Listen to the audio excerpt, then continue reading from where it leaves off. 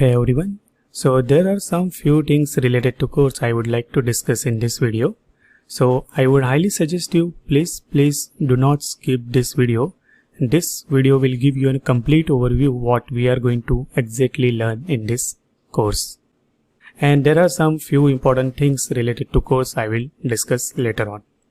Alright, so we'll get started our journey with a very basic introduction with NLP. What NLP fields are, what are the different applications of NLP, and then no much theory, we'll just straight dive into installation part. So we'll see how to get started on Google Colab environment. Mainly there are two libraries which will be our focus, a Spacey library for NLP and NLTK. So in the next section we will see some of the basic natural language processing related tasks. And all those tasks like tokenization, stemming, lemmatization, stop word removal, vocabulary, part of speech tagging, everything we will see with this Spacey library. And this particular course is very much hands-on. So there are many practical projects on which we are going to work upon.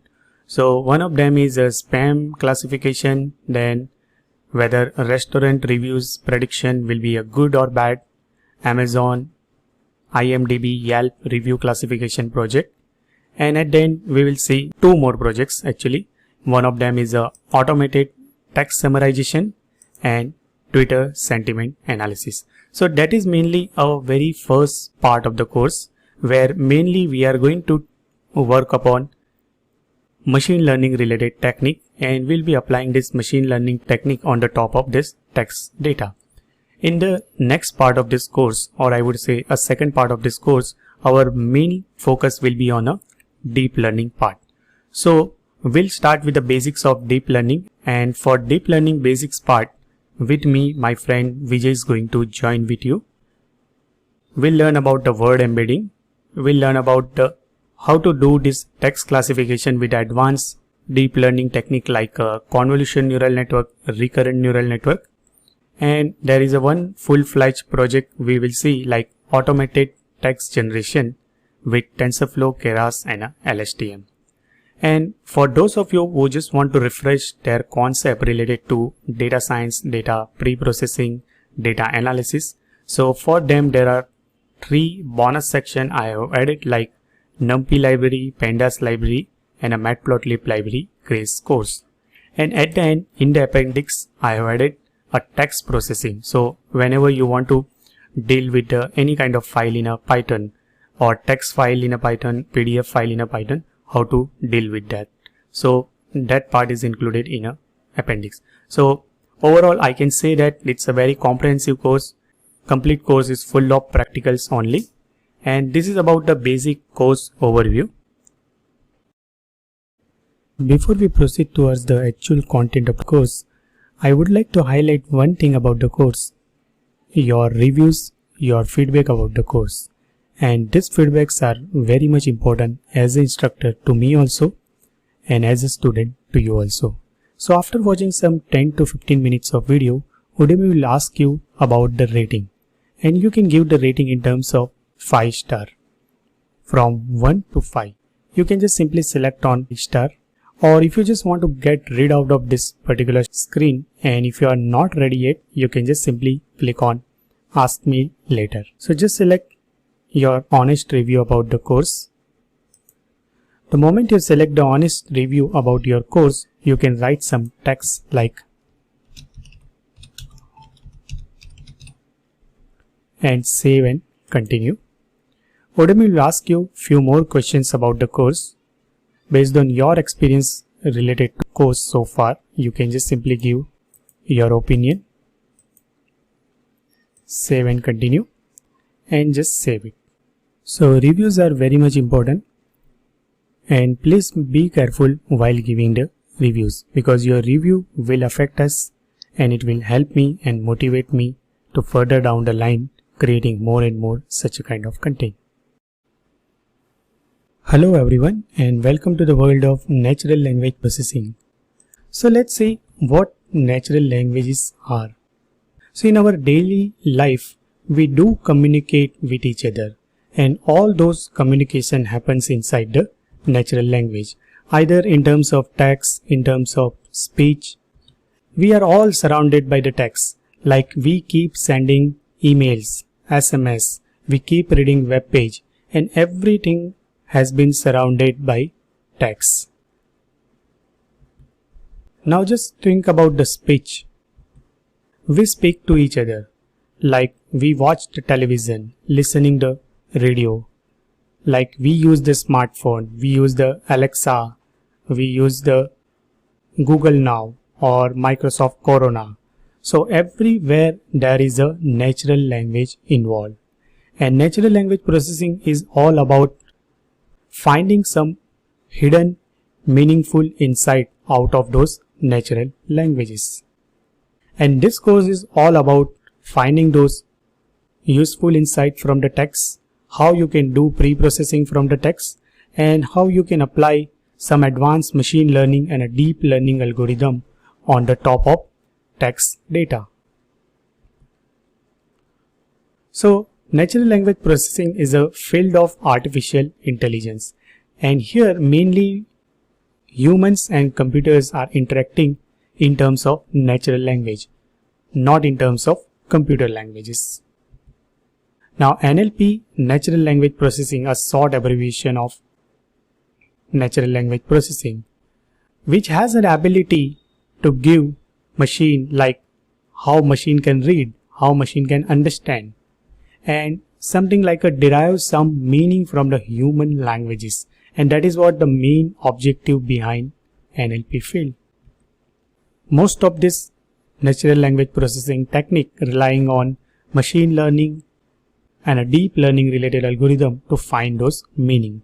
And we'll learn about lot of machine learning and a deep learning implementation on a text data in this course.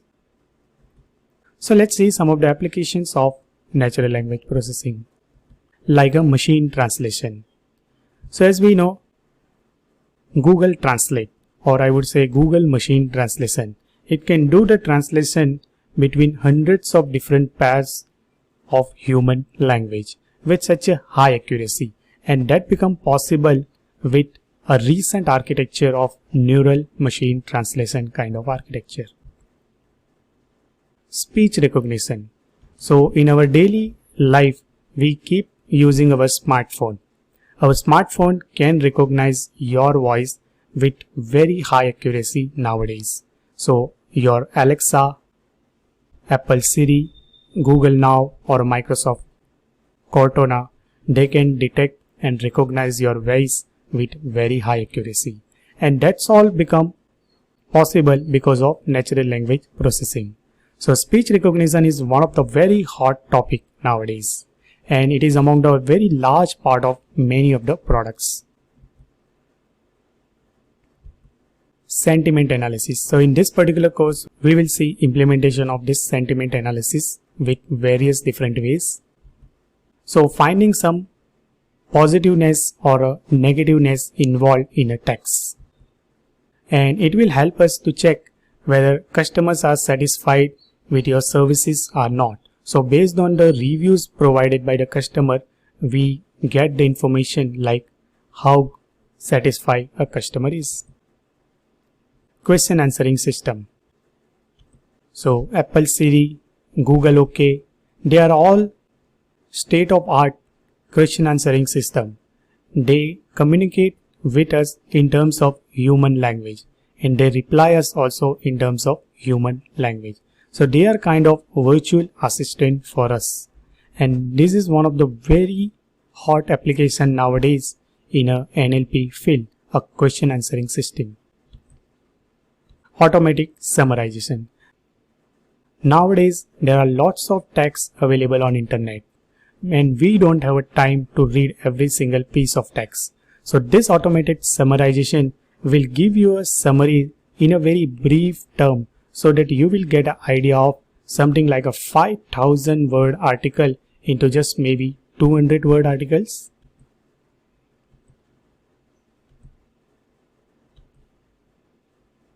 Chatbot. So chatbots are currently operate on several channels. it will be on our internet, it will be available on our mobile application, it is available on a messaging platform. And nowadays many of the businesses are implementing those chatbot so that our virtual assistant will interact with us based on your query. If just they cannot solve this query, then only it will be forwarded to a real human. Text classification. Either text is spam or a ham. Either text is good or either it will be a bad. So that is also one of the main application of NLP. Character recognition. So out of your image, what exactly a character is? That is the character recognition. Spell checking. So every time we do Google search, Google will keep giving you suggestion that what you should search with your spelling correction also. So spell checking is one of the very important application of natural language processing. You can go to a best application available on internet for spell checking like a Grammarly app. It has an ability to find all those grammatical check, scan your all the text, find all your mistakes, typos in a sentence, is there any structural problems are associated inside the text, and many more things beyond that it can detect out of your text. Alright, so that is all about some of the few applications I have listed, but many important applications about the natural language processing field. Alright, see you into next video. We'll dive into our installation part and straight into how to do some pre-processing step with your textual data. Hello everyone and welcome back. So this section is dedicated to a course installation. So there are two ways we can go ahead for the installation.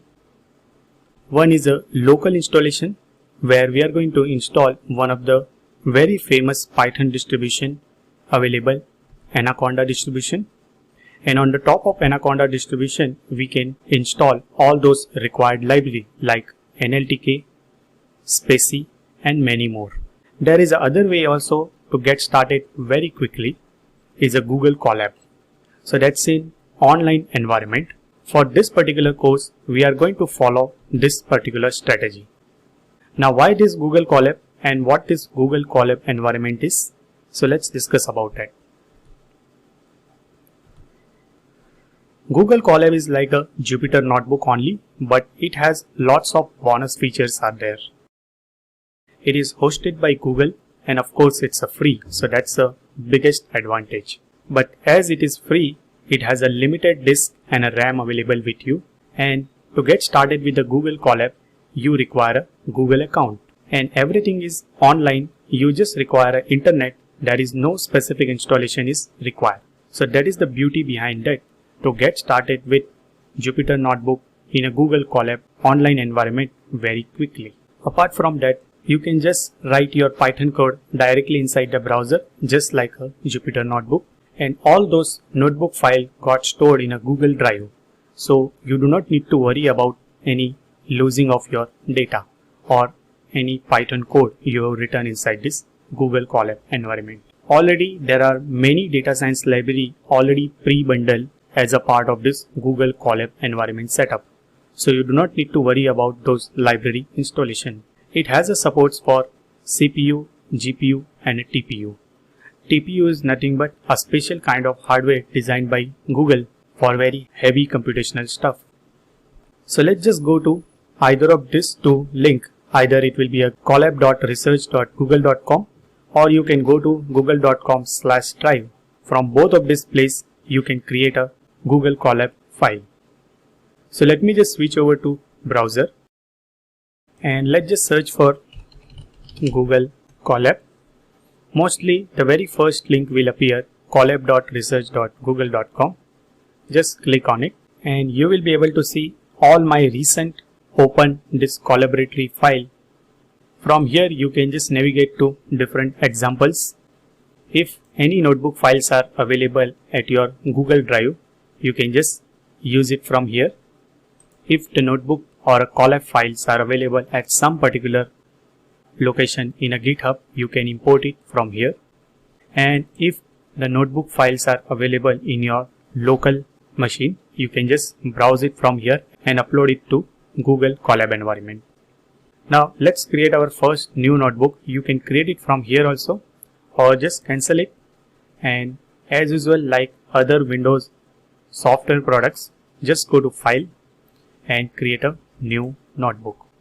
On a very first default notebook, they have given the introduction related to what is Collaboratory. There is a very nice tutorials are available. Let's go to our newly created Colab file. Let's just give the name to our Colab file. Let's say Colab setup. Now this Colab file is just like a Jupyter notebook only. So here inside this particular rectangle, that is called as a cell. Now this cell is kind of two type. Either it will be a code cell or it will be a text cell. So this particular icon indicates that is a code cell. So here you can write all your Python code. So let's just write a very simple one, print hello. Now to execute this particular cell, there are two ways you can go ahead. So one is you can just simply click on this particular icon and run the cell, or you can press Ctrl plus Enter. So let me just click on it, and immediately below this particular cell you will be able to see the result. Now for first time it is taking good amount of time, because if you have observed here, it start connecting, initializing and allocated some RAM and space to you. You'll be able to see some RAM and a disk has been assigned to you, and you will be able to see we got the output just below that. Now as this Colab file is running on some Google machine, Linux machine, so there is a specific Linux dedicated machine has been assigned to you with some limited disk and a RAM. On the left hand side, you can just navigate to all those file system. So just click on this particular icon, files, and refresh it, and you will be able to see by default there is a one folders are available, sample_data. And for you to practice, Google has already provided some sample data file. From here you can upload some data file on which you want to perform your data analysis or a predictive analytics task. You can click on this particular tables of content, and you will be able to see whatever will write a section wise, you can navigate from this table of content. So let's create another text cell. So here you can write all those markdown kind of cell, but they have given a very nice editor. So let me write here, welcome to Python. Suppose I want to make its heading change, and you will be able to see immediately the preview will appear at this particular location. Let me change it to second level heading, and if I want to execute it, just go to the next cell. Automatically this particular cell will be executed. You can make it font your bold, italic. If you want to insert some text as a code, some link, you can add even insert image also, and there are many more usual options are available. So if I just click on it or press Ctrl plus Enter, so you will be able to see there is a one section in a table of content got created, welcome to Python. Apart from that, if you go to the runtime, there is an option of restart runtime.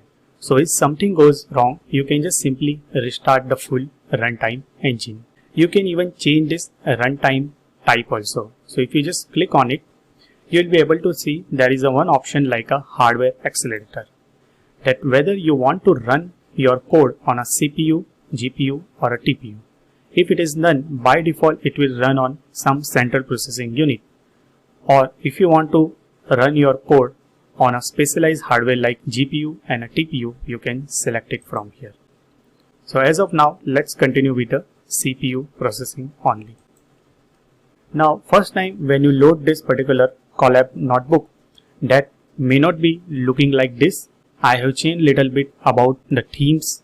So if you want to do all those customization, you can simply go to Tools, Setting, and from here you can change the theme from editor.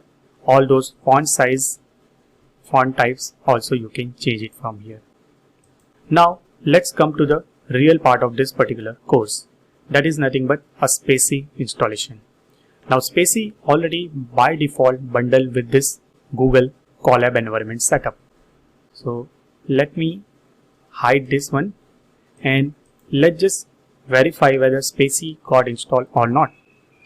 So we can use like a import Spacie and let me run it, and you will be able to see without any error it successfully run and got loaded inside the memory. Let me create a new cell and let's just print the version of Spacie we are using. Now to get the recommendation, just press Ctrl space. So here we are running with the Spacie version 2.2.4. So you do not need to worry about any installation specific to Spacie. One more library which we may use, that is one of the oldest library I would say in a Python for natural language processing. It's a NLTK. So let's just verify whether NLTK is also available or not. Oops. Alright, so NLTK also installed. And there are few libraries which generally this data scientist and a machine learning engineer do keep using while building the model or any kind of text processing or image processing or any kind of machine learning related stuff for doing data pre-processing. So one is NumPy, and I am giving here the alias name like NP. One more is Pandas, that is for data processing or a data analysis, and one more is for data visualization, Matplotlib. So we'll just verify everything is available or not. So matplotlib.pyplot, let's just import it as a PLT. Alright, so everything successfully got loaded fine inside the memory. That means everything is working fine, and now our environment got set up. So this is how easy and a quickest way to get started with Google Colab environment. That's all about this video. See you into next video. We'll get started and a deep dive into a different natural language processing stuff. Alright everyone. So the first ever section where we are going to start learning about the real natural language processing stuff. So let's get started with what we are going to learn in this section. So this section is all about all those basics NLP technique we will be learning. So while analyzing data, the first ever matter you have to take care and apply those matter on your text data, which is nothing but a tokenization. Then we'll move towards finding a root from your data, stemming and lemmatization. How you can remove all those unimportant words like a stop words from your text. How to apply some kind of vocabulary and a rule-based matching. How you can tag some particular part of your text or a speech, that is called as a part of speech tagging. Once you assign some kind of noun or a verb to some particular word in your sentence, it makes much more sense for further interpretation of your text. And if you just shuffle around all those words, maybe those tags will be completely different, that in which context we are using those tags. So that is the kind of analysis we will do, and that is called as a part of speech tagging. That whether your individual word is noun, pronoun, verb, adverb. Name entity recognition, one of the very important and useful thing while analyzing your text. Whether some particular word, let's say it's an Himalaya, so it will be like a place or a mountain. Let's say some river name like a Thames, so it will be a river name. Or Donald Trump, so its entity will be some person.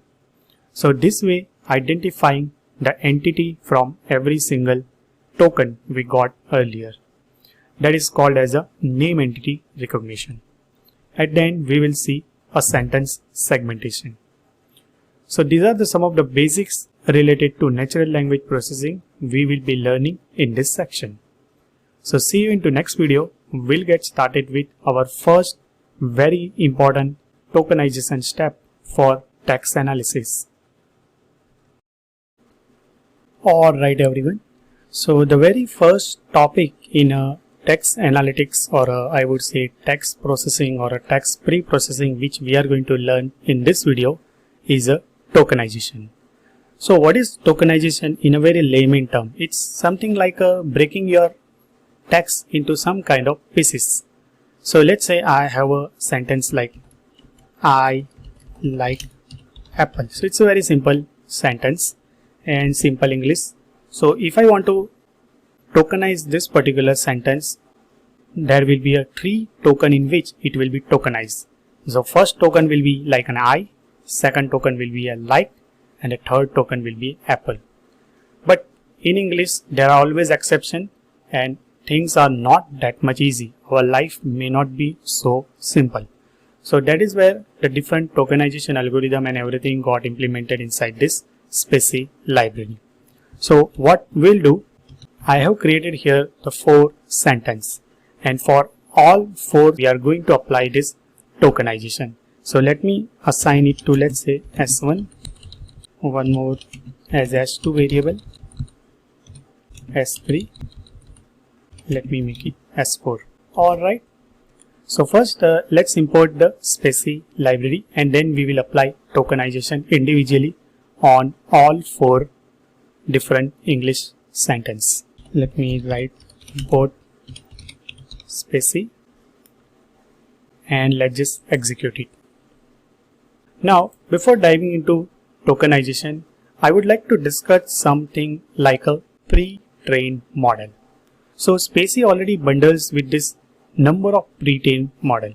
Let me create new code, and as a part of Specie installation there is a one kind of small size model already implemented. So what that pre-trained model is, let me define it here. So we can load this pre-trained model like specie.load,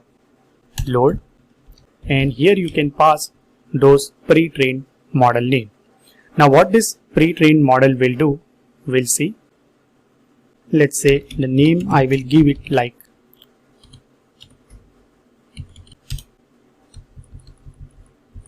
en underscore core underscore web underscore sm, and let me assign it to some model name NLP. Alright, so model got implemented. Now let's go to the new tab and search for Specie. Go to the very first link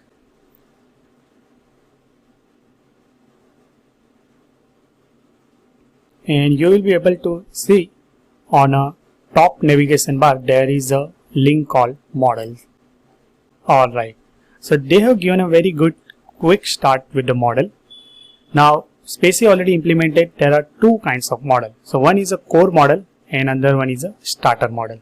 So mainly we will be dealing with this core model, and now this core model is also available in number of different languages like English, German, French, Spanish.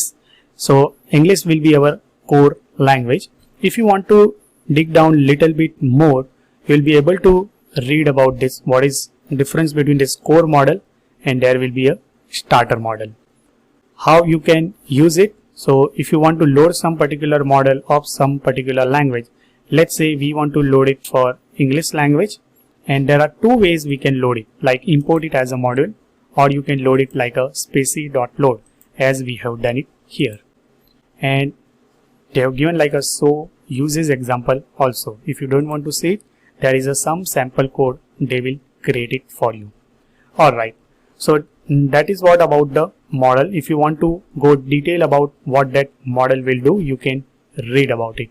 Now if you click on this English, that is not a only model available like en core web sm, which we have loaded in this case.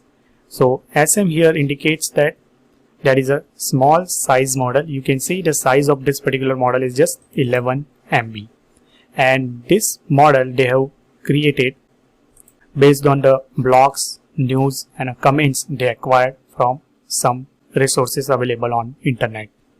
That is English. And out of this model, you will be able to gain this post tags, token vectors, dependency paths and a name entities. So that is a small model they have trained on a small subset of data set. But for our purpose, we are going to work with this small model. Now suppose if you want to load a bigger model, you can just simply download that bigger model with this Python -m spacey download en core web _md. MD means it's a medium size model. So they have their own pipeline, like whenever you supply text, it will do tagging, parsing and name entity recognition. And you can see this model is little higher in terms of size also. So earlier it has a just 11 MB model, now it is a 91 MB model. And at the same time they have given like a syntax accuracy also and NER, so that we haven't learned about that thing yet. That is a name entity recognition, and that is a large model. So large model they have trained on a very huge amount of text, like blogs, news and comments only they have taken into consideration, but that's a very big number. And this model is literally very big in a size, that is a 789 megabytes. And you may see the NER accuracy also might increase. So that is about the English model. And if you want to load some specific model, you can do it. So let me just copy it. Now here we have loaded this particular model. Let's just try to load another model. So if you want to execute any Python shell script command, I would say inside this collab, you can just simply use explanation mark and all those shell script command you can type it here.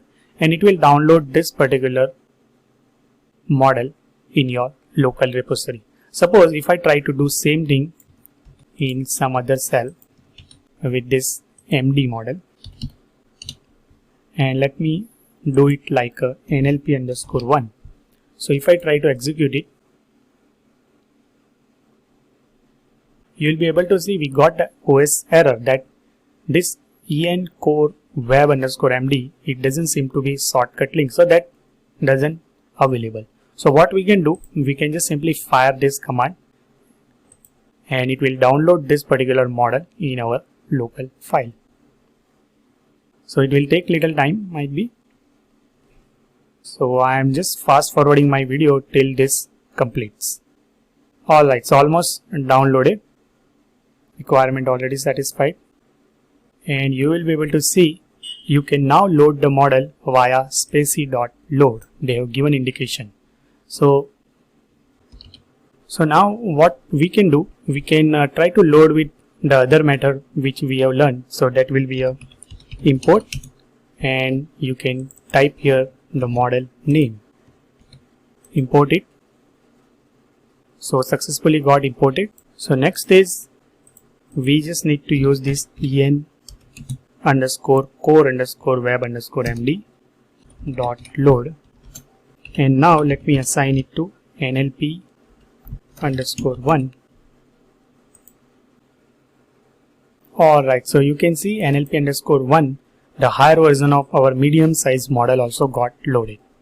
Alright, so that is all about in this video. We have just seen how to load the model, how to install the different models or pre-trained models are available in this spacey library.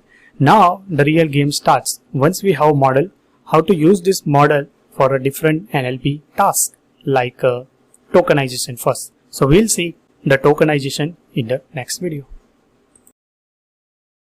Alright everyone, so let's continue our discussion on tokenization. And for that we have already created this S1, S2, S3 and S4.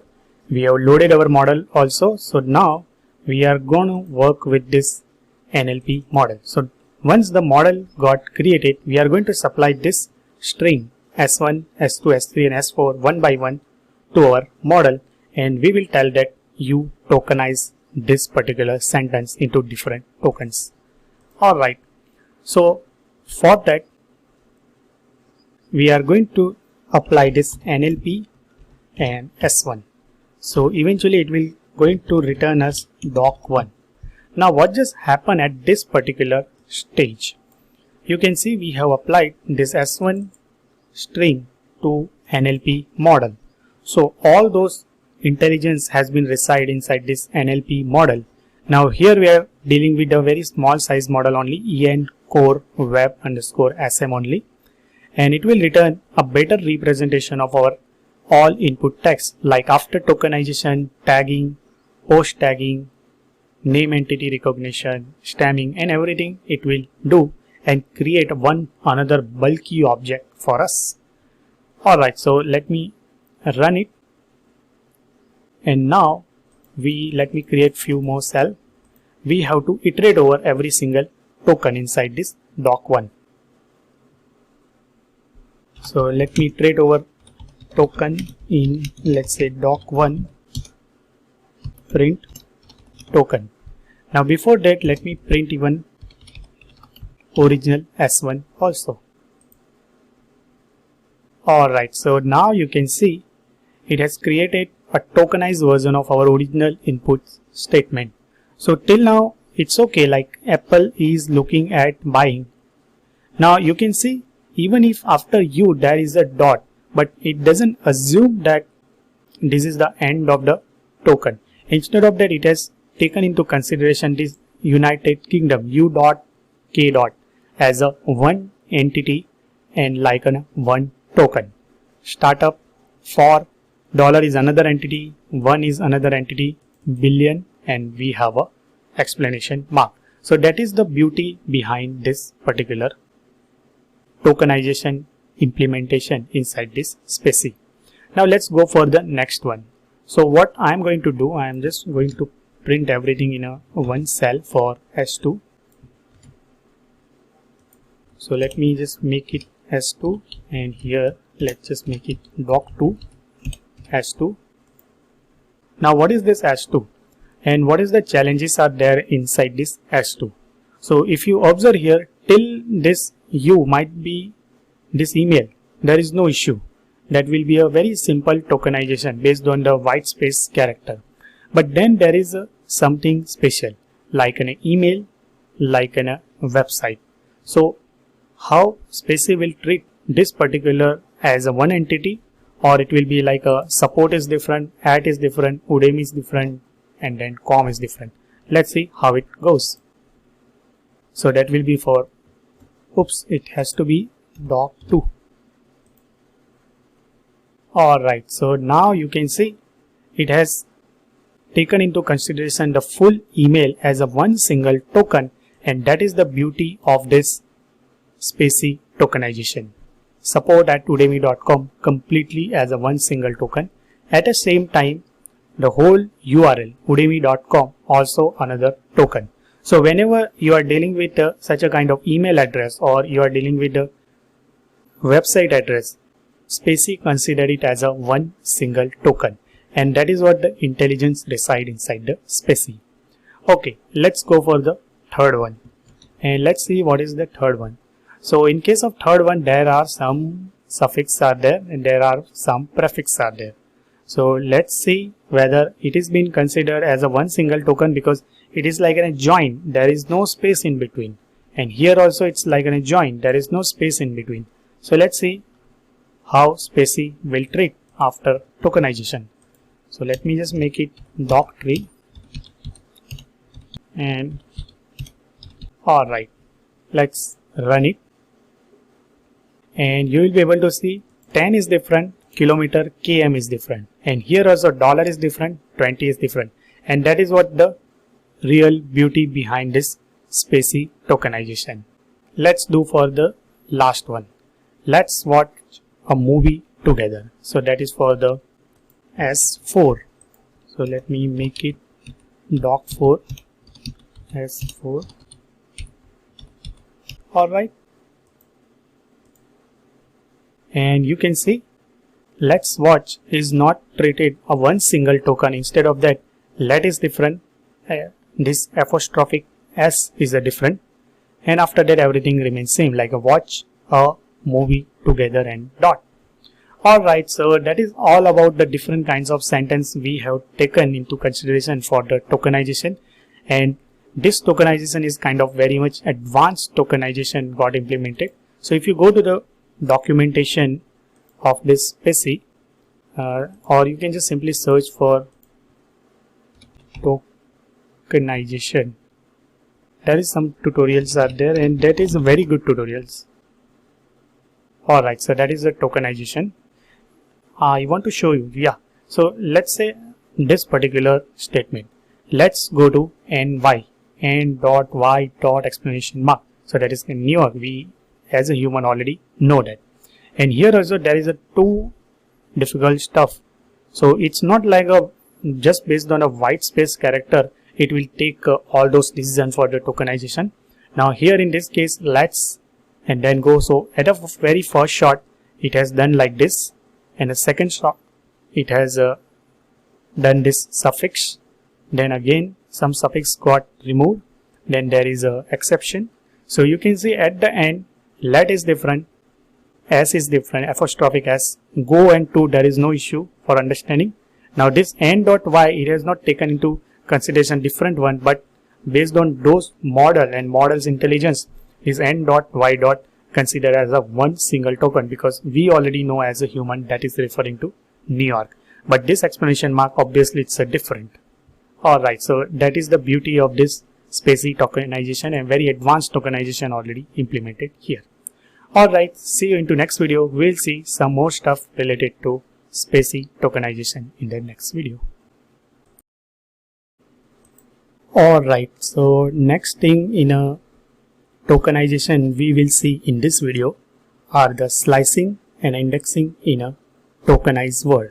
So just like indexing and slicing we have learned in a string class in a Python. So that's very much basic about the string classes. So same way you can apply all those slicing and indexing in a doc object also. So if you see here this doc object, if I just display doc4, so you will be able to see we have to grab the type of this. Otherwise it will just display those string only, whatever we have supplied. And it is a kind of doc object, specie tokens.doc. Now let's say if you want to grab how many tokens are there inside this doc4 object, we can just simply use len function. That is a inbuilt functions are available in a Python. Let's say doc4, and that is a 7. That means this particular sentence has been divided into 7 tokens. Let's say if you want to grab the very first token, we can use like a doc4. And just like the way indexing works for a string class and a list class, it will work on this doc class also. So first token can be grabbed with this indexing 0. So you can see the first one is let. We can here even do the slicing also. So like doc4, let's say I want to grab from watch to movie, watch and movie. So this is referring to 0, then 1.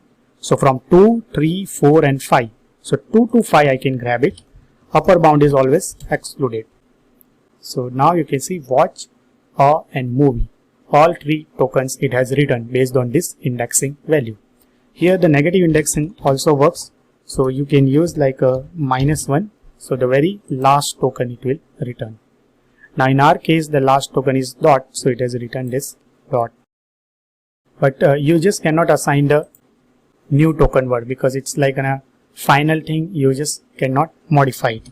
So let's say doc4 0. We already know doc4 0 is a let.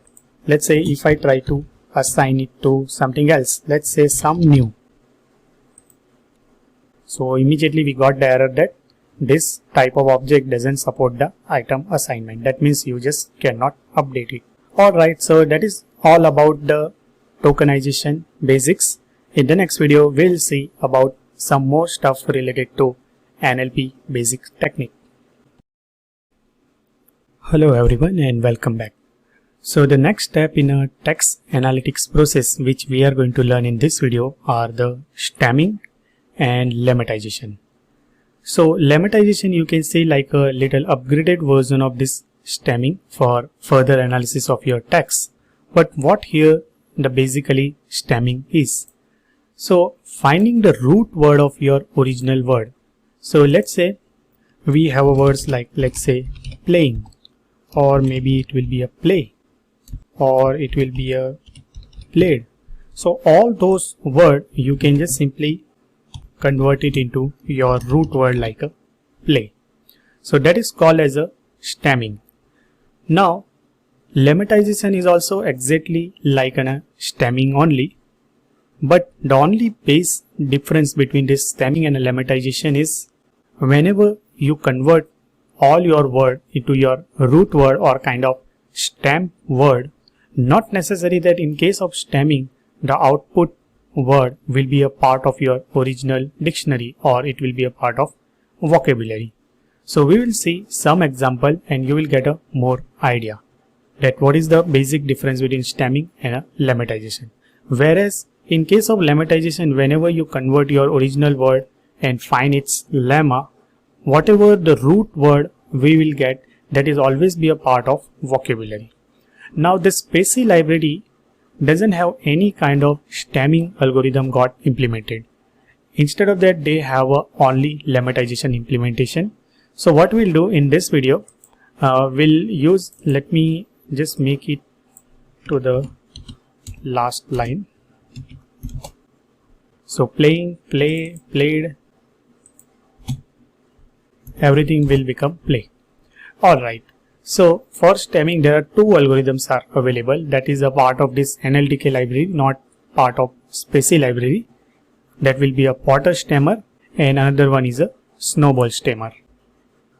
So let's say we have these words are available, and for this word with the help of this NLTK library, Potter stemmer and a snowball stemmer, we are going to find its a root word like run, runner, running, ran, runs. So all this should convert to one base root word. So let's see what result we will get after applying this Potter stemmer and a snowball stemmer. So first let me import this NLTK. Next let's import from NLTK dot stem dot Potter. We are going to import Potter stemmer, and there is another stemmer is also available, that is a snowball stemmer. So it will be a from NLTK dot stem dot snowball. Let's import snowball stemmer. Now let's create an object of both of this class. So it will be a Potter stemmer. Let me give p underscore stemmer, and another one is a s underscore stemmer. So that will be a snowball stemmer.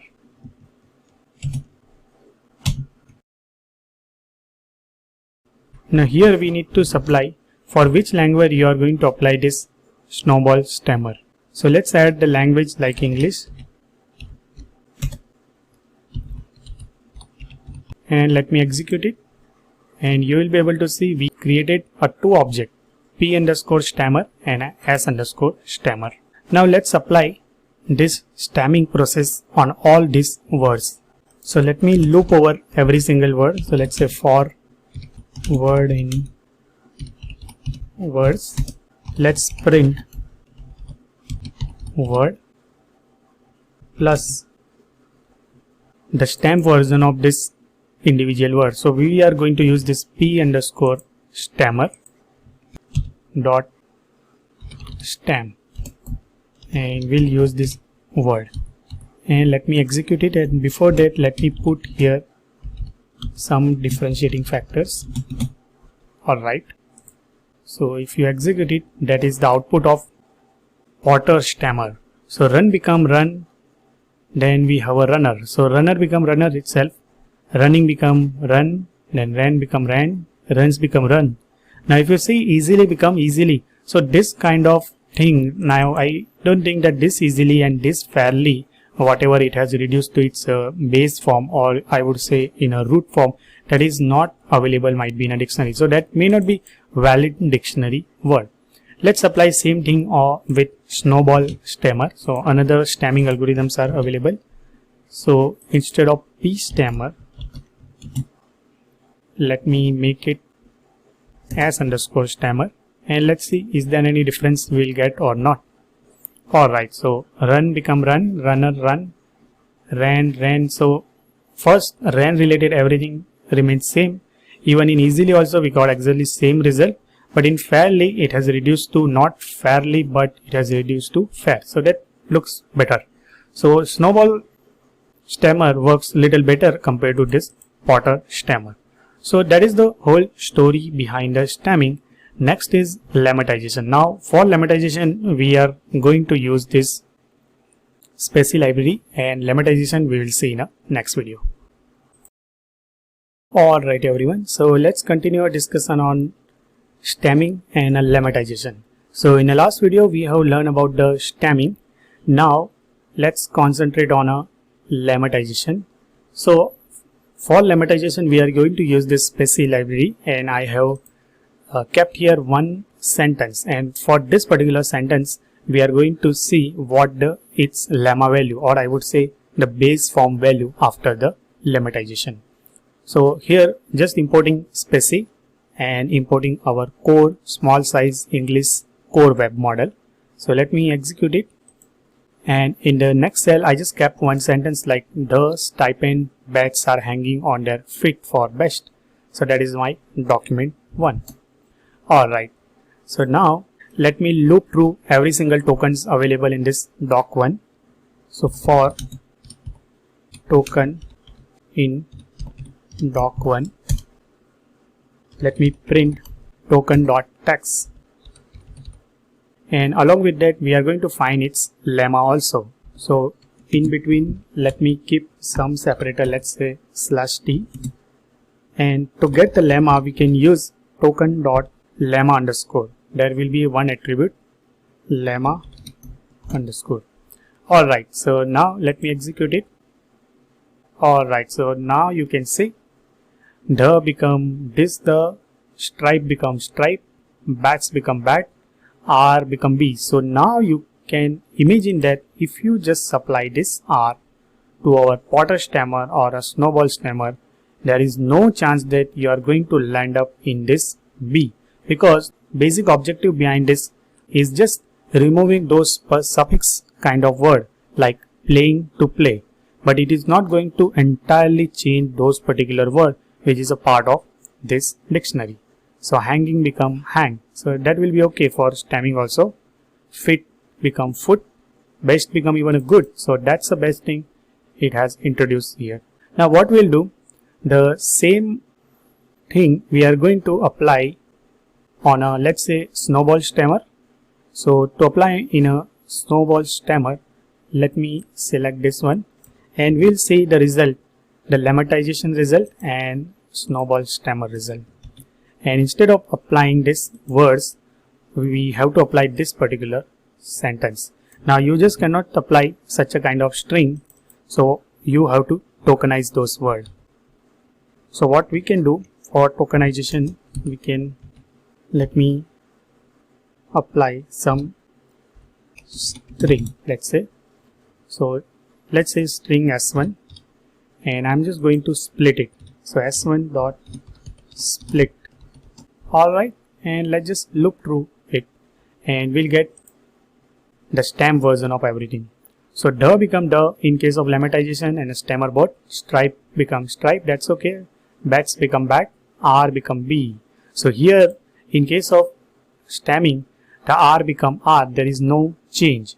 So best become good, whereas here the best become best only. So that is the basic difference between this lemmatization and a stemming. That in case of lemmatization you always get vocabulary words, whatever the word always exists in a dictionary or English vocabulary.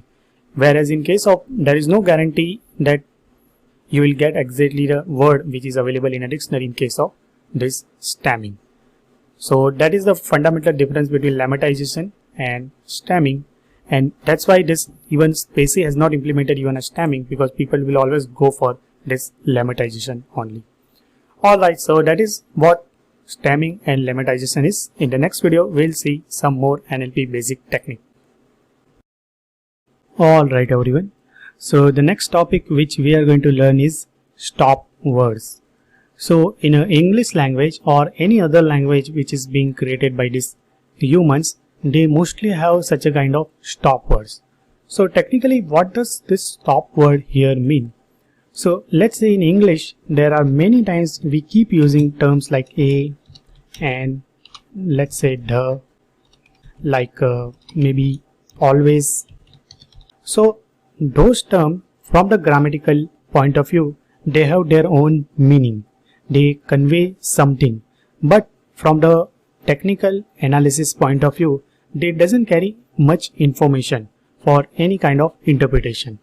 So it is always good practice to remove such a kind of stop word, and this Spacey will provide us a list of such a kind of stop words. So let me load the Spacey library and the model, the core web small size model. We are going to load it. So inside this NLP, there is a number of stop words already defined through this model. So if we want to grab it, we can use like print NLP dot, let's say, defaults stop words, and if you execute it, you will be able to see the words like no, then this is like a positive, nobody, has, still, and this kinds of number of words are available, which is considered by this particular model is a stop words. Let's try to find the length of how many stop words exist. So what we can do, instead of print, we can apply on a len function. So there are total 326 stop words are available based on which particular model we have loaded. Now if you load some other models like a medium size model or a large model, you may get different numbers also here. Now suppose some word, if you want to know whether it's a stop word or not, so for that we can use like NLP dot vocab, and here I can pass like, let's say, a word like always, and I can apply is underscore stop attribute, and it will return me true. That means this always attribute is a stop word. Let's try with something else. So now instead of, let's say, some other words like, let's say, finance, and if you execute it, it has returned false. That means this finance keyword is not a stop words. Now this is already predefined bundles of stop words are available based on this model. Suppose inside this model, if you want to add some keyword as a stop word, or if you want to remove some keyword as a stop word, how you can do it. Oops, let me delete it. Let's say some arbitrary ASDF. Oops. And I want to find whether it's a stop word or not. So it's not a stop word. Suppose this ASDF, I just want to add it to my stop word list. I can just simply use NLP dot default dot stop words, and I can just simply apply add method, and here let me just pass it to ASDF. Now one more word got added to my stop word list, and suppose the same code, oops, I should have kept it here. If I execute it, and you can see still it's a false. So what we can do, we can just make it like a true, and let me execute this much part again. And now you will be able to see one more word got added. Now what we can do, earlier we got that we have a total 326 stop word. So if we just execute this len function again, now we have a one more words has been added to our stop word list. That is a 327 words are available. Now suppose inside this whole vocabulary of this stop word, some word I just want to remove it. So let's say no, I just don't want to consider this no keyword as a stop word. So what I can do, NLP dot, let's say, vocab, and if I supply no, it will, oops, I need to apply this is underscore stop attribute, and it has written me true. That means this is stop word. Let's just make this as a false. And now if you just try to display NLP dot, let's say, default dot stop word list, so you can see there is no. I think I should print it, better option. Alright, so you can see the first ever no appears. So what we can do, just like a add method, we can just simply use NLP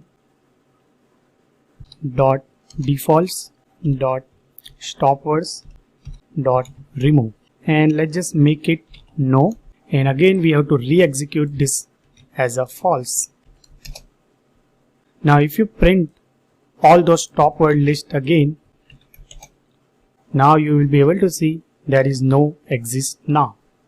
Alright, so that is the whole story behind stop words, that what are the default stop words are available. Based on different model you will get the different stop words, and if you want to add your custom stop word, or if you want to remove some stop word, or you don't want to consider those particular keyword as a stop word, you can just simply add it or remove it.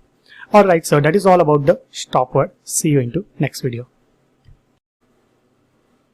Alright everyone, so the next topic which we are going to learn in this video are the vocabulary and a matching. So there are mainly two ways in a spacey you can do the matching, like a rule based matching and a phrase based matching. So we won't dive right now into rule based matching or a phrase based matching in a Python code. Instead of that, I will show you about one demo. So let me go to that demo, and the creator of this spacey, they have created this demo of rule based matcher explorer. Now here the writing Python code, that won't be a very big deal. So the important thing is that how you define about some kinds of pattern, the pattern you define in case of regular expression. So this is like a little advanced pattern you can define with respect to different vocabularies of this natural language processing. So the important task is that how good you are at defining pattern while you are searching for something. So this is the rule based matching pattern demo they have created, and we'll have little practice here that how you can define those pattern, and after the pattern got defining, the match found occurs or not, that is the job of this spacey library. Now if you want to go much more detail into this documentation of rule based matching and a phrase based matching, you can refer to this spacey documentation. There is a token matcher, that is nothing but a rule based matcher, and there is a phrase based matcher. Alright, so by default they have given some text. So out of this text we are going to search for something, and our default model will be a small size web core English model. Let me select this show token. Now already there are number of patterns they have already defined. So as of now it just doesn't make any sense for us. So let me just remove this token. So lemma B, lemma will be match, and pose, that means it's a part of speech tagging will be noun. And even let me remove this. Now you can see our pattern variable is empty. So let's add our very first token. Let's say out of this particular full text, or I would say document, I want to search for something. So all those rule you can define it as an attribute. So something like you want to search for something in a lowercase. So all those rule will be applied on every single token only. So first this will be passed to this model, and those model will create those token, and based on all those pattern we will define, that will search for those kind of pattern inside all those tokens. So let's define our first pattern. So let's say there are number of rules you can define it here. Let's say we want to search for something is digit or not in this particular token, and I'm just making select it, and you will be able to see one pattern got defined in a dictionary format, like that it will be like is underscore digit will become true. And if I just refresh the text, you will be able to see there is no match found. But suppose in between somewhere I'll just skip, let's say 2, 3, 4, and if I refresh the text, you will be able to see it has able to find out 2, 3 and a 4. That means there is digit. So if anywhere it finds digit in a token, it will give us. But suppose along with the 2, 3, 4, suppose I'll just make WAS. So it will be a one token and it will be a different token. Let's see how it goes. So you can say it is considered as a single token, and that's why this is digit or is underscore digit rule fails, and it is unable to find out any match. Alright, so that is one thing. Let's see something else. Let's say entity type. So let's say entity type organization. So is there any entity type which is organization in this particular text? So most probably it won't be. So let's just keep, let's say the company Google name. Let me keep it here even a spacey also. I am not sure spacey is a organization or not. And let's just refresh the text, and you will be able to see Google got found. Google match got found. That means wherever the entity type is organization in any of the tokens, there will be a match found. But the spacey as oops, it's a spacey actually. I wrote it wrong. So let me refresh this. No, spacey is not a organization in their database might be. Alright. So that is like a very simple single attribute we have added. But suppose along with the, or let's just go with somewhere else. Let's say lemma. So lemma, earlier also we saw there is a B. So any token whose lemma version will be a B, it will find out. So let's just refresh it, and you can see is lemma will be B, R lemma will be B. So wherever and B lemma also will be B. So it has found the match is R and a B. Alright, so let's try with something else. Let's say we will keep like a is stop. So is there any stop words or not? Let me refresh it, and you will be able to see all those stop word it is able to find. Now let's add something else. So let's say lower, and we want to search for something in lower. Let's say small wooden. So it will be a small, and at the end you will be able to see lower will become small. Let's add one more token. It will be a lower, and let's say we are searching for wooden. So the lower version of any token will be find out. Let's refresh it, and you will be able to see small wooden got find out. Now suppose along with the small wooden, somewhere I'll just make it capitals or capitals, capital small I would say, and let's say wooden, and let's see whether it is able to find out or not. Alright, so you can see small wooden also got find out. Now let's say one more thing I want to add. Along with the small wooden, in between there has to be some digit. Alright, so we have to keep it some digit here. So let me remove it. Let's add, oops, so lower, let's say small, and let's add one more token. Let's say digit as digit. Let's add one more token like lower, and it will be wooden. Alright, and let's refresh the text.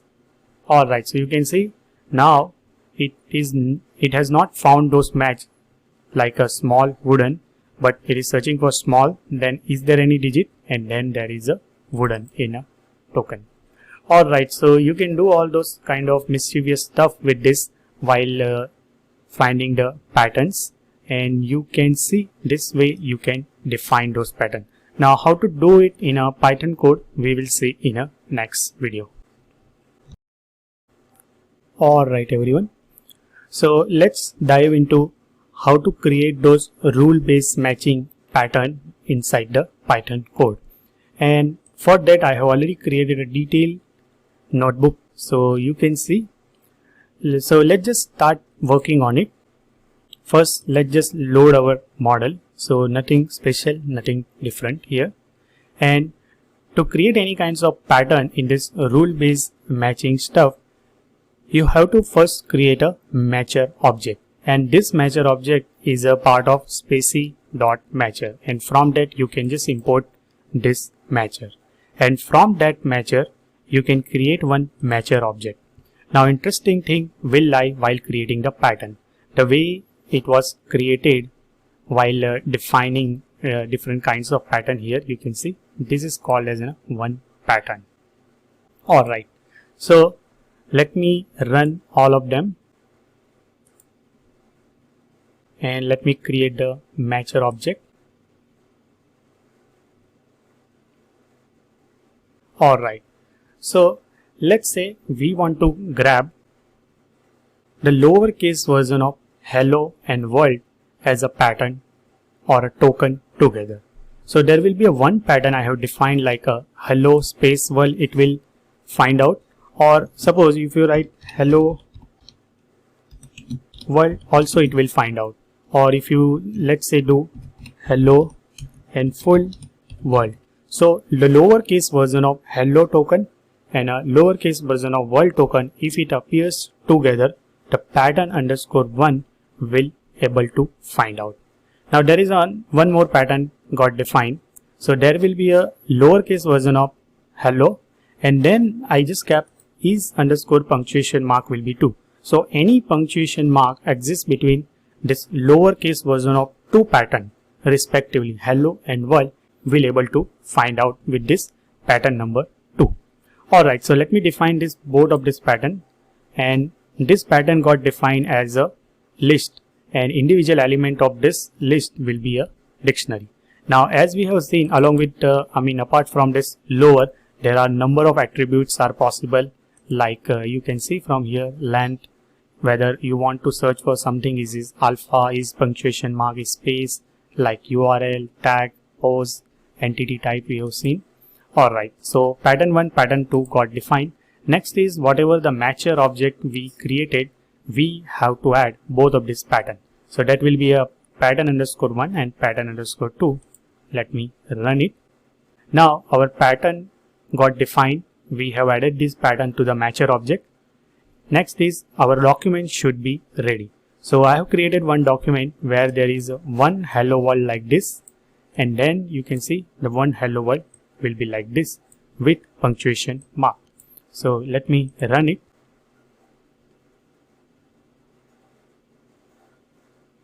And next is we need to find those matches. So with the help of matcher object, we are going to apply this document object to the matcher, and it will find out all those matches. Now this matches will just return us the document index or a token index number, that will be 2 and a 4. So if you see here 2 and a 4, so that will be a 2 and this will be a 3. So that means from 2 to 4 the upper bound is always excluded. That's why it has written like from 2 to 4 they are able to find one match found. And the same way like 19 to 22, so this is pointing to 19, then so hello is pointed by 19, then another token will be hyphen which is pointed by 20, 21 is pointing to world, and obviously 22 will be excluded because it's an upper bound. Now if you get somewhat more detailed description, you can just iterate over this find underscore matches object.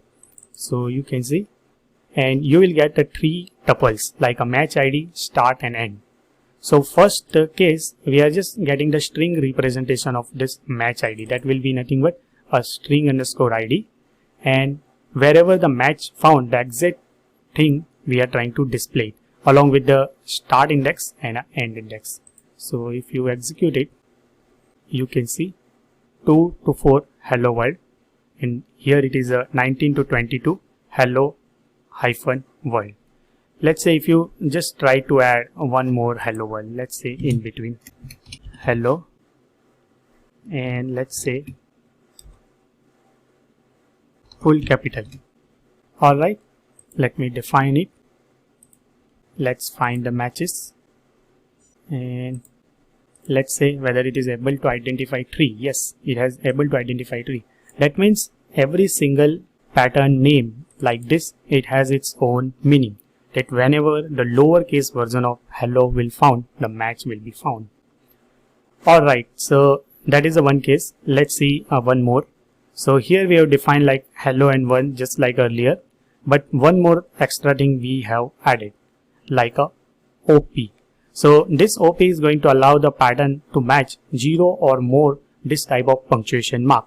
So suppose if any place, if there is nothing like a some punctuation mark exists, then also it is able to identify it. So let me execute it, and let's find the matches. And you can see from 3 to 5. So this is 0, 1, 2, 3. So 3 to 5, 1 match found, 5, 6. Then 0, 1, 2, 3, 4, 5, 6. Yes, 6, 7 and 8. And then again this is 9, 10, 11 also got found. So whether any punctuation mark in between exists or not, that doesn't matter. Alright, so that is the story behind this rule based matching. You can go to the documentation and you will be able to see the detailed documentation regarding to all those token attributes has been written, that what is the meaning of each individual. Like the lower we have used it, and even we tried with earlier this entity type also, we tried with is digit also. So something you are searching for is lower also. So you can refer to this particular documentation, and this is about the rule based matching. Next we will see a phrase based matching. So see you into next video. Alright everyone, so next one is phrase based matching. So in a last video we have seen rule based matching, now phrase based matching. So let me load this one. Now phrase here means whenever you are trying to search for some word which is a combination. Let's say something like a phrase you are searching for Barack space Obama, or let's say Angela space Merkel, or a Washington DC. So for that we have to create one phrase matcher object. Let me execute it, and that is a part of again spacey.matcher module only. Let me define all these 3 phases. Now you just cannot supply all those phrases directly. We have to apply to our NLP model, and for that we have used this list comprehension, and for each text inside this phrase list we are just applying to the NLP and created a document objects out of it. So this particular thing, phrase pattern, will be a list of all those document objects. Let me run it. Let's display this phrase pattern. So there will be a 3 phrase pattern got defined. If you find the type of the very first phrase pattern, it will be kind of doc. Next is we need to add this phrase pattern to our matcher object. So you can see the matcher we have created, but now this matcher are like a phrase matcher object.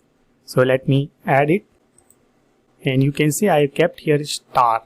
So asterisk we need to keep it.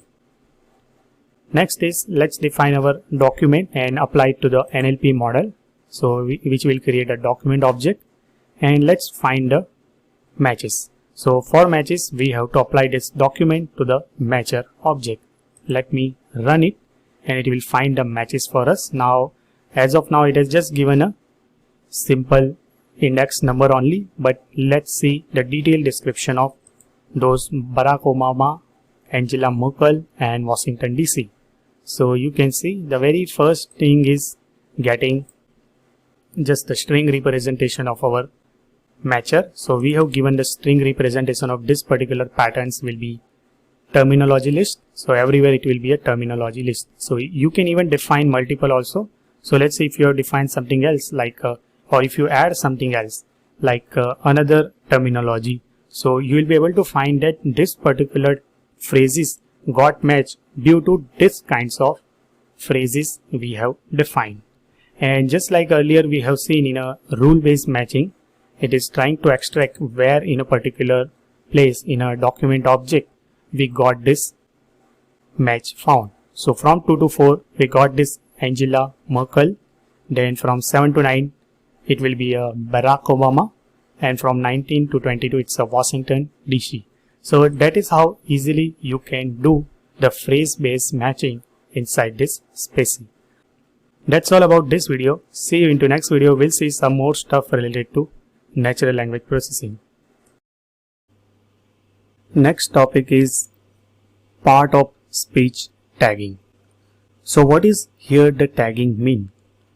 Let's go to this linguistic feature of this spacing and assigning some kind of tag to individual token, and those tags here are like a noun, pronoun, adverb, adjective. So those type of English grammar when you assign it to some token, because English is like a very much exception language, and all those human languages are all natural languages are all exception exist. So the same token might behave like a verb sometimes, might behave like a noun sometimes. So that is the beauty here, that once you assign it to some particular tag, you will be able to treat those particular token differently when you go for the further analysis of your tags. So Spacy has already inbuilt those part of speech tagging got implemented. For illustration purpose, I have kept tags like Apple is looking at buying UK startup for $1 billion. Let's load it, and let's load our simple English small size model. So first always just try to connect it, initialize, and allocate some space to you. Now once we apply this NLP function, let's write those code also. Let me remove this one. Let's say doc NLP, I am just going to supply S1, and let's iterate over every single token. So token in, let's say doc, let's print token dot, let's say text.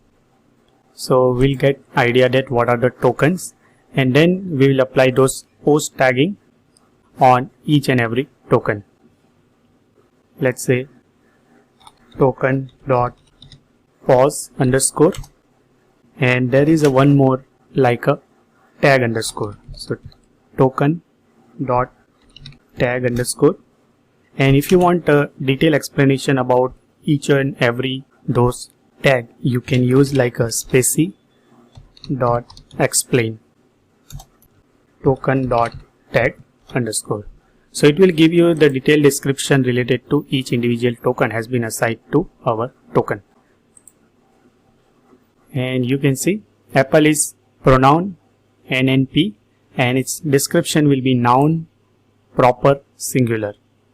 This is like an AUX auxiliary verb, I guess, third person singular present. So it's a very much detailed English grammatical stuff. Dollar like a symbol, and it's a kind of currency. One is number, a kind of cardinal number. Billion is also number, a cardinal number. So that is how beautiful and intelligently Spacy has identified each and every token. UK is like a proper noun, proper singular noun. Startup is a noun.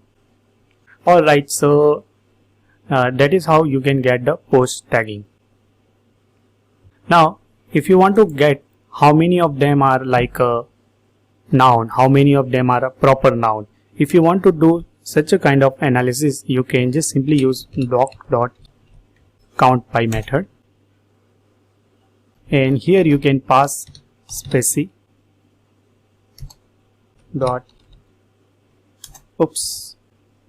attrs dot pause, and if you just display it, you'll be able to see it has displayed like a 85 occurs 2 times, 87 occurs 1 time. But what is this 85, 87, 92? So let's just iterate over. So for key and a val in, so I'm just going to iterate over item, and let me display first key and val, and then we will display the meaning of all of them. I guess it's items. Yes, it's an item. Suppose what is the meaning of 96, and that occurs 2 times. If you want to grab it, we can use like a doc dot vocab, and here I can pass like a key, and we'll get much more ideas. Oops, I have to apply text also, because then it will just display the full object name only. Alright, so pronoun occurs 2 times, AUX auxiliary occurs 1 time, verb occurs 2 times. So those kind of analysis also very much helpful, that how many entities are there, how many verbs are there, how many nouns are there, how many symbols are there. So where our document is much more oriented. Let's say if you are dealing with some financial document, maybe you will encounter more and more like a money related stuff. So more and more symbols like a dollars and other countries' currency you will be able to see. There are more numbers you will encounter. Alright, so that is how it will extract those kind of features. Now suppose this part of speech tagging, if you want to display it in some visual manner, we can use it from specie.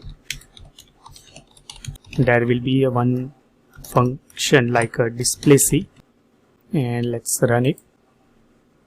Now we already have a doc object, so we are going to use this display dot renderer, which will display all those part of speech tagging assigned to each and every individual token in some visual manner. So first argument requires docs, and then we require styles.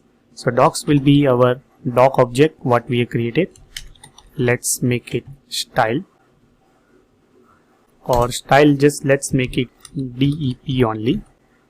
Let's make Jupiter is equal to true, and let's run it. And oops, it's very big actually. Let's make it little smaller because our sentence is not that much big. So apple is pronoun, then is auxiliary, looking is like a verb, buying is also verb, and there is a connection that something is looking for something. So those kind of connection also it has established. Let's make it little smaller. So for that we can pass an options like, let's say distance. Let's make distance some 100, and let me execute it. Alright, so it's little smaller. Let's make it even smaller, 80.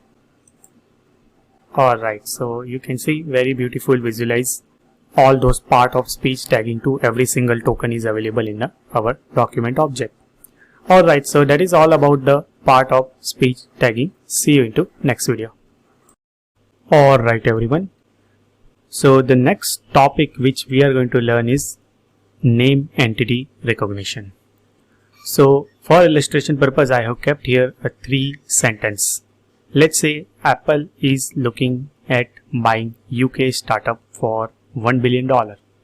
So name entity recognition is something like whenever you encounter, let's say, some organization, some person, some places, if you can go to the specie documentation, inside that there is a linguistic feature, so name entity recognition. So this specie name entity recognition can recognize like a company, location, organization, products very much easily. And out of all those texts, if you have already an idea that if you are looking for Apple as an organization, you can even take better decision for further analysis of your text. So name entity recognition is one of the very crucial and important step for understanding of your text.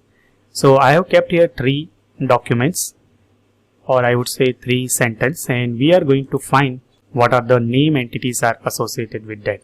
So let me execute this one, and I am going to load our small size model in English language, and let's apply this sentence one by one and create a doc object out of it. So NLP, let's say S1, and I'm going to assign it to, let's say, doc1.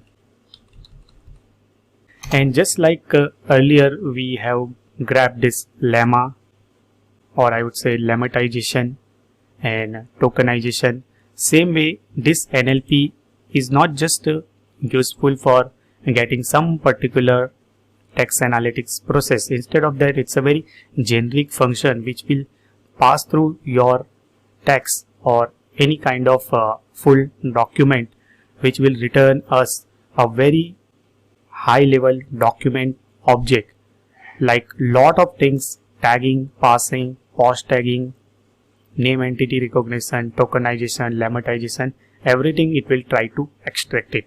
So this is like a very common step in a SPACY. Alright, now to get the entities, we can just simply use like a ENTS, and let me run it. Let's see what it will return. So you can see it has identified that there are 3 entities are available in this particular statement. Now that is Apple, and we have a UK and $1 billion. Now other all like a verb or a noun.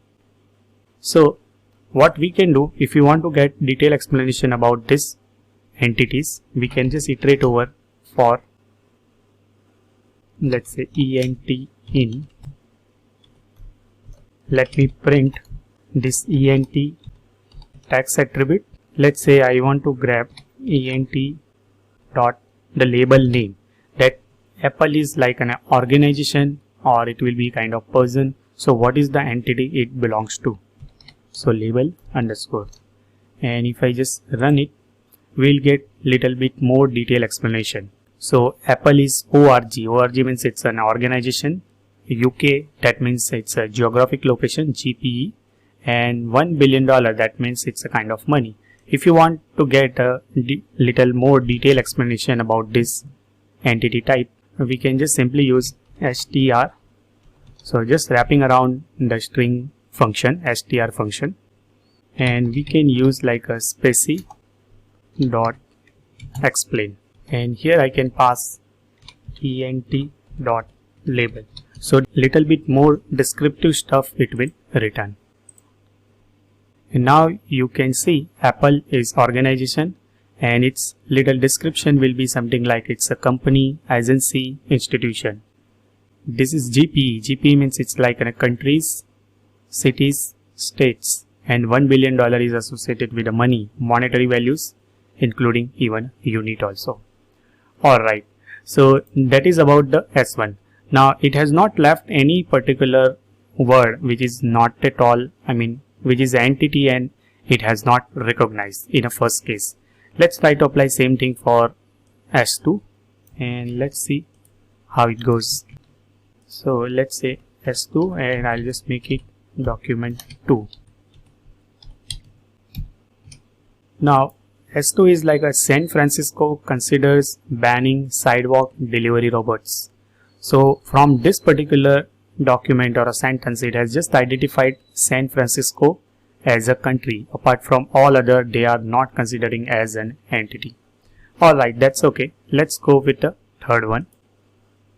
So let me print even the S3 first, and let me make it document 3 S3, and let's run it. Alright, so you can see it has displayed this S3. That means it's a Facebook is hiring a new vice president in US. But from this sentence, it has just identified US as a name entity, and that is nothing but the countries. That's perfectly fine. But as earlier, it has identified Apple as an organization, but here in this case, it has not identified Facebook as an organization or any kind of even it has not identified as a name entity. So there is a provision in a SPACY to add some extra tokens as a name entity also, and we can even assign those things as a specific entity. So how we can do it? So what we can do, we have to create a new objects. Let's say doc3 dot entity. If you display it here, there will be only one entity, that is US. So here we need to add one more entity. So we can just simply use it like this, and let's create some new entity. Let me assign it like a list. So we are adding one more entity, and this entity we are going to define like Facebook is like an Apple. So that will be an organization, company's, agency or institution kind of name entity. And this thing I am just going to assign it to doc3 ents. Alright, so now our objective is to define this new entity. So let me create here a few more cells. And to define this new underscore entity, we are going to use the span. So span, and this particular span requires a 4 argument.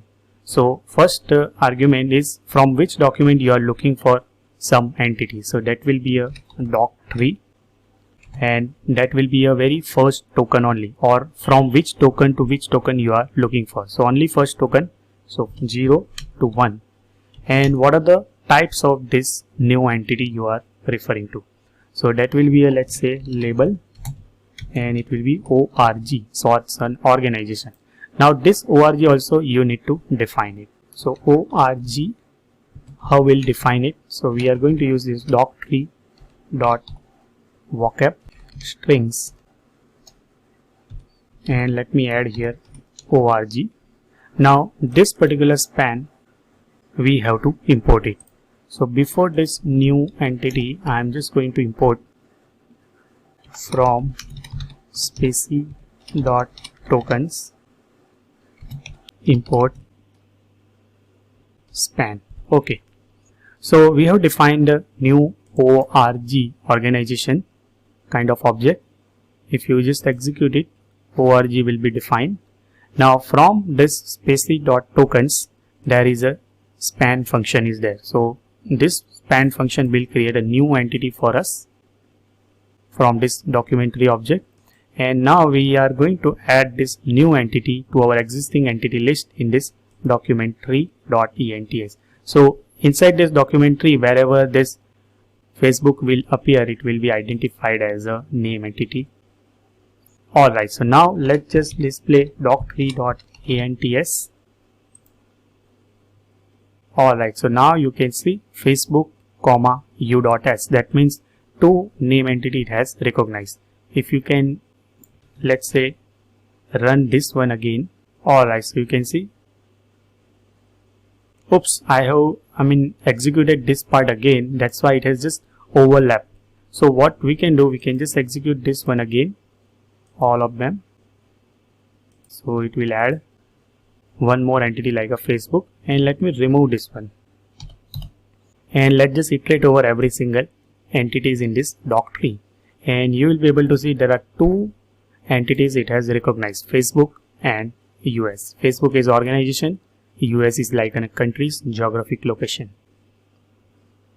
Now let's say same thing, if you want to do some kind of visually you want to display it, and for that we can use from specie import display. Actually it's a display C.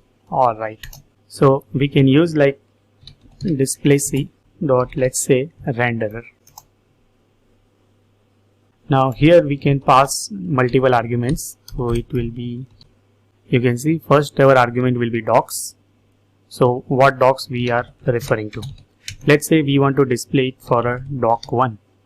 We have earlier also defined this doc1, that is corresponding to this Apple string Apple is looking for. And style, so style, let's just make it, what are the possible styles are there, and you can see there is one DEP. I think we have to go to the documentation, but I already know that it's an ENT, and let's make it Jupiter is equal to true, otherwise it won't display it here.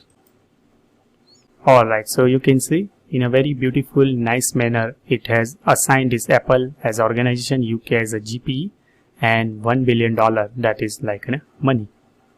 Now suppose out of this entity you just want to define some specific entity only. So same function you can use it, but one more extra argument you can add it.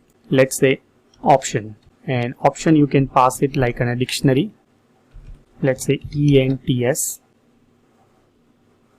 and let's say I just want to display organization only, and let me put it here comma. Let's just display it. Alright, so you can see only organization it has displayed. Alright, so that is the whole story about the name entity recognition and how to do very easily with these inbuilt functions are available inside the Spacie. Alright, see you into next video. Alright everyone, so next topic which we are going to learn in this NLP basics are sentence segmentation. So for illustration purpose, I have kept here the two sentences, and each of this full string contains a multiple sentence, like this is sentence, this second sentence, and this is last sentence. The only difference between these two strings are like all sentences in above and below, they are separated by two different separator. And let's see how we can handle with the help of this Spacie. So let me execute this one, and let's import our model. Now we are going to apply this S1 and S2 one by one to our model. So NLP, let's say S1, and it will create a doc1 object. Now to get individual sentence, whether Spacie is able to identify sentence or not, we can use like doc1 dot sense, and if you execute it, you will be able to see that is kind of generator. So let's just iterate over sent in. Let me print sent dot text, and you will be able to see the first sentence is this is sentence, this is second sentence, and this is last sentence. Now let's make little twist here. In this S1 I am just going to create the new S3, and let's just keep it somewhere here UK. So UK also kind of entity I have kept here just because here there is a dot. So whether Spacie is able to identify it with the help of dot or not, the sentence end and next sentence start. So let me run it for document 3 and S3, and let's just iterate over it, and let's see how it goes. Alright, let's just run it. Oops, S3 is not defined. Alright, so you can see Spacie is able to understand that this u dot k dot, that means this UK, even after there is a dot, the sentence doesn't end here. Instead of that, this sentence is ending at this particular location. So that is the kind of intelligence Spacie has based on this particular model we have grabbed. Now let's apply for S2, because for S2 we don't have a dot, instead of that we have a semicolon. So I am going to use it for S2. So same model we are going to apply for S2, and let's just run it, and you will be able to see it has identified whole string as just one sentence. Instead of that, we had a multiple sentences are available. So how we can add such a kind of custom rule, and we can explain the Spacie that this is end of this particular sentence, not like a dot where earlier we had a end of the sentence and a new sentence start here. And for that we can do it with the help of one custom function. So I have already created this function like a set custom boundary. So what here we are going to do, we are going to pass the document object, and that will be a doc2 in our case. We are going to iterate over every single, let me print this as 2 once more. So you can see first two sentence has been separated by semicolon, but the last sentence is dot. So I'm just going to remove the last token, that will be a dot, and we are going to iterate over every single other token. And whenever I encounter that there is a semicolon, just make it true. Each sentence start true. That means the token afterwards 1, we will just make it true, that whatever comes or whatever the new tokens come after this semicolon, let's make it true. That is the starting of new sentence, and eventually we'll return the talk. So it is just trying to give the information to the specie that this semicolon, whenever you encounter, after that whatever token you will get, you consider that particular token as a starting of your new sentence. Alright, now how we will apply to our document object. Before that, let me display this default NLP pipeline. That will be a pipe names. So when we apply this NLP model, whatever we have loaded, this one, on our document object, or I would say on our string, eventually it will create a document object. It will go through all those steps, like it will first do the tagging, then passing, and then name entity recognition. So at which particular phase of this NLP pipeline you want to do this custom set boundary. So we can add NLP dot add pipe. First, what action you want to take it? So that will be a set custom boundaries. That means which component you want to apply and where you want to apply. So let's say we want to apply before, let's say, parser. So before parser and after tagger it will be applied. If you just run it, this NLP, oops, I have to create it here, so it will be in a sequential manner, and you will be able to see now in our NLP pipe names we have a multiple components, or one more components got added after tagger set custom boundaries. Now let's apply this NLP once again. So NLP on S2, let me use it doc_2, and let's just iterate over. So it won't be doc2 instead of that doc_2, and if I execute it, alright, so 4 and 9 it has displayed just because this I have made it token.i. That means at that particular location the token 4 and a token 9 is our semicolon token. So you can see 0, 1, 2, 3 and a 4th. So 4th one is a semicolon token. 5, 6, 7, 8 and 9. 9 is also semicolon token. So that's why 4 and 9 it has displayed. Apart from that, it has able to identify that this is the sentence 1. Then our new sentence start, just because we have made this custom rule, like whenever you encounter this semicolon, the next token afterwards this semicolon, you can consider it as a starting of new sentence. And it has perfectly identified all three sentence and segmented.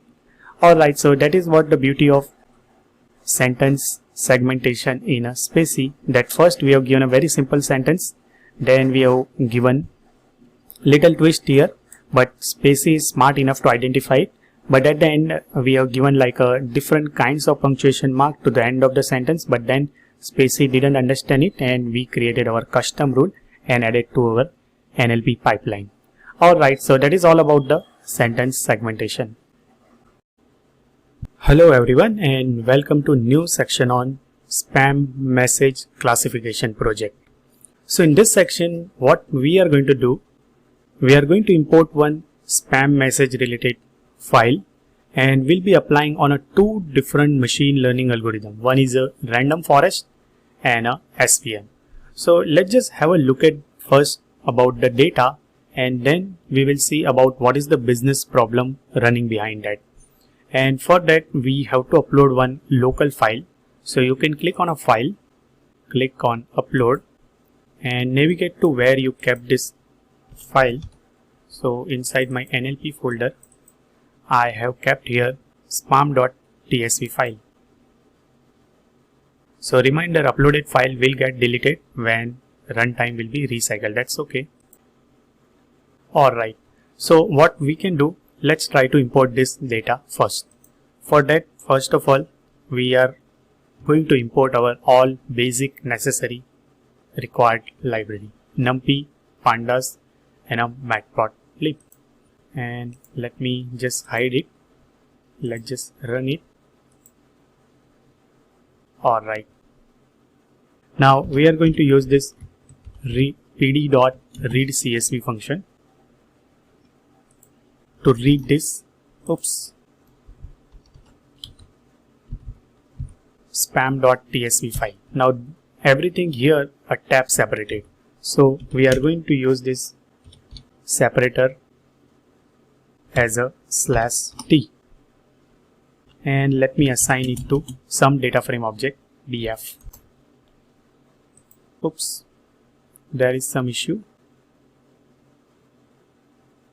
Alright, so it's a not set, it's a separator, that means SCP. So that's a small typo. Alright, now let's just have a look at the data first, and then we will figure out what we need to do.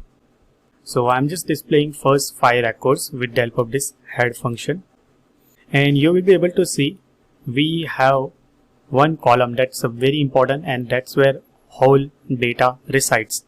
That is nothing but our message column, and each individual message has been associated with ham or it will be a spam. And for each individual message they have given like a what is the length of that particular message. Although this field looks like a very computed field, that if you just apply a length function on the top of this message column, you will be able to get this 111. Same way, like in each individual message, how many punctuation mark exists. So as a business problem, our objective is to build a model which will do this binary classification between two classes. Either it will be a ham or it will be a spam. So based on message, we need to classify whether message is spam or it is not spam. Alright, so let's do some more basic analysis on the top of this data. Something like whether we have any missing records or not. So for that we can just simply use df is NA, and if you execute it, it will return like a true and false. So wherever there is something missing, it will return like a true, otherwise it will return false. So what we can do, on the top of that we can apply a sum method, and for each individual column, or I would say feature, it will give us that how many true exists. So in our case there is no true, that means our data is complete in the sense that there is no missing value exist in our database. We can have a look at the data set like from the tail also. So from the back side of the data also we can verify what that data is, and you can see the data is starting from indexing 0 to 5571. That means there are total 5572 records exist, and each of the record has been assigned a label ham or a spam. Now we have just a 2 column, that is a numeric. Although we can do all those statistical analysis on the top of it. So let's apply df.describe, and it will do those statistical analysis on the top of just the numerical column only. So you can see in case of length and a punctuation. So in both the cases we have a total 5572 records are available, and in case of mean, the average length of our message is 80.48 characters, and a punctuation mark average in each of the messages exists like a 4.17.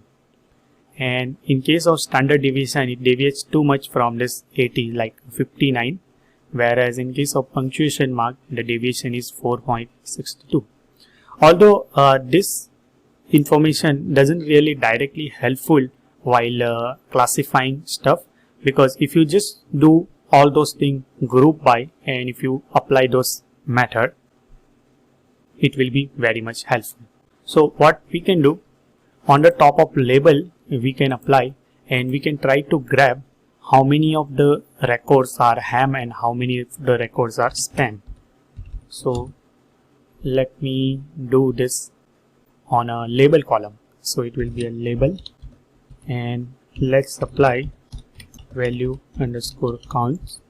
Alright, so we have total 4825 records are ham and just the 748 records are spam. That means it's a very much imbalanced data set, I would say. We can even divide by the length of df. So in terms of percentage, we'll get those numbers. We can even multiply by 100.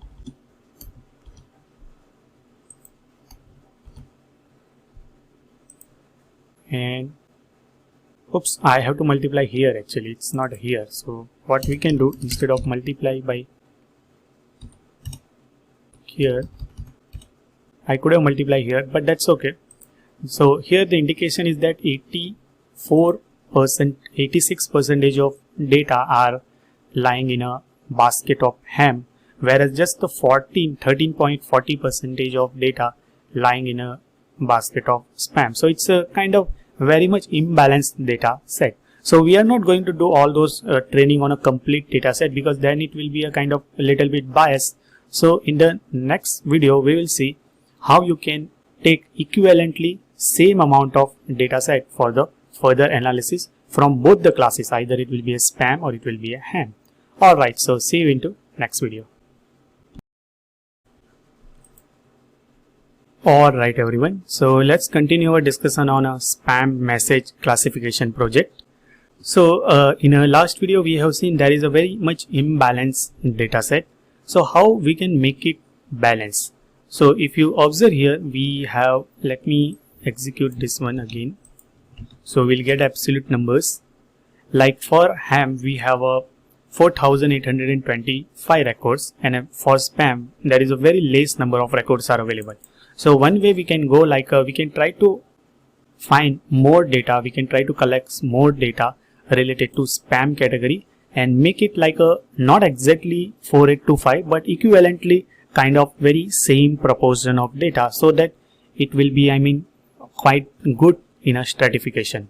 But now we are not going to go with that way, like a collecting data, but that is the one way if you are really working on some industry level problem. The other way we can go ahead, like we can discard randomly some data from this ham category, and equivalently whatever numbers of messages are available in a spam category, the same amount of message we can put it into ham category. So that way we have a quite balanced data set, like 50% of data belongs to ham category and 50% belongs to spam category.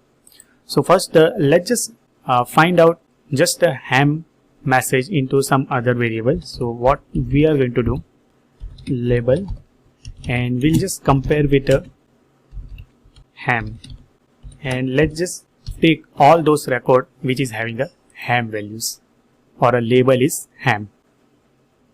Alright, so you can see only ham message appears.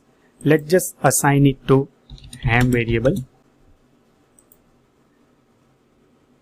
and same like a ham, let's just make it another bucket, like a spam message bucket.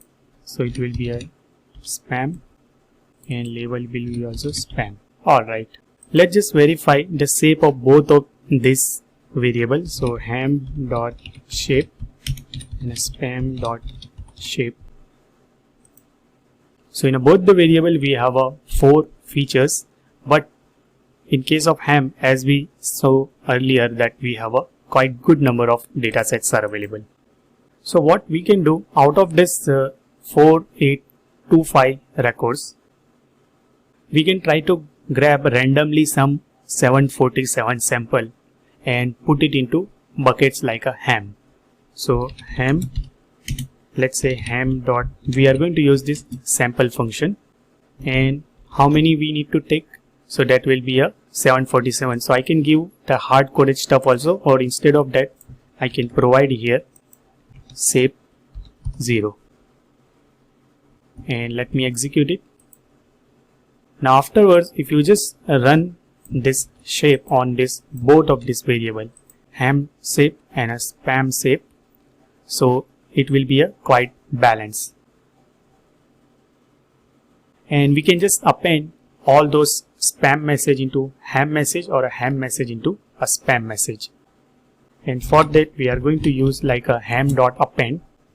Let me append spam to the ham, and now there is some issue like a ignore index. So let's just make it ignore index is equal to true, because both of these are having a same index. So it should not create problem while appending, because there should not be a two record which is having exactly a same index. And let me assign it to new variable like a data. Now if you observe the data dot shape, you will be able to see we have a very less number of records are available, like 1494 records only. Among them there is a 747 are ham, and same number of records resides in a spam category also. If you apply, let's say, this label value counts, now not on the top of df, but it will be on the top of data frame. So we have exactly the same number of records available in both of this category or both of this label. Alright, so that is how we made our database balance. Now let's do some quick visualization that based on whether data is spam or data is ham, how different feature affects to these two category.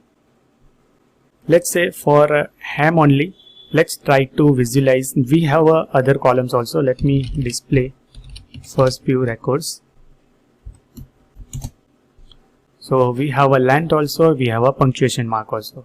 So let's say for just a ham category, let's try to visualize the data in a form of, let's say, histogram. So we'll get an idea that for ham, generally the length of the message resides in some particular category. We may get some useful information or we may not get even useful information. So that is like an initial analysis. As a machine learning engineer, you need to do it. So let's use plt.hist. So that will create a histogram, or I would say a one-dimensional histogram. So the first records which we are going to pass it length. Now length we want to display just for the ham message. So what we will do, data, from data, let's just compare it with a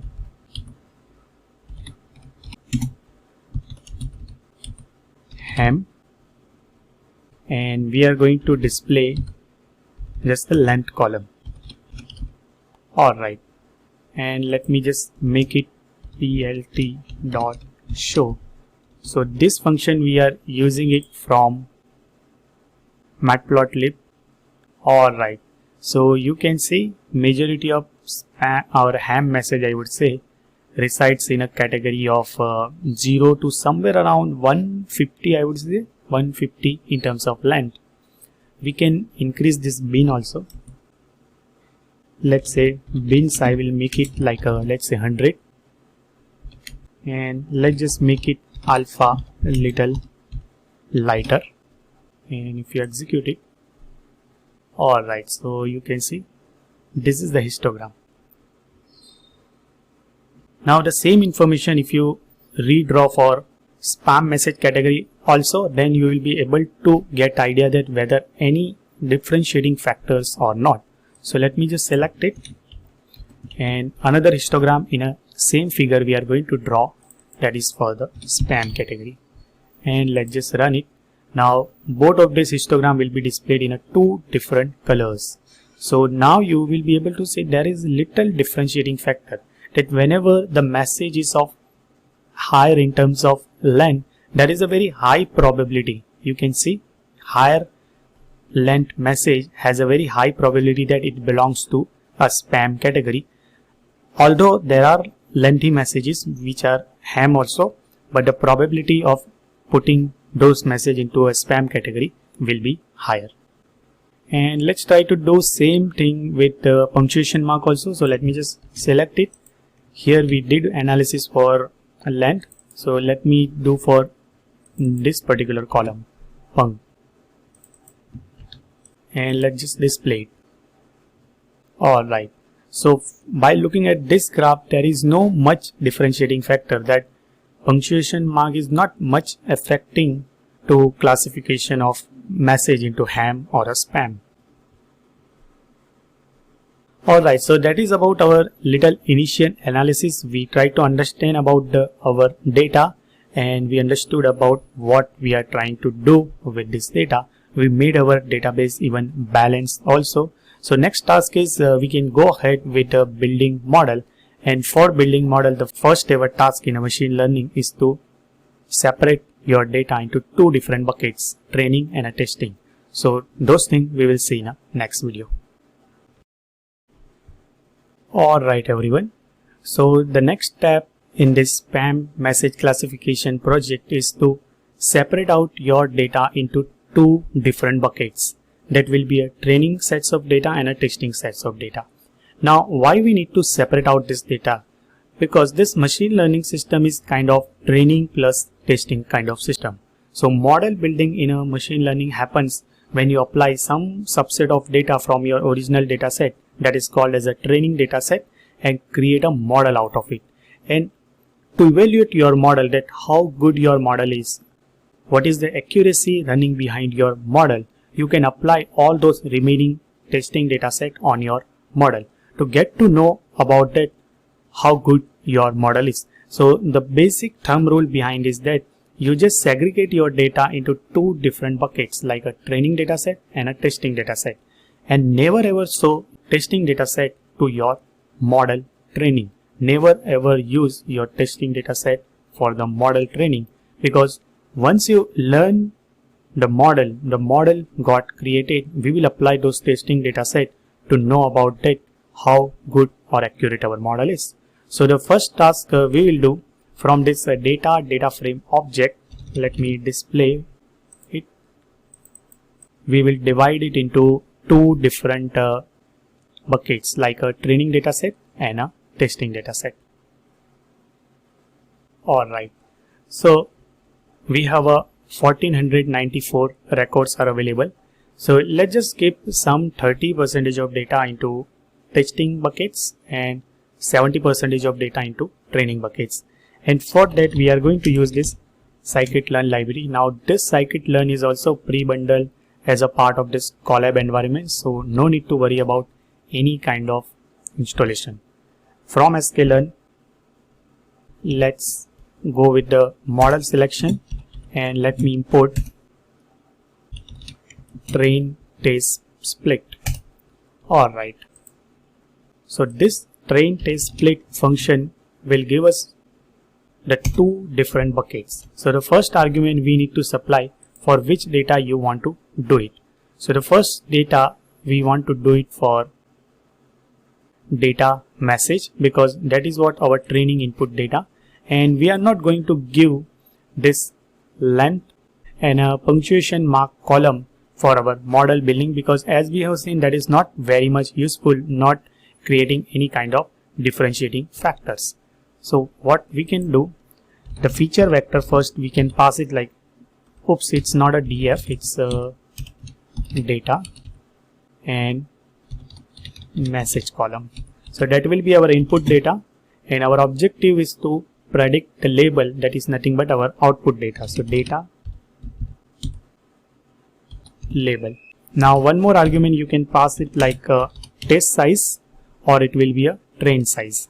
So test size. So here you can give the numbers between 0 to 1. Let's say if I give 0.3, that means you allocate the 30% of data into testing buckets. Let's just make it random state. 0. Now this 0 indicates here whenever you want to recreate exactly the same result while you also execute same thing on your side. So 0 here indicates it's the same result. So suppose if I keep some other numbers, you also have to keep the same number to recreate exactly the same result. And another one is you want to shuffle it. So shuffle, let's just make it true. Alright, now this whole function will return a 4 variable. So that will be a x train, then we have a x test, y underscore train, and y underscore test. So here x refers to a feature input, whereas y refers to the label as a output. So corresponding to this particular message, it will be splitted into two different variables, x train, x test, and corresponding to this particular variable, it will be splitted into y train and y test. So this is the standard way of writing this 4 variable. Generally everyone in a community use that way. So let me execute it.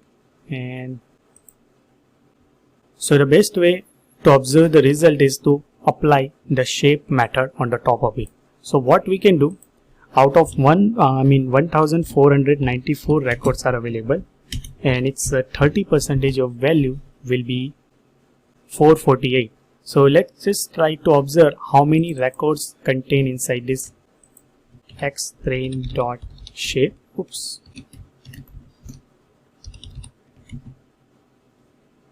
Shape. And we have a 1045 record has been allocated to training buckets. Same way, let's test for x test dot shape. So it's a 449 records, because obviously you just cannot take float values.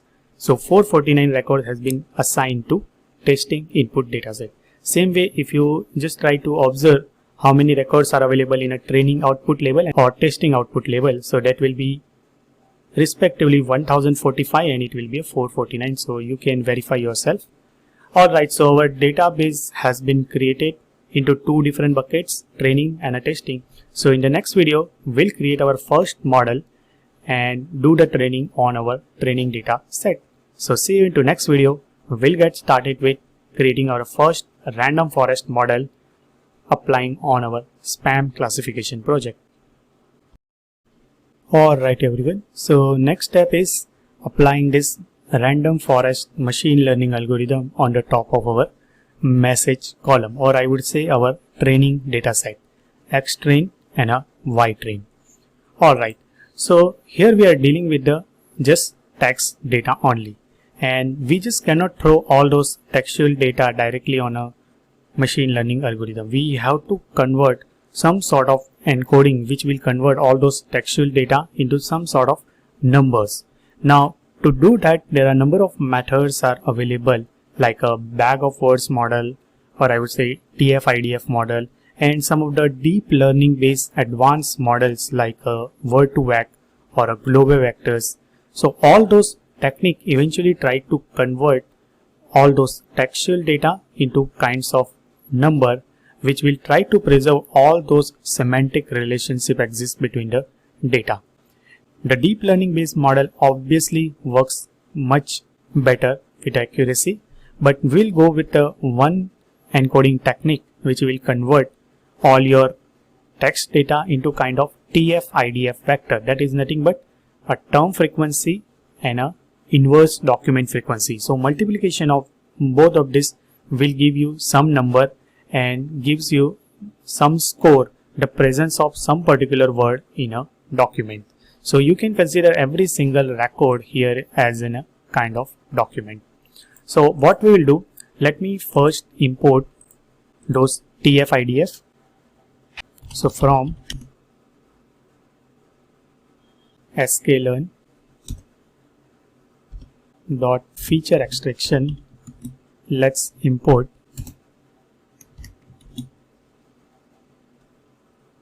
so feature extraction. Inside that also we have to go like a text module, and it will be a TF-IDF vectorizer. Alright, so that is the one import.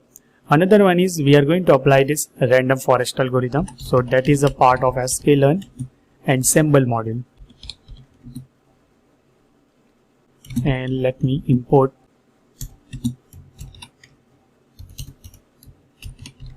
random forest classifier. So first we'll apply this TF-IDF and then random forest classifier. So that is a kind of very much pipeline process. So what we'll do, applying this both things individually, we can create one pipeline object. So that is also part of this sklearn dot pipeline. We have to import this pipeline. Alright. Now instead of creating this two object, we will create a pipeline object, and inside the pipeline object we will just pass both of these objects, TF-IDF vectorizer and a random forest classifier. So let me make pipeline object, and here we will pass it as a list these two objects, TF-IDF vectorizer object and a random forest classifier object. So we can pass both of them as like a tuples. Oops. So it will be a, let's give the name like TF-IDF and corresponding its object. Next is our real classifier, that is nothing but random forest classifier object. Now this random forest classifier contains lot of hyperparameter. So you can see here there are a lot of hyperparameter exist. So if you want to improve this model, you can tune this hyperparameter. So let's just make it some hyperparameters, like let's say n underscore estimator. So default value is 100. Let's just make it even 100 only. So that will be n estimator. Let's just make it for time being, let's say 10. And let me assign it to classifier as a object. And let's just fit our input training data, because once the object got created, you need to train it. And for training, there is a uniform sets of APIs are available in this sklearn library. So that will be a fit function. So here we are going to pass xtrain and a ytrain. Alright, let me execute it and the training process will start. And you can see for creating 10 different estimators, or I would say that is a 10 different decision tree it will create. It has immediately given us results. So we can even go with a, let's say 100 also. And let me define this classifier once again. Let's just fit it once more. Alright, so immediately we got the result. That means our training is finished. Let's try to evaluate our model, that how good our model is. So model is created, our training process is over. We need to use this classifier object, and we are going to use this predict method. So prediction we are going to apply on a x underscore testing. That means the input test data we will pass it, and it will give us some kind of prediction that our model has predicted these values. Let me execute it. And if you just display y underscore test and y underscore pred, side by side comparison you will be able to see. Alright, so first it has displayed this y pred, and then it has displayed this y prediction. So first is spam, then we have a spam, then spam ham. Alright, so analytically how we can compare both of this result. And to do those things, there is a one definite methods are available to get the accuracy behind your classification problem. So one is like a full detailed classification reports it will give, or if you just want to know about the accuracy score, or if you want to know about the one specific measurement criteria like a confusion matrix. So let's try to find all of them. So from sklearn dot metrics, we are going to import classification report. Another one is accuracy score, and one more is confusion matrix.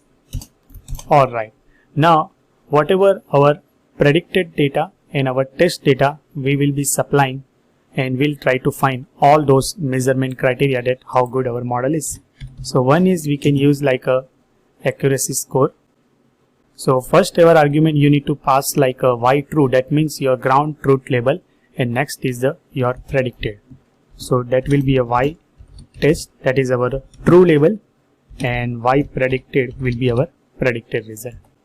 And if you execute it, you will be able to see almost 94.65% of case we got it right. That means our model has predicted very good result. If you just multiply it with our total number of records, that will be around how many testing records? That is 449 testing records. So if you multiply this number by 449, we will get 425. So out of 449, in our 425 samples we got it right. That means our model is quite accurate. We got enough good accuracy. We can even calculate this confusion matrix also. So confusion matrix give us little bit more detailed stuff related to our classification problem, that how accurate and good our model is. And let's just pass same like earlier, y test and y pred.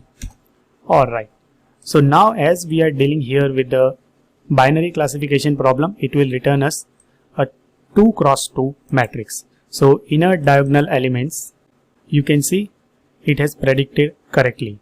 So in a first case, let's consider it like a ham, then we have a spam, ham, and then we have a spam.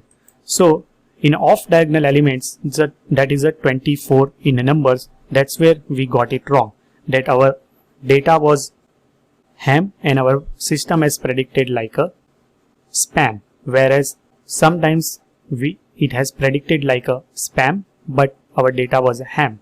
So or vice versa. But in a on diagonal elements 226 and a 199, this is the case where we completely got it right.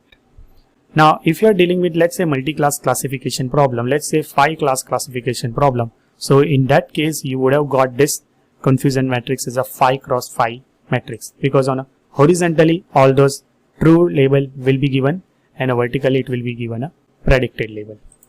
Now if you want to get more information about this confusion matrix, you can just Google around it and you will get much more idea. Alright, so one more is classification report.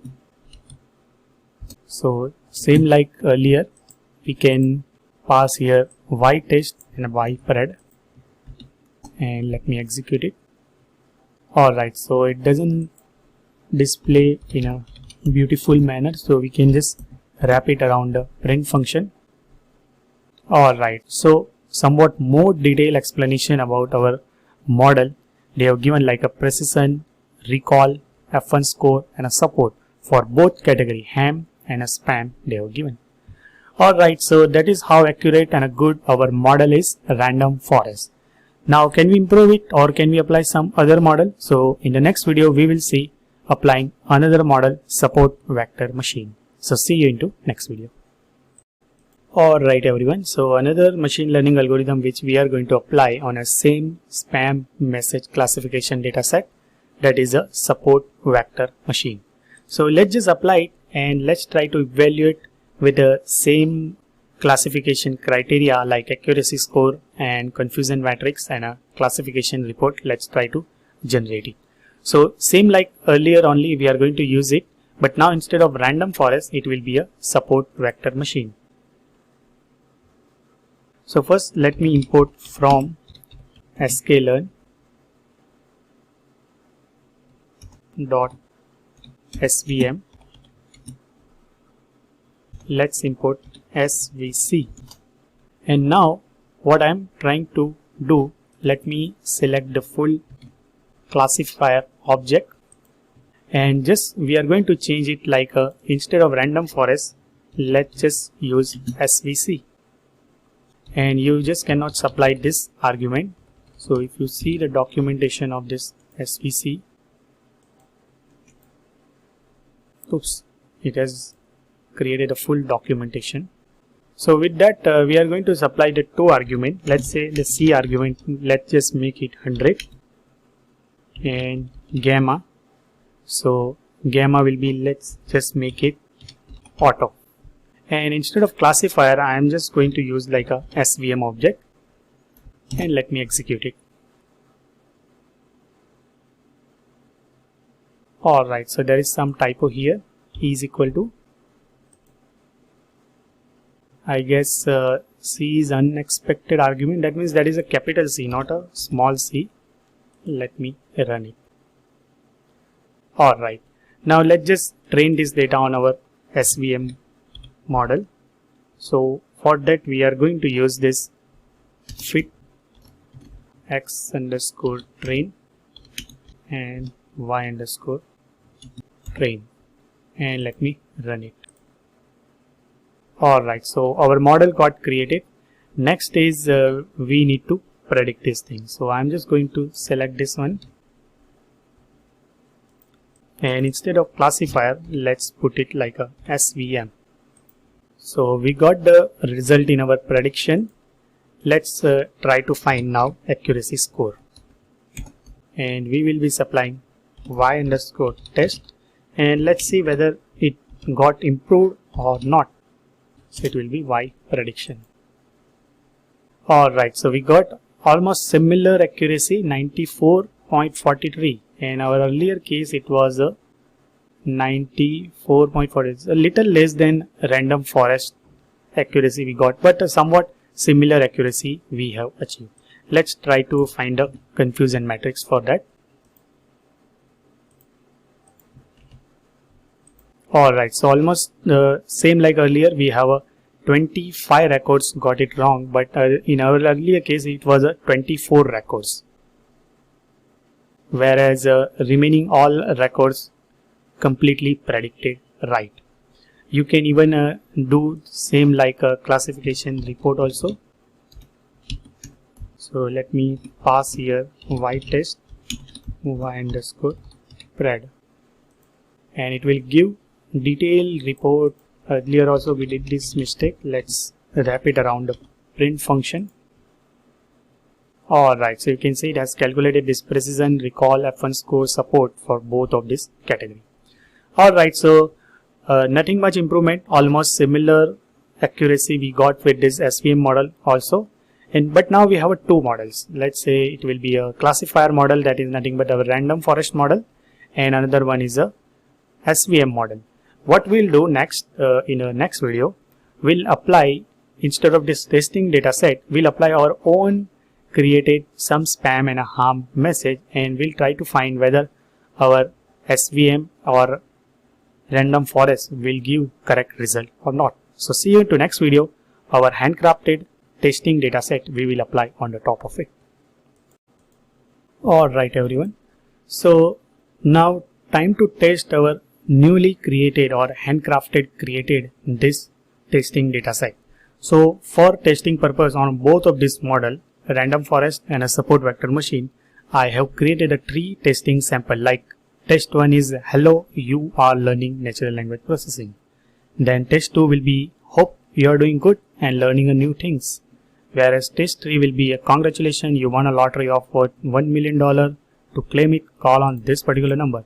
So as a human, just by looking at this testing data set, it looks like that the first two are not a spam, they are a harm message. There is nothing wrong you are doing here. You are not encouraging user to take some action, I mean in terms of money or anything.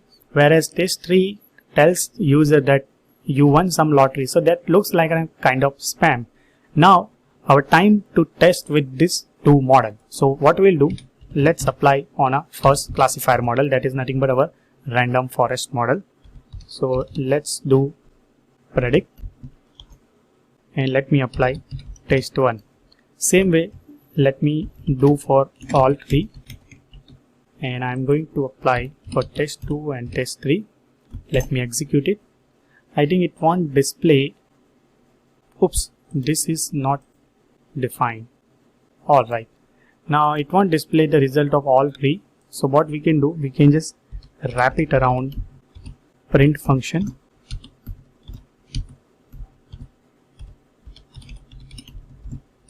Alright, so first one is ham and spam. So perfectly, just like us as a human, it has correctly predicted that first two are not a spam, the last one is spam. So our random forest works fine on all three examples. Let's try to apply the same thing with the SVM. So now for SVM, instead of classifier, I'm just going to replace it with SVM. Alright, and let's just execute it.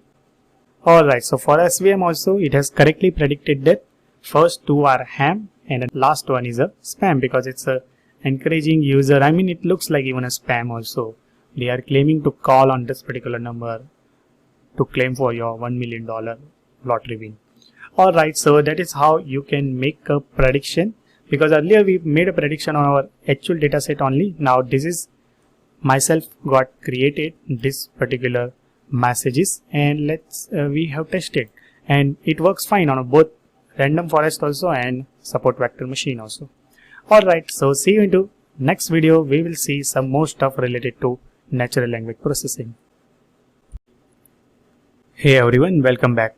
So the new project on which we are going to work upon restaurant review classification, and mainly throughout this whole project we are going to use this NLTK library. Alright, so let me first import the data set and we will see our business problem, that what we are going to achieve it and what is the classification we are going to do.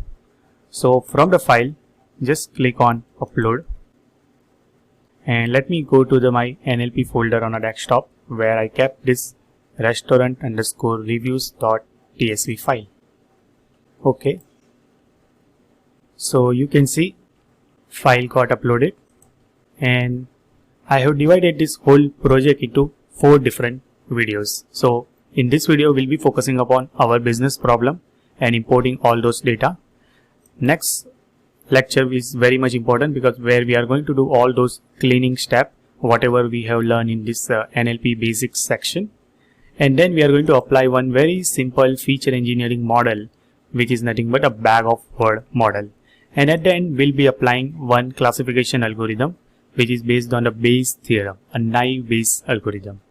Alright, so let me import all those necessary and required libraries, just as usual, like NumPy, Matplotlib and a pandas library, and let me just run this cell. Alright, so let's just import our restaurant review dataset. So pd.read_csv, and let's just import restaurant reviews.tsv file. So here the separator will be again /t, and let me just run it. Alright, so we are able to successfully read this file, but one more argument I want to pass it, that will be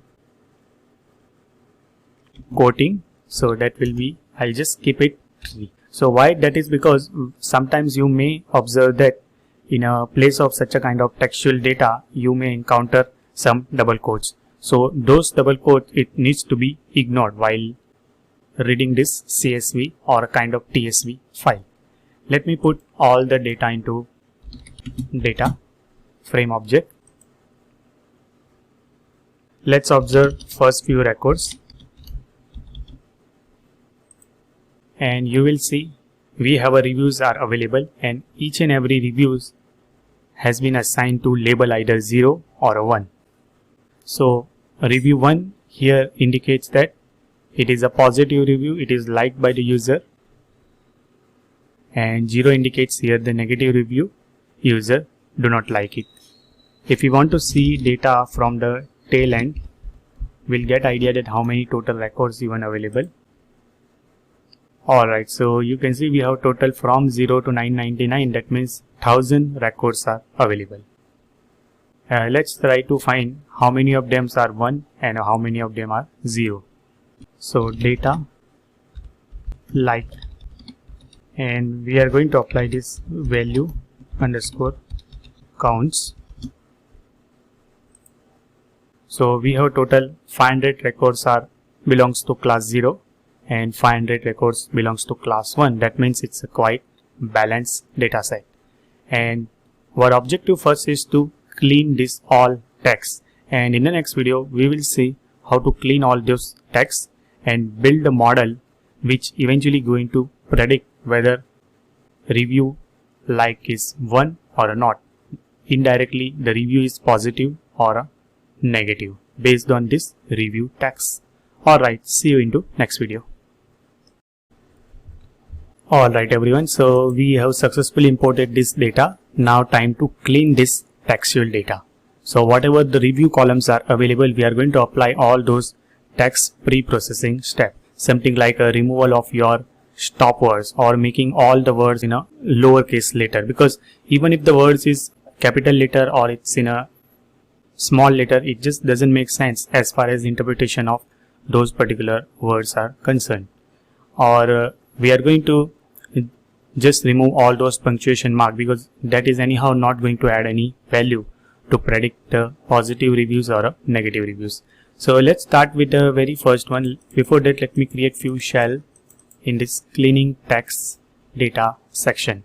So for that we are going to use this mainly NLTK library. So I am going to import NLTK first, and another library we are going to use for the regular expression, that will be a RE. So let me just run it. Now the first pre-processing step we are going to do is a stop word removal. Now this NLTK library also bundles with a lot of stop words. So what we are going to do first, let's download this stop word from this NLTK library. So NLTK dot download, and we can here supply stop words.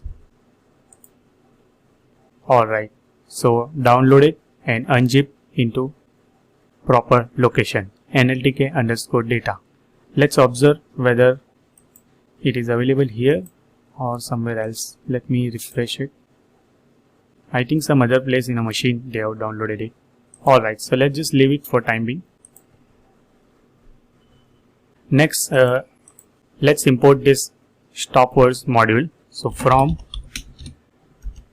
NLTK dot corpus, we are going to import stop words. Let's have a look at the very first one. Wow, loved this place. That means here looks like a this is a stop word, so it needs to be removed. Let me display the very first one. Let's say just the reviews column will be focusing upon, and out of that let's concentrate on a very first one.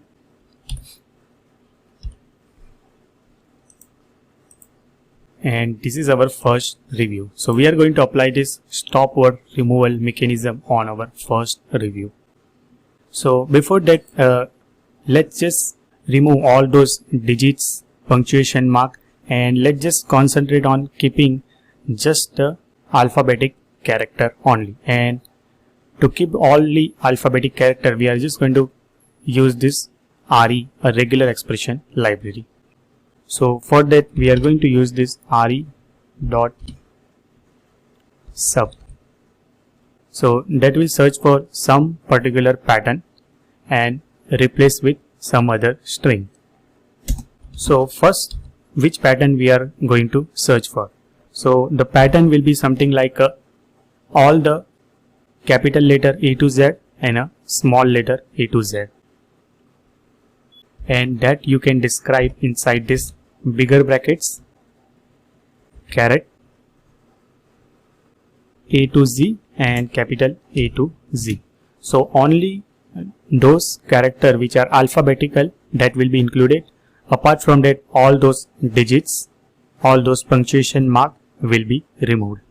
And let me just replace with a blank string, and we are going to apply this on a review. So first review, let's just apply on a first review at this time, And after that, in the next video, we'll be just applying all those rules on every single records.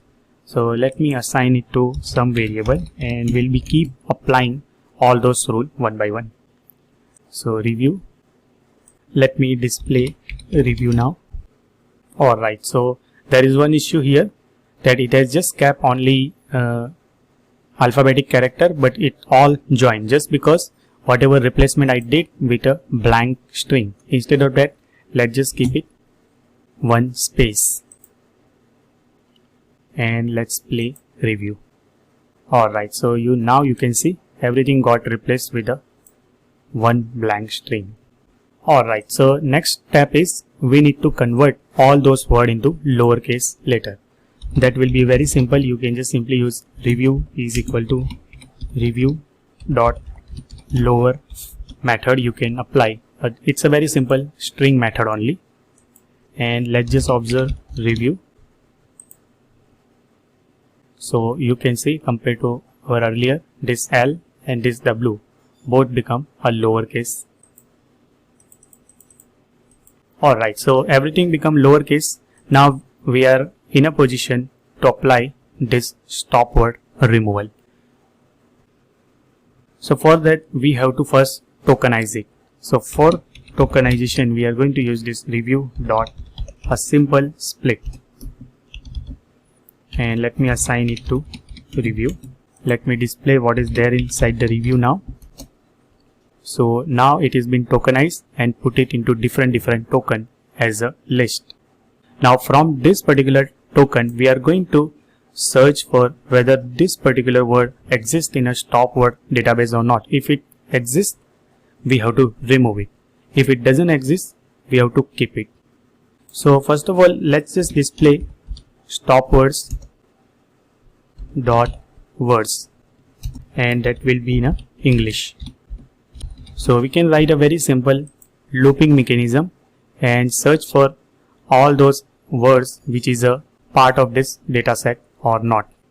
So let me keep it like for every word in review, I have to search for if word not in this particular stop words dot words in English, I have to keep it because that is not a part of stop word database.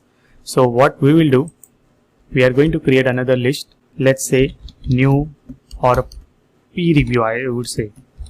That will be a process review. And I'm just going to add it like a review. Alright. Something goes wrong. Oops, we have to add word, not a preview. Alright, so what it says that list object has no attribute add. Yes, the list has, I think, append. Alright, and let's just run it. Alright, let's just display the preview. And you can see this got removed because it is a stop word. Now this whole for loop we can use it like a list comprehension also.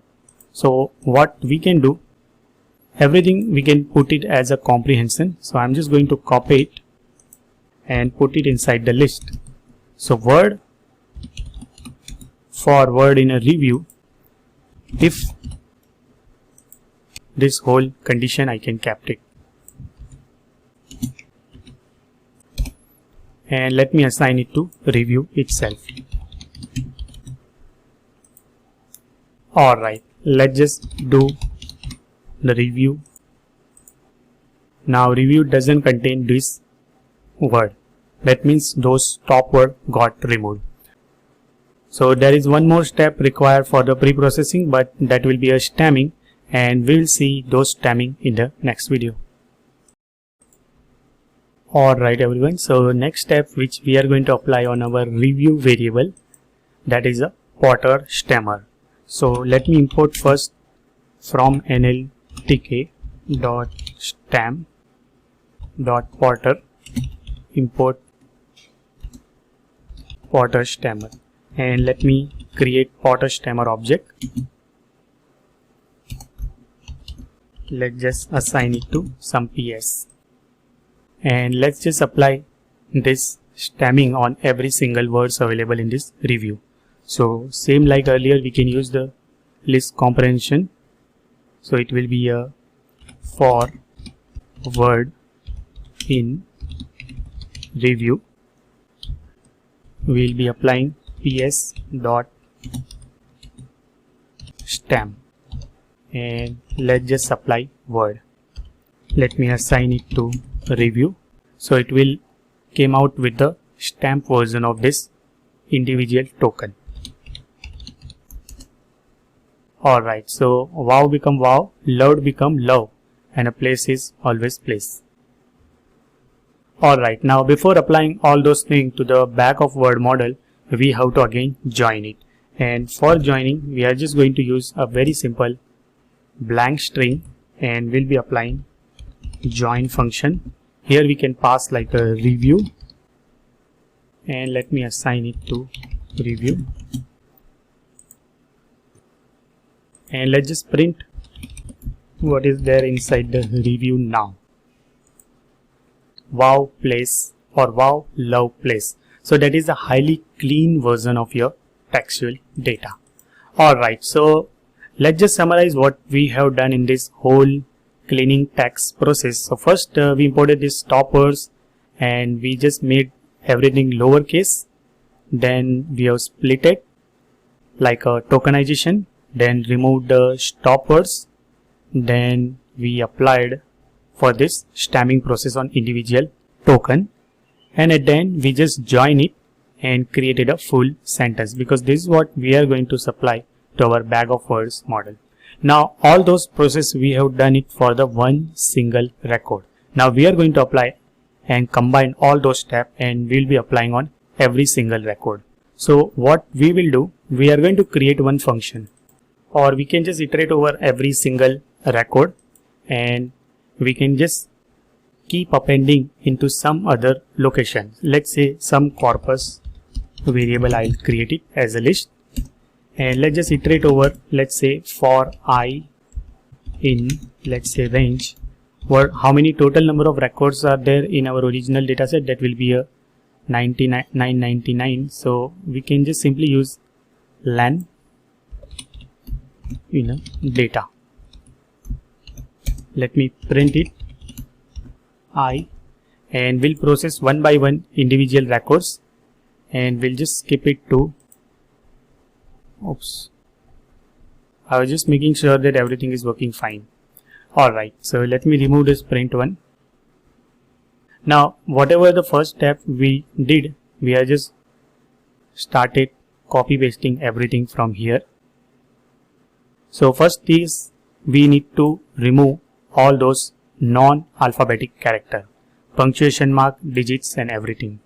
So let me just select it, and let me remove all those outputs. Alright, let me assign it to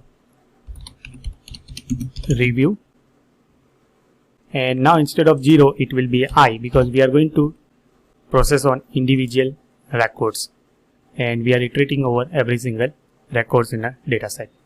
So that is the first step. Next what we did, we just made it lowercase. So let me select it. After lowercasing, we split that data. So that means kind of tokenization we did.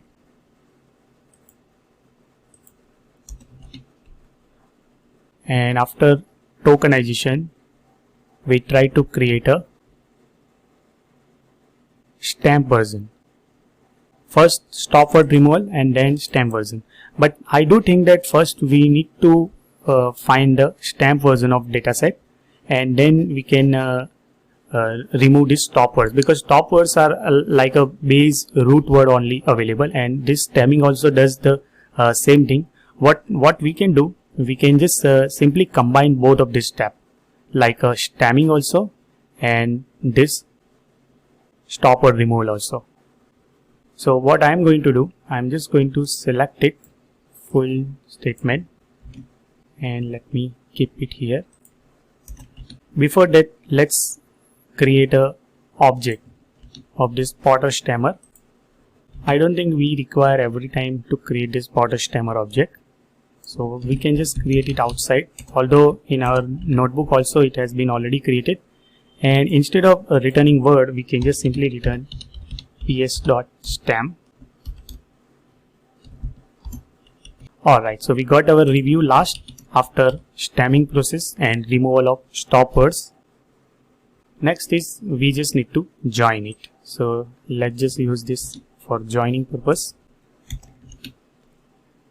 And at the end, we are just going to append it. So these are the all cleaning step, and we have already created this corpus, and inside the corpus I am just going to append it, the review. So we'll get a list of all the reviews in a corpus variable. Alright, let me run it, and let's just print this corpus. Alright, so you can see every single reviews, or I would say records, in a textual format, that is all clean version of our original text, and every single text pre-processing step has been applied to all those records or reviews. Alright, so our data got clean. Next thing we are going to do is a feature engineering, that is nothing but a bag of word model. We are going to create it, and for that we are going to use this sklearn library. So see you into next video. Alright everyone, so our text almost got clean. The next step is we are going to apply this feature engineering on this text data. Why this feature engineering? Because you just cannot supply all those text data on machine learning algorithm. For that you have to convert this data into some sort of numbers, and for that in this particular project we are going to use this bag of word model. Now before diving into this bag of word implementation part, let me explain you what this bag of word model is. And for illustration purpose, I have just searched for one of the very good nice representation of this bag of word model that is available on a Quora, that what is bag of word algorithm. So this explains in a very well term what this bag of word model is. So let's say we have two documents are available. One is the quick brown fox jump over the lazy dog's back, and now is the time for all good men to come to the aid of their party. Now we have two documents. Same way we have 1,000 documents here. I'm just trying to correlate with that.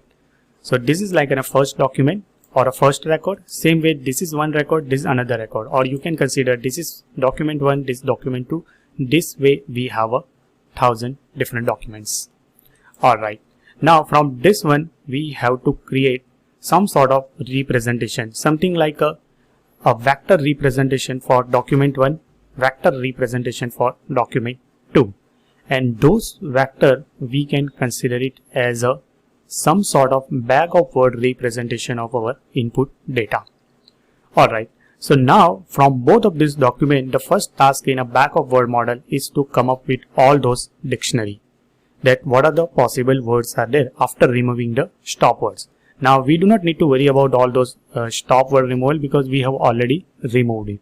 And whatever the implementation of this bag of word model is available in this scikit-learn library, they have also inbuilt mechanism to remove these stop words. Alright, so let's say these are the terms are available across all those documents. Now we do not need to worry about all those things because sklearn will take care, but internally these are the things are going on. So words are like aid, all, back, brown, come, this way. And on a vertical axis, or I would say in a horizontal axis, these are the vertical axis. Horizontal axis we have a number of documents or a number of records. So wherever the intersection occurs, there will be a 1, and this one here indicates that this aid occurs in a document 2. So you can see aid, yes. So this aid is a part of document 2, whereas all also part of document 2, all, whereas back is a part of document 1. So this way wherever some word or a terms occur in individual records or a document, the 1 will appear, otherwise it will be a 0. Now you can see on a vertical axis, document 1 has been represented with such a kind of 0, 0, 0, 1, 0, 0, 0, and same way document 2 also has a same representation, that wherever some vocabulary term appears, it needs to be represented by 1, otherwise it will be represented by 0. So that is nothing but a conversion of your original text data into kind of numbers, or I would say vector representation of your input data, and that's what bag of word model does internally. Alright, so now let's apply the same technique inside this all our review dataset. So for that we are going to use from sklearn dot feature extraction dot text, we are going to import count vectorizer class. And first let's create the object of this count vectorizer. Now there are number of options are possible. So the very important one where we are going to focus upon, that will be a max underscore features. You can see max underscore feature. Alright. Now what is this max underscore feature? If you can see here, individual terms, you can consider it as like a feature, that document 1 has this feature or document 1 do not have this feature. So it is just giving a existence of some particular terms in a document only. It's a kind of, you can say, binary model. The same things apply here, that while creating this model, how many features you want to take into consideration. So let's say we have 1,000 records are available, and each of this record has such a kind of tokens. Now tokenization also part we do not need to take care. This count vectorizer part also will take care once we supply this thing to the count vectorizer class. So let's just keep some 1,000 or let's say 1,500. So that indicates that while creating this bag of word model, only 1,500 words will be in a total vocabulary, or 1,500 words or a terms that will be a maximum features are allowed, and remaining all feature will be counted at like a extra token. So eventually what they will do, they will just take into consideration first 1499 features only, and all those vocabulary term which is apart from those 1499, that will be considered as an extra token. So that is how bag of word model it will create it. So this total number of terms here we have given like a 1500. Let me assign it to some CV. And now we are going to use this fit underscore transform on this corpus dataset, and let me apply to array, as it is going to become a very sparse matrix, because many of the times you will be able to see if you have, let's say, 1500 terms, not necessarily, I mean just one document has a 2 or 3 terms only, or maybe maximum 5, 10, 20 terms. So all remaining values will be 0. So the matrix which going to produce at this particular stage, that is a very sparse matrix. And let me run it. Now let's just pause this video for a second, and let's just think about what is the shape of this X. Alright, so how we are going to define this shape? So here the total number of rows will be defined by the total number of records. So obviously the first value will be total 100 only, and each and every records or a document or each and every review will be represented by 1500 different numbers. So obviously the total number of column will be 1500. So the shape of this X variable which we are going to get after this bag of word model will be 1000 multiplied by 1500, and many of the places the value will remain 0. So that is our X. Next is we need to find the Y, because in the next video we are going to apply this naive Bayes algorithm. So for that we can just simply use y is equal to, from our original data frame object, I can just simply grab iLock. Let's say all records I want to take it, but only first column. Let me make it values, and we got our y. Let me display y dot shape. So that will be 1000 values, and each of those value, let me display first 10. Either it will be a 0, 1, 1, 0. So 1 indicates here light, and this is negative. Alright, so now we have applied this bag of word model also. Next thing is we are going to apply this naive Bayes algorithm, the real machine learning algorithm, to predict and create the model out of it. So see you into next video. Alright, so last step in our restaurant review classification project is applying some machine learning classification algorithm. Now before that we have to split our data set, and for that, as usual in earlier projects also we did like a train test split. So from model selection module of this sklearn, we are going to split this into xtrain, xtest, ytrain and a ytest. And I just kept test size 20%. So out of 1000 record, 20% of record will go to testing buckets and remaining 80% into training buckets. Let's just keep random state 0 just to recreate the same result at your end also. Alright, let me display the shape of this x underscore train and x underscore test dot shape. Oops, it's a small actually. So there will be 800 records assigned to training buckets and 200 records assigned to testing buckets. And let's just see for y underscore train dot shape and y underscore test dot shape. So that will be 800 records and 200 records.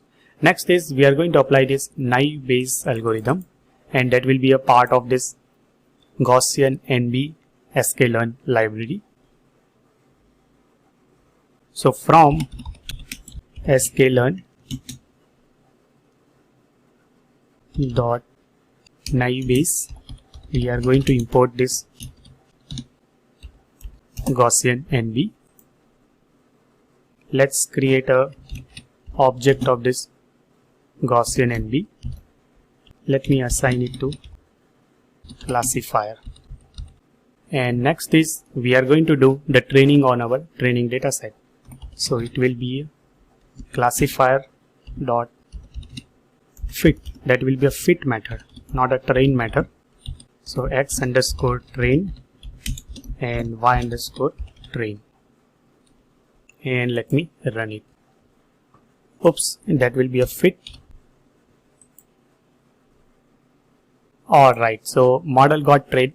Let's have a prediction on our training data set. So I'm just going to assign it to y pred dot predict.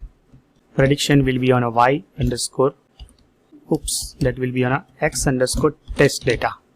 So y underscore test data will be our ground truth, whereas y underscore pred will be our prediction result, which will be predicted by this Gaussian naive Bayes classifier.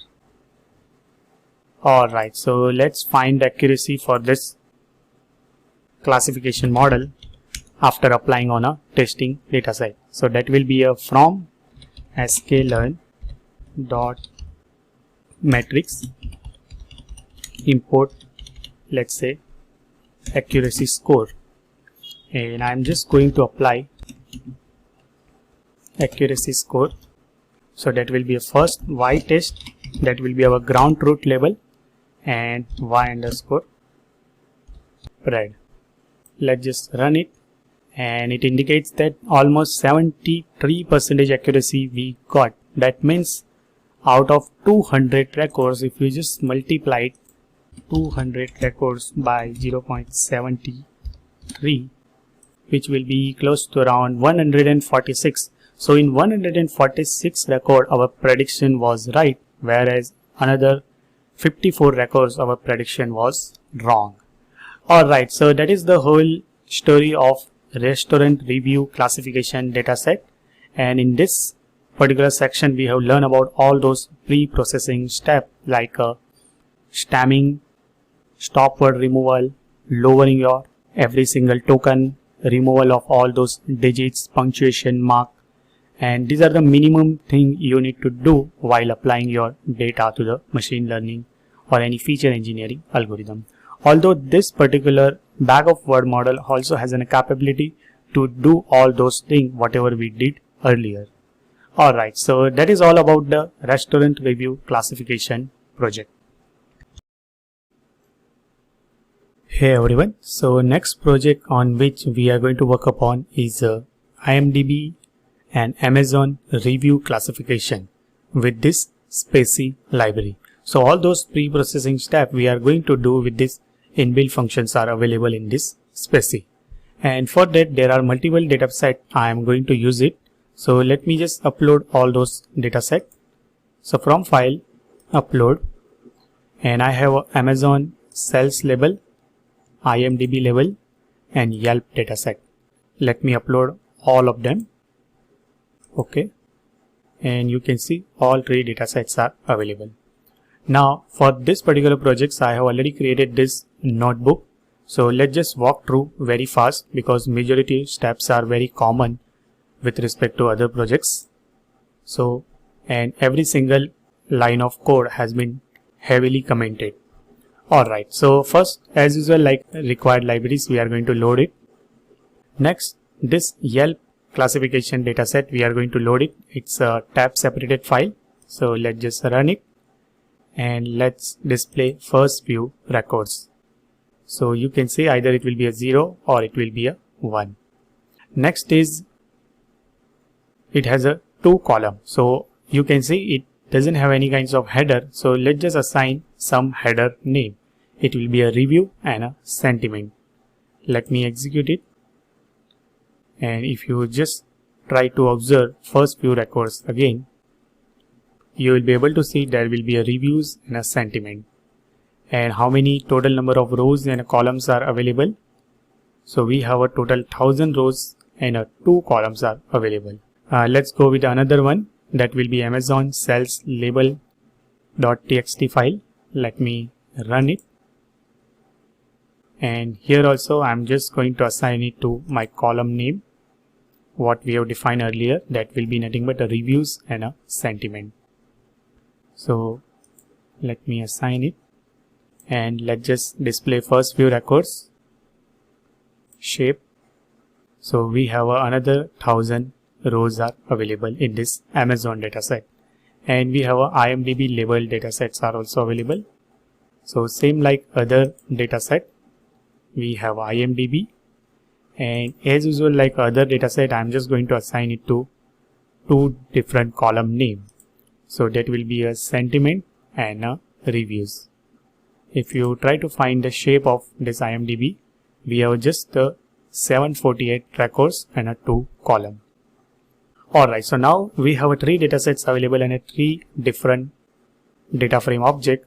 What we are going to do, we are just going to combine all those datasets and create one mega dataset, something like we'll just append all those Amazon dataset and IMDb dataset inside this Yelp dataset. So for that we are just going to use it append function, and we'll just make it ignore index true because indexing are same, so that won't create any kind of confusion. So now combinedly all we have a 2748 records because 1000 is a part of our first one will be Yelp, 1000 in Amazon and 748 in IMDb. Let's just scratch first few records, review and a sentiment. Let's try to find the distribution of individual positive and a negative records. So here also I have heavily commented. So we have total 1386 records which are positive reviews and 1362 records that is a negative reviews. Is there any missing records are there or not?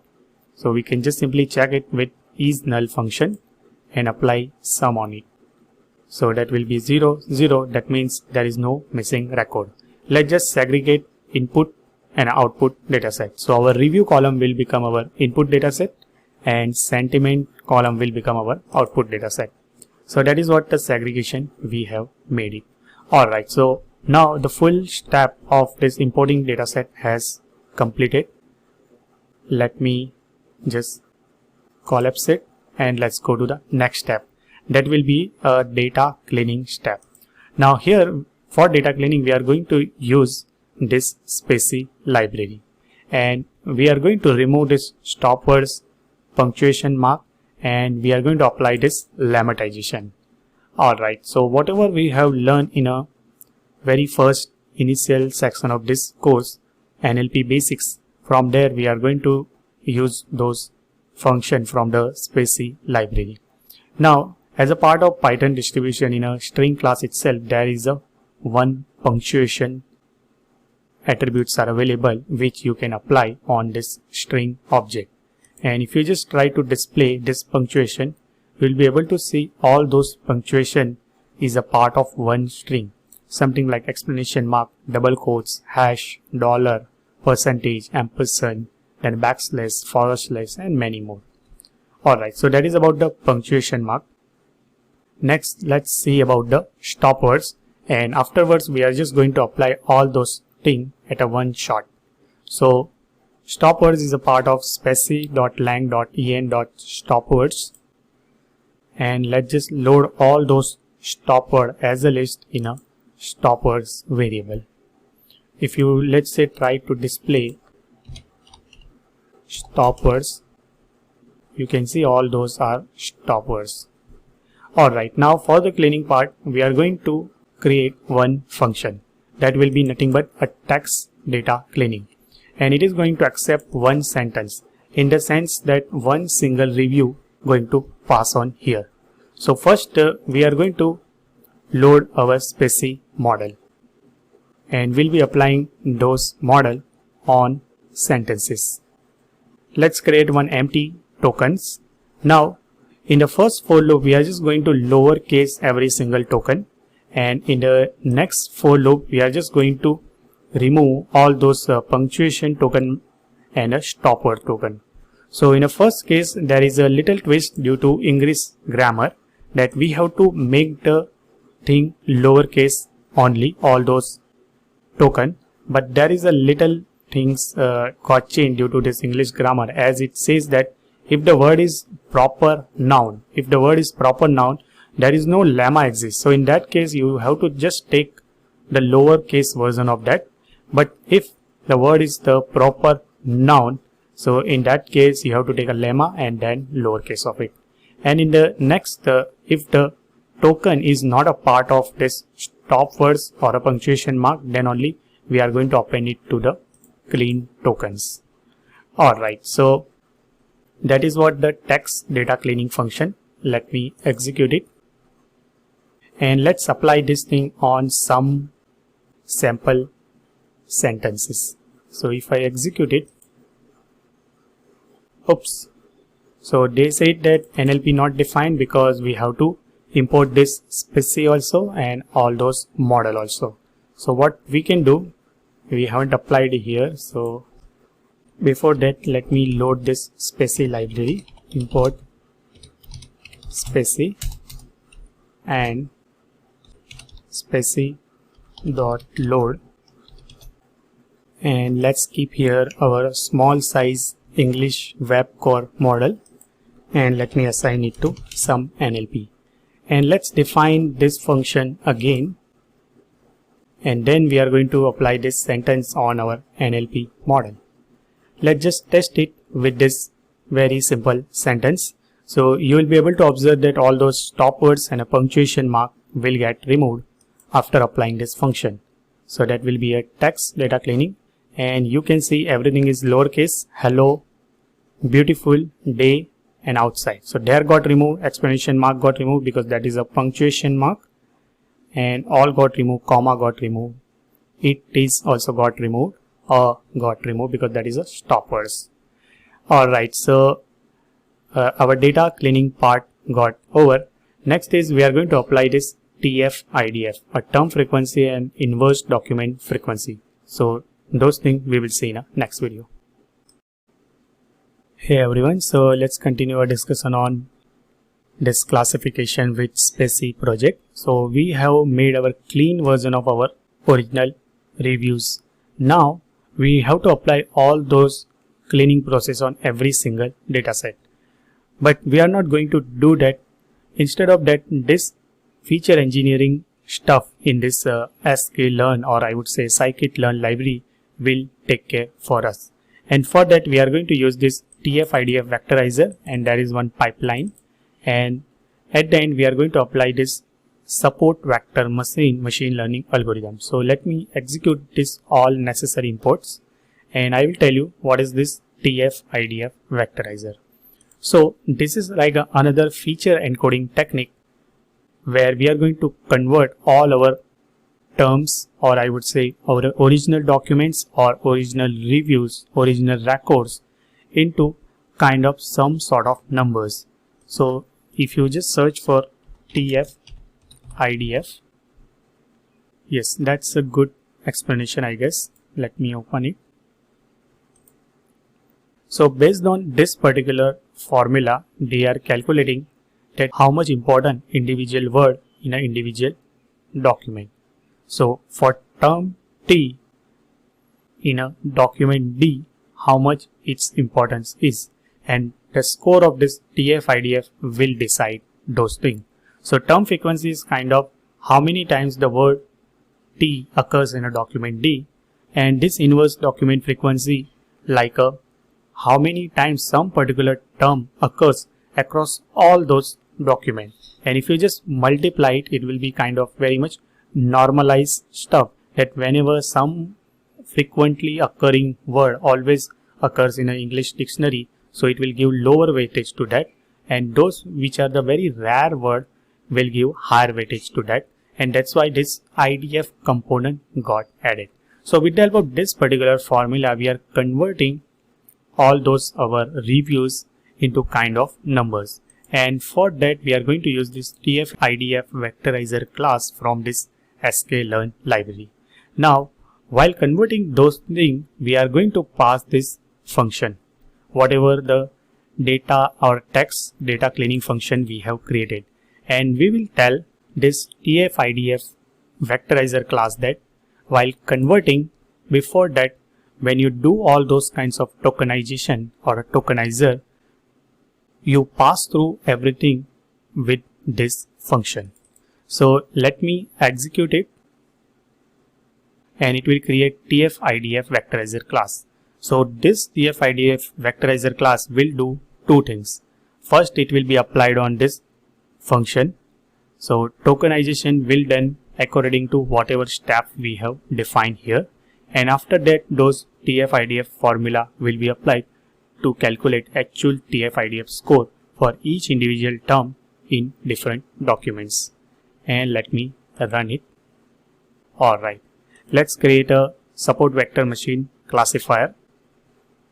Alright, so next thing is we have a data available with us.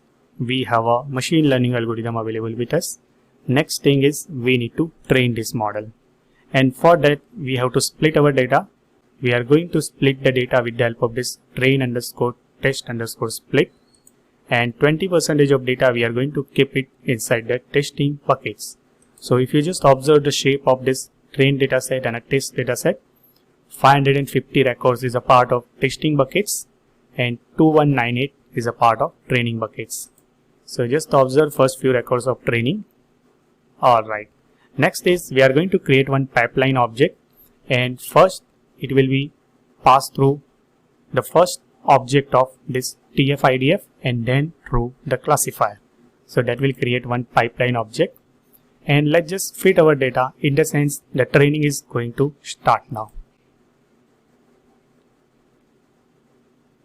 So it's taking good amount of time for the training purpose. So I'm just fast forwarding my video till this training will over.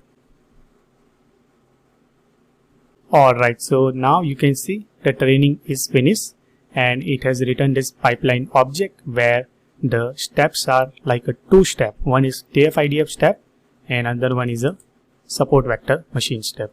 Now once the training is over, next thing is to predict our test result. So for prediction of testing result, we are going to import this classification criteria like accuracy score, classification report and a confusion matrix. And let's apply prediction on our testing dataset. So it will return us all those prediction. Let's plot confusion matrix. So now here we are dealing with the binary classification problem. So it has come up with a 2x2 matrix. So in 201 cases and 221 cases, that is a diagonal element where everything predicted was a right prediction, whereas we missed the prediction in case of 50 plus 78 records. If you need detailed explanation of this classification report, you can use this classification report and you can pass on all your ground truth level and a prediction result. So in this case, we are almost getting 77% of accuracy. If you want to get this accuracy score, something like this total will be your total number of testing datasets. So we have a testing dataset. How many testing datasets? 550. So out of 550, there will be a 50 plus 78 record where we gone wrong, and our accuracy score is 76.72%. So almost around 23.5, or I would say 24% of case we got it wrong. Now let's predict with some sample reviews. Let's say our reviews will be, wow, I am learning natural language processing in a fun fashion. So if you just apply it to our classifier algorithm or pipeline algorithm, what it will do, it will try to convert with the help of this TF-IDF vectorizer our all text processing function we have created, applied on this linear SVC, or I would say support vector machine class, and create a prediction for us. So the prediction is 1, that means it's a positive review. Let's predict it for it's hard to learn new things. That means it's a kind of negative feelings we are giving. Let's predict it. So output is 0, that means it's a negative review. Alright, so that's all about this.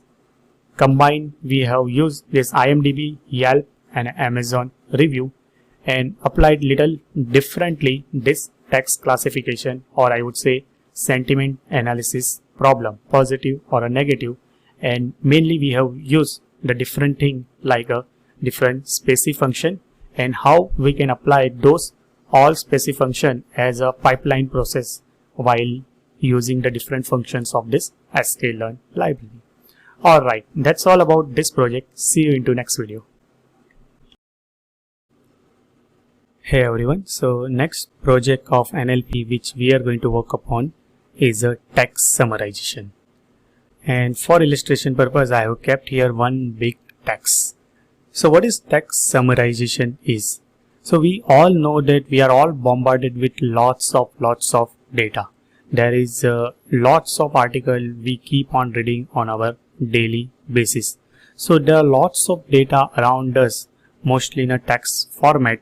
I won't say all data are in a text format, but many times we keep on reading in a text format, and it consumes our lots of amount of time. It may happen that there will be a, let's say, 5,000 words article, and maybe the important point will be just the 5 or 10 important points are there. So even if you just can grab somehow those 5 important points, that will be sufficient for you to grasp those whole article. So the idea behind this automated text summarization is the same, that whether you can pick up all those important 10 important statement or a sentence or some kind of summary out of it, can you grab it through automated this natural language processing related techniques? And that is what the idea behind this text summarization. Something like a finding all those useful information out of huge amount of text, and even it will reduce your reading time also. So you can even process more and more document also.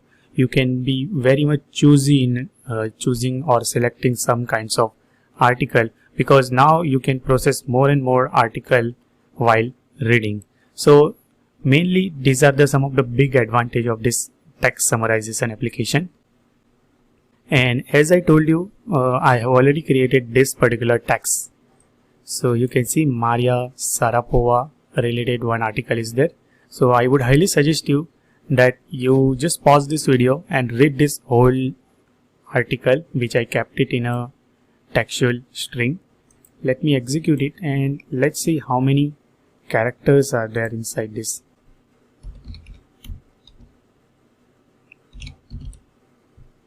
So you can see we have a 1563 characters are there inside this particular string. So instead of reading such a huge amount of text, can we just come up with some limited sets of sentences or words like 100 maybe, or maybe 200, and that will just easily summarize it. So as I told you, just pause this video and read this full article. So when we find the summarization of this particular article, you'll get to know about that how good our summarization is, because as a human you can create those summary easily as far as you can understand those article tags or any huge amount of text you are reading on. Alright, so let's proceed ahead with importing this minimum library, and then we'll see what techniques and mechanism we are going to apply to choose all those important information out of this article. So let me create few more cells. Let's import the Spacey library, and from Spacey dot lang dot en dot stopwords, we are going to import stopwords. And one more thing, from the string class we are going to import this punctuation. Alright, let me execute it. Let's load our small size model.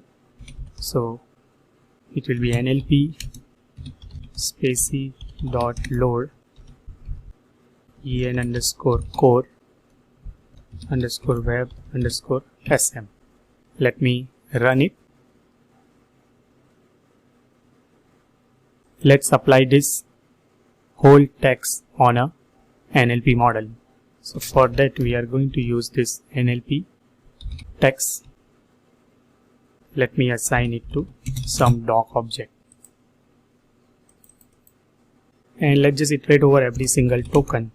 So it will be a token in doc. Let's print the token dot text, and let's just keep it as a list comprehension. So that will be nothing but tokens. Let me print tokens. Alright, so these are the tokens with which we are going to work upon. Alright, so one more thing is, if you just display this punctuation, so these are the all punctuation marks are there. Now what we are going to do, we are going to add one more punctuation, that will be /n. So new line, and let me assign it to same punctuation.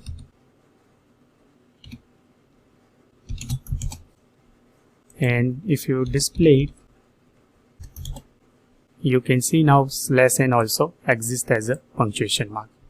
Alright, so these are some of the minimum stuff while reading your actual article, which we are going to use for the summary purpose.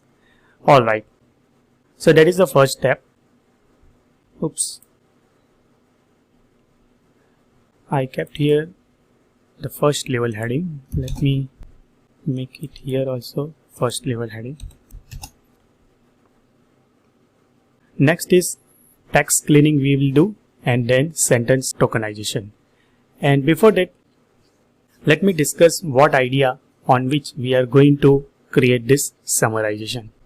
So there is a one basic technique which we can apply, like we can try to give the score of individual sentence. So we can do the sentence tokenization, and to each particular, let's say, sentence, we will give some score, and we can try to find out the highest score of first, let's say 20 or 30% of those sentence, and that will be nothing but a text summarization. But now the question is how to give those score to individual sentence.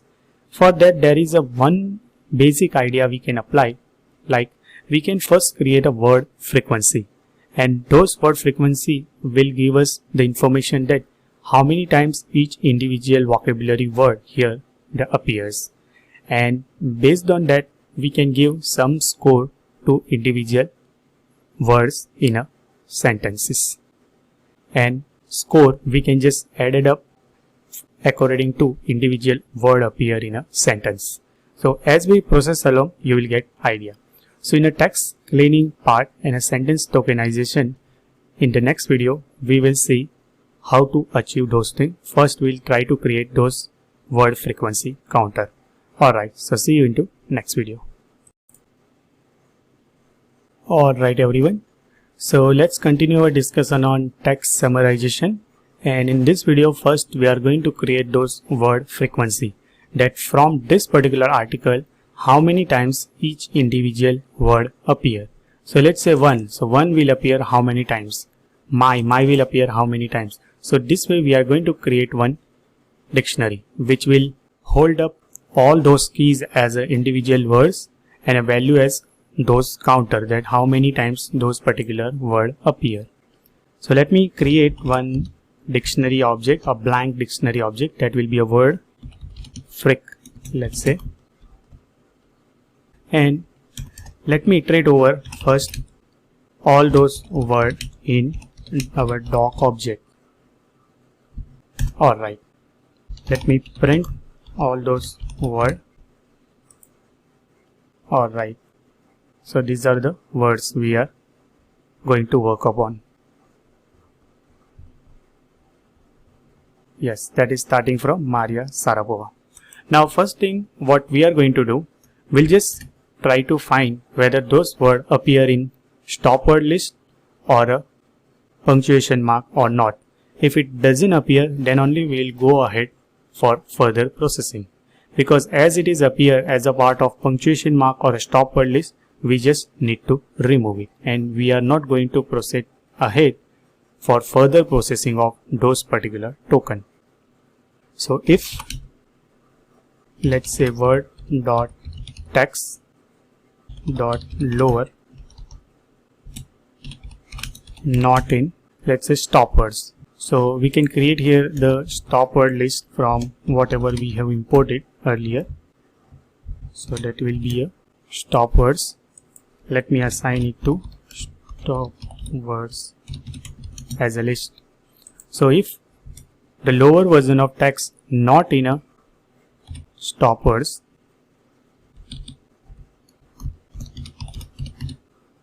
same like if word dot text dot lower not in punctuation mark, then only we'll go ahead for further processing. So if those particular word is not a part of stop words or a punctuation mark, we are going to append those word in a word frequency counter. So again we'll just try to find, let me print just the word as of now, and let's see whether it is able to remove all those stop word and a punctuation mark or not. Alright, so you can see Maria Sharapova, there is no dot, there is no comma,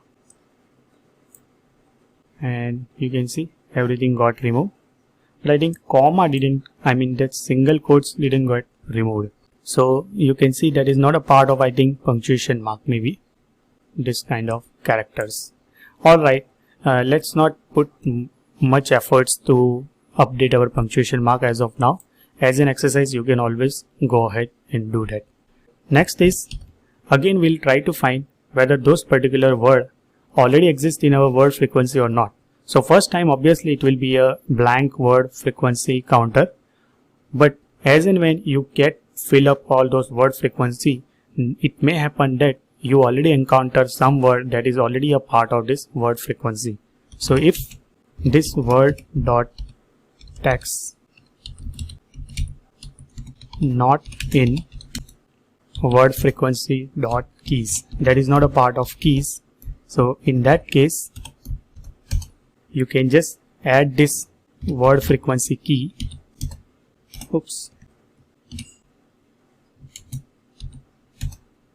word dot text is equal to 1, else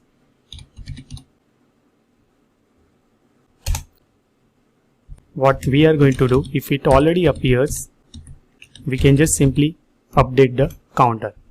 So what happens here, that suppose this Maria appears 2 times in this whole article. So the first time it encounters that is not a stop word list, that is not a punctuation mark, let's go ahead. It is not even a part of word frequency keys. So in that case, we'll just add it to the word frequency list having a key Maria, and its value will be 1. Moment the next time this Maria appears again. So again it is not a stop word, it is not a punctuation mark, but now in this case it is a part of this keys. So what happens that earlier we have already assigned this Maria is 1. Now we are going to update this counter that for keys Maria you are going to add 1 more. So now Maria become 2. And if I just execute it and let's just print this word frequency, you can see this space appears 1 time, Maria appears 1 time, Sarapova also 1 time, basically 1 times, tennis 6 time, players 6 time. Alright, so we got every single unique word exists in this article and has been assigned to some sort of counter that how many times in that particular article those words appear. Let's try to find what is the maximum values. So we can just simply grab it from max function, that is an inbuilt function of Python. So word frequency dot values, and you can see it's a 6. Let me assign it to max underscore frequency. So as the maximum frequency is 6, let's try to normalize all those score. So what we can do, we can just simply divide every single values by the 6. So let's just iterate over all those words in word frequency keys.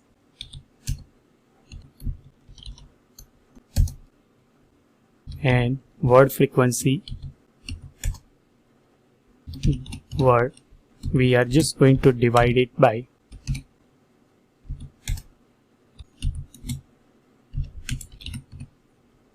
max underscore frequency. And now if you try to print word underscore frequency, all score will be normalized. So 1 become 0.166. Alright, so now we got a score for every single word, or I would say unique word appear in our article. Next thing is, this particular score we are going to apply on a individual sentence, and we are trying to find the score of each sentences. So those things we will see in a next video. Hey everyone, so next thing which we are going to do is sentence tokenization. So let me just segment all those sentences, and then we'll try to find the score of individual sentence based on this word frequency counter we have created. So let's say for sent. So this thing we have already done in this sentence segmentation video. That will be a sense and sent. So there will be a list comprehension I have created, and every single sentences I will get it as a list of sentence. So I can say like it's a send underscore, let's say tokens, and let me print send underscore tokens. Alright, so individual sentence you can see is a part of one single values. Now let's just iterate over every single sentences and we will try to provide a score for every single sentence. And for that, let's create the same way like a dictionary. So it will be a sent underscore, let's say score, and one empty dictionary. And this dictionary will hold the individual sentences as a key and its value corresponding to those sentence score. And in the next video or next processing onwards, we will try to grab all those 30% of maximum sentence score. Alright, let me execute it. And first, let's iterate over every single sentence. So for, let's say send in sentence token, we are going to iterate every single even a word. For word in sent. And let's just print all those words first of all. So these are the all words in a individual sentences. Alright, next thing is based on individual words frequency counter, we are going to give score to individual sentences. So now for each word, first of all, we will try to find whether those word appears in a dictionary or not. There is a 100% chance that it will appear because we have just grabbed this thing from the same article only. It may happen that this automated text summarization you will be built upon, let's say, million different article like for the training, and when you do such a kind of testing, you will encounter some different article. That's why this mini check we are going to do it. For our case, it is not required because we are doing training and you can say kind of testing or kind of text summarization automated way on a same article. So obviously all those words you will definitely appear in this word frequency counter. That word dot text dot lower in word frequency dot keys. If it appears inside the keys, then only we have to proceed ahead, because in that case only we have the score associated with individual word. Now let's first grab if the sentence appear in the sentence score or not. So if send in sentence score dot keys. So the first time when some sentences has not been assigned any score, those particular key definitely doesn't exist. And if those particular sentence already appears in this sentence score, it may be assigned some score, and in that case we are just going to update those score based on different words.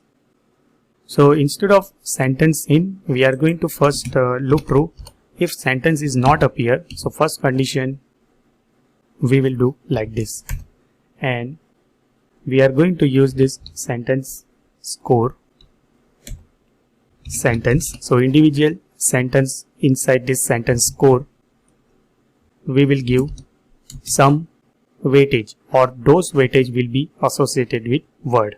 So that will be a word, and those particular words value or a score we will get it from word frequency. So from word frequency we will get those score. Let's just make it text dot lower. Alright, and suppose if it already appears inside that, we are just going to update it. So else, let me select it, let me put here plus. So if already those sentences appear in a sentence score, in that case it is just going to update those sentence score based on whatever word appear, and for that word what is the scores are associated with that. Let me run it and it will fill up this sentence score dictionary for us. Alright, so it's done. Let's try to display sentence score. Let me print it. Alright, so you can see the first ever sentence, Maria Sharapova has basically, it has a scores like 0.83333. Alright, same way like for second sentence, the score is 1.33. Now what we are going to do, we'll try to grab all the score having a maximum value. So first 30% of all the sentences having a maximum value, and those particular sentence will just combine and we will assign it as a summary of our original text article. So getting those 30% maximum scoring sentence we will see in a next video. Alright everyone, so let's try to grab first 30% of sentences which is having a maximum score out of this sentence score dictionary we have created. So for that we are going to use this from HipQ, import and largest. Let's first grab how many total sentences are there in a sentence score. I think length function will work on a dictionary also. So there will be a 24, and if you just grab 0.3 of that, that will be a 7.19. That means maximum 8 sentences we can grab it. So let's try to grab first 8 sentences. So let's use n largest. So the first argument we have to pass it n, that how many of them you want to select it. Let's just go with 8, which iterable on which you are going to do all those things. So our iterable will be sentence score. Let me make it here n is equal to 8, and based on which key you are going to do all those things. So key will be sentence score dot get. Now here we are not calling any function. Instead of that, the get function will return us those value. And let me assign it to summary. Let me print the summary. So these are the summarization of our own article. So first let's try to combine all those sentences together, and we will put it into one single bucket. So for that, word dot text for word in summary, and that will be our final underscore summary. Let me print it.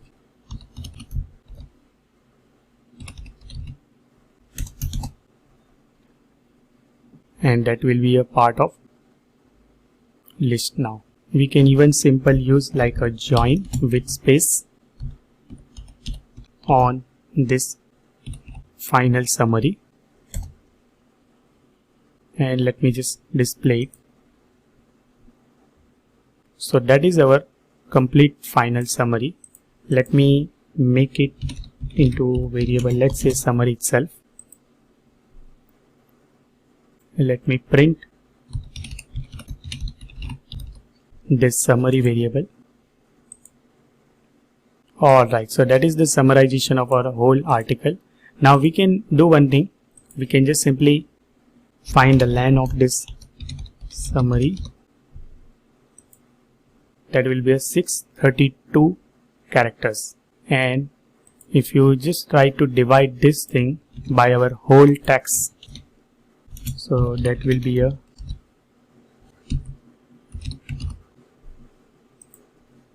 40. So almost 40% of data we have gathered as a summarization. Almost 60% of data to got reduced reading. So that is what the summary of our whole article. But this is just a very simple mechanism we have applied for automated text summarization. Alright, so that is the whole idea behind the text summarization. See you into next video. We'll see some more stuff related to natural language processing. Hey everyone, welcome back. So the next project on which we are going to work upon is a Twitter sentiment analysis. Alright, so in this particular project, we are going to fetch some tweet related to, let's say, some particular keyword search term and grab all those tweets, and we'll try to find the sentiment associated with each of those tweets. Combine the result of all those tweet sentiment, we'll try to arrive at some conclusion that overall for some particular term, how many negative reviews are there, or overall the trends are positives in terms of sentiment or not, whether it's a kind of neutral or not. So the first ever thing which we are going to do is creating a Twitter developer account. So let me go to the next tab and let's just search for developer.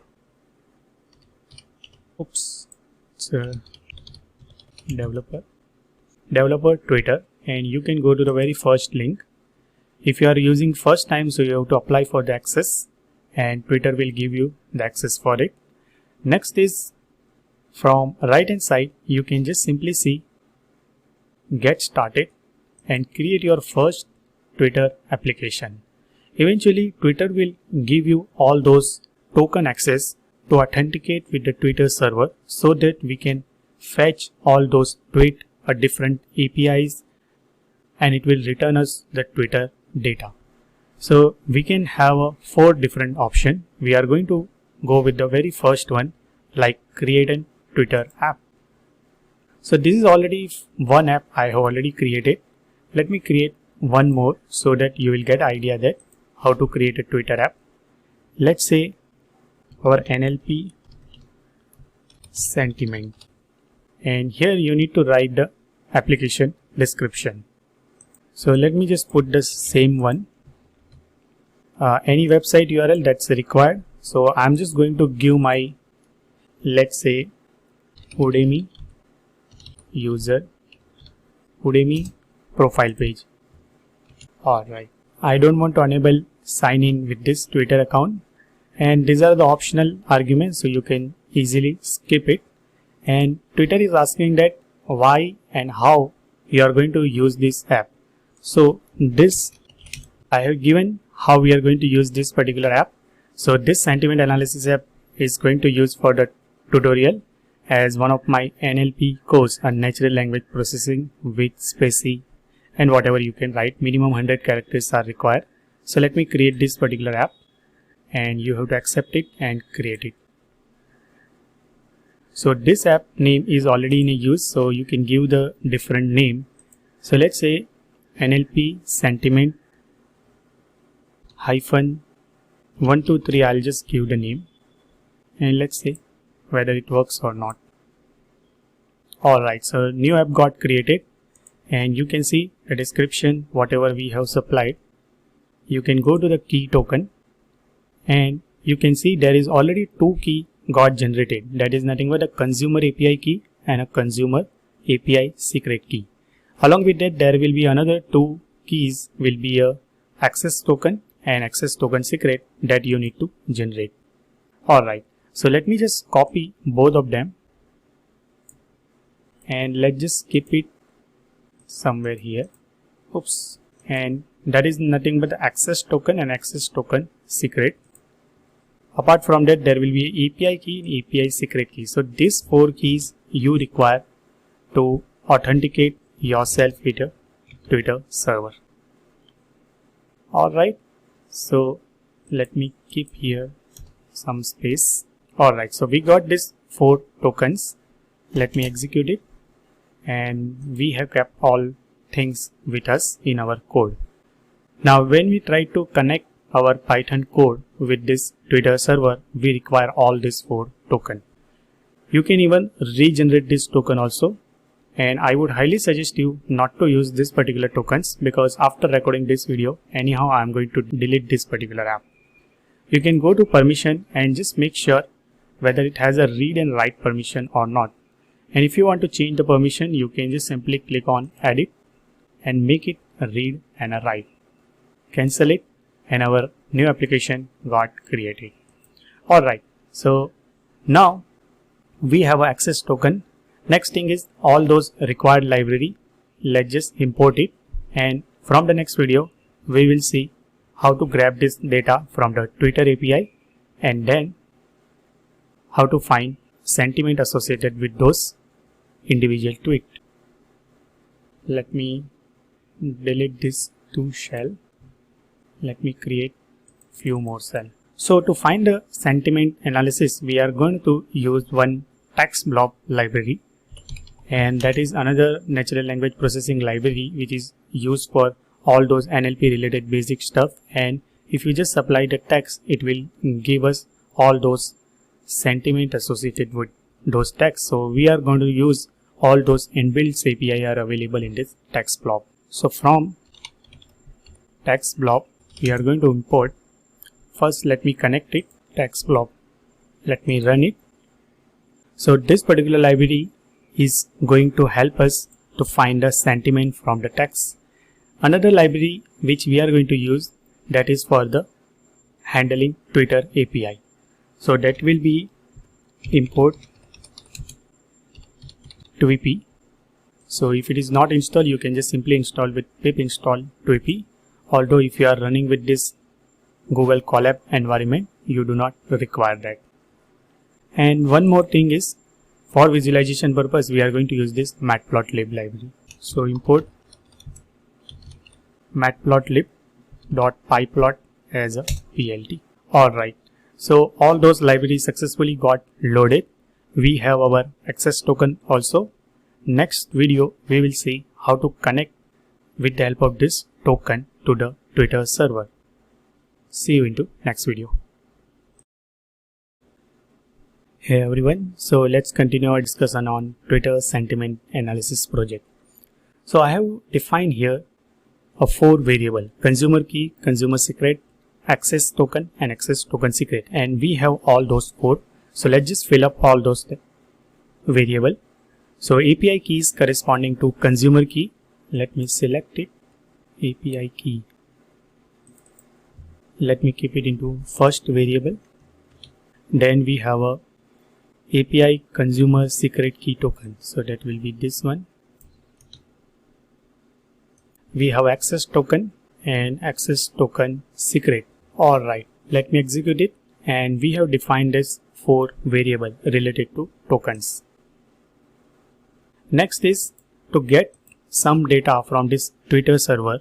With the help of this token, we have to establish or authenticate ourselves that we are the genuine user based on whatever app we have created, this NLP sentiment 1, 2, 3. So for that, we are going to use this Tweepy library, tweepy.authhandler, and just pass on consumer key and consumer secret key or consumer secret. Let me assign it to some auth. And now inside this auth object, we are going to set this access token. So that will be a set underscore access underscore token, access token and access token secret. Now once the auth object got created, we can create an API out of it.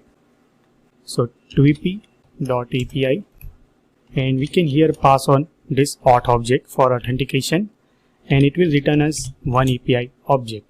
Now from this API object, we can fetch everything from the Twitter server. If you try to display what is the type of this API object, you can see it's a type of tweepy.api.api. Once the authentication is successful with this Twitter server, now let's see how we can fetch some tweets based on some keywords. So we are going to define here a 2 variable. Let's say one is search term. Let's say search term will be our money heist, and how many tweets you want to retrieve. So that will be a number of tweets. Let's say 1000 tweet we want to retrieve it. Now let's use this Tweepy API. So Tweepy dot, we are going to use this cursor, and here I can pass it for which particular API you want to make this call. So that will be API dot search for which particular keyword. So that will be a Q equal to whatever search term we have defined, and how many tweets you want to retrieve it. So for that you can use the items method, and that will be a number of tweets. Let me assign it to tweets. Let's just execute it, and if you just try to print this tweet, you can see we got the one iterator object. That means we can iterate over every single tweet and get the text out of it. So in the next video, we will see how to iterate over every single tweet and find the sentiment associated with that. See you into next video. Hey everyone, welcome back. So we have retrieved the tweets from the Twitter server. Now, before iterate over every single tweet, let's just use this text blob library and see how to use to get the sentiment out of the text. And for the illustration purpose, I have kept here a tree variable. Like I am a bad cricket player, I am a good cricket player, and I am a cricket player. So there will be one positive sentiment, one is neutral, and one is a negative. And let's see how it goes with help of this text block library. So we can use like a text block. I can pass here A. We will be applying this sentiment. So if you just execute this much part, oops, A is not defined. We have to define this ABC. Alright. So it has given us the two information, polarity and subjectivity. So here the polarity will be 0.69, but that is a negative because of this bad word. If you want to get, let's say, just the polarity, so that will be a negative number. Same way, let's do it for B variable, that will be a positive variable. So it's a 0.7, that means the positive sentiment, and the last one C, that will be a neutral. So it's a 0.0. Alright, so now we know how to get the sentiment out of the text, and we know already how to fetch this data. So let's just iterate over every single text or a tweet and supply it to this text blob to find a sentiment available in a individual tweet. So let me just make few cell here. Now from this whole Twitter sentiment, we are going to get a 4 parameter. Like out of 1000 tweet, how many of them are positive, how many of them are negative, how many of them are neutral, and what is the average polarity. So polarity is above 0, below 0 on an average. So we'll see. So I have defined here the 4 variable, positive, negative, neutral, polarity. As of now, everything is 0. For now, let me iterate over every single Twitter tweets. So that will be a tweets variable. So for each tweet in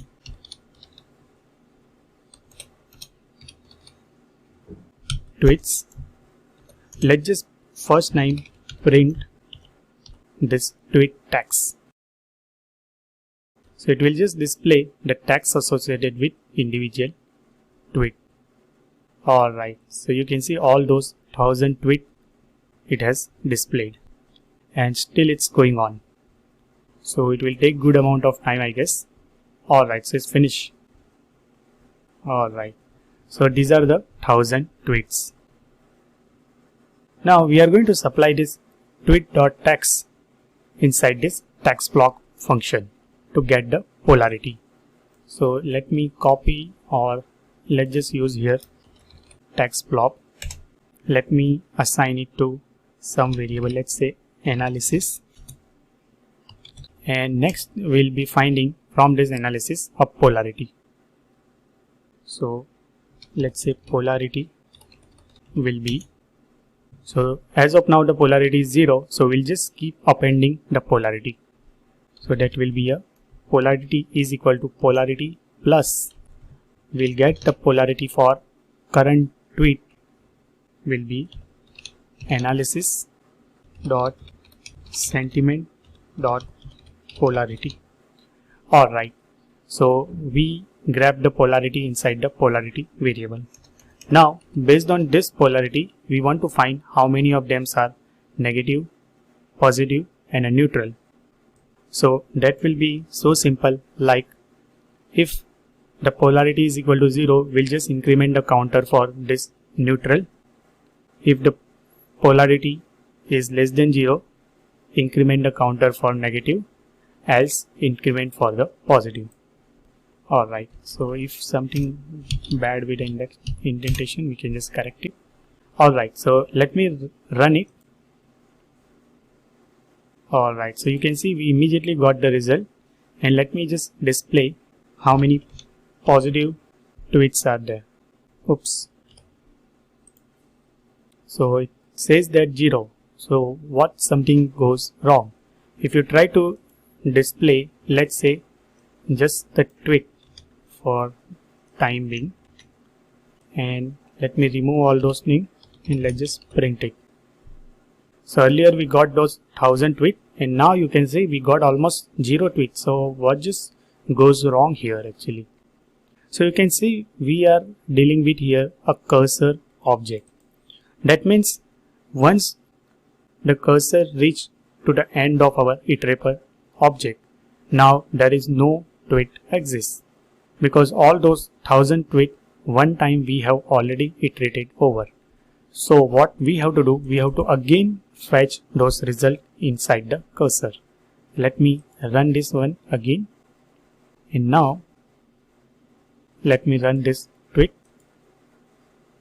Alright, so now you can see it's taking little bit more time because it is trying to get every single tweet, all those 1000 tweets, finding the polarity and find a counter for this neutral, negative and a positive. Let's just display how many positive reviews are there. So total 247 are positive reviews. How many negatives are there? 176 are negative. And how many neutrals are there? 577 are neutral. What is the polarity? So it's towards the positive or a negative. Alright, so you can see 22.08, but we have to normalize it because we have just added all those polarity based on 1000 scores. So we can just simply normalize it. And let's just define one function before then, finding the percentage. Alright, so you can see I have defined one percentage function which is just going to find the percentage between your numerator and a denominator. So here we are just passing the positive total number of reviews out of whole total number of tweets which we have retrieved. Same for positive, negative and a neutral. And same way for polarity also we are just going to divide by total number of tweets. Oops. We have to define this function first and then call this function for all 4 variables. Now let's just format the result. Alright. So now if you just display this positive, you can see positive is 24.70. That means it is divided by 1000. Same way you will get the result for the remaining 3 also. Now let's try to display our overall summary of the result. So here what we have done for reaction of people for some particular search term by analyzing total number of tweets. So I have just used the print statement and displayed whether polarity is 0 or not. So if polarity is 0, we are just going to display is neutral. Otherwise it will be a negative and positive respectively based on polarity is negative or a positive. Let's just run it. Alright, so the reaction of people on monkey hist by analyzing 1000 tweets, it's a positive reviews. Alright, Now let's try to display this result in some sort of pie chart format.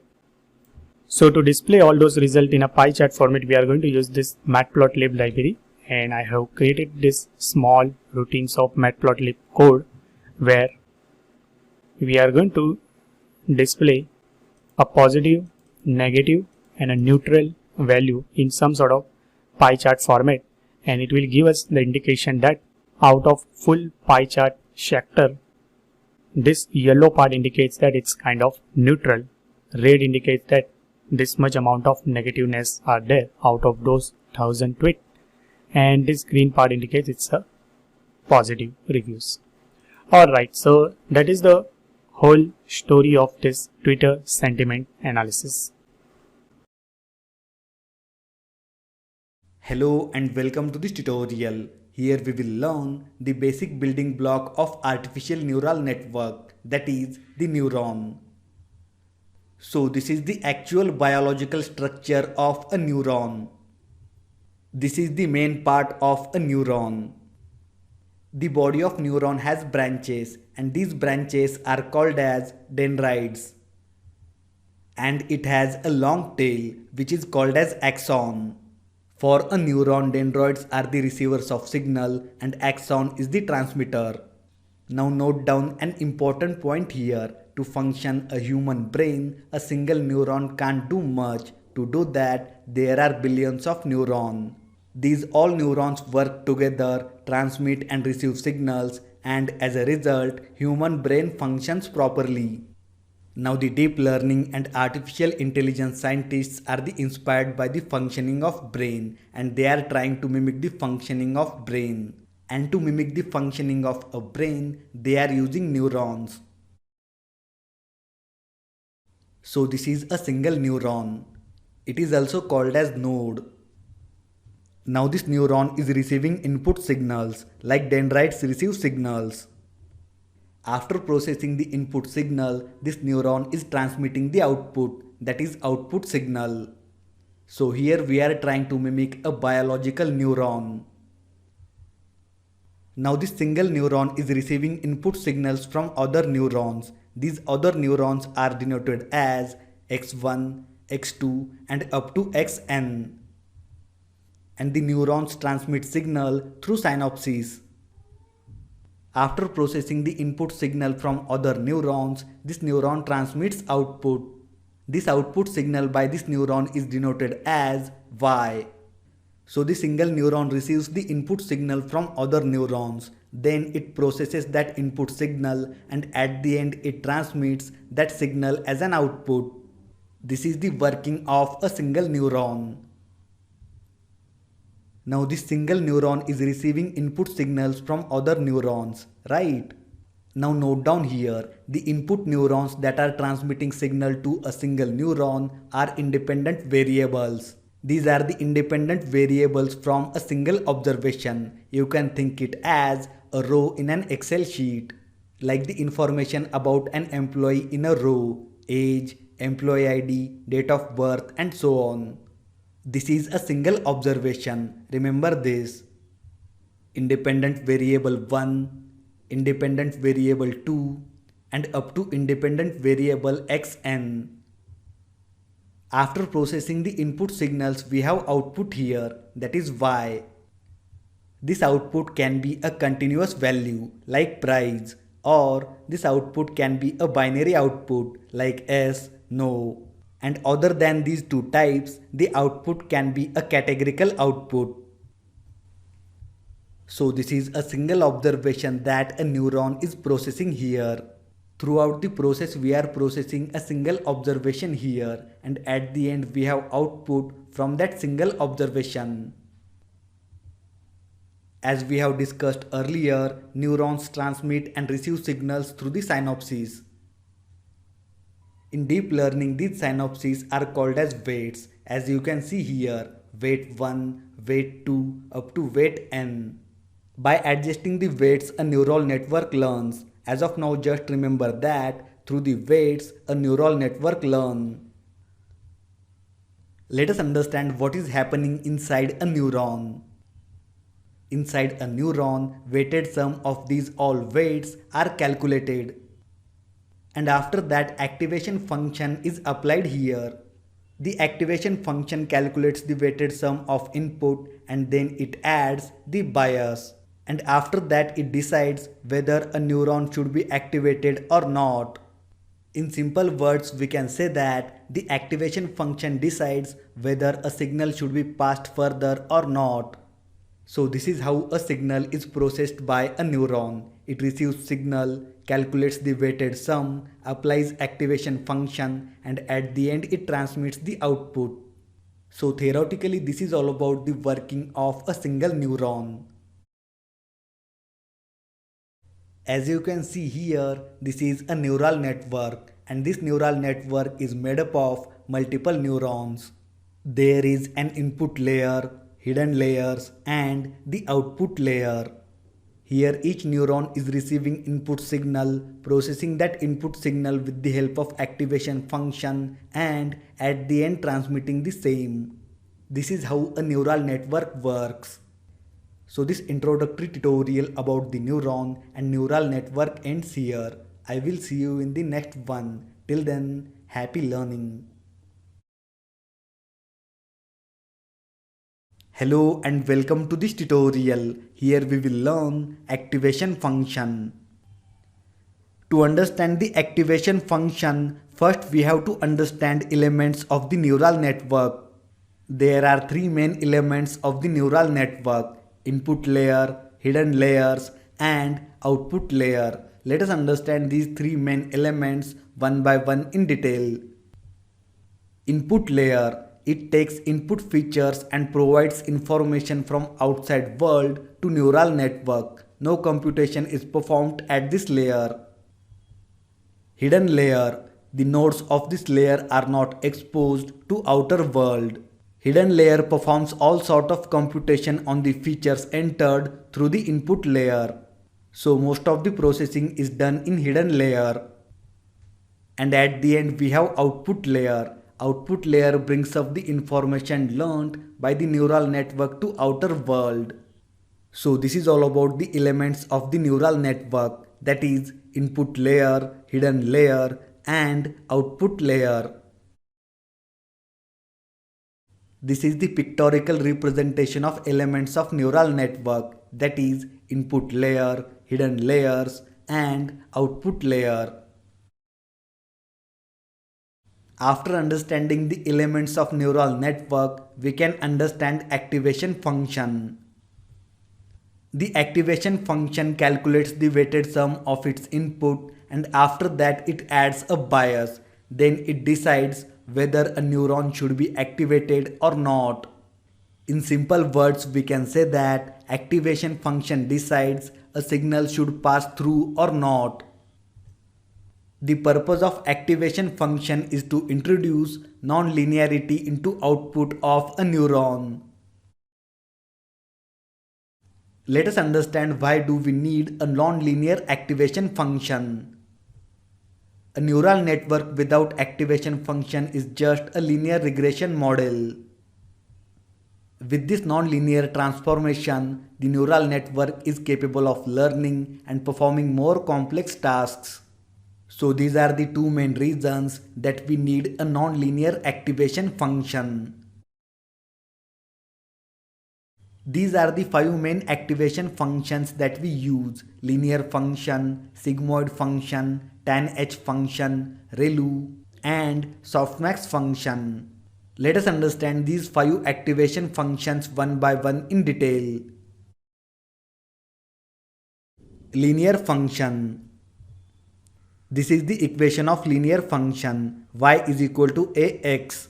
Y is dependent variable here, x is independent variable, and a is a constant.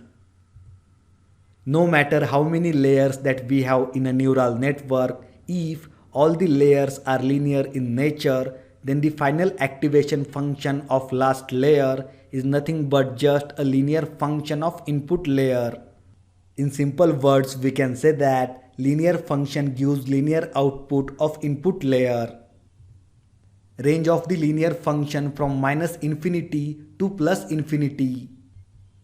We can use linear function at just one place, that is the output layer. If we differentiate a linear function to bring non-linearity, then the result will no more dependent on input x, and that function will become a constant. It won't introduce any groundbreaking behavior to our algorithm. So this is all about the linear function. The sigmoid activation function. As you can see here, this is the graphical representation of sigmoid function. This is the equation of sigmoid function. A is equal to 1 divided by 1 plus e raised to minus x. Nature of this activation function is non-linear. The range of this function is from 0 to 1. We can use a sigmoid function in the output layer of a binary classification. So this is all about the sigmoid activation function. The third activation function that we use is tanh function. Most of the times tanh function works better than the sigmoid function. It is also known as tangent hyperbolic function. Mathematically, this function is a shifted version of sigmoid function. Both functions are the similar functions and we can derive these two functions from each other.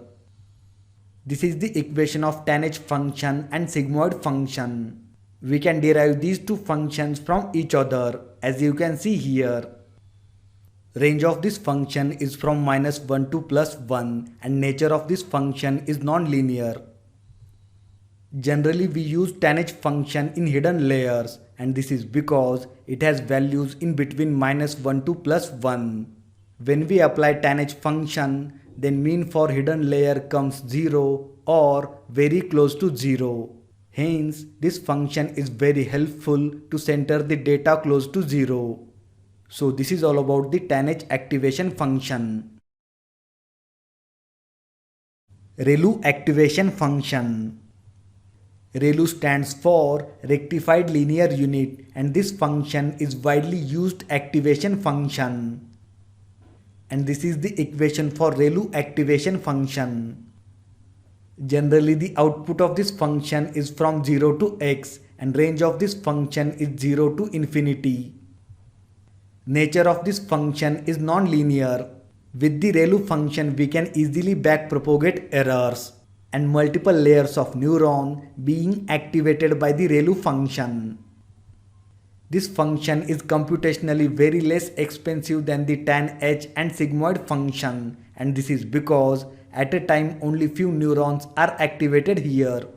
So theoretically this is all about the ReLU activation function. The softmax function. The softmax function is also a type of sigmoid function, but it is handy when we are dealing with the classification problems. Nature of this function is non-linear. We use this activation function in the case of multiple class scenario. The softmax function is ideally used in output layer of the classifier, where we are trying to attain the probabilities to define the class of each input. So theoretically this is all about the softmax activation function.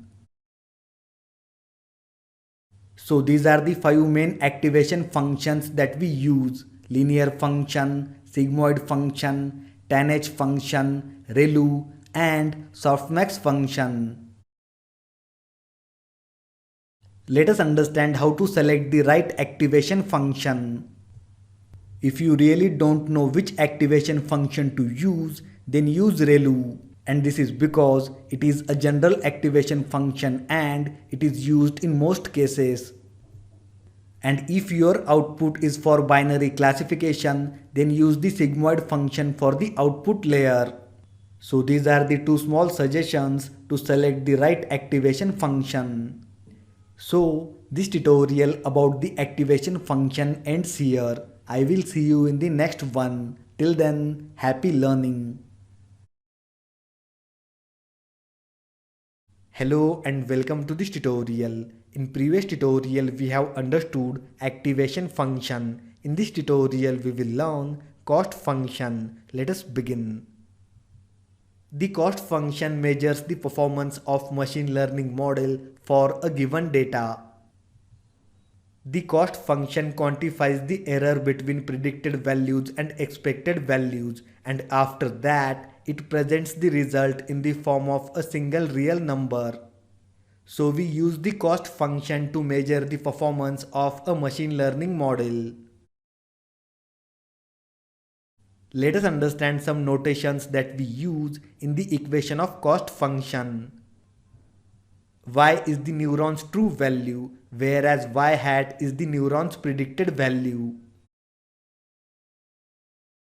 This is the equation of quadratic cost function. C is equal to summation of y minus y hat square, and this is divided by n.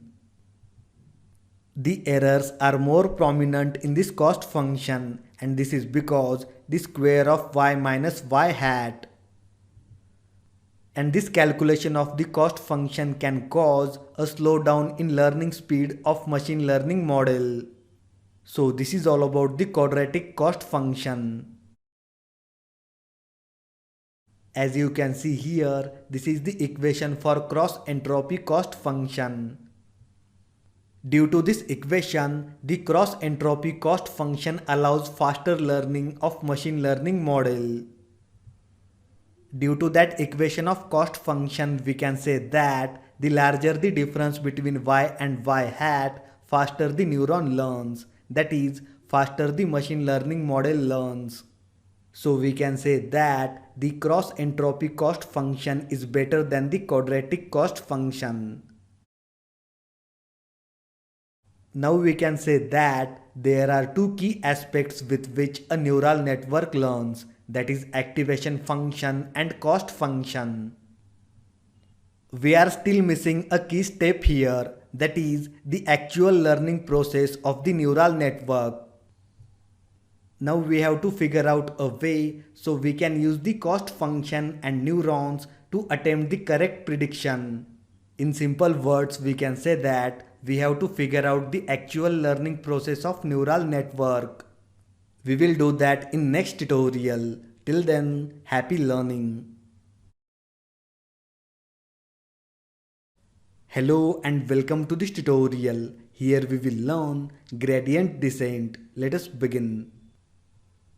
Till now we have understood there are two key aspects with which a neural network learns, and these are activation function and cost function.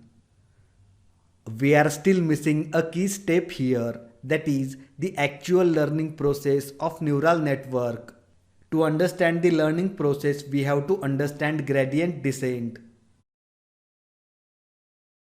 The gradient descent is an optimization algorithm that is used for minimizing the cost function. Minimizing the cost function means we are minimizing the error.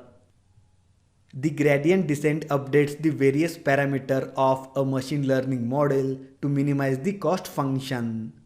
Let us understand how the gradient descent works and minimize the cost function. As you can see here in this diagram, on the x-axis we have weights and on the y-axis we have cost function. And we are considering this in only one dimension. So here we have taken a random value of cost function. Now we have to minimize that cost function, and to do that we have to apply the gradient. Applying the gradient means we have to take the derivative of that value here. The gradient descent is applied here to minimize the cost function. After applying the gradient, cost function is minimizing now. And at the end of this process we will get an optimized cost function. So this is the pictorial representation of gradient descent in one dimension.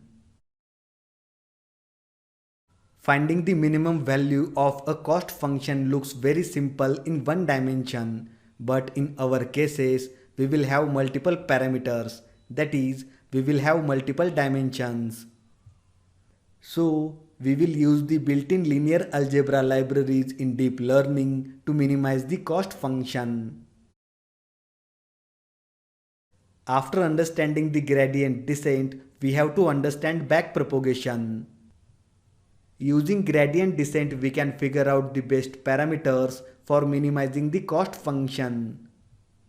Now the question arises that how can we adjust the optimal parameters or weights across the entire network? And to do that, we use backpropagation. Backpropagation is used to calculate the error contribution of each neuron after a batch of data is processed. Backpropagation calculates the error at output, and after that, it distributes that output back throughout the network layers. To do that, it requires a known desired output for each input value. So this is how backpropagation works. As you can see here, this is the pictorial representation of forward propagation. In this process, error contribution of each neuron as well as error at output is calculated. And in backpropagation, these calculated errors are distributed throughout the network. The process of forward propagation and backward propagation is done multiple times, and at the end we get optimized value of cost function. So this tutorial about the gradient descent and backpropagation ends here. I will see you in the next one. Till then, happy learning. Hello everyone and welcome back.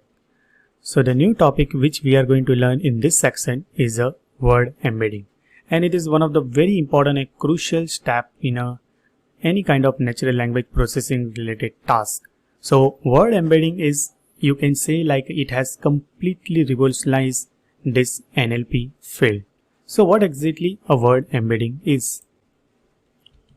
Let's say if you give two strings to the computer and if you tell computer to match character by character, computer can easily do it, and computer can do it very much at a faster rate. But suppose if you are searching for, let's say, Messi on a Google web search, and you will get the results related to football also, you will get the results related to Ronaldo also. So why such things happen? As a human, we know that this Messi is related to football, this Ronaldo is related to football, and these three terms are like an interconnected.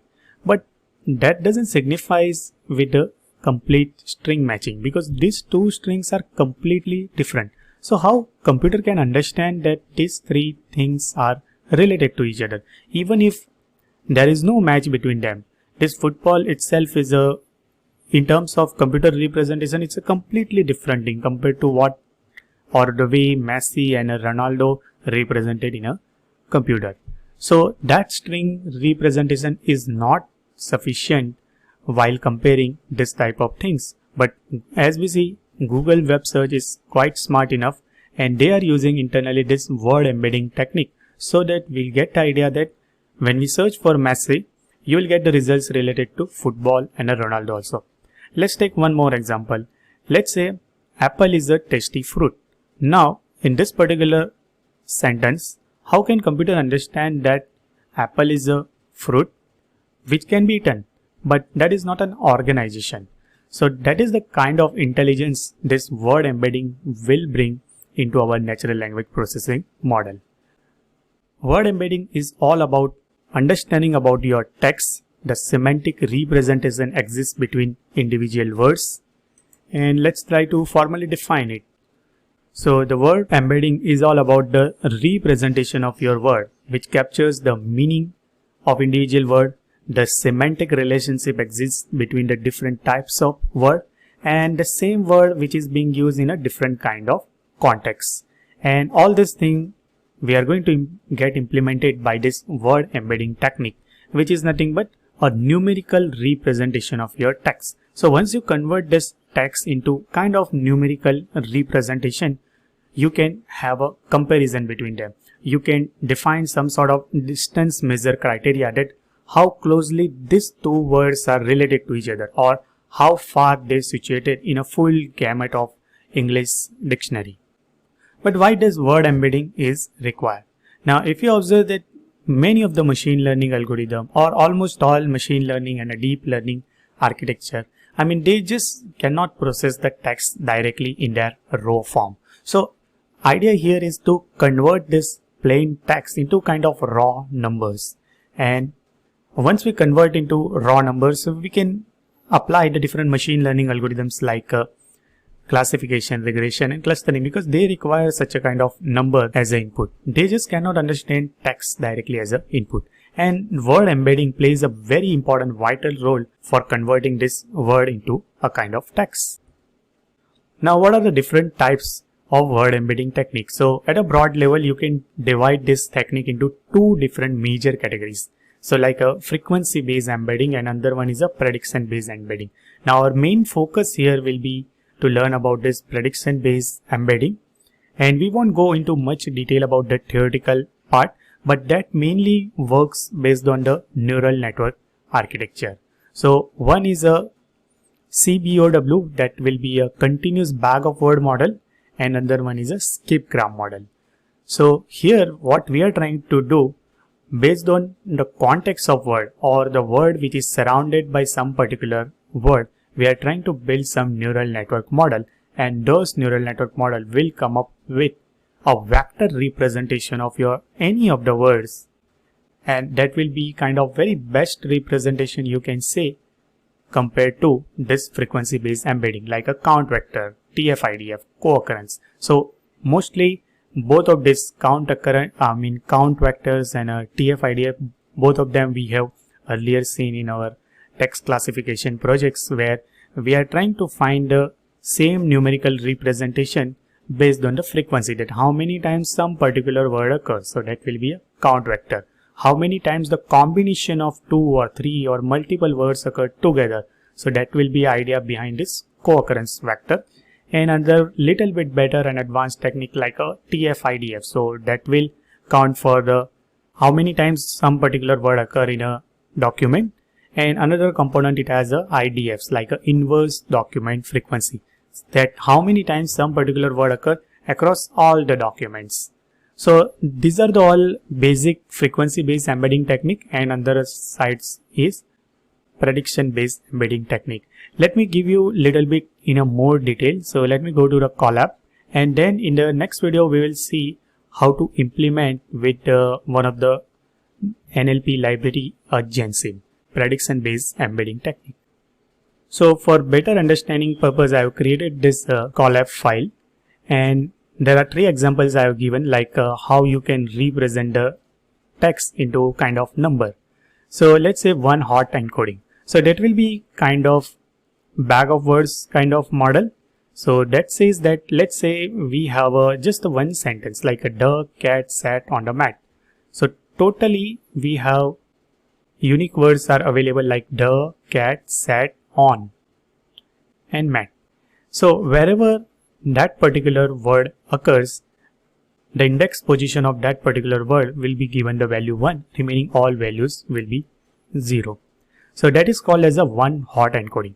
Now for the word the vector will be 0, 0, 0, 0, 1, because at this particular the only occupies 1, remaining all values will be 0.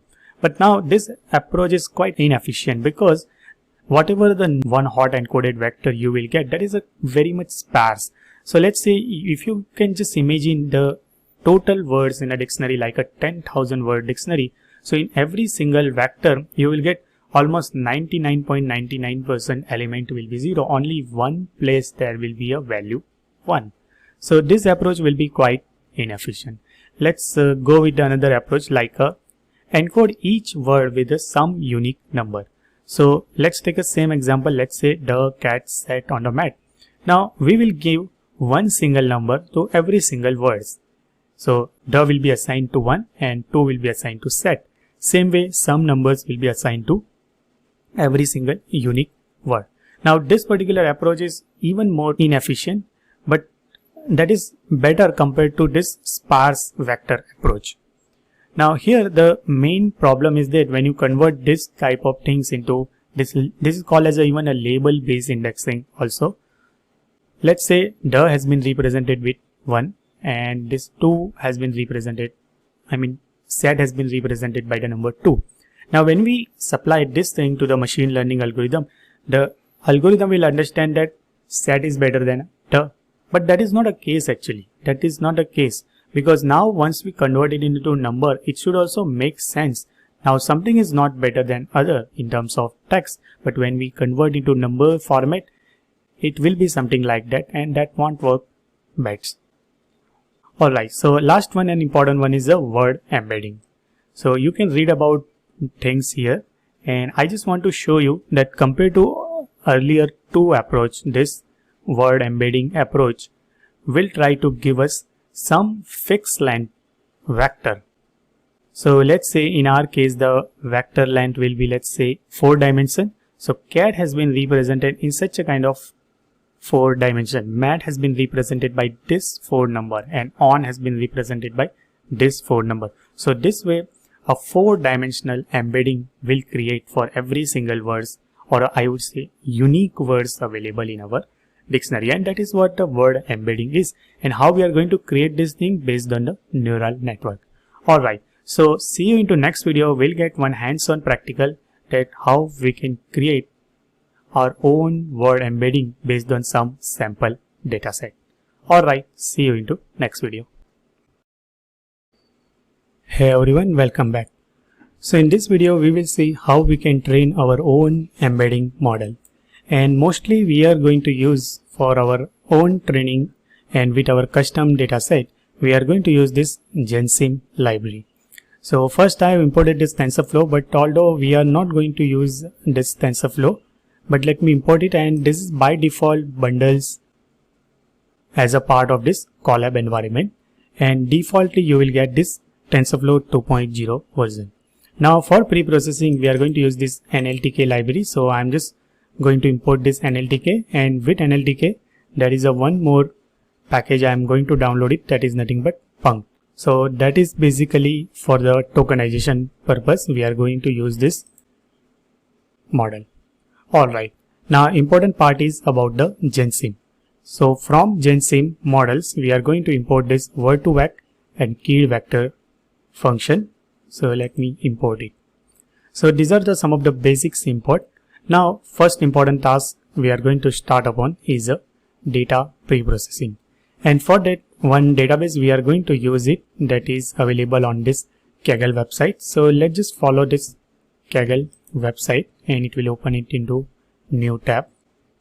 Now to get any dataset inside the Kaggle you need account. Before that you just cannot download it. So we are going to use this world news dataset on Reddit from 2008 to today. So there is a huge amount of datasets are available for our word embedding training model, and that will be close to around 78 MB. So our first task is to get this particular dataset inside the Colab environment. Alright, and to get it inside the Colab file we are going to use this Kaggle API, and that is with the help of this Kaggle package module. So let me import this Kaggle package module with this pip package manager, and till this installation will complete, first is we have to grab the token. So you can go to your account, my account, and just scroll down and you will be able to see you will get this API key. So just create new API token just to download this dataset into our Colab environment, and I'm just going to save it. Let me save it to the download folder. Alright, now next thing is we are going to create one .kaggle directory, and our kaggle.json file we are just going to copy it into this .kaggle directory. But before that, from our local environment we have to upload it. So upload, go to download, and our kaggle.json file is available. Now if you open this kaggle.json file, there is only username they have given, and apart from username there is a one API key. Alright, so let's just copy it now, and after copying let's just disable this particular API key. So we are just changing the permission. Let me collapse it, and now we are going to download this particular dataset, a world news on Reddit. So let me go back. Yes, So if you click on download, you will be able to download in your local machine also if you want to train this whole model on a local machine. And if you want to download on a Kaggle directly into Colab environment, you can use this command Kaggle dataset download. So it is close to around 78 MB and it will take little time to get it download. Alright, so data got downloaded. We can even see whether data is available here. Yes, data is available. World news on reddit.zip file. Now let's just unzip it and we will keep it inside this contain world news on Reddit folder. Let me refresh it. So let's go to contain, and inside the contain you can see the file got unzipped into .csv file format. Now next is we are going to read this .csv file into a data frame object. For reading we are going to use this pandas library. Let's display first few records. Alright, so it's a Redis dataset they have given us, and mainly we are going to use this title column for our word embedding model. How many total number of records are available? We can grab it from shape. So we have a 5,09,236 records are available. That's quite good enough, and this is the only column which contains all those title. So we'll just grab this title column into another variable news underscore title. Alright, if you just try to display, let's say first few records only we will try to display. So scores killed in a Pakistan class. Yeah, so this is the first record. Now we are going to first tokenize this one. So for tokenization, just like earlier, also we use this NLTK library. So from NLTK .word underscore tokenization we are going to do, and it will do the tokenization on every single record. So we'll get another vector like new underscore vac. Now it has a good amount of data sets are available, so it will take a little bit amount of time. Alright, so now you can see tokenization finished.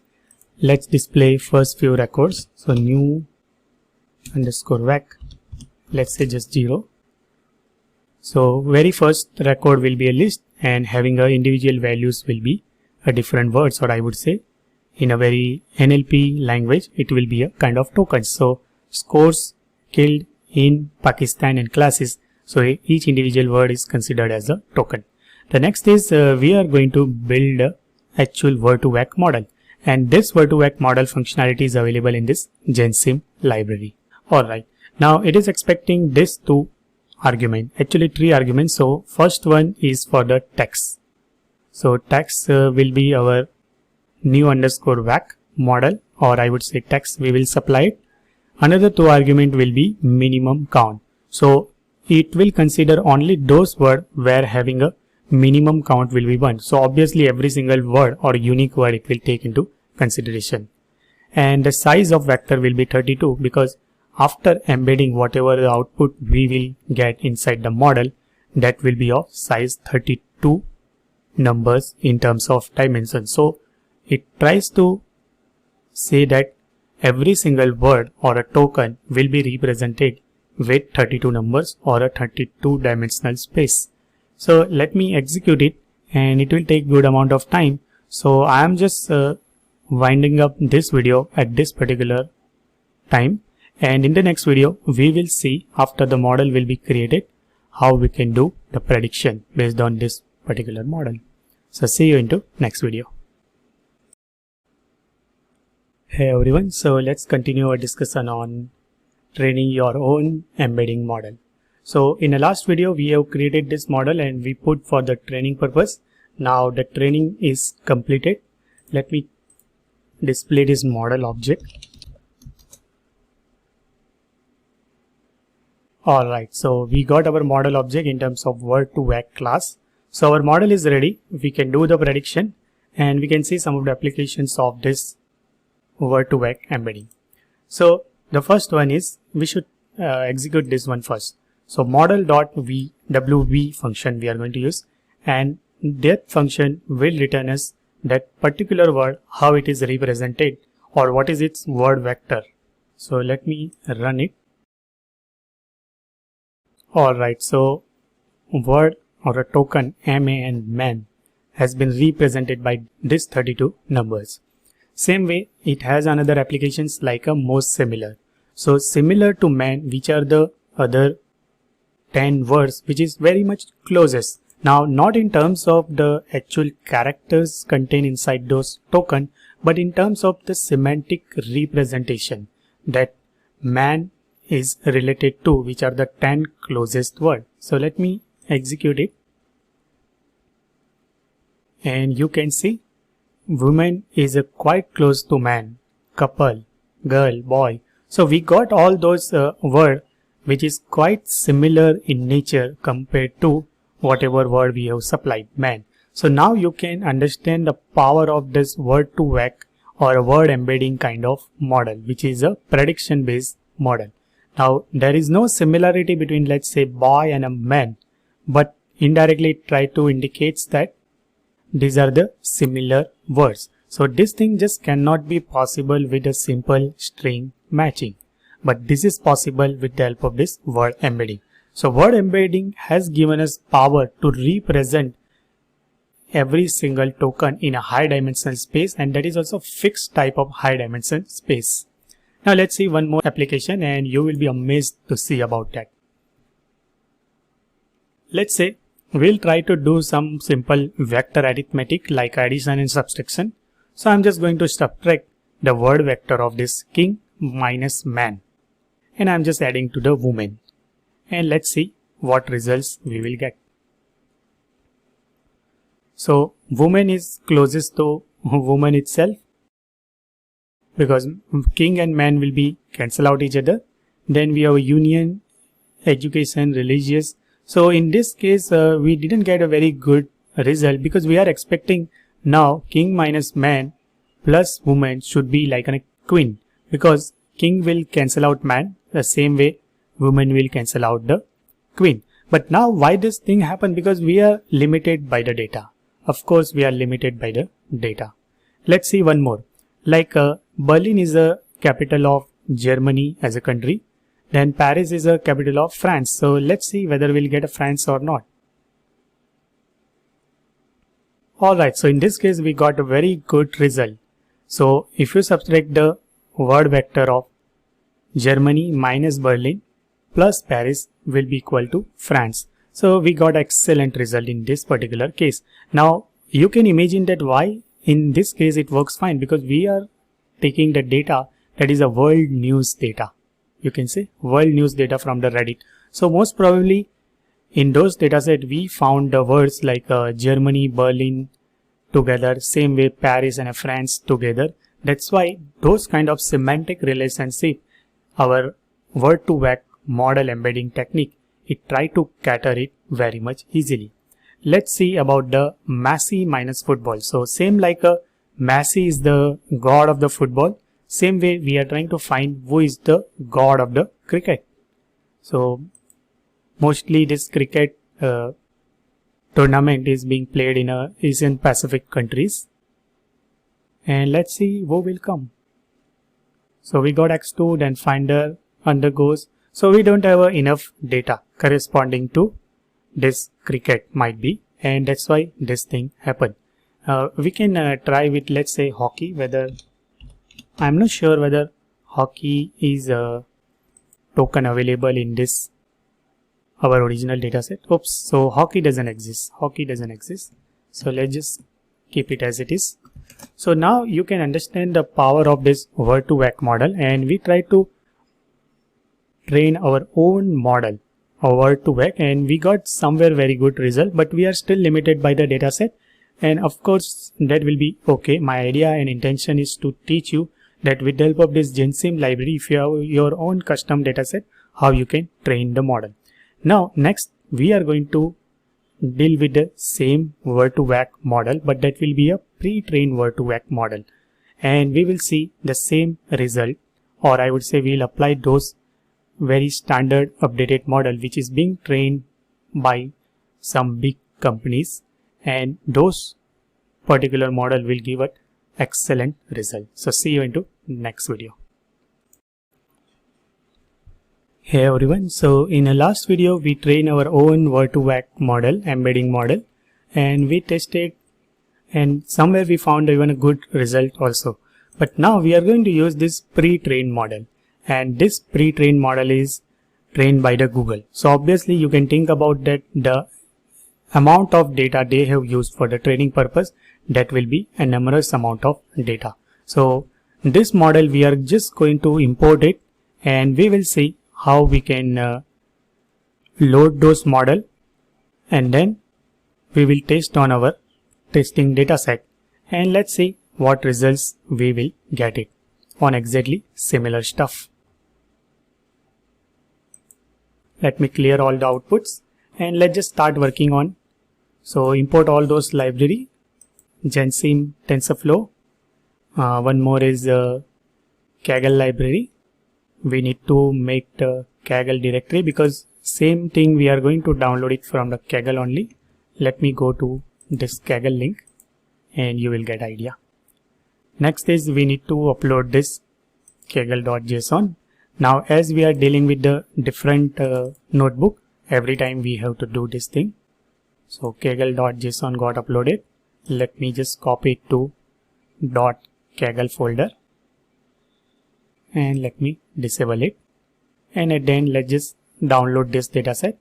Now it's a little bigger model, almost around 3 GB, so it will take a little bit amount of time. So I'm just fast forwarding my video till this download will complete. Alright, so you can see model is successfully downloaded and it's almost around 3 GB, so it took little time. Next is we need to unzip this model. Now unzipping definitely is going to take good amount of time. So unzipping the file. We can even go to this content. Let me go one step up, and inside the content start extracting all those things. This particular bin file we have downloaded, or zip file we have downloaded, we are extracting into this bin file. Let me collapse it. Alright, so now you can see model is completely unzipped and it is available, I think, in a multiple file formats, bin.gz, and again it will be a bin. So it's a quite big model. Next is we need to load this model, and for that we are going to use this keyed vector. We are limited to 1 lakhs vector only we are going to load it, otherwise it will be too much heavy. So let's just load full model inside our model variable, and we are not doing any kind of model building, we are just loading the existing pre-trained model, and that is being pre-trained by the Google organization, and that is Google News. Based on the news data available with them, and they train this model. Alright, let's go with the man. So let me execute it, and it will give us the vector representation of man. Now you can see the size of this vector is much bigger. If you try to find, let's say, length function, earlier case we had just a 32 dimension, but this Google pre-trained model, that is a 300 dimension vector. So every single token in this case will be represented by 300 different numbers. Now let's try to find this same thing like a most similar with this pre-trained model, and we'll try to compare what results we'll get. So in this case also we got the woman, but the boy is first one compared to earlier we had a couple, girls, and then boy. So a little better, I think. Man is related to woman, and then boy, then teenager, girl. That's okay, but good results we have got. But the real test will come when we test on this king minus man plus women. So that is a vector arithmetic, and we got the king. So first one we got the king, but then we have a queen. So that's a quite impressive and quite good results we got. So as the king is to man, woman is to queen. Let's try with the Germany capital Berlin. So Paris is the capital of France. And we got, yes, France. So in earlier case also we got a France. So for this model also it works fine. But this particular case we got a very good, quite impressive results. Let me go with the last one, Messi, football and cricket. Now we have a good amount of data. So obviously first one we got a Messi because this particular vector is quite close to Messi. But the second one you have to consider is like a Sehwag. So Sehwag, Tendulkar, Dravid, Dhoni, they are the like a king, or I would say the god of this cricket tournament or cricket sport. Same way like a Messi in case of football, Tendulkar, Sehwag in case of cricket. So those of you who don't know about the cricket, I'm just giving the idea that these two guys are the god of the cricket sports.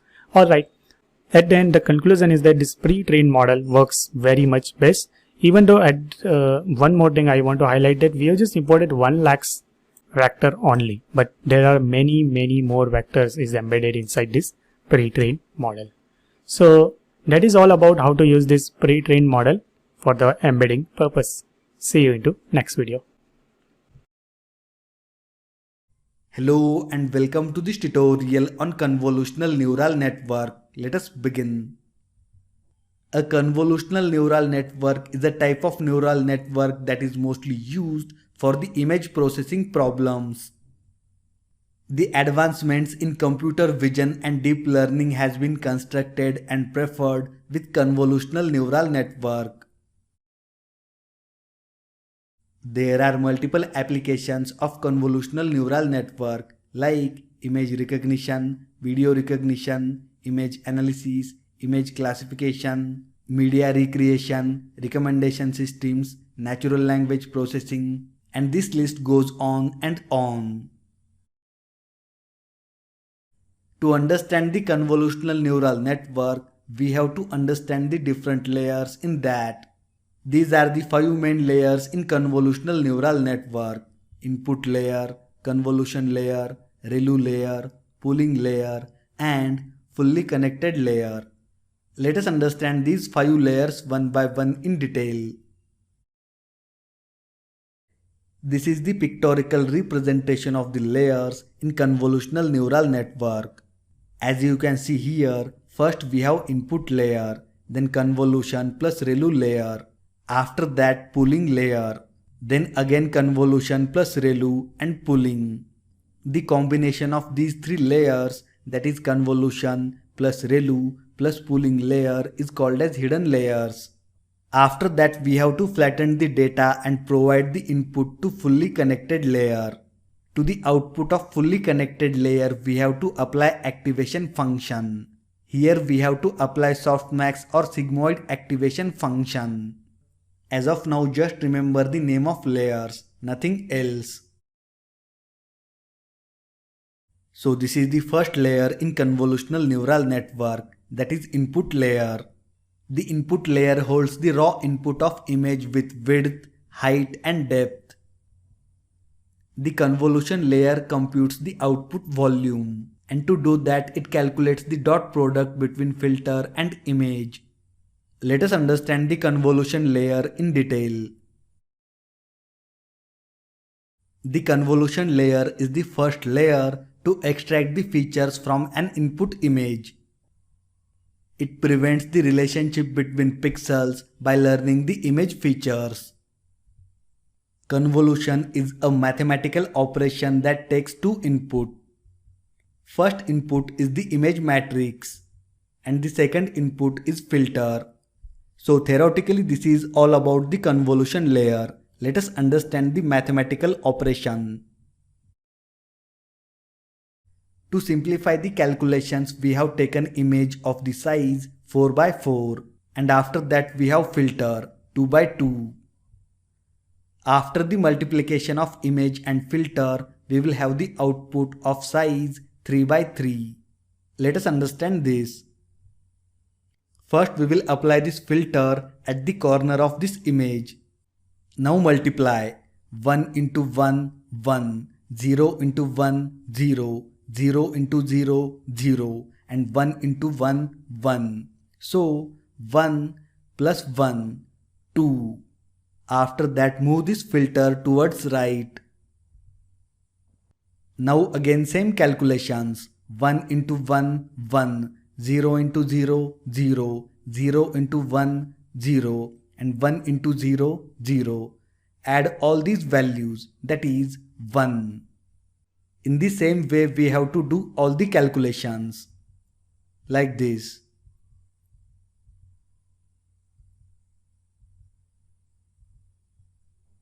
And at the end we will have the output of size 3 by 3. So this is how the convolution layer works. If the input image is a squared size image and input length is n, kernel length is k, then output length of that image is n minus k plus 1. And if the input image is not the squared size image, then output height of that image is equal to input height minus kernel height plus 1. And output width is equal to input width minus kernel width plus 1. Till now in this tutorial we have understood two CNN layers, that is input layer and convolution layer. We will understand remaining three layers in next tutorial. Till then, happy learning. Hello and welcome to this tutorial. In previous tutorial we have understood input layer and convolution layer. In this tutorial we will understand remaining layers in convolutional neural network. Let us begin. Third layer is ReLU layer. ReLU stands for rectified linear unit. It is widely used activation function. This is the mathematical equation for ReLU activation function. Output of this layer is positive and value ranges from 0 to infinity. Nature of this activation function ReLU is non-linear. We can easily backpropagate errors and multiple layers of neurons being activated by the ReLU function. The ReLU activation function is computationally less expensive than the other activation functions. And this is because at a time only few neurons are activated. To add non-linearity to our model, we use this layer. Pooling layer. The pooling layer is responsible for reducing the spital size of convolved features. We add pooling layer to decrease the computational power that is required to process the data. The pooling layer is useful for extracting the dominant features which are rotational and positional invariant, so we can train the model efficiently. In simple words, we can say that we add pooling layer to reduce the size of images. There are two types of pooling, max pooling and average pooling. Max pooling returns the maximum value from a portion of image that is covered by kernel. And the average pooling returns the average of all the values from a portion of image that is covered by a kernel. Let us understand the mathematical calculation of max pooling and average pooling. First we will understand max pooling. In max pooling we select the maximum value. Here in this section 20 is the maximum value. Here 30. Here in this section maximum value is 112. And here in this last section the maximum value is 37. Let us understand average pooling. 13 is the average of these four values. Similarly, 8 is the average of these four values. 79 is the average of these four values. And 20 is the average of these four values. So this is how max pooling and average pooling calculated. Let us understand the fully connected layer. In fully connected layer, we pass the output of pooling layer. So input of the fully connected layer is the output of pooling layer. And after the input layer, there are multiple layers in fully connected layer, and these multiple layers are the hidden layers. And at the end we get output from that fully connected layer. You can think this fully connected layer is artificial neural network. So finally, this is the complete architecture of convolutional neural network. First we have to provide the input. Then we have to add convolution and ReLU layer, and after that we have to add pooling layer. There can be multiple pairs of convolution plus ReLU and pooling layers. After that there is fully connected layer. We will get our output at the end of fully connected layers. So this tutorial about the convolutional neural network ends here. I will see you in the next one. Till then, happy learning. Hey everyone, so next project which we are going to work upon is a spam detection. Now earlier also we used this spam detection but we were applying mostly on those machine learning related models, but in this video we are going to apply whatever we have learned in this particular section, a convolution neural network. So for detecting the spam messages we are going to use this convolution neural network, and all those functionality of this CNN has been implemented inside this TensorFlow and a Keras library. So let me import all those necessary stuff first. So TensorFlow is by default bundled with this Colab environment, so you do not require any kind of installation. Apart from that, from sklearn library, some train and test split. These are some of the default pre-processing library like NumPy, Pandas, and for visualization Matplotlib library. The new thing here is about TensorFlow and Keras. So for pre-processing, from the TensorFlow Keras module, we are going to import this one tokenizer and another one is a padding sequence. I will tell you what is the use of that. Next, to build the layer, we are going to import this dense layer, input layer, embedding, global max pooling, and just max pooling and a convolution 1D layer. At the end, it will be a just model. So let me import all those necessary stuff. So we are going to deal with this spam.csv file. So let me import it from my local machine. Go to desktop. So I have a spam.csv file. Alright, so it is successfully uploaded. So next thing is we need to read this file. So let me execute it. Just pay attention that I am using here the encoding ISO 88591. Otherwise you will get some error while reading this file because of some weird character exists. So this type of encoding only can understand those characters. Let me display first few records of this data frame.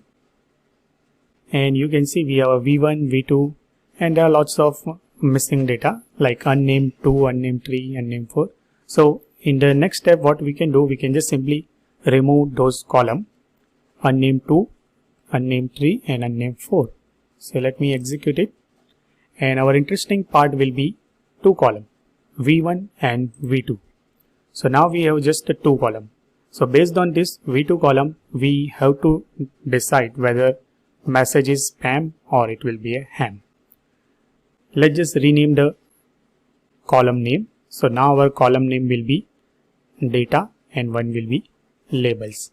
So if you observe now, it will be a data and it will be a column. Now let's first do all those pre-processing required for the labels dataset. So here the output values will be written in terms of, let's say, objects, or it will be in a form of text, but we are going to apply neural network model on the top of it. So we have to convert this ham and spam into kind of numbers. So we are using here the label encoder, and to convert every single ham into 0 and a spam into 1, I have created here a small dictionary object. And with the help of this map function on just label column, we are going to apply it. And you can see if I try to display, let's say, y, I got only 0, 0, 0 1. So first will be ham, so ham will be converted to 0 and spam will be mapped to 1. Next thing is we are going to split this dataset into two different buckets just like earlier, xtrain, xtest, ytrain and ytest. So that will be a training dataset and a testing dataset, and this particular function we have used from the scikit-learn library which we have imported here. So sklearn model selection part. Now things will be a little different compared to whatever machine learning algorithm earlier we have applied. First thing is that we have a data available in a text format. So we need to apply some sort of embedding technique before start applying those embedding model. So here we are going to use a very simple bag of words kind of model. So every single unique character will be given one index position in a complete vocabulary. So what we will do, let me create few cells and let me define this thing one by one.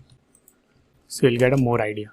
So here I am going to create one tokenizer object, and I have just passed the number of words will be maximum vocabulary size. Let's say if I try to display tokenizer, it will be a kind of tokenizer class. Next thing is we need to fit our input training data set into a tokenizer. So let me copy it and put it here. So step by step you will get idea that what we are doing. Now once we fit our training data set, we need to transform our text into kind of sequences, and those conversion from text to sequences we are going to do on a both training data set and a testing data set. So let me copy this one and put it into another cell. Alright, now let me display first few records of training. Let me do it just the first record, and you can see just the set of numbers only. So the very first record in this xtrain, let me display even xtrain also. So that will be xtrain 0. Go until jargon, whatever it will be, that got represented by this particular number. Now if you try to do len on the top of it, it will be a 28. Now same thing, let's say if you try for the next record which is having index 1, so it is a 32. So every single record has a variable length sequence. Alright, so till now we have converted our text data into kind of sequence. Next, let's try to find those vocabulary. Then we will see about those padding. So vocabulary, let me do this much stuff, or we can even execute this one. So total number of unique tokens throughout this whole our data set will be 7252, and from the tokenizer class we got this information. So we have a total unique tokens in our whole model will be 7252. Next thing is we need to create one big matrix which we can pass on to our neural network model for doing embedding stuff, and then we will do for the convolution neural network. So we have to do for the pad sequence. Now why do we need to padding this sequence? Because here we have a 28. Now in the second record we have a 32 numbers. So neural network accept the fixed length input. So in that case we need to define one fixed length input, and we need to pad 0 into it. So let me run it, and we have used here pad underscore sequences. Now if you just try to find the very first record, let's say data underscore train, you can see there are lots of 0 got padded, and then 1231 got started. Now if you just compare with this one, or I have to print it again, this sequence underscore train dot 0, and you can see we have a 1231 44 12, and you can see from here 1231 44 12. So remaining all value it has kept like a 0. Now if you try to find the length of this particular individual sequence, it will be a 189. So every single record now has been represented with 189 numbers.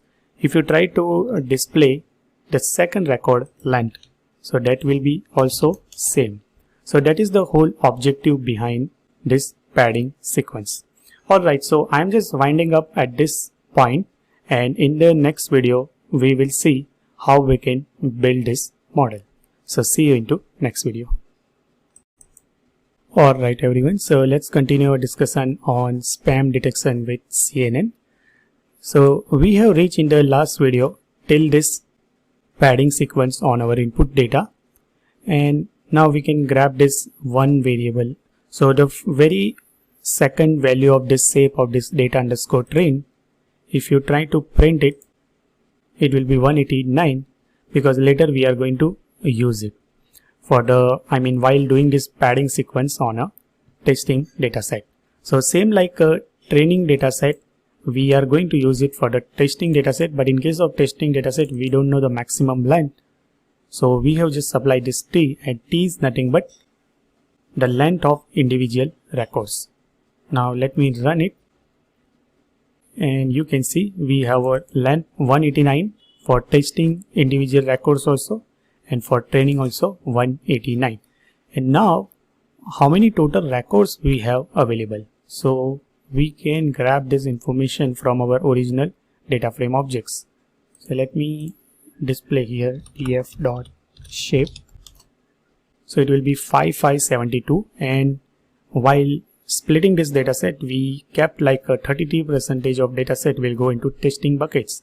So out of 5572 dataset, now we have a 1839 records in our testing buckets and 3733 records inside the training buckets. And these training buckets we are going to use for building our model. Alright, so now data is clear. Next is we are going to build our first convolutional neural network model. But before applying those convolution layer, first thing we are going to apply embedding layer. And how we are going to build this model? So let me give the reference, like we'll create a model object from here.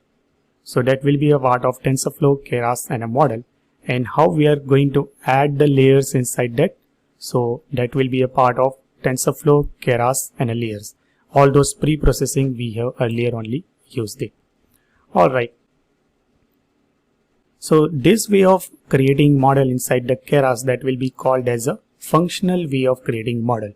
That will be another way also creating model. So we will see in the upcoming projects. So first let's create the input, and input will be t, because every single record has been represented by this 189 number, that is nothing but t.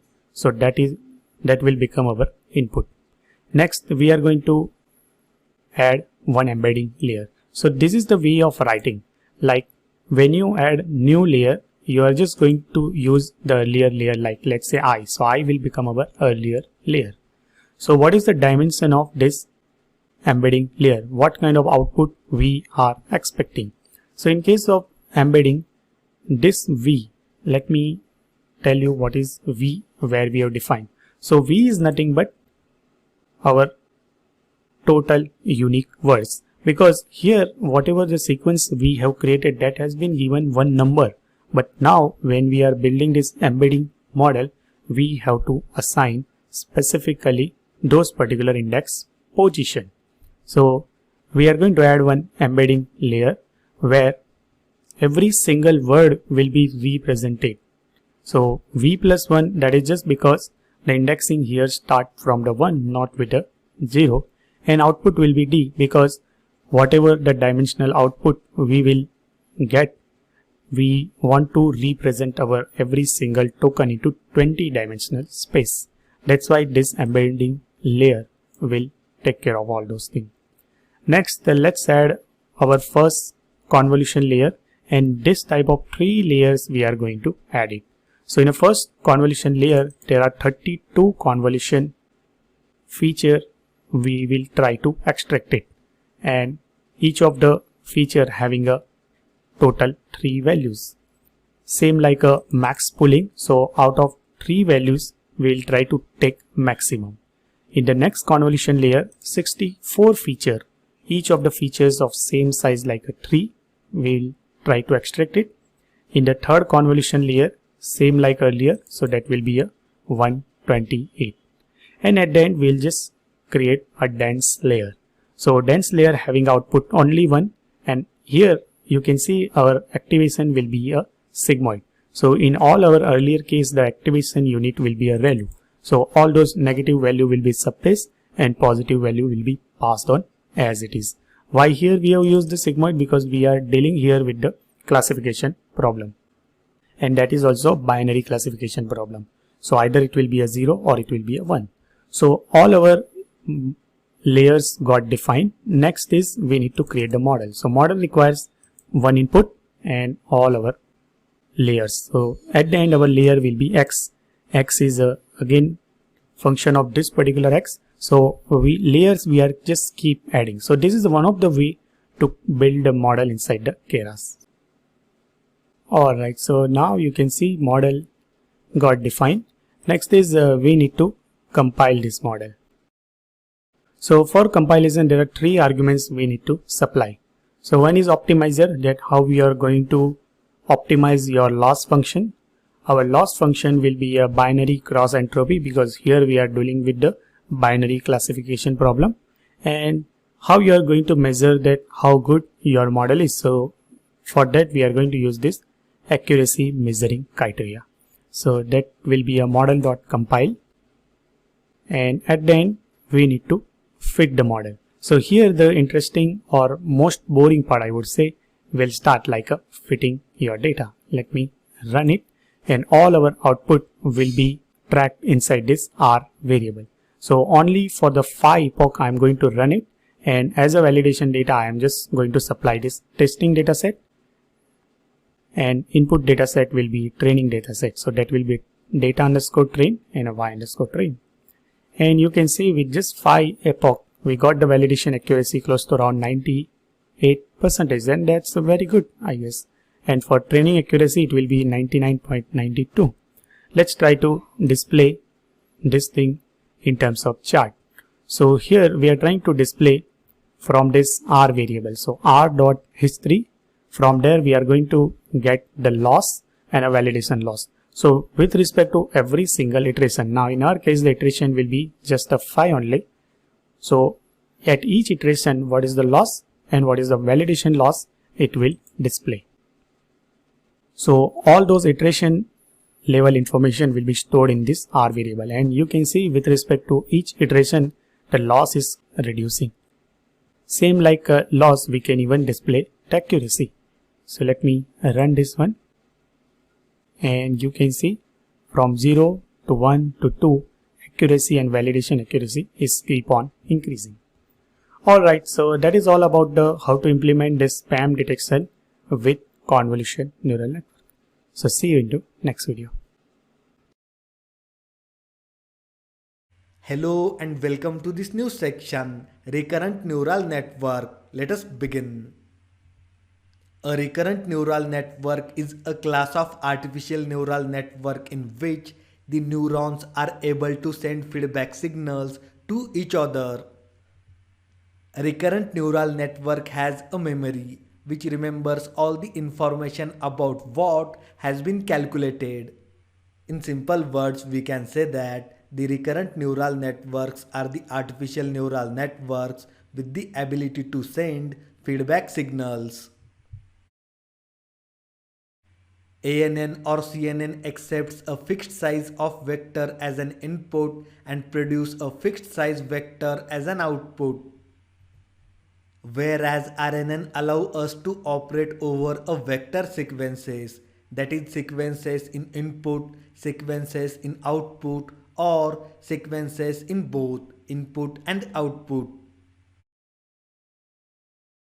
As you can see here in this picture, this is a single neuron in recurrent neural network. Now note down at the unfolded side of neuron. These are not three different neurons. It is a single neuron, but the timestamp is different. So these are the three timestamps: t minus 1, t and t plus 1. After folding these three timestamps, we get a neuron like this at the left hand side. So this way a single neuron is transmitting its output to its input. And when an entire network does that, then it is called as recurrent neural network. So this is the recurrent neural network. This network is giving back its output to the network again. So this is all about the introduction to recurrent neural network. I will see you in the next tutorial. Till then, happy learning. Hello and welcome to this tutorial. In this tutorial we will understand vanishing gradient problem. Let us begin. When we do backpropagation, that is moving backward in network and calculating gradient of loss with respect to weight, then the gradient tends to get smaller and smaller as we keep on moving backward in the network. That means the neurons in earlier layers learns very slowly as compared to the neurons that are in later layers. The earlier layers in the network are the slowest to train. So the process of reducing gradient as we go backward in network is called as vanishing gradient problem. Let us understand the importance of earlier layers in neural network. Earlier layers in the network are important because they are responsible to learn and detect simple patterns, and they are actually the building blocks of our network. If these earlier layers will give improper and inaccurate results, then how can we expect that the next layers to perform nicely and produce accurate results? So this is the importance of earlier layers in neural network. Let us discuss the solution to vanishing gradient problem. We do not use sigmoid and tanh as an activation function which causes vanishing gradient problems.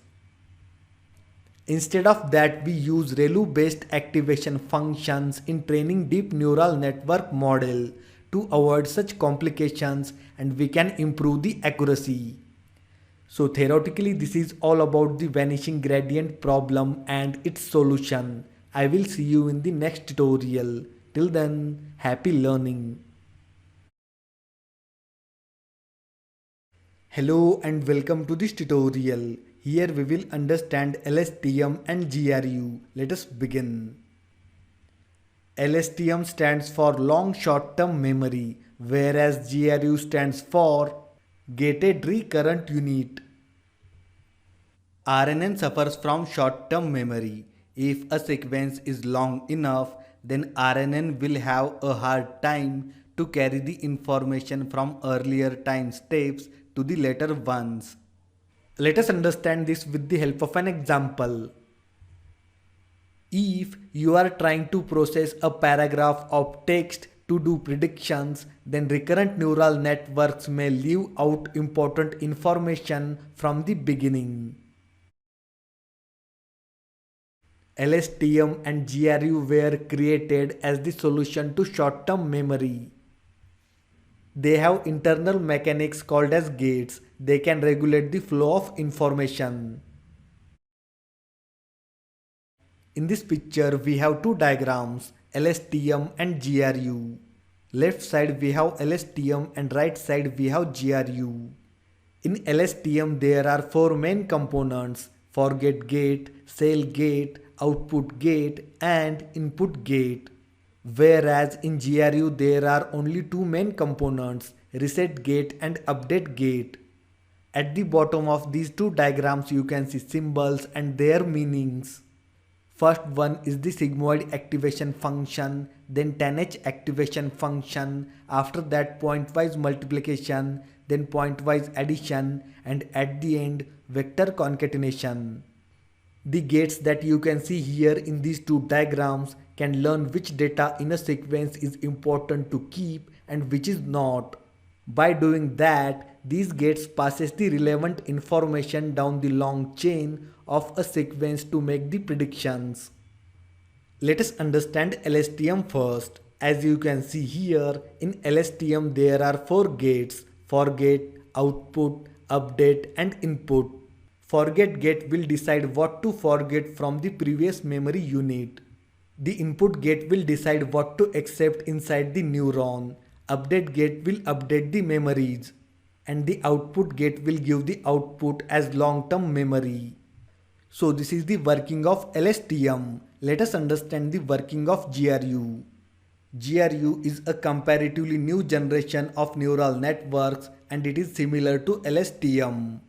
There are only 2 gates in GRU, reset and update gate. The update gate acts as forget gate and input gate inside the LSTM. Update gate decides what information to throw away and what information to add in neuron. Reset gate is used to decide how much past information to forget. So this is the working of GRU. Using LSTM and GRU, short-term memory will be long-term memory. So this tutorial about LSTM and GRU ends here. I will see you in the next one. Till then, happy learning. Hey everyone, so now we are going to apply this RNN, a recurrent neural network concept, on our same text classification dataset which we have applied on this last section, a spam detection. So same spam.csv file we are going to use it, and all those pre-processing step will always remain same. So I'm just going to execute the code till this particular part. And if you have not referred to my earlier videos of this spam detection with CNN, you can always go back and refer for the data importing part, data cleaning part and data pre-processing, plus converting all your texts into kind of sequences, because that is a basic pre-processing step before building your model. So first let me import spam.csv file.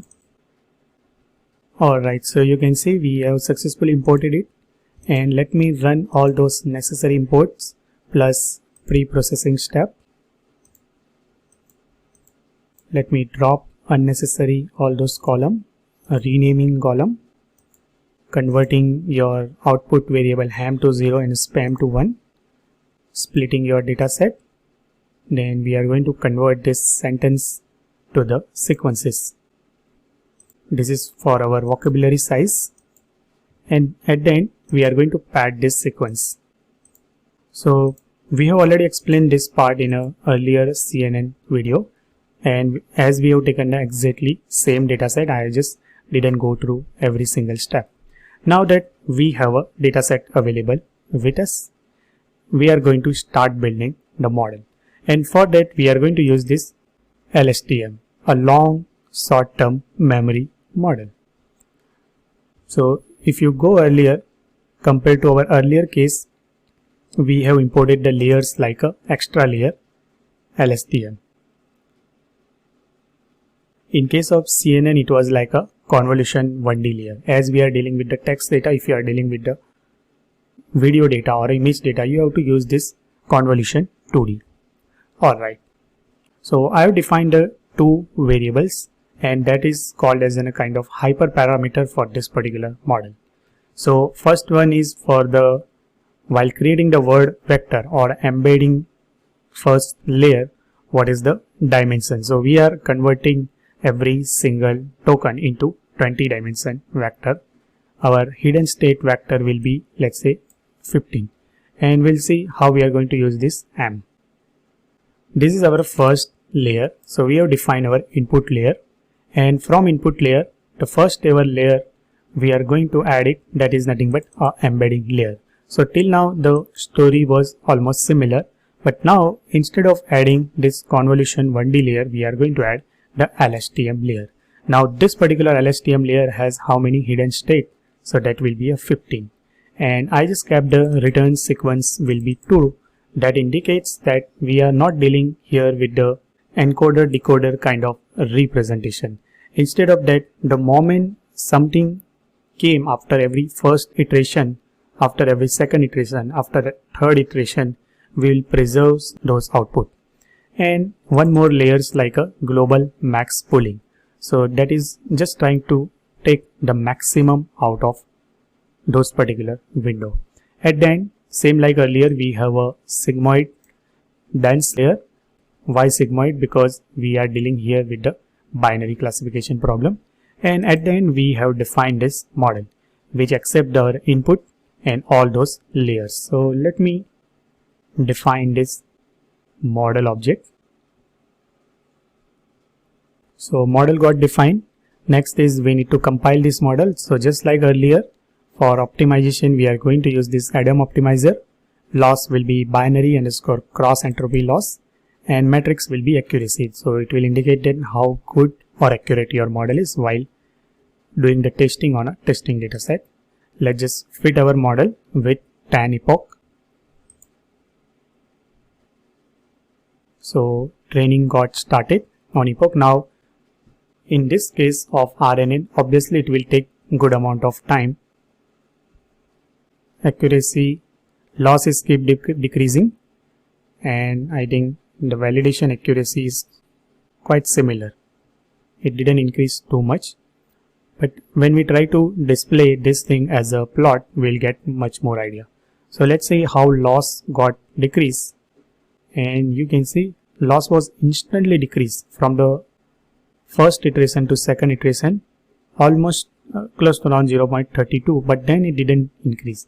Whereas in case of validation loss, it always, remains same throughout our training process.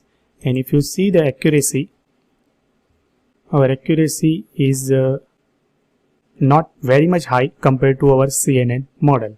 So close to around 86% of accuracy we got in a first iteration only, but then it didn't got increase. So what you can do, you can experiment with a different hyperparameters like embedding dimension, and we have a hidden state. So just keep changing and try to see whether it will increase or not. Otherwise, this spam detection with CNN works very much fine for us. So that is about the demo of spam detection with RNN. See you into next video.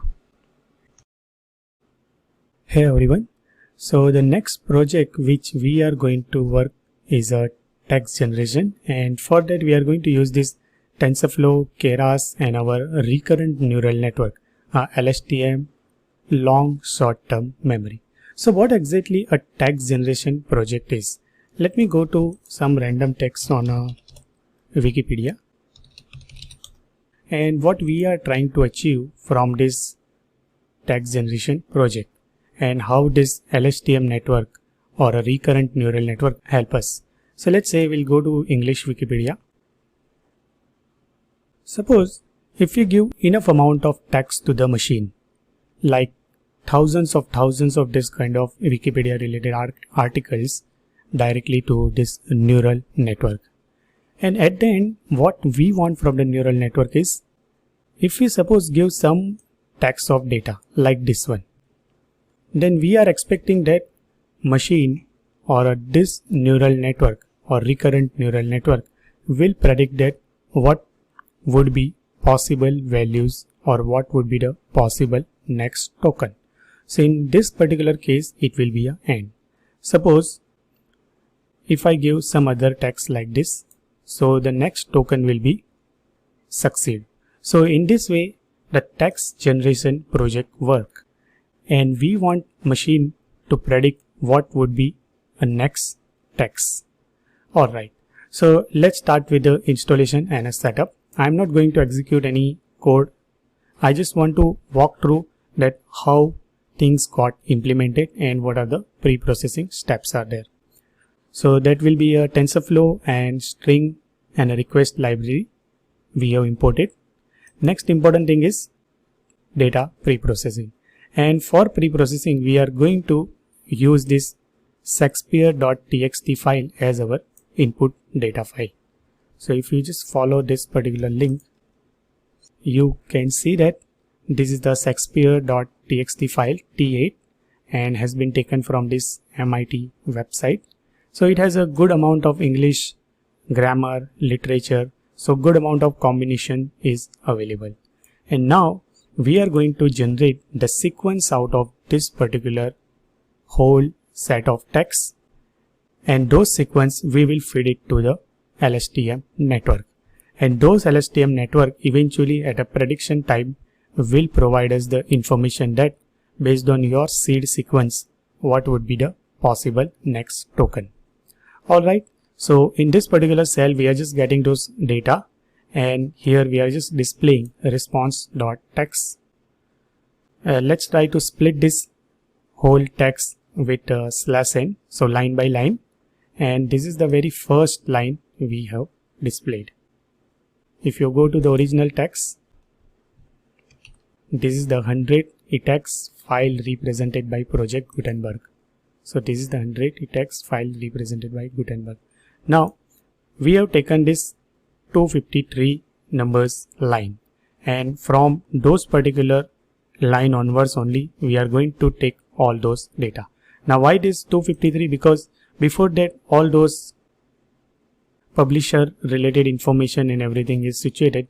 The real text of, or I would say this licensing agreement they have written, the real text will start after this 253 line, and after this 253 lines all those data I'm just slicing down and put it into a data variable. So after that this data 0 will be our first line. Let me just copy it and let's just search here. Alright, so actual text of this Shakespeare will start at this particular location. Now before that there are already 253 sentences.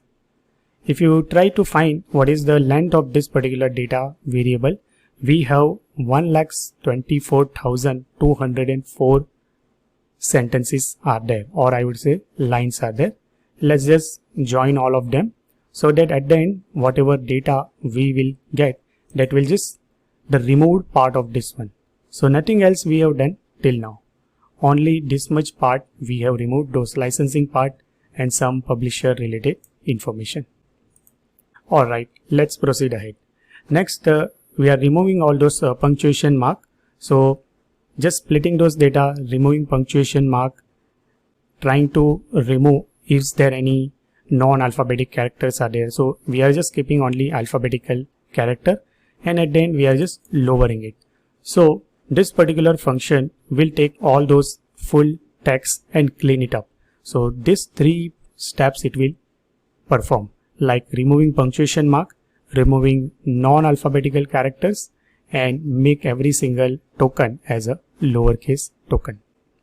Alright, so after those cleaning data, here we are just trying to display first 50 tokens. So token has been started from fairest creature, and you can see the very first sentence is also from fairest creature. How many tokens got generated out of it? So that will be 8,98,199. And how many unique tokens are there? So that will be just 27,956. That's also, I mean, too much actually, because in daily routine life, whatever the English we use, that is way less than this much amount of vocabularies. Alright, so now we have our data available in terms of tokens. So next thing is we need to generate the sequence. So in this particular looping mechanism, what we are trying to do, we are just taking 50 length sequence and putting into different values in this lines variable. So at the end we will get 1,99,951. That is just because we are just taking into consideration first 200k words only. So if you see first 200k words, the last 50 words do not have anything to predict next. That's why just 199,951 token has been taken into consideration. So this is our first line, and you can say this is our first sequence. So that will be a token 0 and token 50. So from and a self. Alright, this is our line 1. So that will be our next sequence. Now if you consider the very first sequence and a second sequence, the second sequence will be just shifted by one token. So here it was starting from from token, whereas this second particular sequence is starting from this Ferris sequence. If you go at the very end of both of this sequence, here the last one will be lie, tie and self. So here will be lie, tie, self, and there will be one more. So it is just got shifted to one place. So here also token 1 and token 15 you can consider. So this is a token 1 and this one will be token 51. Alright. So we have created the sequence. Next is we need to tokenize it, and we have to apply those sequence to number mapping. And for that, same like earlier projects we have used, we are going to use this tokenizer, and on the top of tokenizer we are going to apply all these lines variable. And at the end we will get one big objects like sequences. All those sequences are something like a numbers. So here every single sequence has been represented by some vector number only. So out of this particular sequence, we are just trying to grab x and y. So this particular part will try to find except the last one, put it into x variable, and this particular variable will try to find only the last character, which eventually we are trying to predict. So this will occupy 50 tokens and this will be just 51 token. So eventually from this particular 50 tokens, we are trying to predict this 51 token. In the next time, it will try to select first token to 50 those number, another 50 tokens, and the next will be immediate next token. Same way like we got x0, so that will be a kind of numbers. If you find the shape of this x0, so that will be a 50 numbers, and y0, so y0 will be our 307. So that is what we are trying to predict when we have given this much number. Now all those number has been represented or a representation of some token. So that token name will be given by this word underscore index. So the is 1 and is 2. Same like if you try to find 3806 from this dictionary, you will get some number, some token value. So there will be a total vocabulary size of 13,008. But here the indexing are starting from 0. So real vocabulary size you will get like a 13,008 plus 1. So it will be a 13,009. And the unique tokens you will get it like 27,956. Now whatever the output values are there, we have to convert it into some kind of categorical value. So based on the vocabulary size, our neuron should fire. So let's say we are trying to predict some character. Let's say from this first 50, let me go somewhere. Yeah. So let's say this is the first 50. I am just assuming, and from that I am just trying to predict the tie.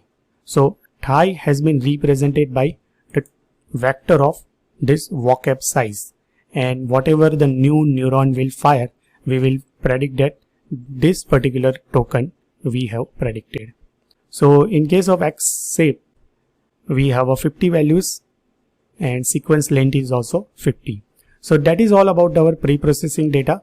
We have created our input data set and output data set. So next thing is we need to build a model. So building model we will see in the next video. Alright everyone. So in the last video we have done all those pre-processing for our text generation project. Next thing we need to build a model. So we are starting here like a sequential model, and first layer we are going to apply is like a embedding layer, where our input dimension will be our vocabulary size. So every single token will be represented by a vector of size full vocabulary size. So wherever the values will be 1, that particular number will be represented by those token. So output dimension will be 50. So that indicates that is like a hyperparameter for this particular neural network. How you are going to embed your individual token into 50 dimension and input length. So at a one shot, before predicting your output, how many values you want to give it as an input. So our sequence length will be our input length. At the end, I am just providing two LSTM layer. So that will be a first LSTM layer having 100 units and then another 100 units. One more dense layer having 100 unit, but in this case the activation I kept like a ReLU. And at the end there will be a one dense layer, but in this case the unit will be vocabulary size, because we are trying to predict one token, and as I told you, those token has been represented by a vocabulary size. So whatever that particular index number will be fired in output layer, we will predict that those particular token has been predicted. And activation unit we are predicting like a softmax, because at the end we are trying to predict the probability of each individual neuron in an output layer. So that is our basic model summary, and it has close to around 2.1 million parameters. So that's too much, and might be sometimes I observed that this Colab environment also didn't support in terms of RAM also, but somehow we managed to run it. It may happen that you won't be able to run this experiment successfully on a Google Colab, so you can go with a higher amount of RAM also, but many times we fail before execution of this code. Alright, so compilation, ADAM optimizer, categorical cross entropy, because outputs are multi-class classification kind of problem, and how you are going to find the accuracy. So that will be a accuracy measuring criteria we will take into consideration. So let's just run this input and output on 100 epoch, and we'll take a batch size of 256. So we ran it for 100 epoch, and let me go down. So at the end, even after running 100 epoch with such a big model, we got accuracy close to around 34.0% only. But let's just proceed ahead. Now the model is created. Next thing is we need to test this model, that how good our model is. So let's just take any random line. So from our original dataset, I have taken this particular random line, and this particular line I have taken it as a sheet line, and I have just created one function for the prediction function. What this particular function will do, that will take into consideration this seed text. After this seed text, how many total words or a token you want to predict it. Our tokenizer, that is just because while prediction, again you need to convert those token into kind of numbers, and whatever model we have just now created, text sequence length. Alright, so what we are trying to do, we are just iterating over how many times we want to generate the next prediction. So we want to do the prediction for n underscore words. Now for sample I have just given here like a 10. Every time I take those seed texts, padding those sequences, and then predict the output classes. The moment I predict the output classes, I will just create another seed text which will be a shifted version of your original seed text plus your predicted output, and from those predicted output again we are trying to predict the next word. And at the end, if I just supply those things to my generate text sequence function with model tokenizer sequence length will be 50 and sequence text and 10. So based on this particular seed text, home of if I have, now I'm not good at how good those grammar stuff is, whatever it has been generated, but you can see it is reasonably good accuracy, that it looks like an English, it looks like a grammatical English: to be, stain, to live, to choose, a brace of.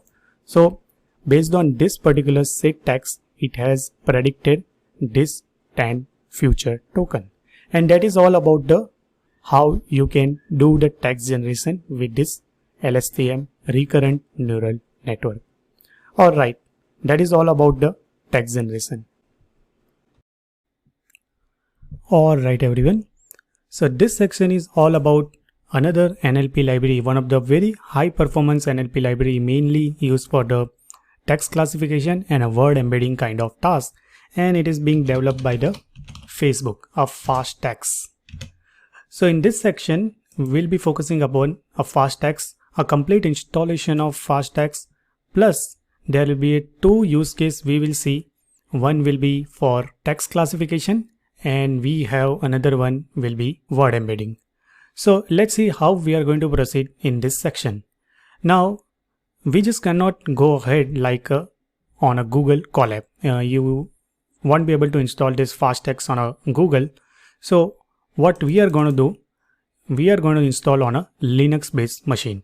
Now in my case the host machine is Windows, but if you have a Windows machine or a Mac machine, I would suggest you to install VirtualBox and any Linux distribution.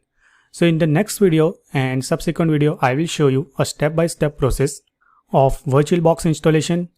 It's a Linux virtual machine creation if you are running with a Windows or a Mac machine. And if you are already having a Linux machine, you are always good to go ahead. And once your Linux machine gets ready, we'll see how to install this fast text on the top of it.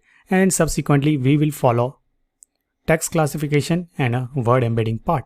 Alright, so in the next video, we will see how to install this VirtualBox and downloading one of the famous Linux distribution Ubuntu on your local machine, and then we'll see how to create a virtual Linux based machine. See you into next video. Alright everyone, so in this video we'll be focusing upon how you can get your Linux environment set up, whether you are using Windows machine, Linux machine or a Mac machine.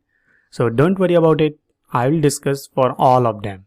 Now suppose if you are already using a Linux based any operating system distribution, don't worry about it. You do not require any kind of installation. You can just simply start your Linux machine and just start firing all your commands. So no need to worry about anything. But I know that majority of users are a Windows or a Mac user.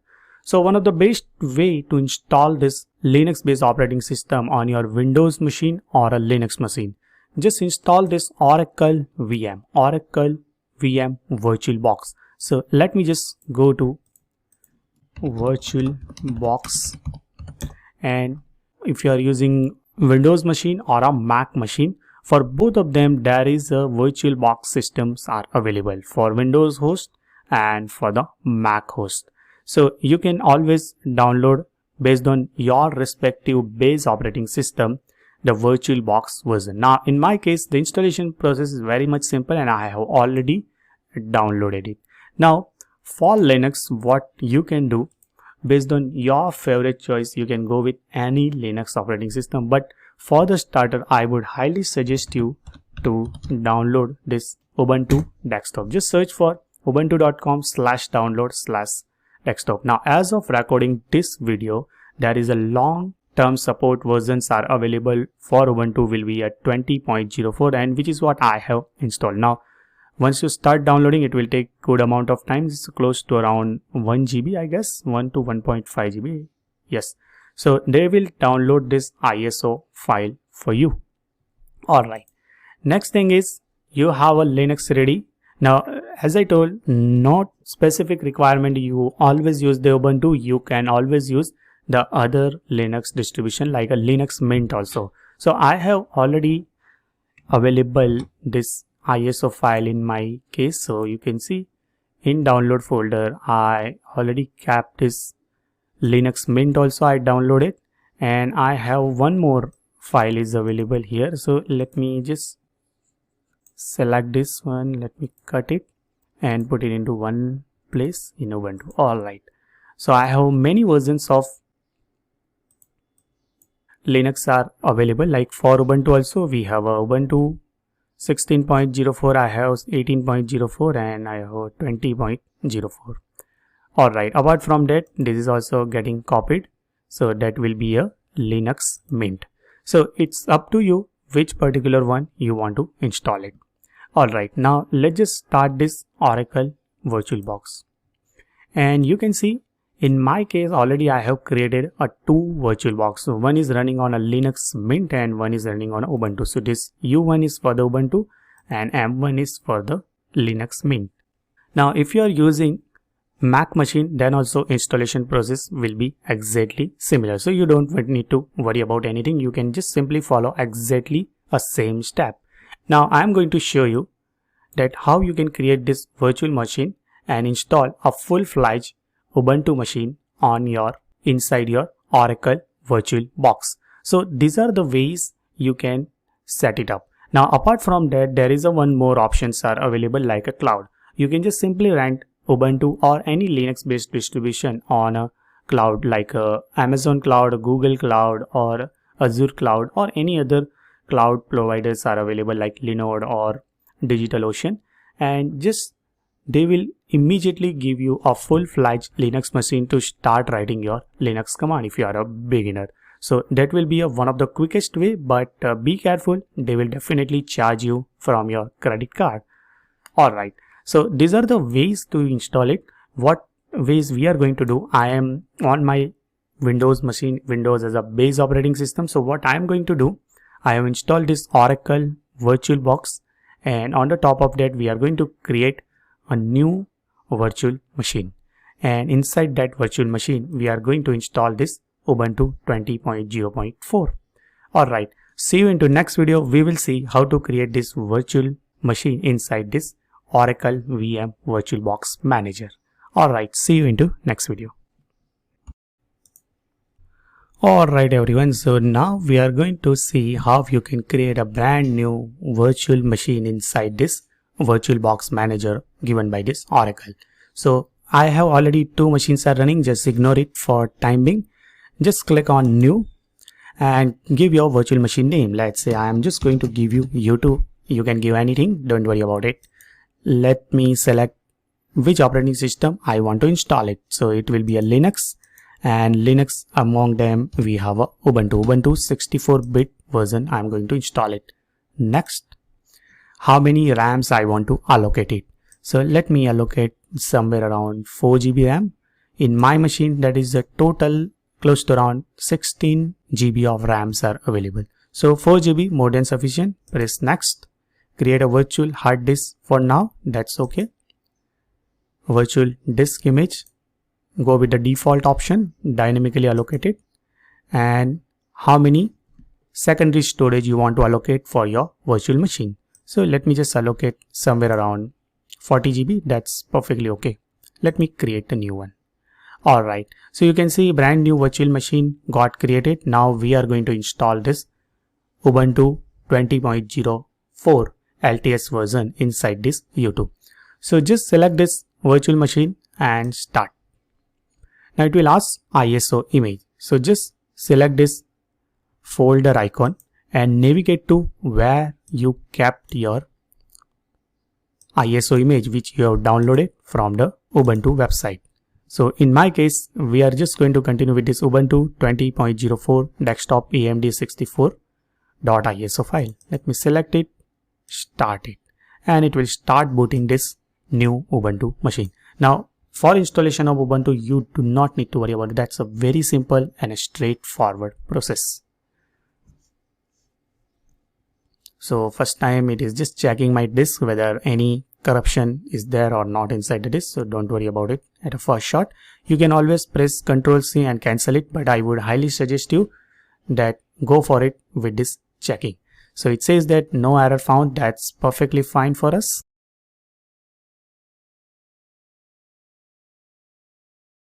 Now as it is booting, so it will take some good amount of time first of all, and we are just waiting for some pop-up to appear where it will tell us let's install Ubuntu machine. Alright, some graphics are coming. Alright, so there are two options. Select your language and whether you want to try Ubuntu or not, you want to install it or not. So I would highly suggest you, if you are a beginner, you can just simply try it and just write your any of the commands. But in that particular case, nothing will be saved. So afterwards, you can just simply go ahead and install Ubuntu. Yeah, so select your keyboard. So mine is English US. Select it and continue. If you don't get anything, just click on this detect keyboard layout. They will ask few questions and based on that it will automatically detect your keyboard layout. Just continue. Alright, so you want to go with normal installation, some minimum installation, so that's okay. With minimum installation also we can go ahead. You want to install some third party software also, you can do it now also, you can do it later on also, so don't worry about it. So we are just going to continue with the minimal installation. Let me continue with. So erase this and install Ubuntu. That's perfectly okay. Install now. Continue. Yeah, select your region where we are. So I am from India, so I'm just selecting Kolkata. Continue. Yeah, just give your username or with which name you want to create this Ubuntu machine. So my name is Ankit, so I'm just giving my name Ankit. Your username also will be Ankit. Let's just provide some password. So I'm just selecting one character password and that is not recommended, but you can always go ahead. Continue. Alright, so that's all done. I guess it will take another 4 to 5 minutes and it will copy everything and install the rest of the all stuff. So I'm just fast forwarding my video till this all installation will complete and our brand new Ubuntu machine will be ready afterwards.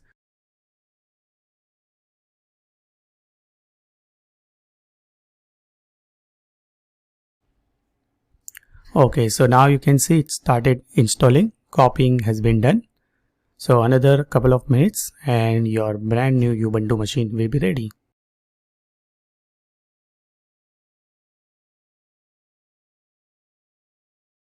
Alright everyone, so there is a one pop-up came like installation is complete and you need to restart your computer in order to use this new installation. Just press on restart now and it will boot into a new Ubuntu machine.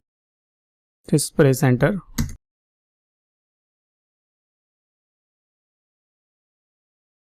Alright, so just provide your password for the given username. In my case, I am just providing that one character stuff. Alright, and now you can see we are inside the brand new Ubuntu machine. So it will take little time first time to get it displayed this GUI part. Alright, so you can see this is the brand new Ubuntu machine. Now how to change this resolution? Let me just press next and done. Alright, so just select this show application and just search for setting. Alright, so inside the setting we have options of appearance. Yeah, I guess not appearance. From here you can change this icon size and everything. We have one more, yeah, we have a display. So inside the display you can just simply change the resolution. So in my case it looks like that will be better, which will be, yeah, this one 3060, because based on my monitor size it will be very much comfortable. Just keep change, yeah, and everything works fine. If you want to change this icon size, you can just simply select this one and just change icon size, so that will be beautiful. Alright, so now we have successfully installed this Ubuntu machine. Same way other Linux distribution also you can install inside this Oracle VirtualBox. Yeah, remind me later, that's okay. Now our Ubuntu machine setup, that means one of the Linux machine has to be set up, and I would highly suggest you that if it is not working for you, please write it into Q&A. We'll try to solve those problem, but majority times you won't get any problem. There is a one thing you can do in your BIOS setting, like a enable virtualization technology. That's all about it. So our Linux machine is ready. Now from the next video we can just simply dive into our command line basics course. So see you into next video. Alright everyone, so in this video we will see how to install this FastX on our Linux based machine. So as I am on a Windows machine, I am just going to start my VirtualBox and let me power up one of virtual machine, which is a Ubuntu based 64-bit virtual machine. Let me just start it.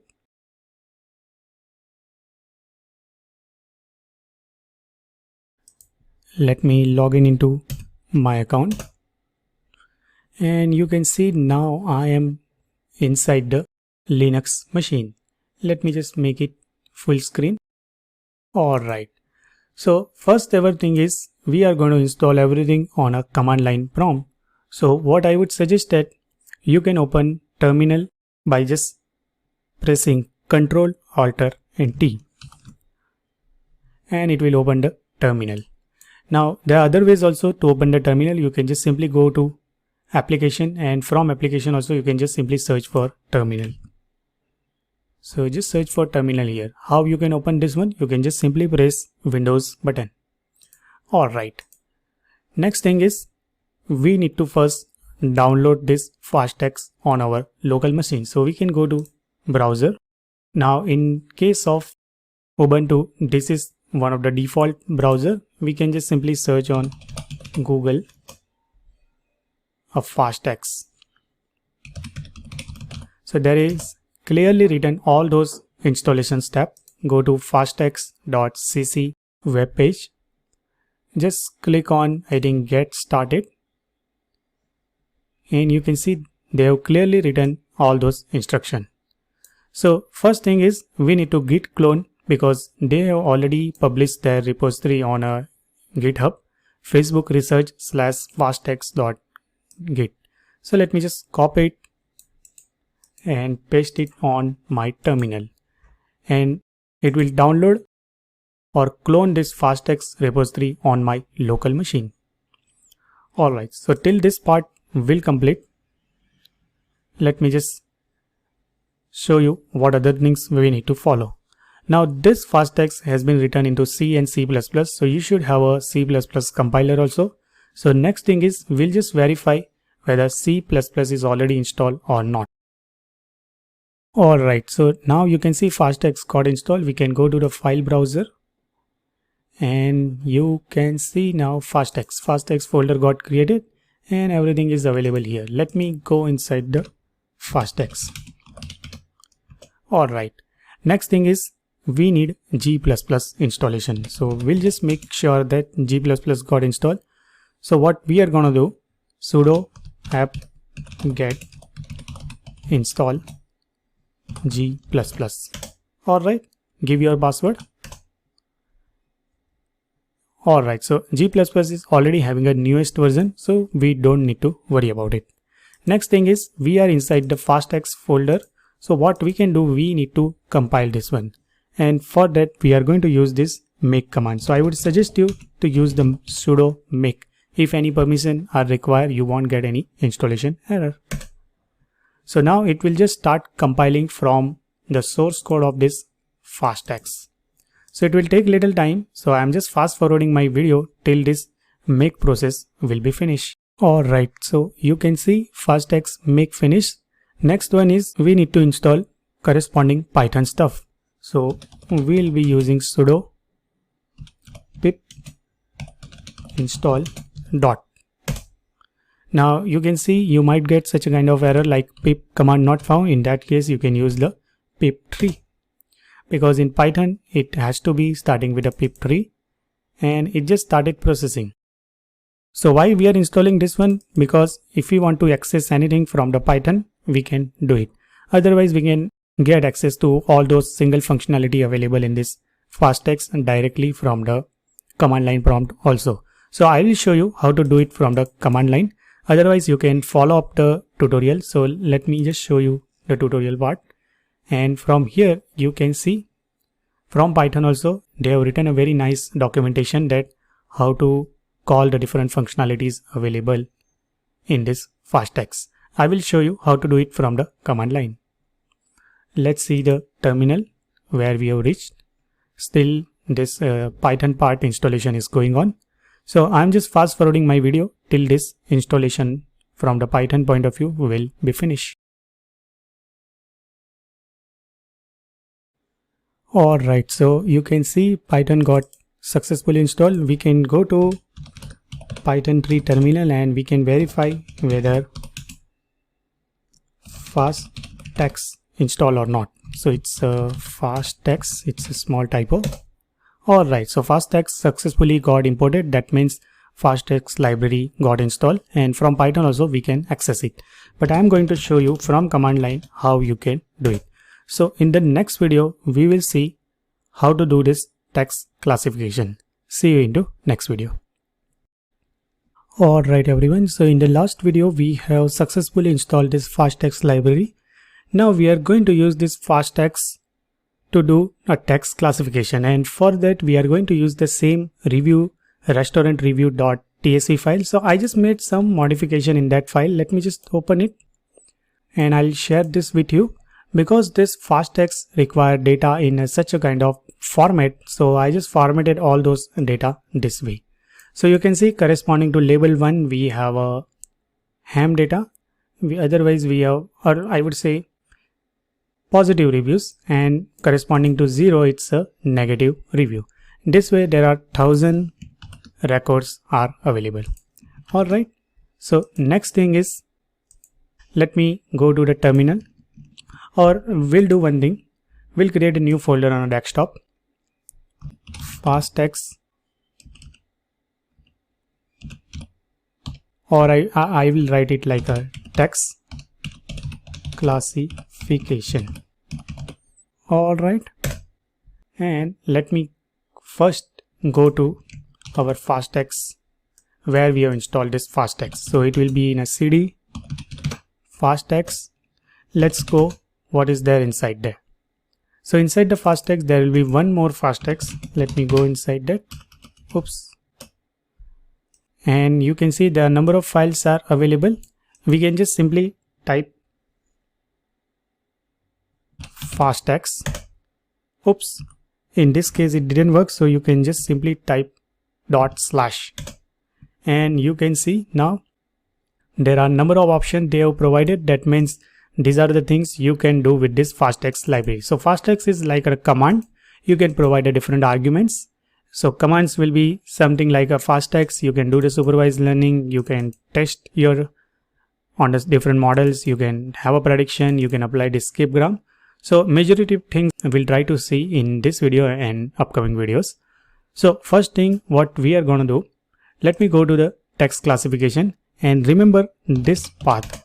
Every time we are just going to fire this path to fire the fast text.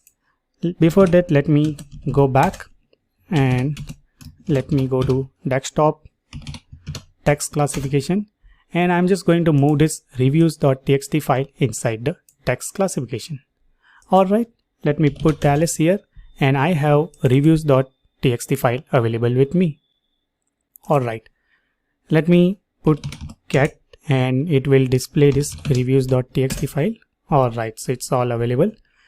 Next thing what we are going to do, let me clear this screen, put this data into two different buckets. So something like some 70% of red data will put it inside the training basket and remaining on a testing basket. So what we will do, we are going to use this head command. Let me make it little bigger screen. Head. First, let's say 700 record. I'll just keep it inside the training bucket. So I'm going to take the data from reviews.txt and put this arrow. So it will take first 700 record because of this head command, and let's say it will put it inside the reviews.train file. Don't worry about the extension, it's just the name, there is nothing like extension here. And from the last or tail end, I'll take another 299 because I think we have 999 records are available. So what we'll do, reviews.txt last 299 data point, we will put it into testing bucket. So that will be inside the reviews dot, oops, it will be a test. Alright, now if we go to text classification, we'll have now 3 files. So we are going to work with this reviews.train first to build the model, and then we'll work with the reviews.test.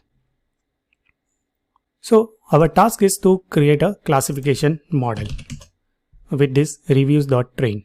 Before that, I want to show you that if we want to run this fast text library directly from this path, we can do home Ankit and we have a fast text.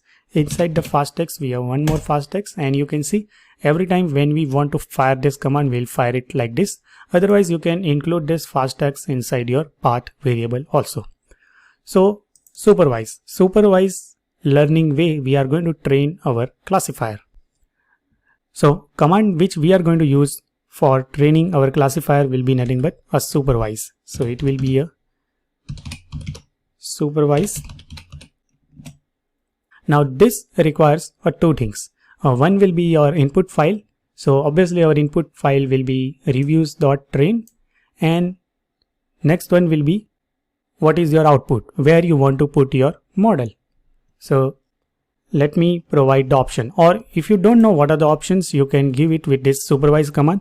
You can just simply press with supervise enter, and you will have a hell lot of options are available with supervise. So these are the mandatory options, and remaining all are might be optional options are there, because as you are going to train on which dataset, you must provide it. So that's why hyphen input and hyphen output is a must give argument while training this classifier.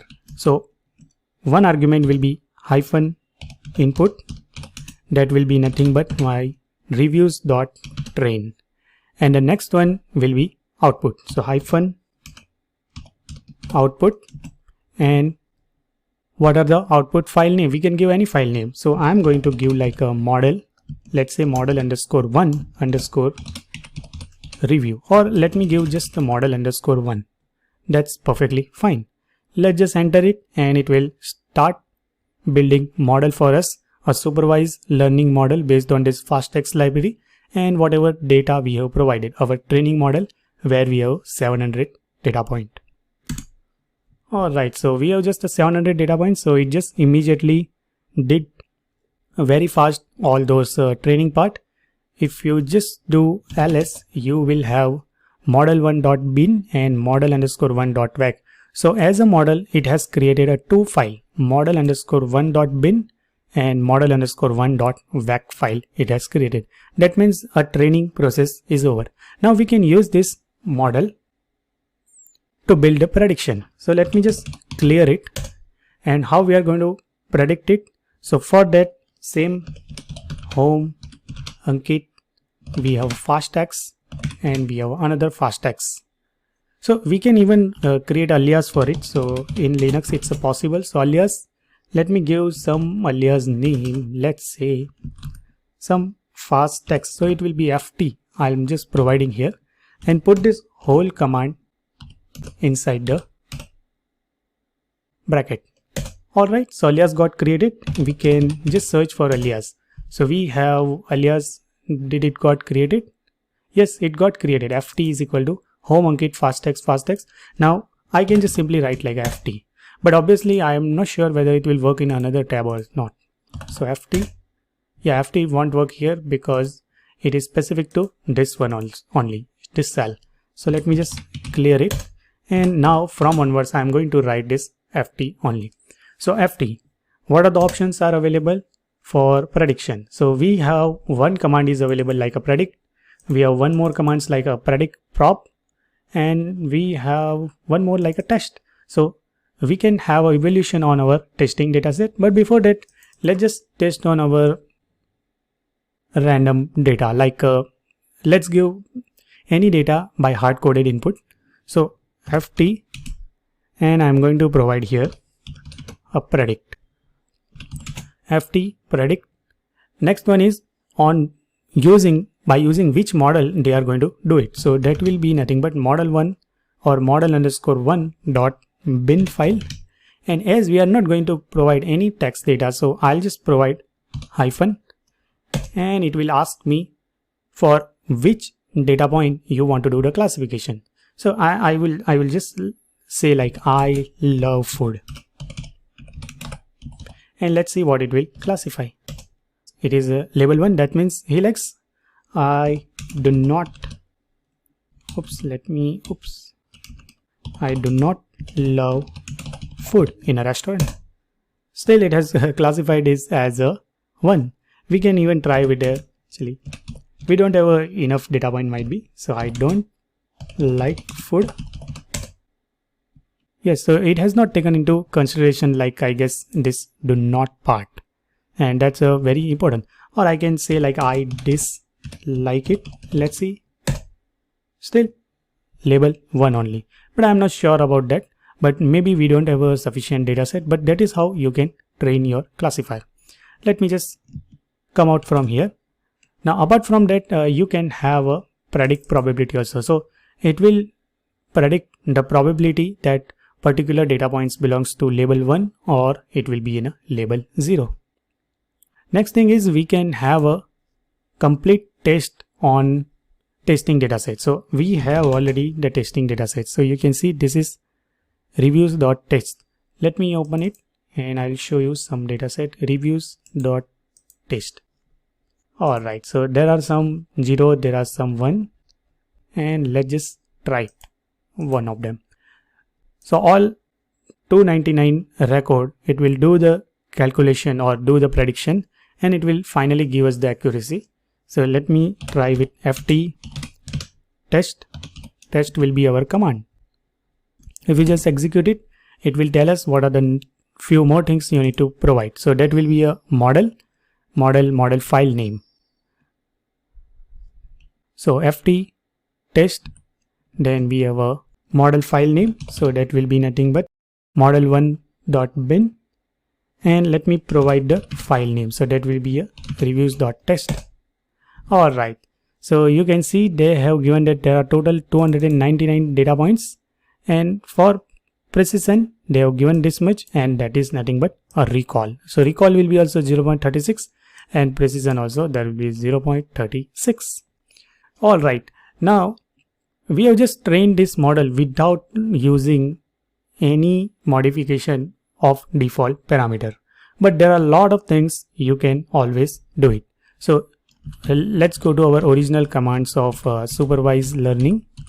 Yes, so that's our original command of supervise. Now along with that, there are number of options you can provide.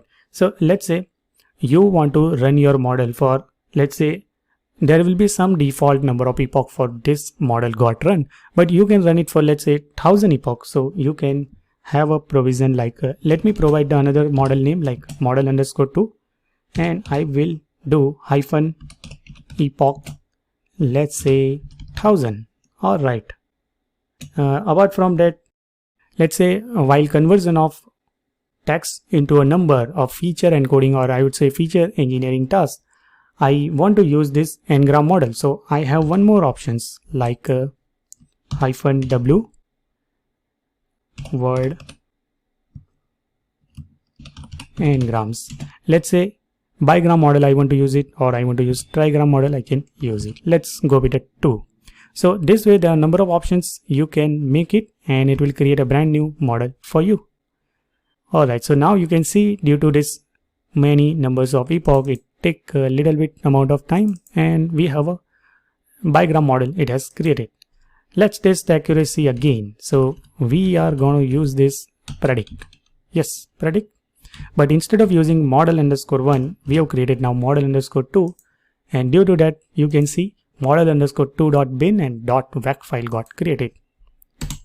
Let me give name some reviews like I dislike your food. Oops, here also it has just prediction will be a label_1. I am not sure about it, but that's okay. Maybe some more trainings are required to our dataset, and you can see with just command line prompt by writing few commands. If you have a dataset, you can train your model with this fasttext library, and it is one of the very high performance library. So this is mainly used for the text classification task. Here we have used to classify the review between positive and negative, but for any kind of text classification task, whether it's a binary classification problem or a multi-class classification problem, always you can use it whenever you have a huge amount of text data available with you. Alright, see you into next video. Hello and welcome to this new section, NumPy. Let us begin. NumPy stands for Numerical Python. It is a fundamental package for numerical computation in Python. NumPy has a large collection of high-level mathematical functions. With the NumPy library, it is very easy to work with the multi-dimensional arrays and matrices. The NumPy library fully supports object-oriented programming and it is extensively used in data analysis. NumPy library widely used in data science and machine learning. It forms base for other libraries like scikit-learn and pandas. So theoretically this is all about the NumPy. Let us begin with the practical sessions. Hello everyone and welcome to this tutorial. In this tutorial we will learn NumPy arrays. Let us begin with array basics. The NumPy arrays comes into two flavors, one-dimensional vectors and two-dimensional matrices. In simple words, they can be called as one-dimensional arrays and two-dimensional arrays. Let us first create an one-dimensional array.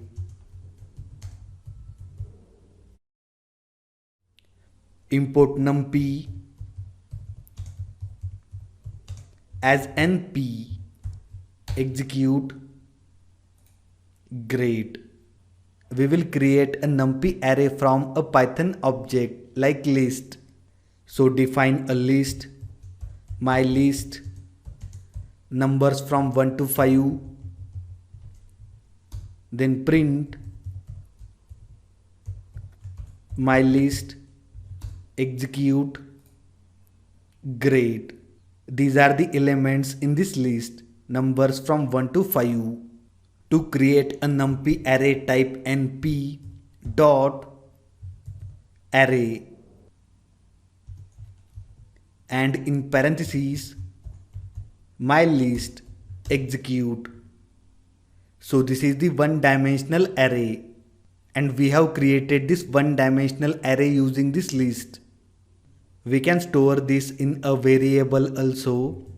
Copy. Define a variable arr is equal to paste, execute. Now check this variable. One-dimensional array. So this way we can create an one-dimensional array. Let us understand how to create two-dimensional array. Define a variable my matrix, that is my mat, is equal to define a list of lists 1 2 3 4 5 6 7 8 9. Execute. Now check this variable my mat. Great, a list of lists. Now we can create a two-dimensional array. Type np dot array and in parentheses variable my mat, execute. So this is a two-dimensional array. In two-dimensional array you can see two sets of square brackets. These two sets, one set at the starting and one set at the ending.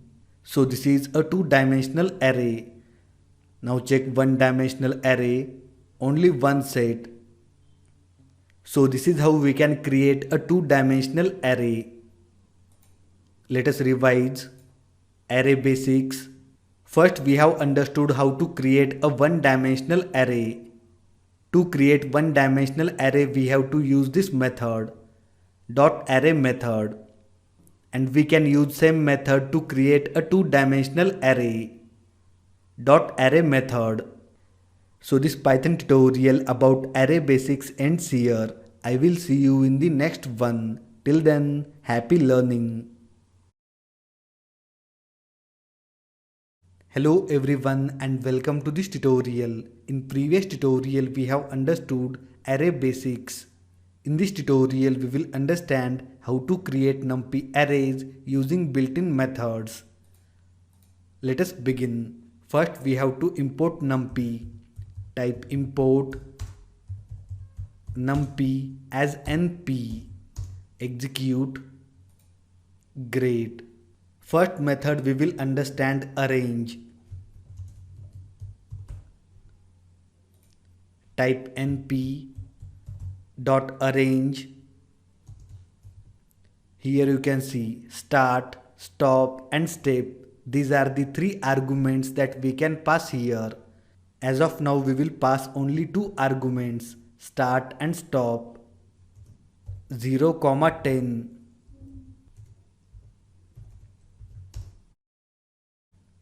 So this is our NumPy array, numbers from 0 to 9. The arrange method is very similar to the range function. Upper bound is excluded. To get the output from 0 to 10, type 11 as upper bound. Execute again. Now we have the numbers from 0 to 10. So this way we can create an array using arrange method. In arrange method we can add step size also. Let us see how. Type np.arrange. In parentheses, start with 0, stop with 11 and step size 2. Execute. 0, 2, 4, 6, 8, 10. This is the output for step size is equal to 2. So this is all about the arrange function, or we can say arrange method. Let us understand second method, zeros. Using this method we can create an array of all the zeros. Type np dot zeros and in parentheses 3. Execute. So there are 3 elements in this array, all are the zeros. This is 1D array. Using zeros method we can create a 2D array also. Let us see how. Type np dot zeros and in parentheses we have to specify a tuple. The number of rows is equal to 3 and number of columns is equal to 4. 3 rows and 4 columns, all elements are 0. First we have to specify number of rows and then we have to specify number of columns, 3 rows and 4 columns. So this is all about the zeros method. Let us understand third method, ones. Using this method we can create an array of all the ones. Type np dot ones and in parentheses 3. Execute. This is the output, 3 elements in this array. This is one dimensional array. Now there are 4 elements. We can create 2-dimensional array also. Let us see how. Type np dot ones and in parentheses we have to specify a tuple. First we have to pass in number of rows and then number of columns. Execute. 4 rows and 5 columns. Now there are 4 rows and 5 columns. All the elements are 1. So this is all about this method.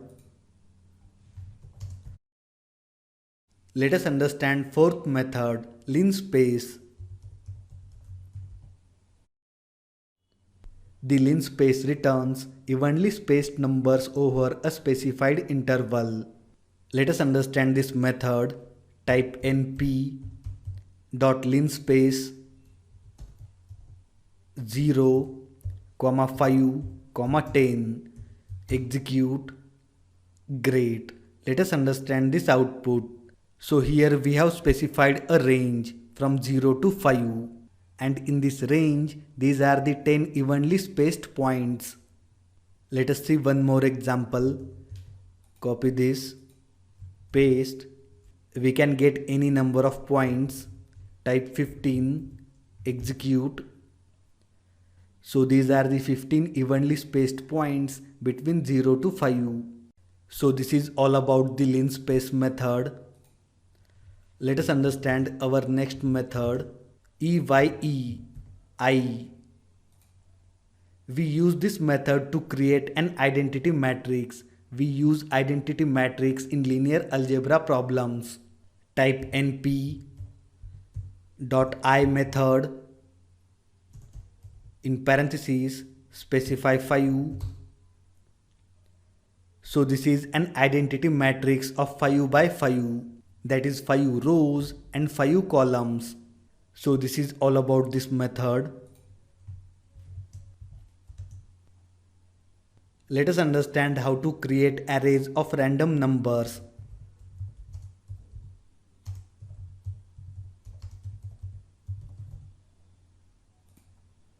Type np dot random dot rand, enter 5, execute. So this is an array of random samples of uniform distribution from 0 to 1. We can create two-dimensional array also.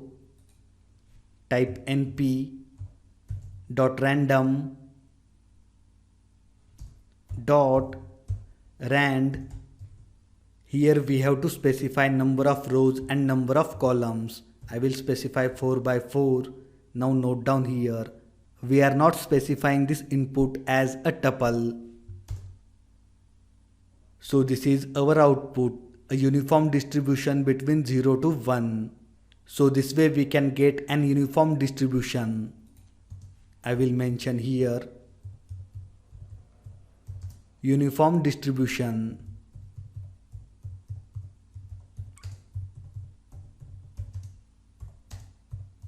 Between 0 to 1.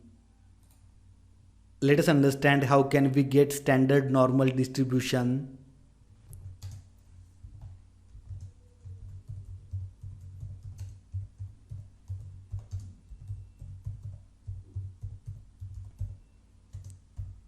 Or we can say that Gaussian distribution.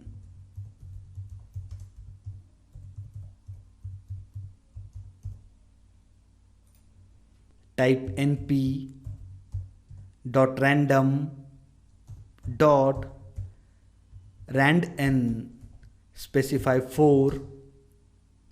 So this is the Gaussian distribution, or we can say that standard normal distribution.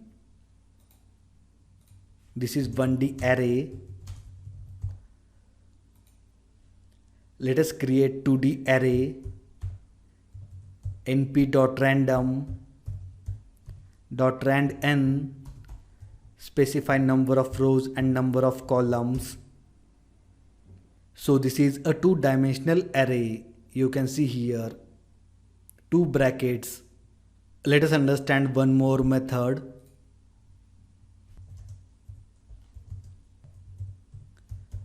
Random integer.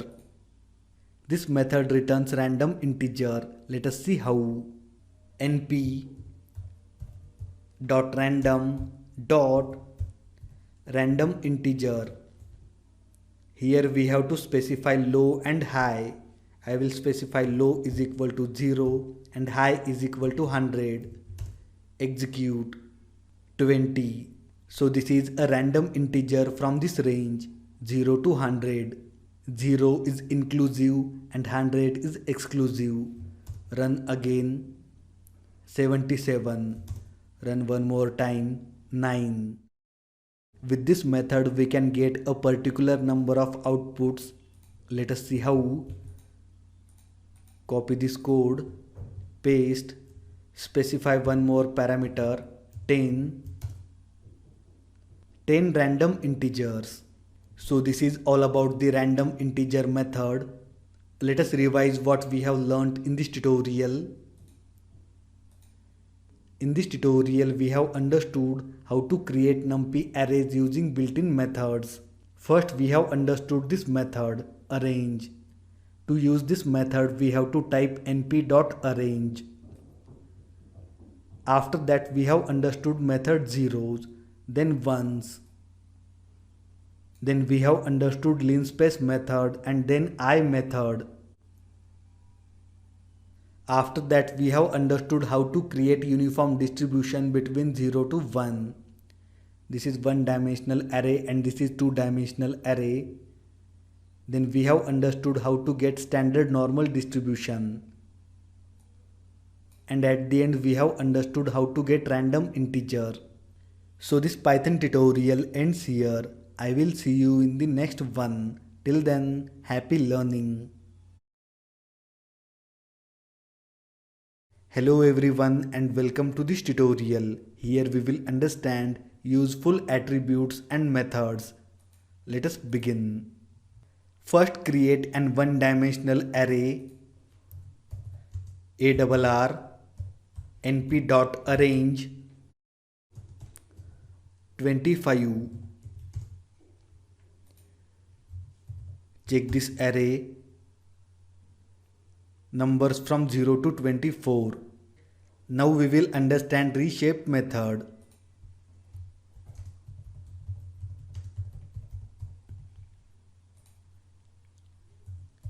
Type this array dot reshape 5, 5. Execute. Now this is a two-dimensional array, 5 rows and 5 columns.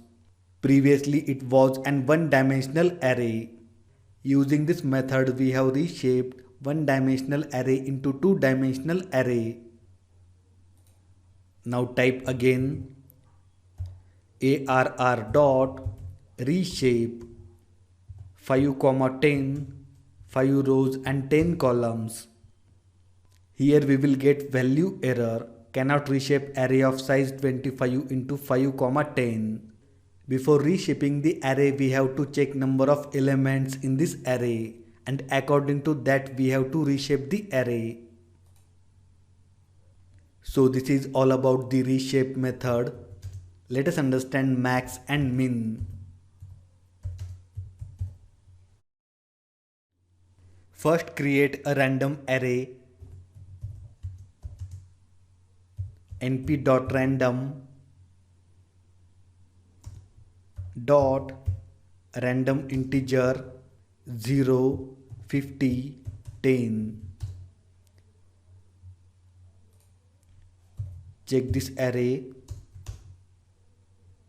So there are total 10 elements in this array. Now use the max method. Type name of the array dot max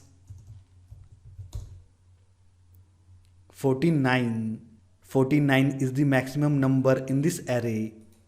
Similarly we can use min method dot min 3. This is the minimum number in this array. We can check positions also. Let us see how. Type name of the array dot argmax 2. So position of maximum value is at 2. That means index 2, 0, 1, 2. Check the position of minimum value argmin 3. So minimum value at index 3, 0, 1, 2, 3. So this is all about the max and min. Let us understand about the attribute shape. Type the name of array, then attribute shape, execute 25 and then comma. That means it is an one-dimensional array.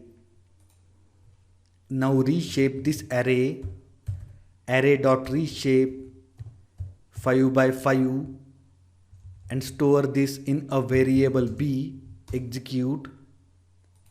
Now check the shape of variable b. 5 by 5, 5 rows and 5 columns. That means it is a two-dimensional array. So this is all about the attribute shape. Let us understand attribute data type, that is the type.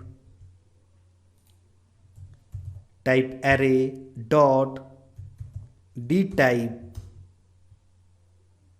integer 64. So this attribute returns data type of an array. So this tutorial about useful attributes and methods ends here. Let us revise. First we have understood reshape method. After that we have understood max and min functions. Then we have understood argmax and argmin. These two functions returns the position of maximum value and minimum value. Then we have understood attribute shape. And at the end we have understood attribute data type. So that's it for this Python tutorial. I will see you in the next one. Till then, happy learning. Hello and welcome to this tutorial. From this tutorial we will understand NumPy indexing and selection. Let us begin with the basics.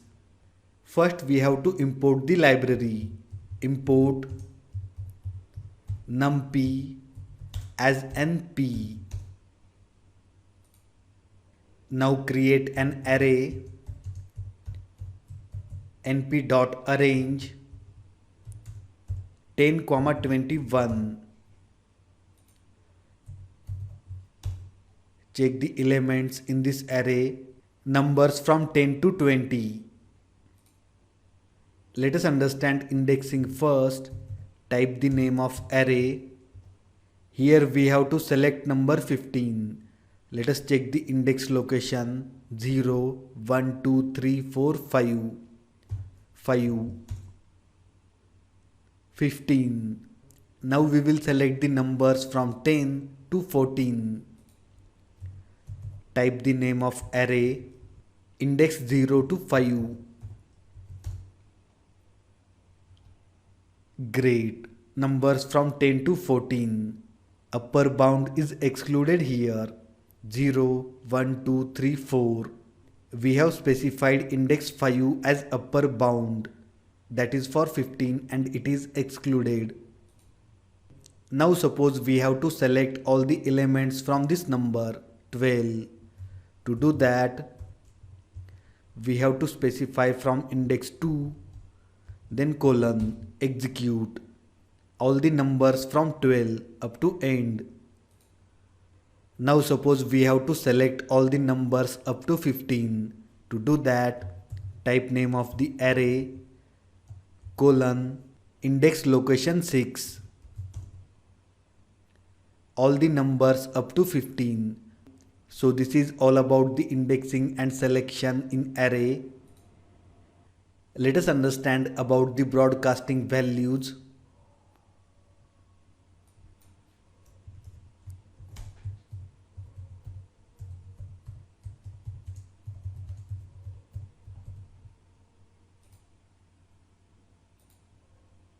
Check the elements in array.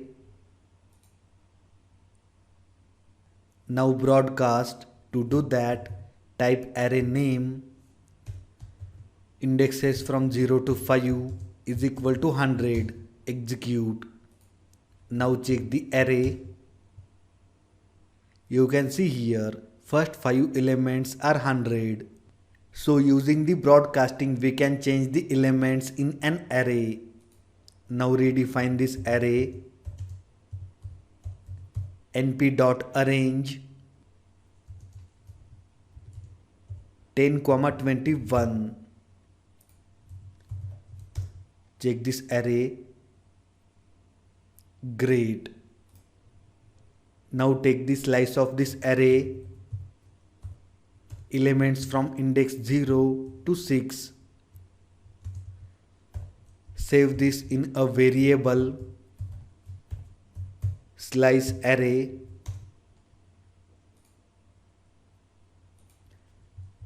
Typo here.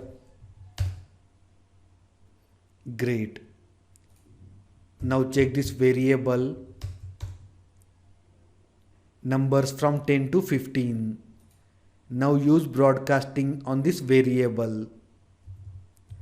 Slice array. All the elements is equal to 99. Check this variable. All the elements are 99. Now check original array.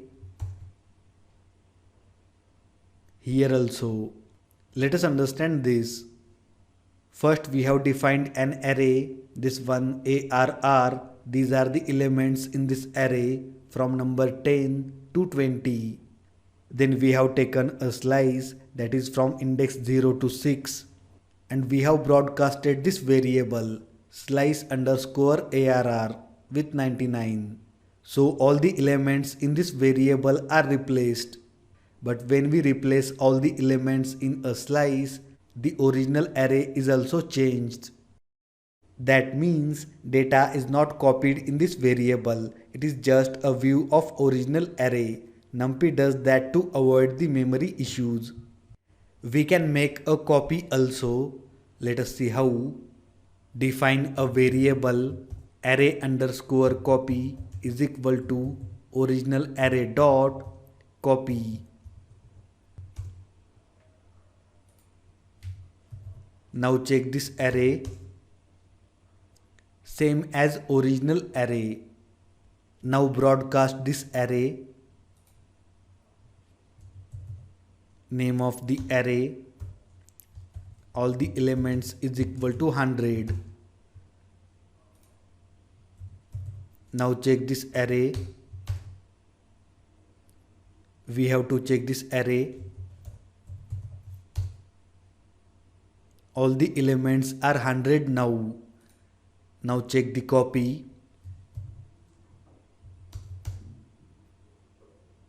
All the elements are same as previous one. So there is no effect on this copy. Let us see one more example. Redefine this array.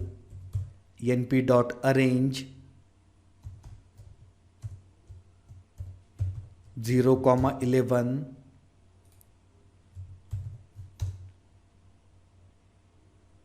Numbers from 0 to 10. Now take a slice. Array. Index location 0 to 5. Check the slice. Great. 0, 1, 2, 3, 4. Now broadcast. Select all the elements.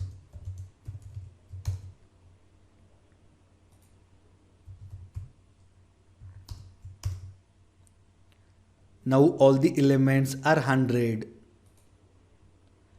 Check original array. First 5 elements are changed. Now make a copy.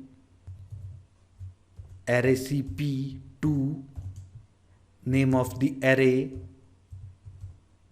copy. Now broadcast. All the elements 200. Check this array.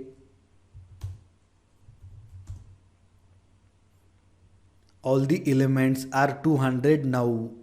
Now check original array. Same, no change. Let us understand this again. When we take a slice of an array like this, then it is just a view of original array. Whatever changes we will do in this array will be reflected in original array. To avoid that, we can do this. We can take a copy of this array. So this tutorial ends here. Let us revise what we have learnt in this tutorial. Here we are understanding indexing and selection in NumPy. It is very similar to the lists. Then we have understood broadcasting the values. To broadcast the value, we have to write name of the array, then type the index locations and specify a number. And at the end we have understood how to use copy, the copy method. So this Python tutorial ends here. I will see you in the next one. Till then, happy learning.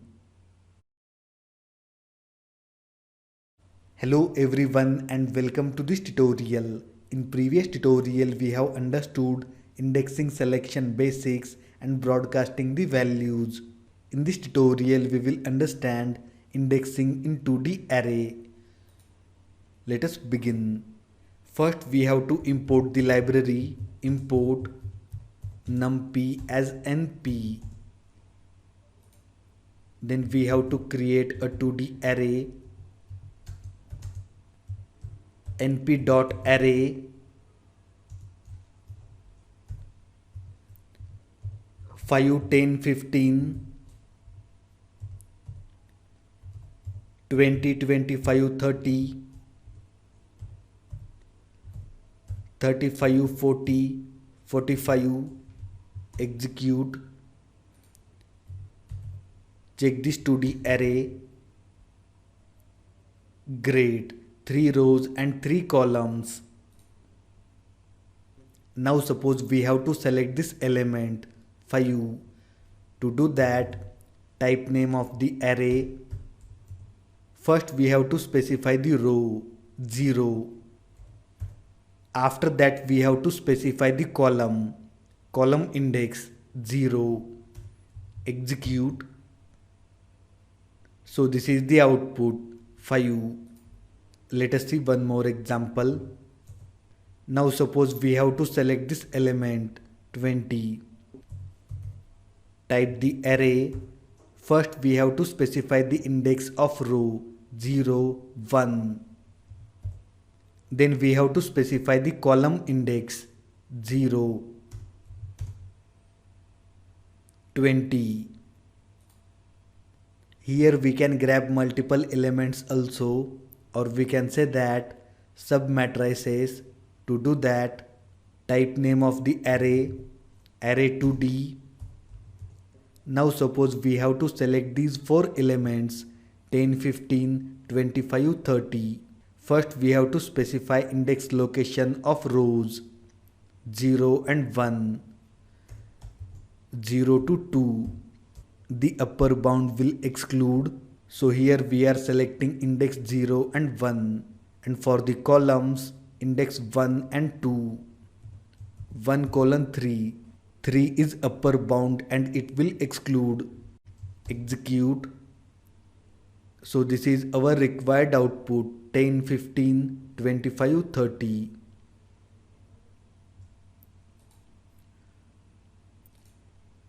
So this is all about the indexing in 2D array. Let us understand conditional selection.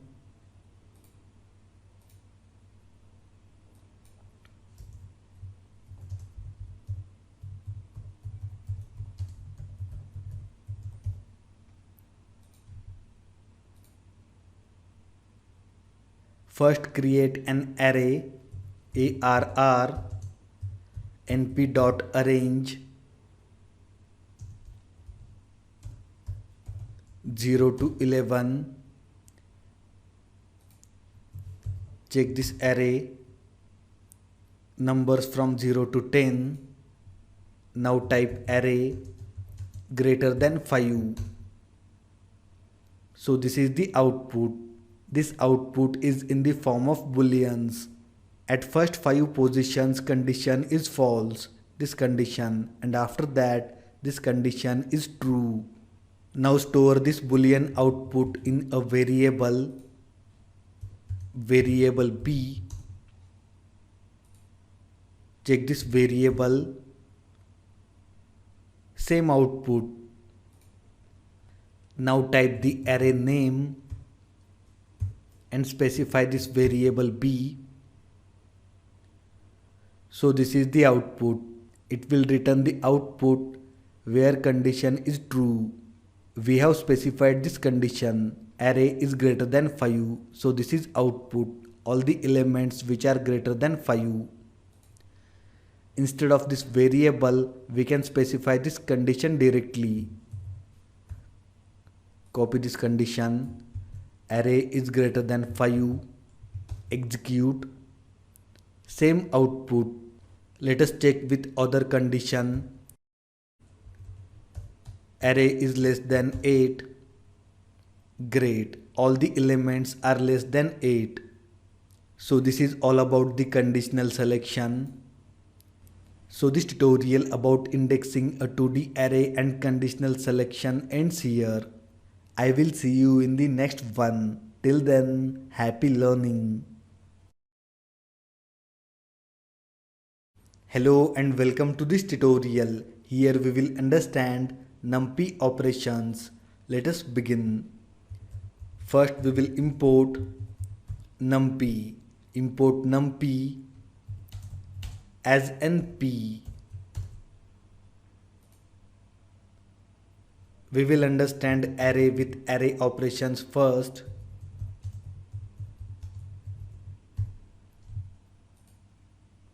Create an array np.arrange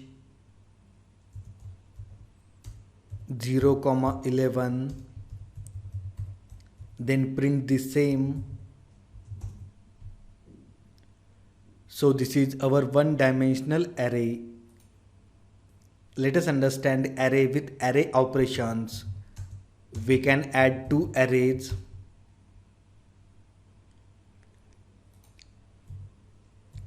Similarly, we can do subtraction or multiplication.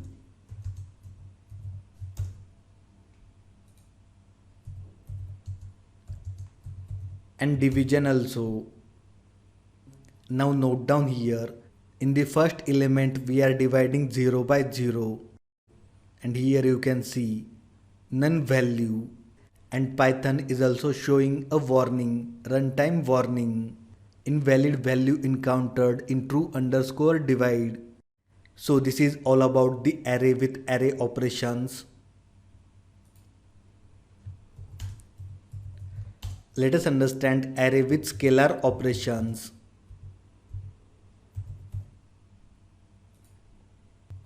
Array plus 100.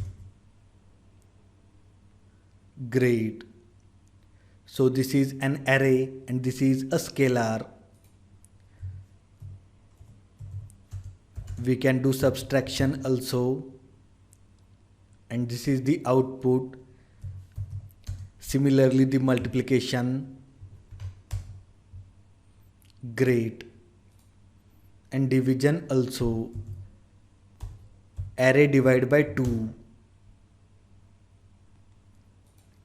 Now divide 1 by 0. Let us check the error. 0 division error. Now divide 1 by array.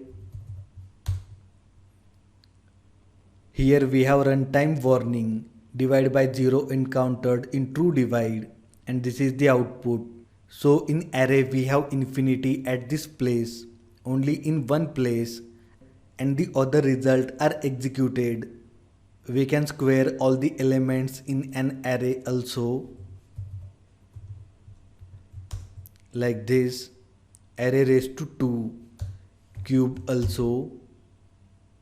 Great.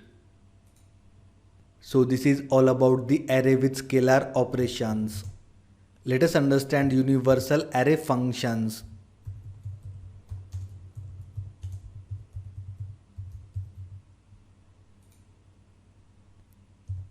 np dot square root enter array. Square root of all the elements in this array. We can take exponential also. np dot exponential, that is exp. Enter array. Exponential of all the elements. We can check maximum value also. np dot max 10. Similarly, we can check minimum value. np dot min array 0. Let us see one more function. np dot sign.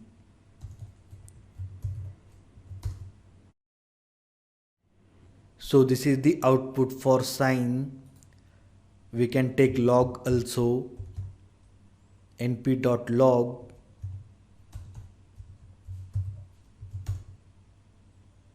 Great. So this tutorial ends here. Let us revise. In this tutorial we have understood NumPy operations. First we have understood array with array operations.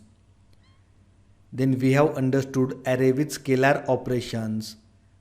And at the end we have understood some universal array functions. Hello everyone and welcome to this new section on pandas. Let us begin.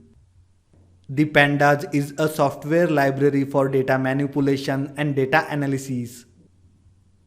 It is an open source library and it is built on the top of NumPy library. Pandas allows us fast data analysis, data cleaning and data preparation. With the pandas library we can work with data from wide variety of sources. So theoretically this is all about the pandas library. Let us begin with the practical sessions. Hello everyone and welcome to this tutorial. Here we will understand pandas series. Let us begin. Technically, pandas series is an one-dimensional labeled array which is capable of holding any type of data. In simple words, we can say that pandas series is nothing but a column in an Excel sheet. To create pandas series, first we have to import the libraries. First import NumPy, then import pandas as pd, execute. Now we will create a pandas series from a list.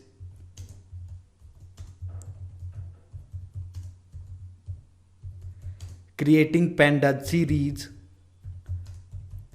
from a list. Now define a list. My data 10, 20, 30, 40 and 50. Define one more list. Labels A, B, C, D, E. Execute. To create a pandas series we have to use a method series. Type pd.series. These are the arguments that we can enter. First one is the data, then index, data type, name, copy and fast path. First two arguments are very important, data and index. Now specify data. Data is equal to my data. So this is our pandas series. This is the data and these are the indexes. Pandas series is very similar to the NumPy array, but there is only one difference. Pandas series has indexes like these. These are the indexes. Let us create one more pandas series. Type pd.series.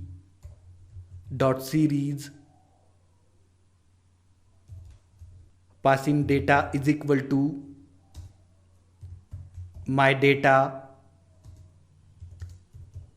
and index is equal to labels.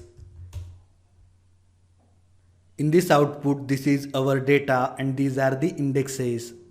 Now note down one more important point. There is no need to specify data and index. Type pd.series. Specify data, my data, then the index, labels. Same output. So we can specify data and index, otherwise Python will take input in that way. So this is how we can create a pandas series using lists. Let us understand how to create a pandas series using NumPy array.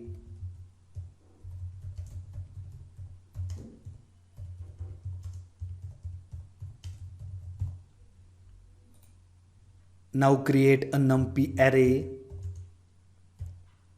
np dot array, and in parentheses my data. Check this array. Great. To create a pandas series using numpy array, we have to use the same method. Type pd dot series and in parentheses data is equal to array. Great. So this is our data and these are the indexes. Here we can add labels also. Let us see how. pd.series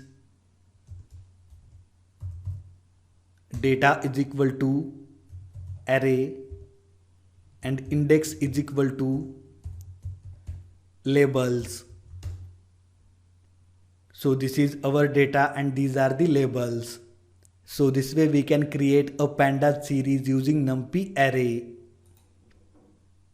Let us understand how to create a pandas series using a dictionary.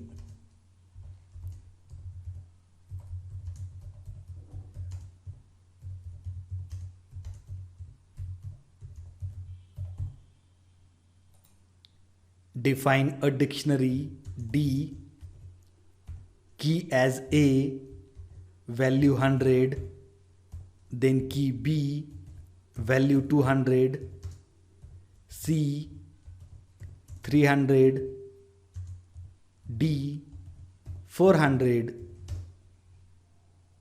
Now check this dictionary. Great. Key value pairs.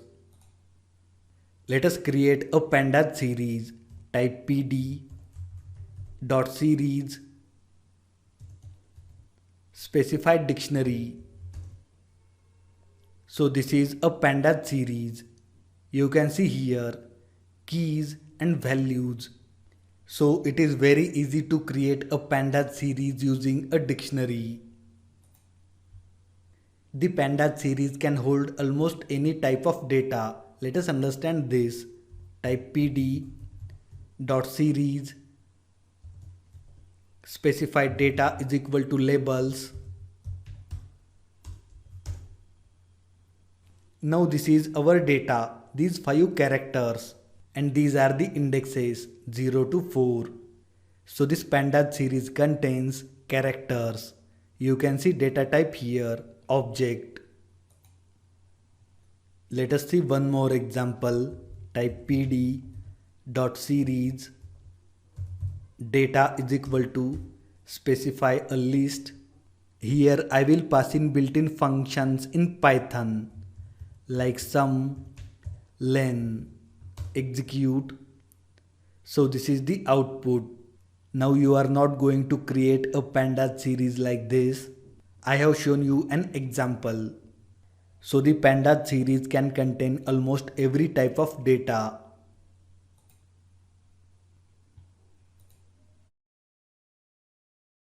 Let us understand how to grab the information from a pandas series.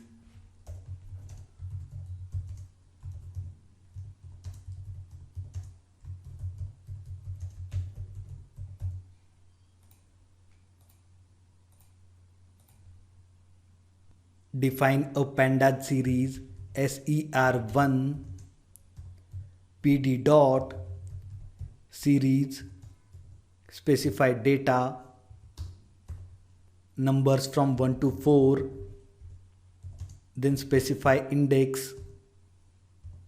Here we will enter name of the colors red, green, blue and orange. Now execute.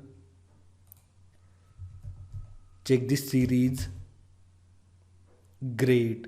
So this is our data and these are the indexes. Now define one more series ser2. Copy this, paste 1 2 5 4 and indexes red, green, delete blue, specify yellow, execute, check the series, great, data and indexes. Now suppose we have to grab this number 2 and from this series, type series 2 and pass in the index green. So this is our required output. Let us see one more example. Type series 1. We will grab this 3. For 3 index is blue. Type blue, execute 3. So this way we can grab information from a pandas series on the basis of labels. Let us see how to grab information on the basis of index location. Define one more series, series 3, pd.series,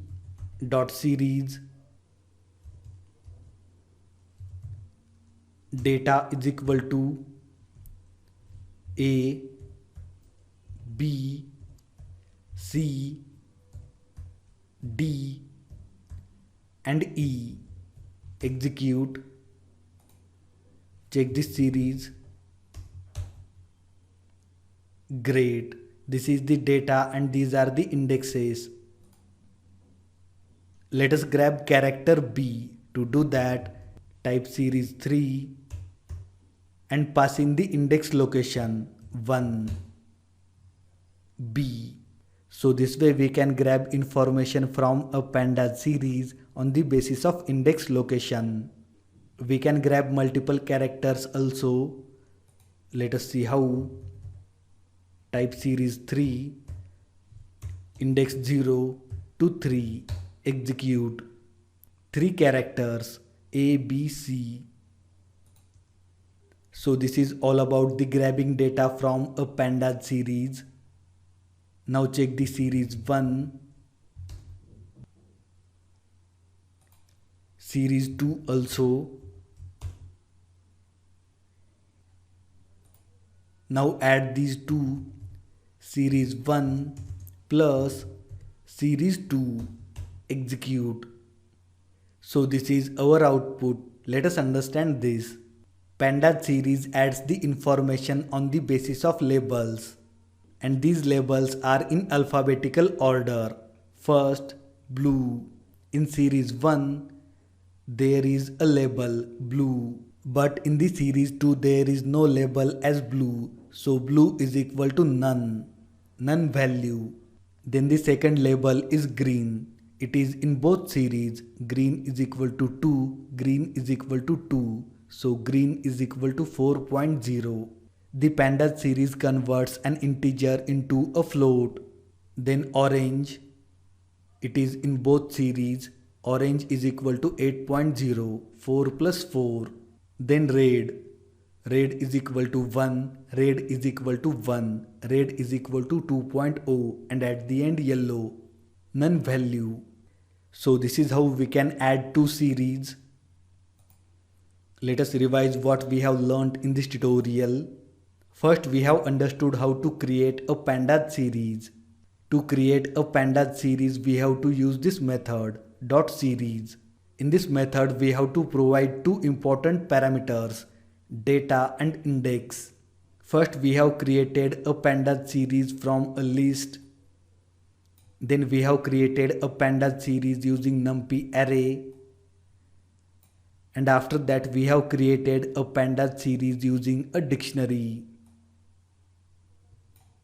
And after that, we have understood how to grab the information from a pandas series. So this Python tutorial on pandas series ends here. I will see you in the next one. Till then, happy learning. Hello everyone and welcome to this tutorial. Here in this tutorial we will understand data frames. Let us begin. A data frame is a two-dimensional data structure, that is, data is aligned in a tabular fashion in rows and columns. The pandas data frame consists of three principal components: data, rows and columns. To understand data frames, first we have to import the libraries. Import NumPy as NP, then import pandas as PD. After that import one more library from numpy.random, import randn, then import np.random.seed 101. Great. Seed will ensure that we will have same output. Now define a data frame df. To define data frame we have to use a method pd dot data frame, and these are the arguments that we can enter here: data, index, columns, data type and copy. Specify data first. Data is equal to randn 5, 4. Then specify the index A, B, C, D, E. After that specify the columns W, X, Y, Z. Execute. Now check this data frame df. Great. So this is our data frame. So these are the column names W, X, Y, Z, and these are the row names A, B, C, D, E, and this is the data. As we have discussed earlier, this data in a tabular form, rows and columns. Each of these columns is a NumPy series. This is a NumPy series, column W. This is a NumPy series again, column X, column Y and column Z. Each of these columns is a NumPy series. And all these NumPy series share a common index, this one. So we can say that data frame is a bunch of pandas series that share a common index. So these are the basics about the data frame, and this is how we can create a data frame using this method .dataFrame. Let us understand indexing and selection.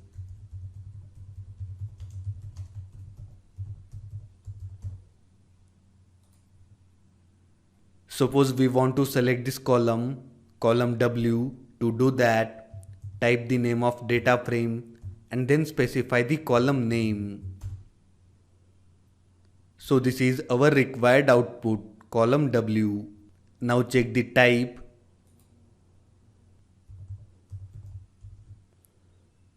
df column W series. So this column is a NumPy series. Now check the type of data frame df data frame. So data frame is a bunch of NumPy series with common index. From the data frames we can select multiple columns also. Let us see how. First check the data frame df. Here we will select these two columns X and Y. To do that, type name of the data frame. Here we will pass in a list. Column X and column Y. Execute. Great. So this is our output, column X and column Y. Now copy this. Check the type. Data frame. When there is more than one NumPy series, then it is a data frame. So this is all about the indexing and selection in data frames. Let us understand how to add a new column.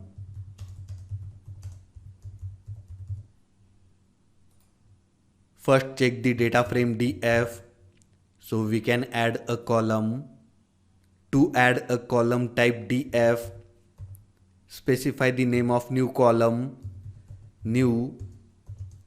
We will add this column with arithmetic operation.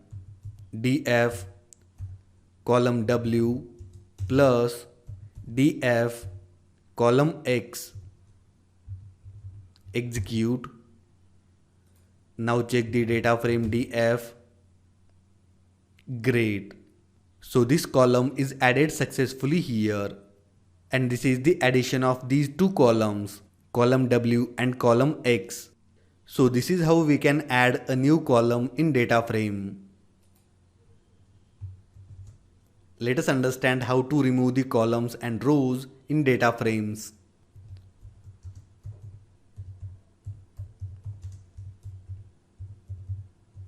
Removing columns and rows.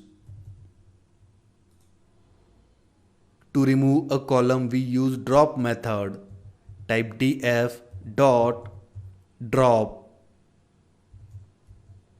Here we have to specify labels and axes. Specify labels first. Labels is equal to new. This is the name of column that we are going to remove. Then specify axis. Axis is equal to 1. Axis is equal to 1 for the columns and axis is equal to 0 for the rows. Now execute. Great. So the column new is removed here. Now check the data frame df. In original data frame, this column is not removed. To remove this column permanently, we have to add one more parameter. Type df dot drop.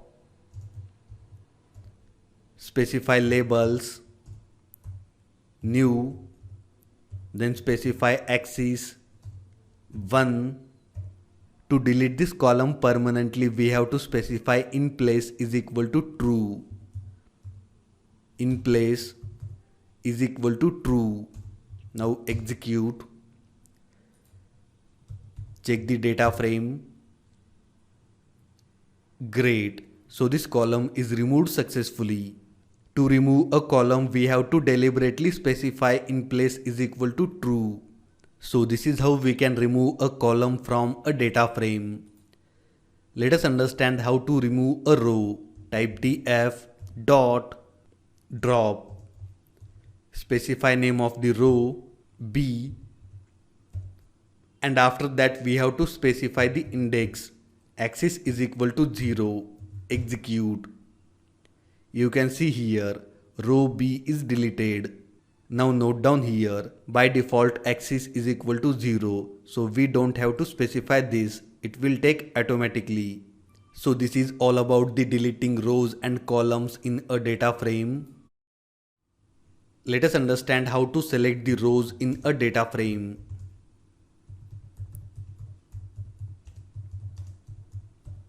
Selecting the rows. First check the data frame df. Great. Now suppose we want to select this row, this one C. To do that, type data frame df dot loc and specify the name of the row. Execute. So this is the row that we have selected, row C. Now check the data type.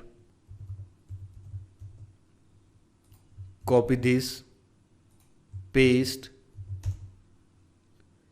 series. So data frame row is also a NumPy series. So this is how we can select the rows in a data frame. Let us understand how to select the subset of rows and columns.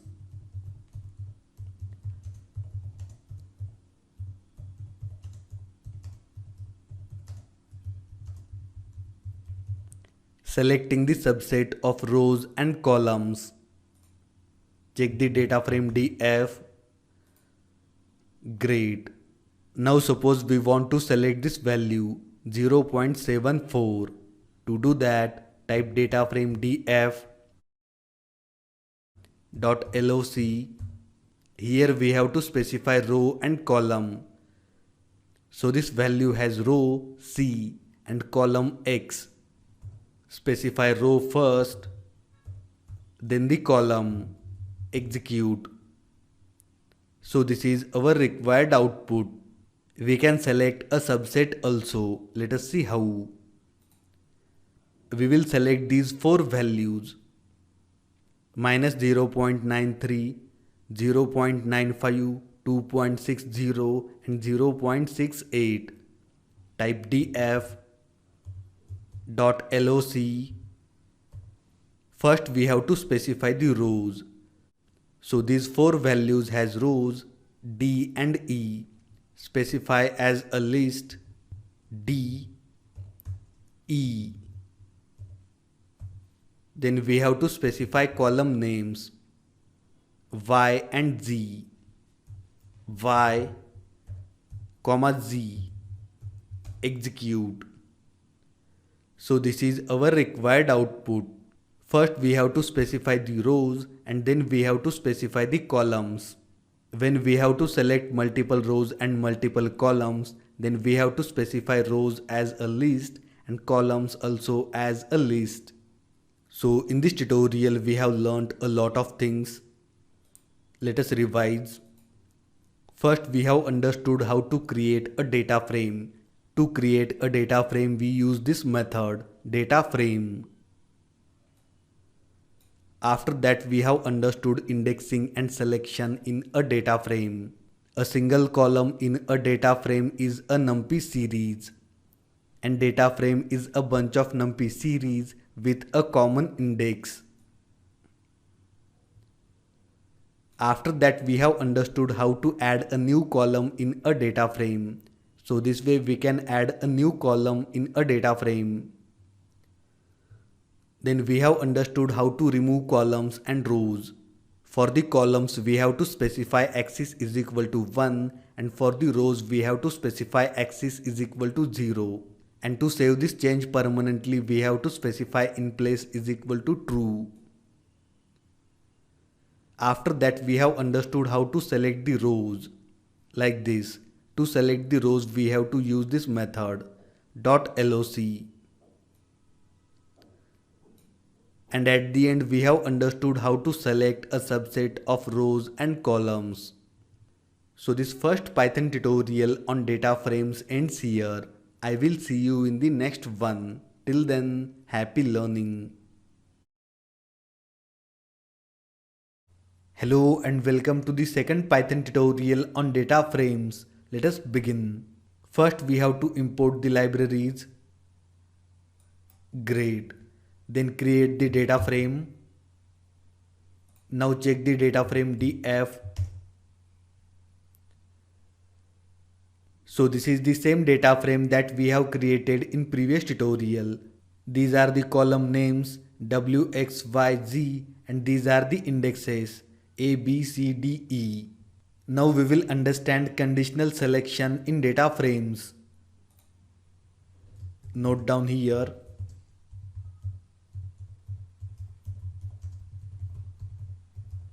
Conditional selection. Type the name of data frame df. Specify condition df is greater than 0. So this is our output. This output is in the form of booleans. These are the boolean values, true and false. When a value in data frame is greater than 0, then it is true, otherwise it is false. You can see here, -2, false, for plus 2.7, true, for 0.65, true. We can store this result in a variable also. Let us do it. Copy this. Create a variable b. Execute. Now check variable b. Here also we have same result, boolean values. Now type data frame df, specify this variable. Now we have different output. Let us understand this. Where the boolean values are true, only those values are shown. Otherwise there are none values. You can see 4 true values, 4 values. For false, none value. So this is how we can select the values from a data frame on the basis of a condition. Instead of that variable b, we can specify condition directly. Delete this variable b, specify the condition. This one, data frame df is greater than 0. Execute. Same result. Now note down here, we have specified this condition for entire data frame. We can specify this condition for a specific column also. Let us see how. Name of the data frame df, select the column w, greater than 0, execute. So these are the boolean values for column w, true, true, false, true, true. Now store this result in a variable.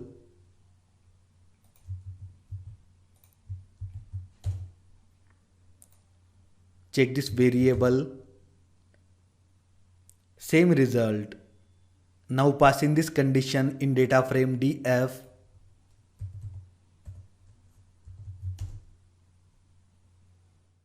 Now note down here, third row is missing. And this is because condition is false for the third row. You can see false. So here we have selected this data frame on the basis of a column, that is conditions in a single column. Instead of that variable, we can pass in condition directly. Copy this condition. Data frame df, then the condition, execute. Same result. So this is how we can apply conditional selection in a data frame. Let us understand how to apply multiple conditions at a time.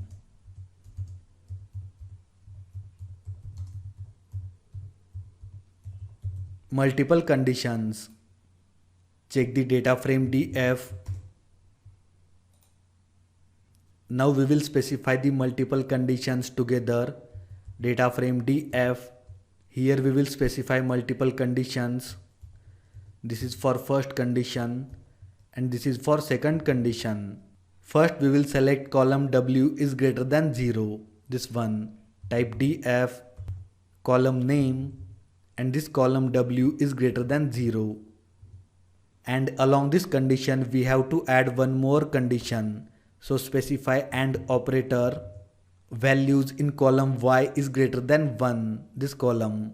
Type df, column y greater than 1. Let us understand these two conditions again. First we are selecting this data frame on the basis of this column, column w. Here we are going to select only those values which are greater than 0. And after that we are selecting data frame df on the basis of this column y. Here we will select only those values in column y which are greater than 1. And between these two conditions we are using AND operator. So here we are selecting only those values which satisfies these two conditions. I will note down here AND operator, execute. So this is the result. Only a single row satisfies these two conditions. This one, row E. Let us understand OR operator. Copy this line, paste, mention OR operator, and this is the symbol for OR operator, pipe. Let us understand these two conditions. First we are selecting only those values from column W which are greater than 0. And after that we are selecting only those values from column Y which are greater than 1.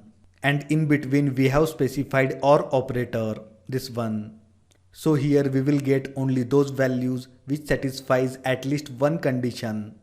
Now execute. So this is the output. Only one row is missing. So these 4 rows satisfies at least one of these two conditions. So this is how we can do multiple conditioning with the data frames. Let us understand index in detail. Check the data frame df. Great. Now type df dot reset index. Execute. Here you can see one index is added, this one, this column. So using this method we can reset the index. And to permanently save this, you have to make this parameter in place as true. As of now, I am not going to do that. Now create a list, new index, R, G, B, O, Y. Check the list. Great. Now add this list as a column in this data frame df. To do that, type df, name of the column, colors, then the name of the list, new index, execute. Now check the data frame df. Great. Column is added, name of the column is colors, and these are the values. Now we will set the values of this new column as index. To do that, type name of the data frame dot method set index and in parentheses name of the column, colors. Execute. So here we have successfully added this column as index. To permanently store this, make parameter in place is equal to true. So this is all about the set index method and reset index method. Let us revise what we have learned in this tutorial. First, we have understood conditional selection in data frames. After that, we have understood how to select the values from a data frame on the basis of multiple conditions. And to do that, we use these two operators, and, or. And at the end, we have understood index. These two methods, reset index method and set index method. So this second Python tutorial on data frames ends here. I will see you in the next one. Till then, happy learning. Hello and welcome to the third Python tutorial on data frames. Here we will learn multi-index and index hierarchy. Let us begin. First import the libraries. Great. After that define a list outside, enter color red 2 more times, then enter color green 3 times.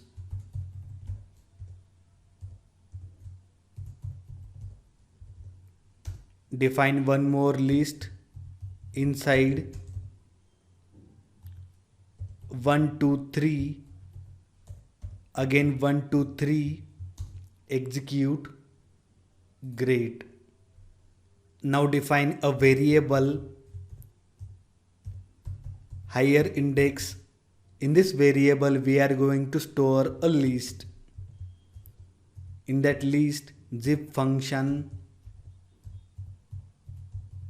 and the parameters outside and inside. Execute. Now check this variable higher index.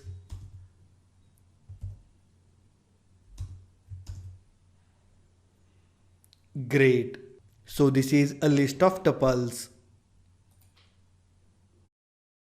Using that list of tuples, we will define a multi-index. Define a variable multi-index is equal to pd dot multi-index dot from tuples. Enter parameter as higher index, then one more parameter, names, colors and numbers.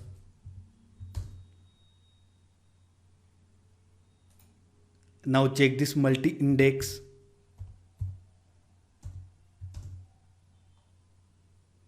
Great. So this is the multi-index that we have defined here. Now using that multi-index, define a data frame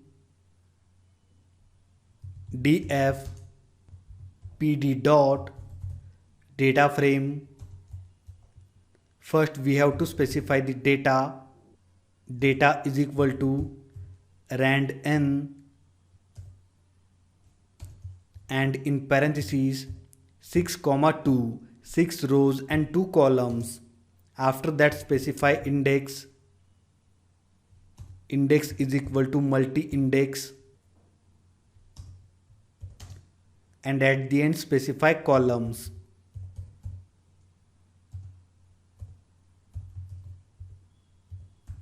A and B. Now check this data frame df. Great.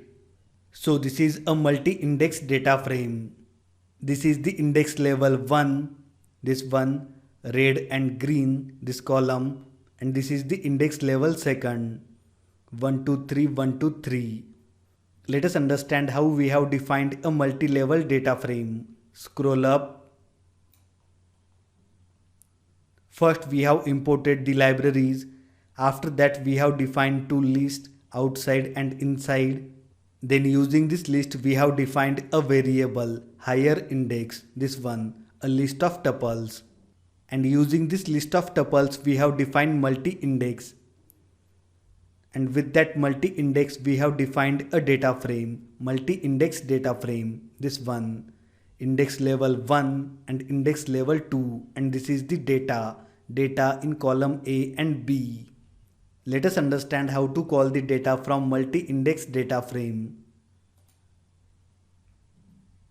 Type the name of data frame df dot loc, specify index red. So this is the output. Here we have specified level 1 index, that is red, and this is the output. In level 1 index red, there is level 2 index and this data. Let us understand how to select level 2 index. Type dot loc, specify index level 2, execute. Great. So this is the data from index level 2. To get that data, first we have to specify index level 1 and then we have to specify index level 2, like this. And after that we can grab a column also. Column A. Great. So this is how we can call the data from multi-index data frame. Let us see one more example. df dot loc, index level 1 is green. Great. Then dot loc, we will grab this 2. So this is the output from index level 1 and index level 2. Now grab the data from column B.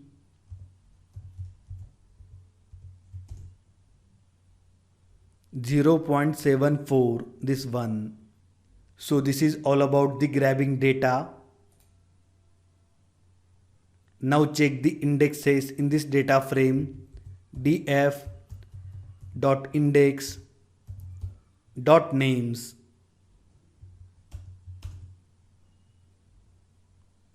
colors and numbers.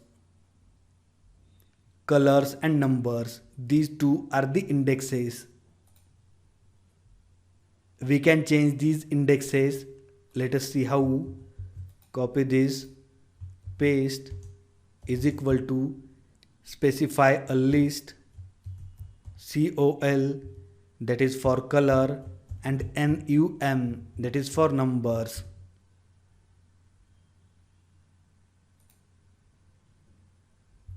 Check the data frame DF. Great. So here we have successfully changed the indexes col and num. Previously it was colors and numbers. So this way we can change the indexes.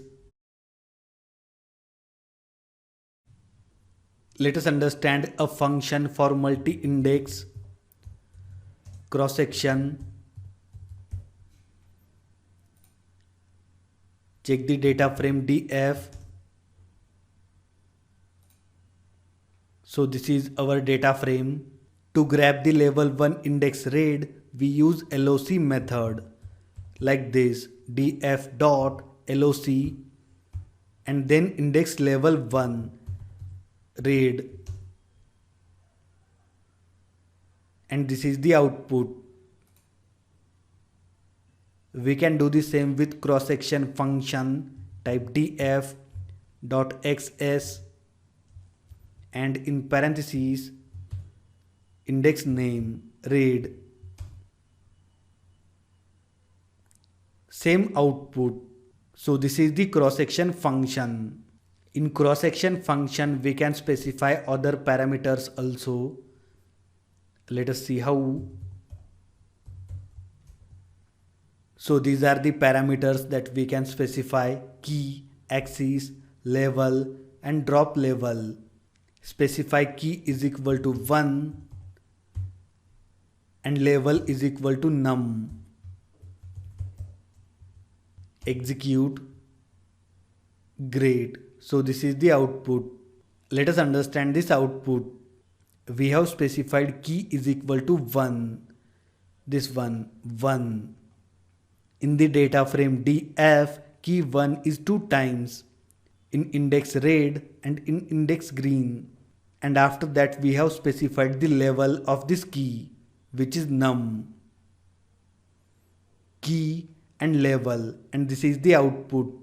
So here we have selected all the data under key 1 and level num. So we can say that the cross-section function has the ability to go inside the multi-level index.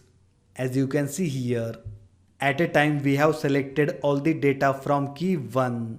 This is the ability to go inside the multi-level index. In this tutorial we have learnt a lot of things.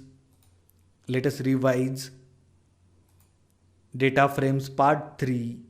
First we have defined a multi-level index, this one, and we have defined this multi-level index from a list of tuples. After that we have defined a data frame, multi-level data frame, this one. There are 2 levels in this data frame, level 1 and level 2. And after that we have understood how to grab the data from multi-level data frame. To do that we use this method, .loc method. Then we have understood how to change the indexes. And at the end we have understood cross-section function, this one, .xs. So this Python tutorial on data frames part 3 ends here. I will see you in the next one. Till then, happy learning. Hello and welcome to this Python tutorial. Here we will understand how to deal with missing data. Let us begin. First import these 2 libraries, NumPy and Pandas.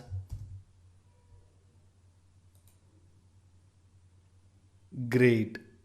Now define a dictionary D, key as A, then value as a list 1, 2, then null value np.nan, then key B, and value as a list. 3 np.nan, again np.nan. These two are the null values. Then one more key, that is C, and value as a list. 4, 5 and 6. Now execute. Check this dictionary D. Great. So there are 3 key value pairs in this dictionary D. Now using this dictionary D, define a data frame df pd dot data frame. Specified dictionary D, execute. Check this data frame df. So this is the data frame. There are 3 columns and 3 rows. Column A, column B and column C. And these 3 are the rows 0, 1 and 2. These are the indexes. Let us understand drop NA method.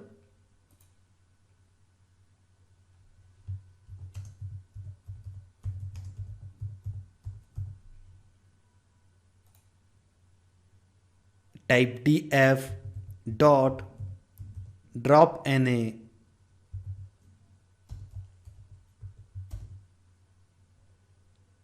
So this is the output. Let us understand this output. The drop NA method drops the null values. As you can see here, all the rows with null values are dropped. By default, axis is equal to 0. Hence, all the null values are dropped on the basis of rows. We can drop the null values on the basis of columns also. To do that, type df, then drop NA method. Specify axis is equal to 1. By default, axis is equal to 0. So this is the output. Null values are dropped on the basis of columns. Let us understand one more parameter in drop NA method. df dot drop NA. Now passing trace is equal to 2.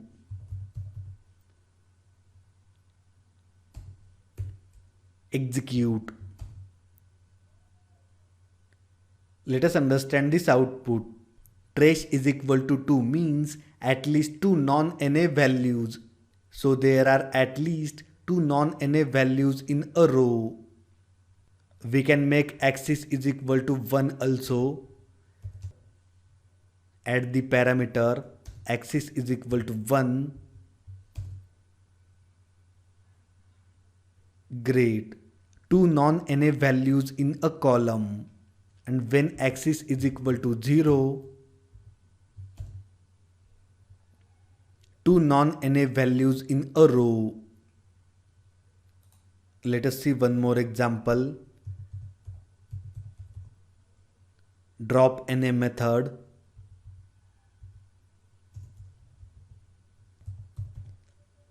Specify threshold is equal to 1.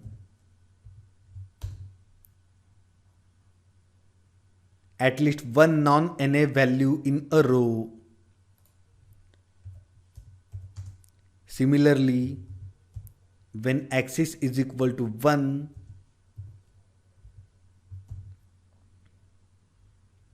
at least one non-NA value in a column. So this is all about the drop NA method. Let us understand one more method.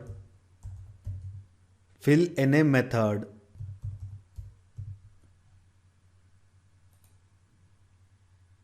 Check the data frame df.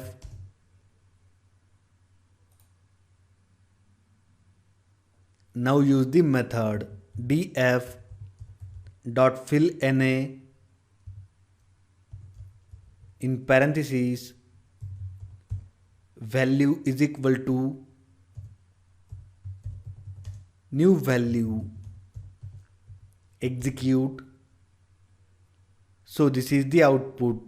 You can see here all the null values are replaced by new value. Previously there were 3 null values. Now there are 3 new values. So using this method fill NA, we can replace the null values. We can add mean of a column also. Let us see how. Type data frame df, select the column A, this one column A. There are 3 values in column A, 1, 2 and new value. This is the null value. Now use the fill NA method. Enter parameter value is equal to column A dot mean. So here we are replacing the value by mean of this column. So this is the result. The null value is replaced by mean of column, that is 1.5. Mean of these two values is 1.5. So this is all about the fill NA method. Using the fill NA method we can replace the null values, as well as we can replace the null values with mean of the column. There are other methods also with which we can replace the null values. Let us revise what we have learnt in this tutorial. In this tutorial we have understood how to deal with missing data. First we have created a dictionary D, then we have created a data frame df, and we have created this data frame using this dictionary D. Then we have understood drop NA method. Using the drop NA method we can drop null values on the basis of rows or on the basis of columns. And after that we have understood fill NA method. With this method we can replace the null values. So this Python tutorial on missing data ends here. I will see you in the next one. Till then, happy learning. Hello everyone and welcome to this Python tutorial. Here we will understand group by method. Let us begin. We use group by method to line up the data together and call aggregate functions on that. In simple words, we can say that group by function allows us to group together rows based on columns, and after that we can perform aggregate operations. First import the libraries. Import numpy as np, then import pandas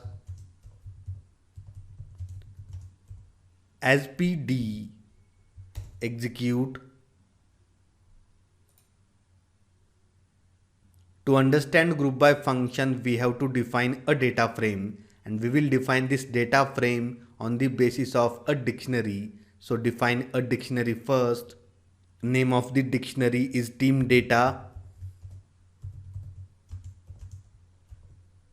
Pass in the key company,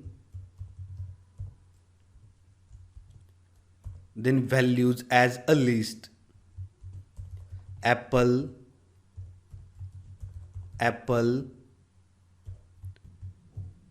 Facebook,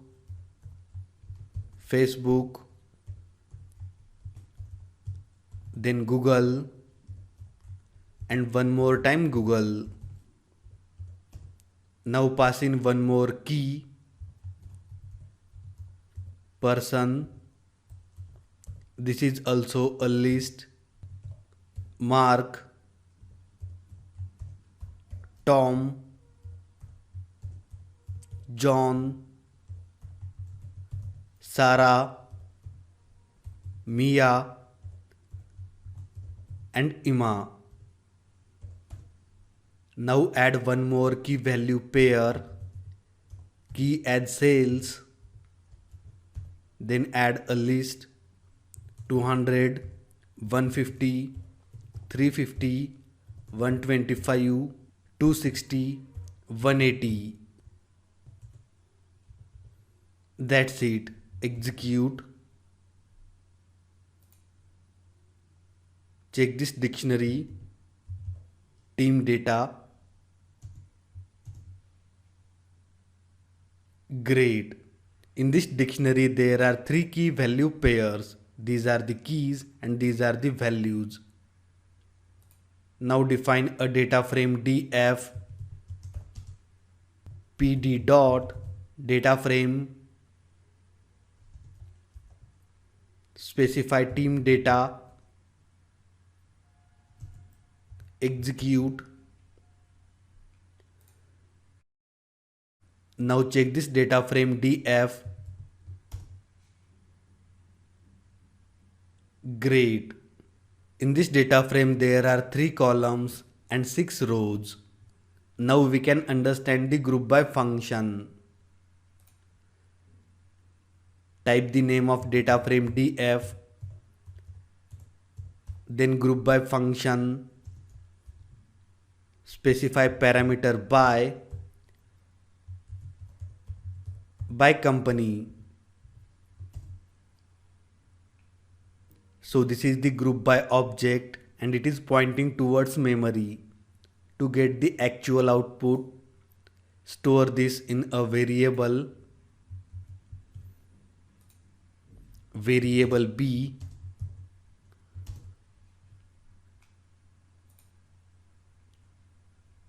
Now type B and apply aggregate function. I will apply mean.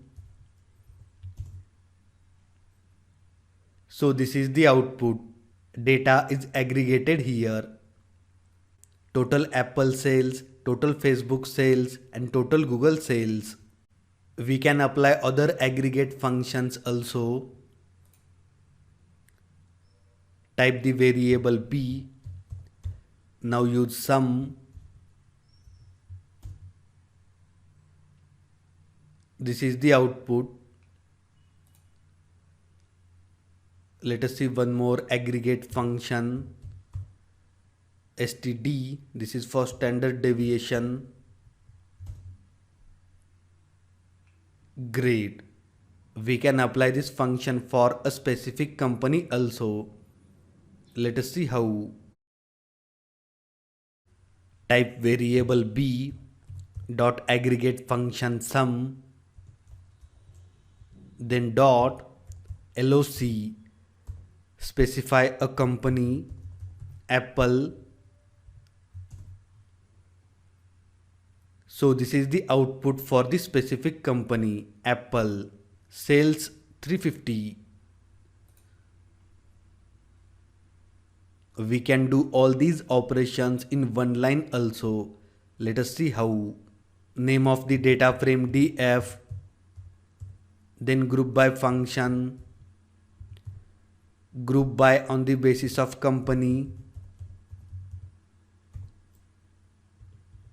Here we can use aggregate function sum. Execute. So this is the result. We can add company name also. FB. So this is our result. So this way we can perform all the operations in one line also. Let us see other aggregate functions. B dot count.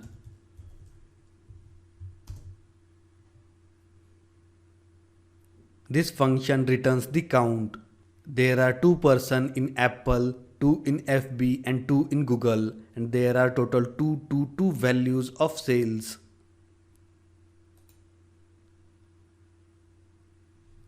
Type B dot max.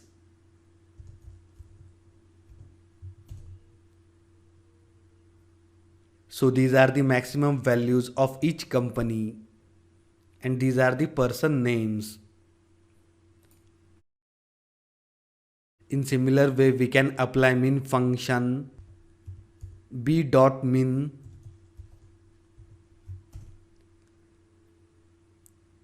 These are the minimum values of sales for each company. Let us understand one more function with group by method.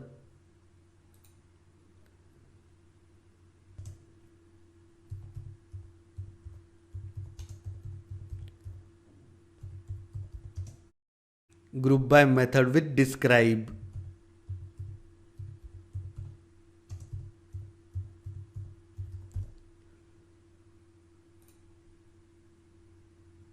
First use group by method df dot group by parameter by is equal to company, then dot describe.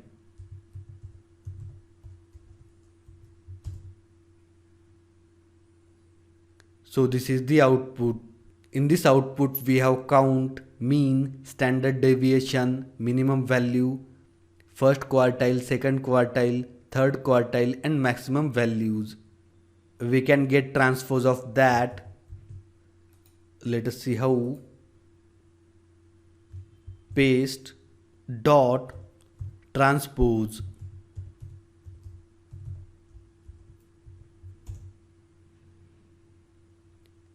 So this is the transpose. So these are the values: count, mean, standard deviation, minimum. These are the three quartiles: first, second and third, and then maximum values. We can use describe function on the basis of a single company also. Let us see how. Paste, then dot loc, enter name of the company, and this is our output, all the values on the basis of company FB. So this Python tutorial ends here. Let us revise what we have learnt in this tutorial.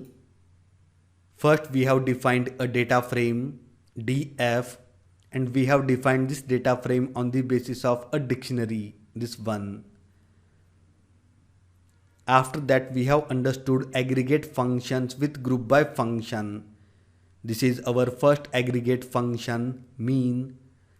Then we have understood sum, standard deviation and other functions like count, max and min. And at the end we have understood group by method with describe function. Describe function returns all these values. So this Python tutorial on group by method ends here. I will see you in the next one. Till then, happy learning. Hello and welcome to this tutorial. Here we will understand merging, joining and concatenating the data frames. Let us begin. First import the library. Great. First we will understand data frames concatenation. The concatenation glues data frames together. To understand the data frame concatenation, first we have to define three data frames: df1, df2 and df3. Execute. Great. Now check these three data frames. df1,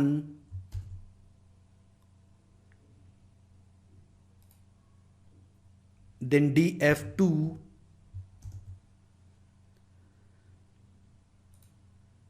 and df3. So these are the three data frames. In these three data frames there are 4 rows and 4 columns. You can see column names are A, B, C, D, same here and same in data frame 3, but the indexes are different. In first data frame 0 to 3, then 4, 5, 6, 7 and after that 8, 9, 10, 11. Let us do concatenation. Type pd dot concat. So these are the parameters that we can enter here. We will enter only one parameter, this one.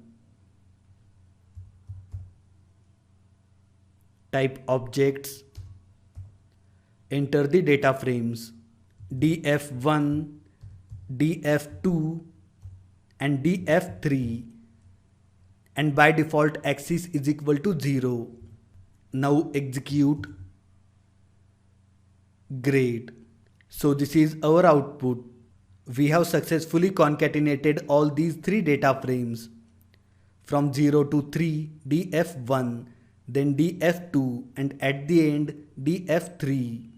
Here we have concatenated all these data frames along the axis is equal to 0.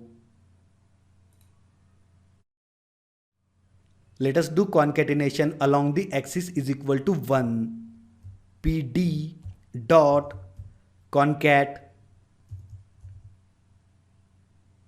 specify parameter objs, data frame 1, data frame 2 and data frame 3. Then specify axis is equal to 1. Execute. Now this is the output. Let us understand. Here we have applied concatenation along the axis is equal to 1. This is data frame 1, this is data frame 2 and this is data frame 3. In simple words we can say that axis is equal to 0 means along the rows and axis is equal to 1 means along the columns. Here first 4 columns for df1, then second 4 columns for df2 and last 4 columns for df3, and all other values are none values here. While applying axis is equal to 0 or axis is equal to 1, we have to check our information first. Otherwise the output will be like this. Many null values in the output. So this is all about the data frames concatenation. Let us understand data frames merging. Here also we have to define these two data frames df4 and df5. Execute.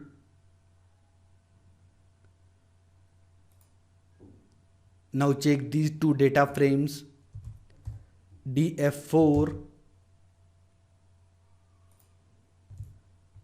and df5.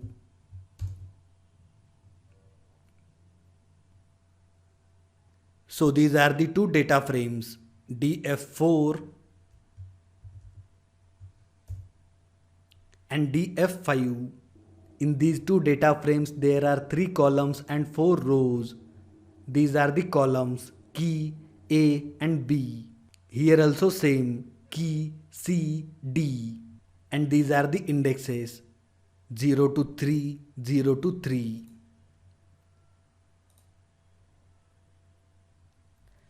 To merge these two data frames, type pd dot merge. Here we will specify 3 parameters, left, right and this one on. Left is equal to df4 and right is equal to df5, and we are merging these two data frames on column key. Execute. Great. So this is the output. Column A and B from data frame df4 and column C and D from df5, and this is the common column key. On the basis of column key, we merge these two data frames. Let us see one more example. Define two data frames df6 and df7. Great. Now check these two data frames.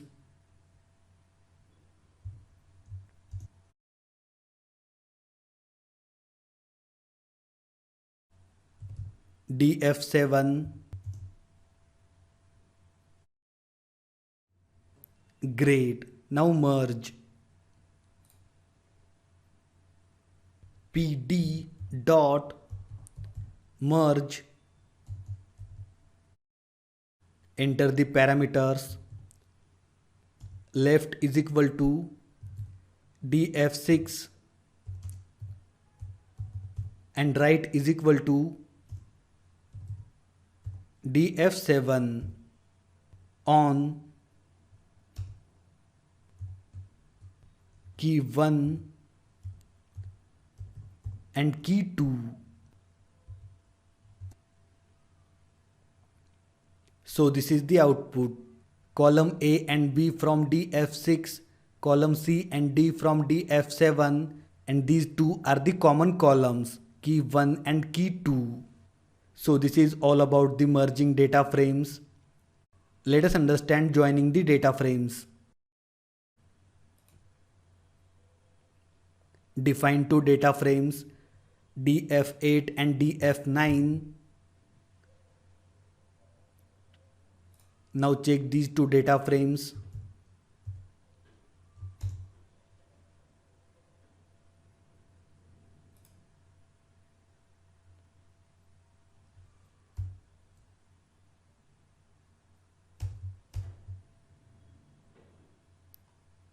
Great.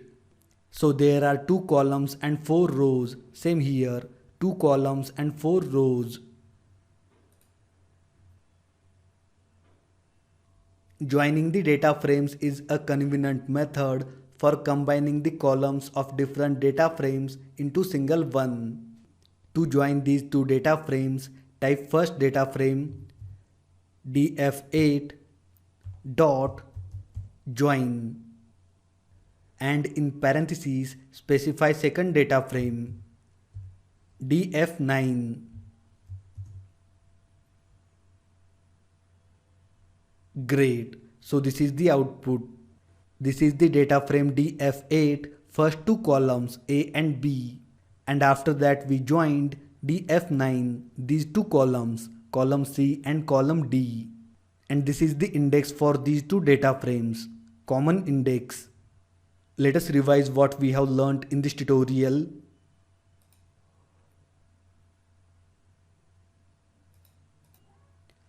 Merging, joining and concatenating the data frames. First we have understood concatenation of data frames. After that we have understood data frames merging. And at the end we have understood joining the data frames. So this Python tutorial ends here. I will see you in the next one. Till then, happy learning. Hello everyone and welcome to this Python tutorial. Here we will understand some useful operations in data frames. Let us begin. First we will import these two libraries, NumPy and Pandas. Great. After that we have to define a data frame, df. To define this data frame, first define a dictionary, D. Now define data frame df and check the same. Great. So this is our data frame df. In this data frame there are 4 rows and 3 columns. Now type df, select column 2 dot unique, execute. So these are the unique values in column 2. This method unique returns unique values in a column like this. Similarly we can check length also. Type len 3. So there are 3 unique values in this column, column 2. To get the unique values we can use one more method, that is nUnique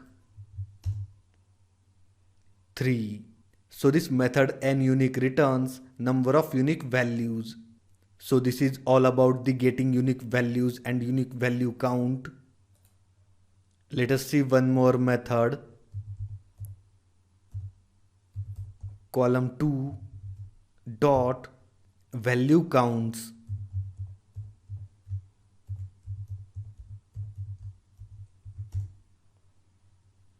It returns number of values.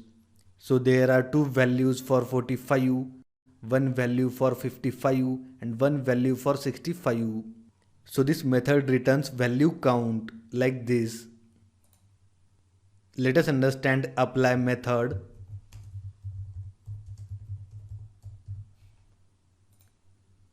To understand the apply method, we have to define a function. Name of the function is times 5. Specify argument as x. Then return x into 5. Execute. Now call this function. Enter 10. 50. So this function is working fine. Let us understand apply method. Type df column 1 dot sum 10. Let us check df. So sum of the column 1 is 10. Here we have applied method sum on this column. Now select the column 1 again. Dot method apply and in parentheses times 5.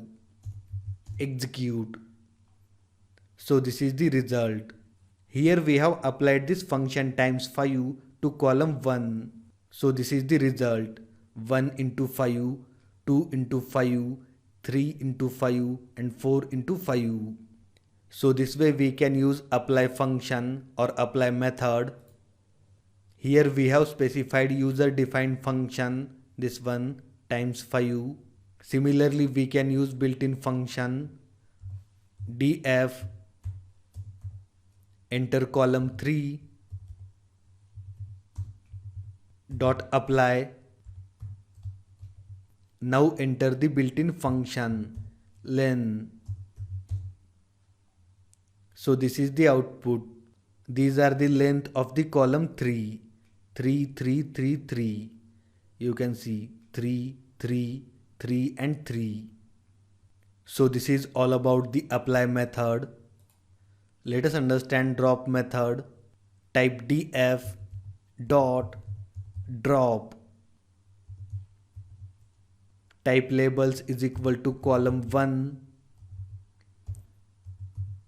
and axis is equal to 1.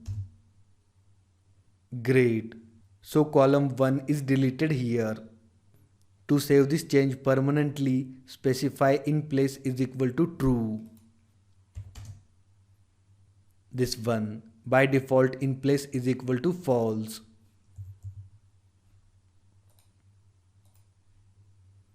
We can check column names also. Type df dot columns. Execute. So these are the column names. Call 1, call 2 and call 3. Now note down here. This is not a method. It is an attribute. Similarly we can do for indexes.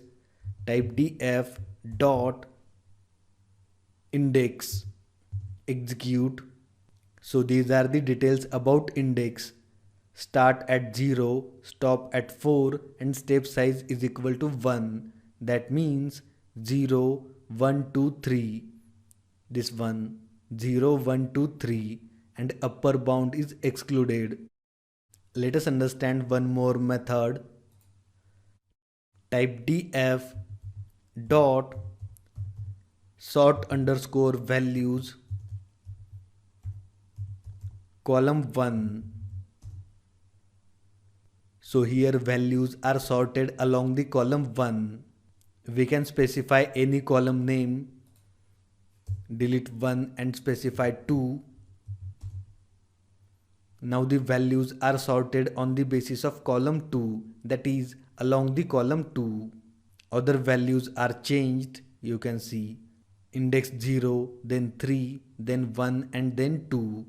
This is along the column 2. Let us understand one more method.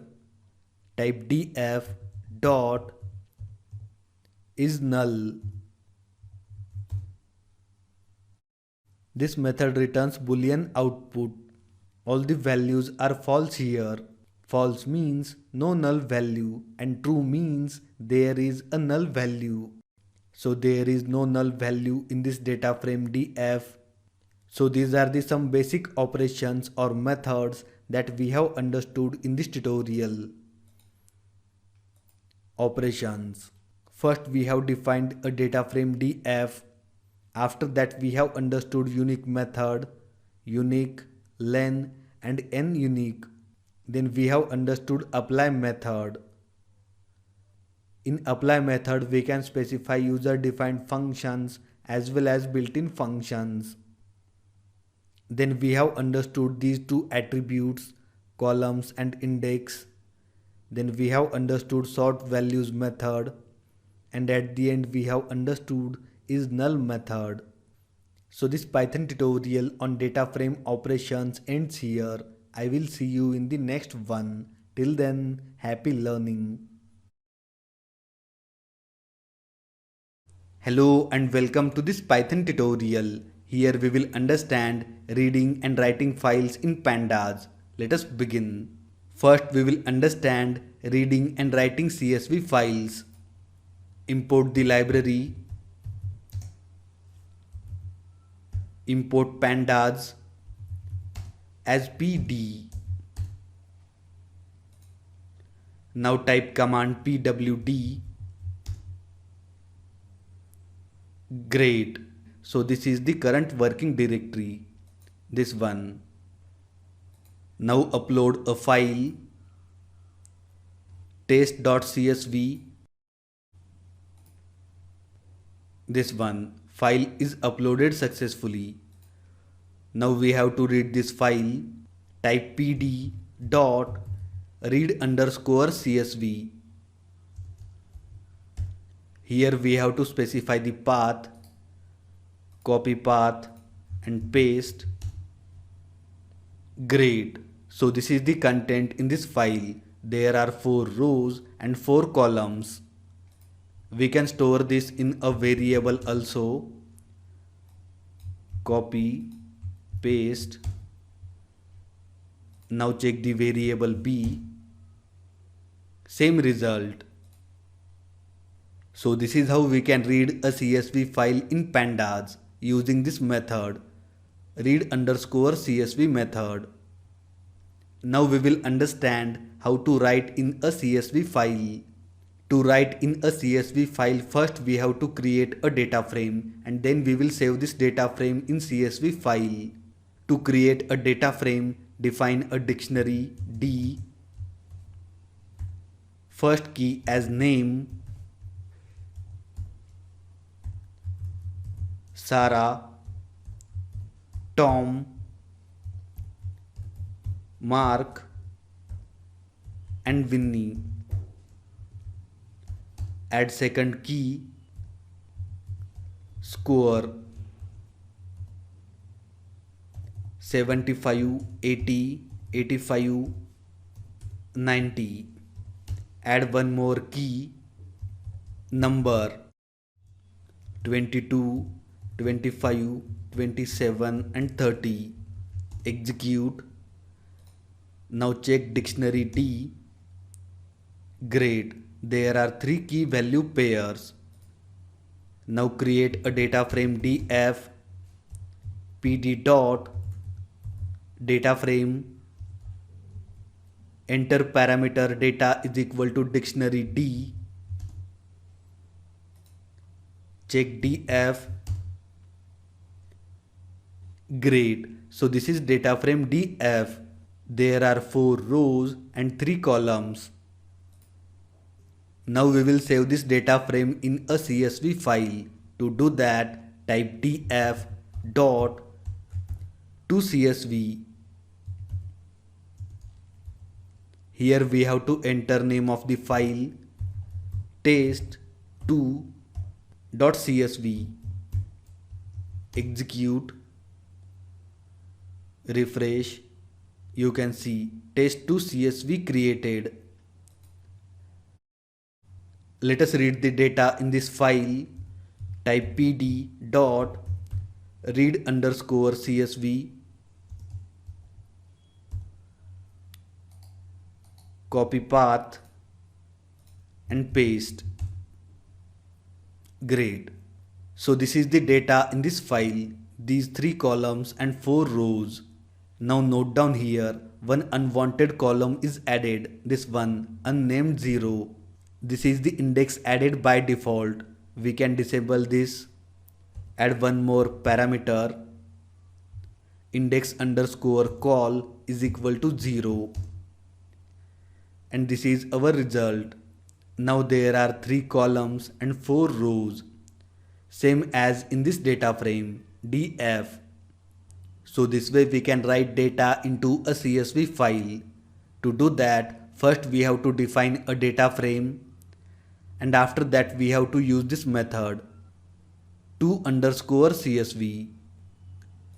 So this is all about the reading and writing CSV files. Let us understand reading and writing Excel files.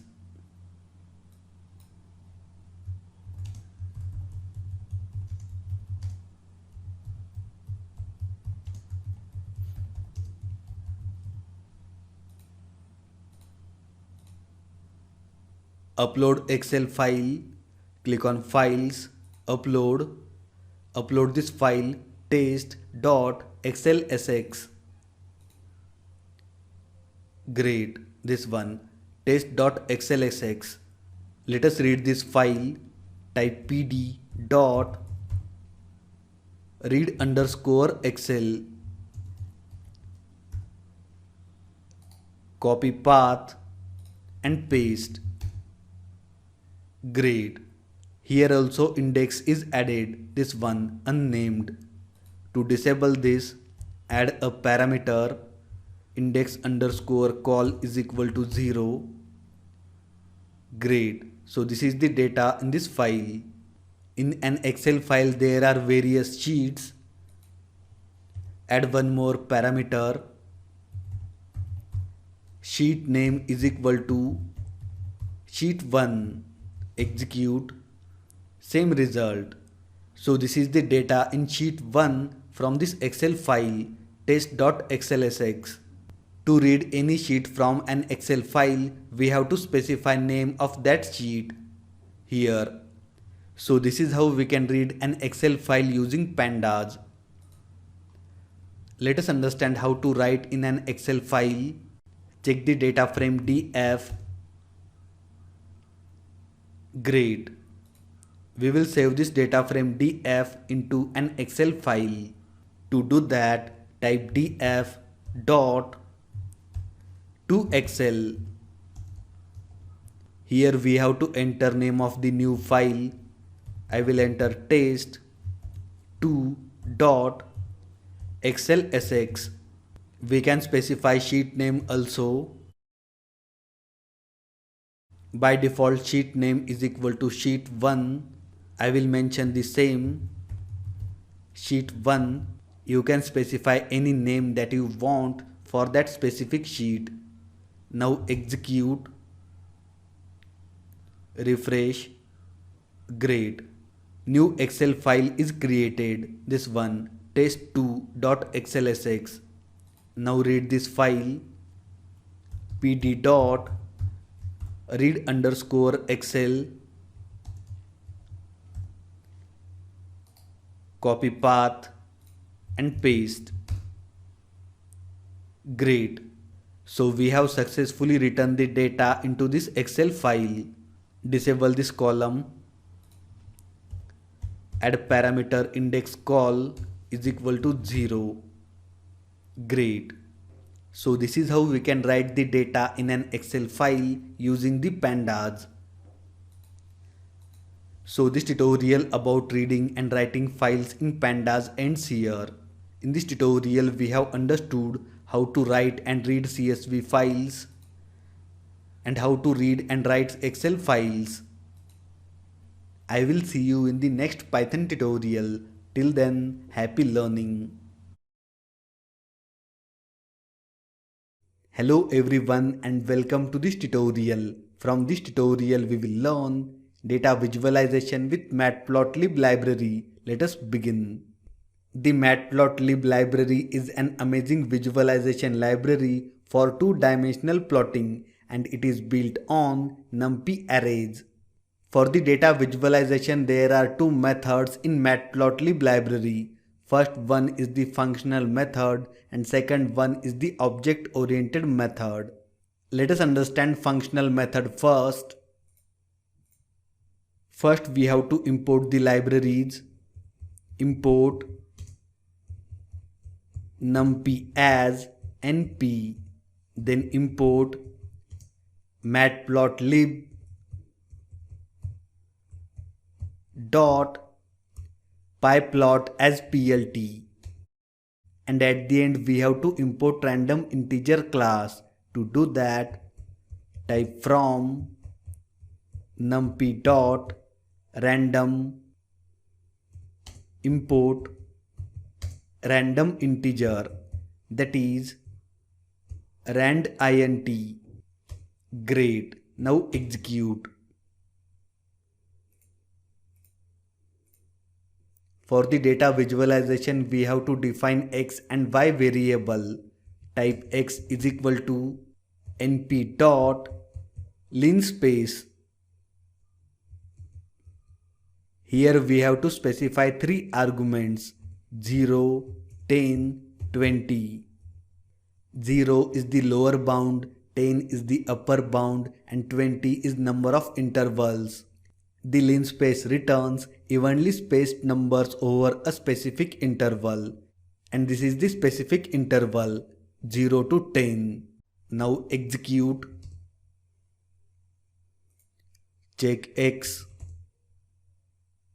Great. So these are the 20 evenly spaced numbers from the interval 0 to 10. Now define y variable. Y is equal to random integer 0, 50, 20. Execute. Now check y variable. Great. Here also 0 is the lower bound, 50 is the upper bound, and we are selecting 20 random numbers from the interval 0 to 50. Now note down here, in x and y variable, these two are the arrays. In y variable, these are the random numbers. Let us sort them. Define y is equal to np dot method sort, and in parentheses again y. Execute. Now check the y. Great. Now these random numbers are in ascending order. Let us visualize the data. Type plt dot plot and in parentheses x comma y. So this is the output, x-axis, y-axis, and these are the data points. Here we can add x label, y label and title. Let us see how. Hit on enter, type plt dot x label. Specify x label as x-axis. You can specify any string. Then plt dot y label, y-axis. Then specify title, plt dot title.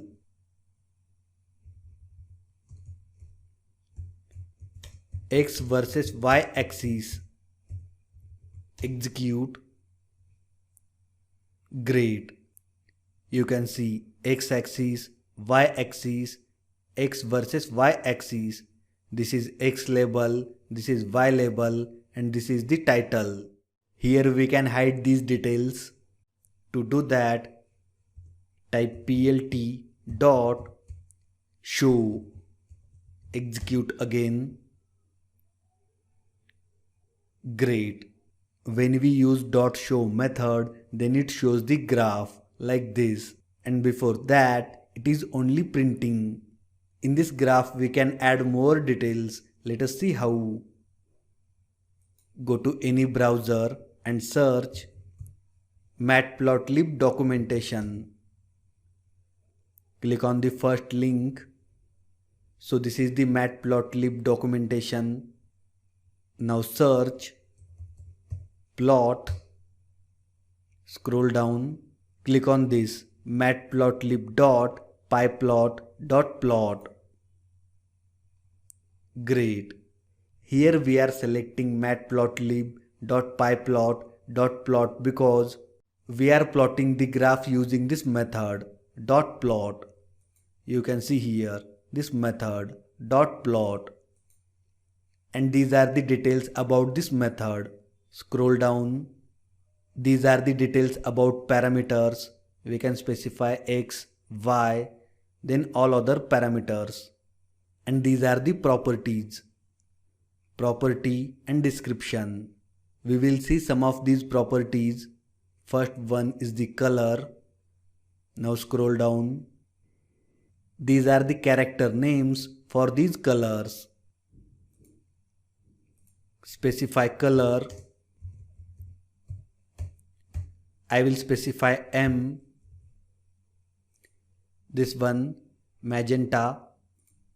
Execute. Great. Now the data points are in this color magenta. Similarly we can specify other colors. And these are the options. Now scroll up. We will specify this property, line style, and these are the options, dash, double dash, and all other options. These are the options.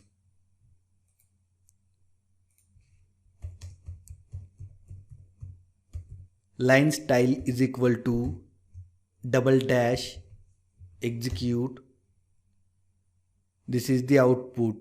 You can try other options also. Let us see one more parameter, marker. Scroll down. So these are the characters and this is the description for markers. We will specify this marker star. Marker is equal to star.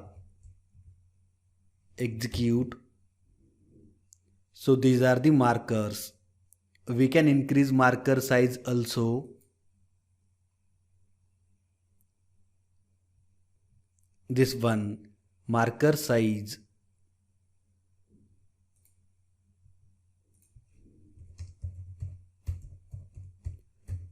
Marker size is equal to, we have to specify a number.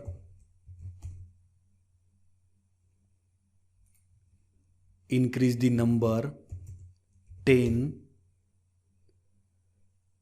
Marker size is increased. Similarly, we can increase line width. This one, line width.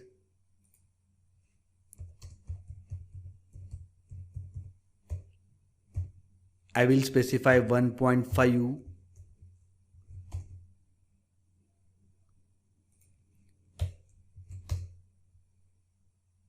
Line width is increased. So there are all other properties. You can check all of these. For the property line width, we can specify line width or LW. Like this, instead of line width, we can type LW. Same result.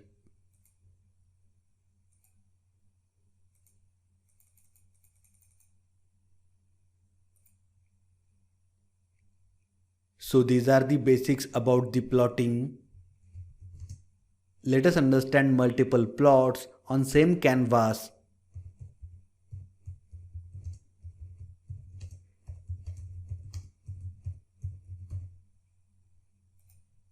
For the multiple plotting, we have to use a method.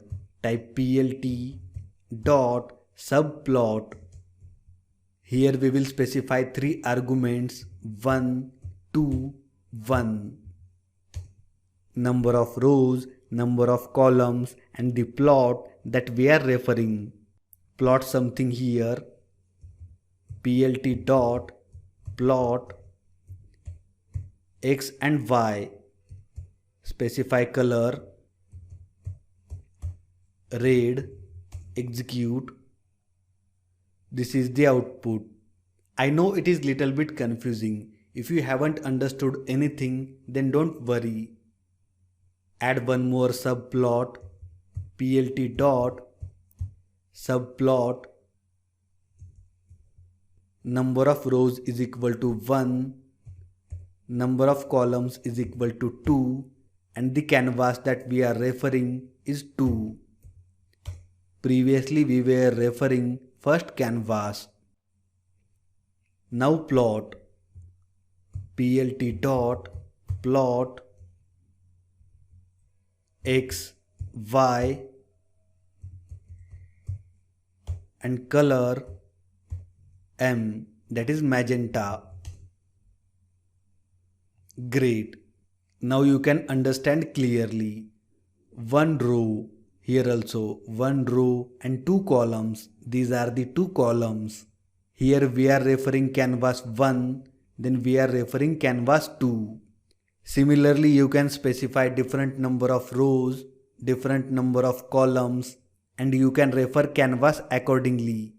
So this is all about the plotting multiple plots on same canvas. To do that, we have to use this method, subplot method. For more details, you can type here in matplotlib documentation, subplot matplotlib.pyplot.subplot. Here you will get all the details. These are the parameters, then property and description, and all other details.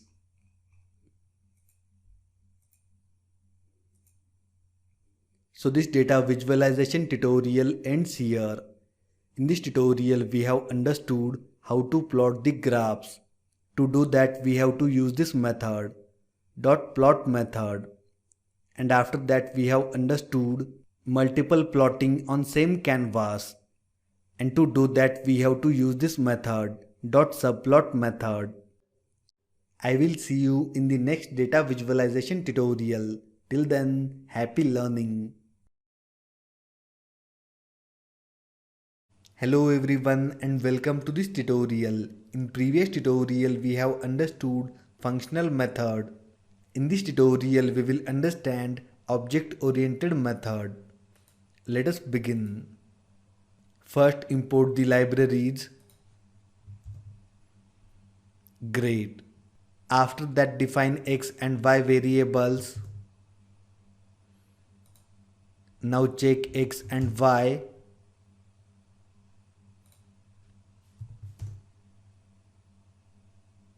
Great. In object-oriented method, first we have to define an object. This is the name of object.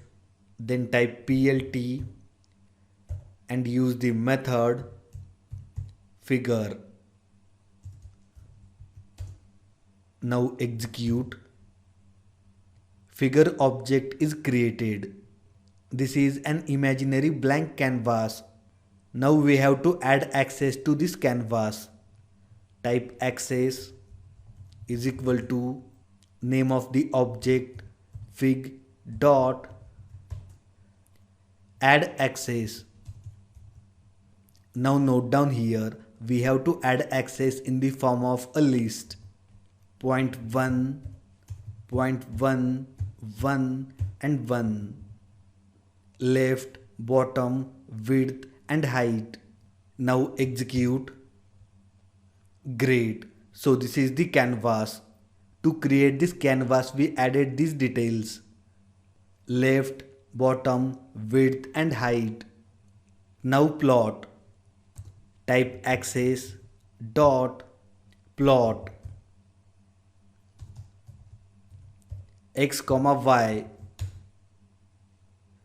Great, this is the output. Here we can add other details also like x label, y label and title. Type axis dot set x label, x axis. Similarly we can add y label, axis dot set y label.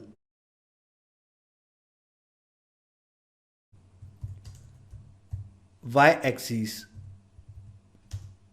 Then add the title, axis dot set title,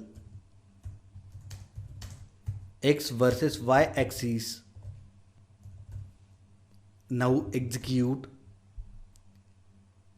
X axis, y axis, x versus y axis. Let us understand this again. In object-oriented method, first we have to define an object. This is the object that we have defined here, fig. After that we have added axis. To add the axis we have to use this method, add axis, and then we have plotted the graph for x and y. Then we have added x label, y label and title. Let us see one more example. Here we will add two sets of figures to one canvas.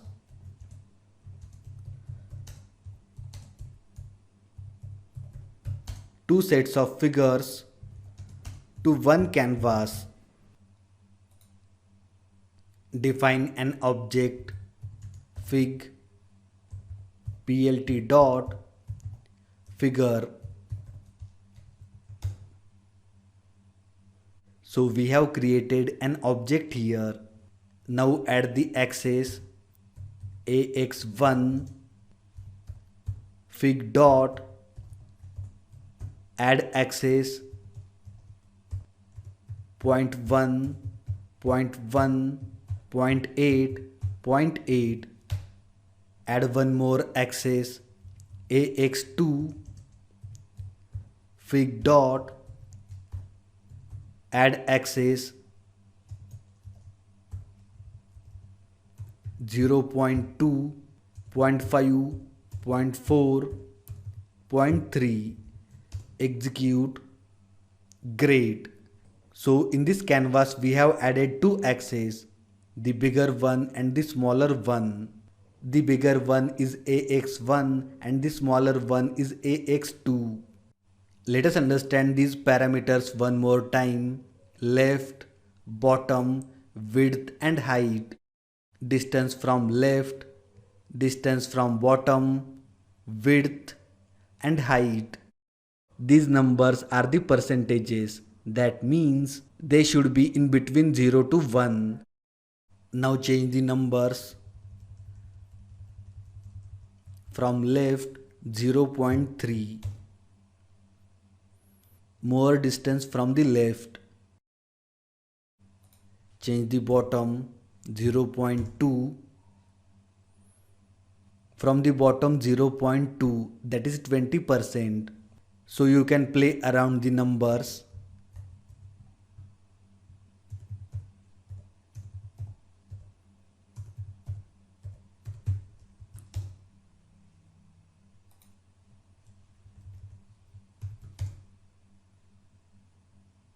Let us add other details. ax1 dot plot x, y and the color red. Now add x label ax1 dot set x label x axis, then y label y axis, then add the title.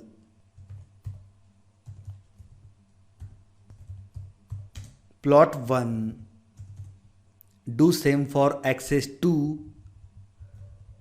Copy these lines paste ax2 xy color magenta, then ax2 x label is same, y label is also same, and title is plot 2 execute. Great. Plot 1, plot 2, x-axis, y-axis, and for the plot 2 also x-axis and y-axis. So this way we can add other details also, like this. So these are the basics about object oriented method. In object oriented method, first we have to define an object like this, and to define this object we have to use this method dot figure. After defining the object we have to add axes like this ax1 and ax2, and to add axes use this method add axes, and after that do the plotting. So this data visualization tutorial on object oriented method ends here. I will see you in the next one. Till then, happy learning. Hello everyone and welcome to this Python tutorial. Till now we have understood functional method and object oriented method. In this tutorial we will understand subplots method. Let us begin. First import the libraries. Then define x and y variables. Great. Now check x, then y. Great. Now type fig, comma, axis is equal to plt dot subplots. Execute. So this is the subplot. Hit on enter. Axis dot plot x comma y. Great. Let us understand this output. To understand this output, scroll up.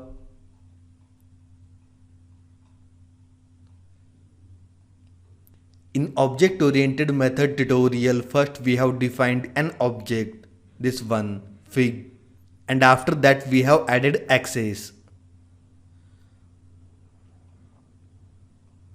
But here we are defining object and adding axes at a time. And to do that we are using this method, subplots method. This is a tuple unpacking. Using the subplots method we can specify number of rows as well as number of columns. Let us understand this. Now type fig, this is the object, then axis is equal to plt dot subplots. Here we can define n rows and n columns.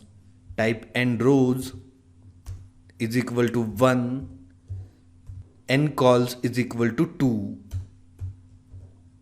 Execute.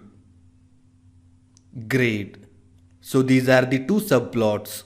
Number of rows is equal to 1 and number of columns is equal to 2. Now change number of rows 2 and number of columns 3. 2 rows and 3 columns. So this way you can add number of rows and number of columns using this method, subplots. In this output there is some overlapping. To avoid this overlapping, type plt dot tight underscore layout. Now there is no overlapping. Tight layout method avoids the overlapping.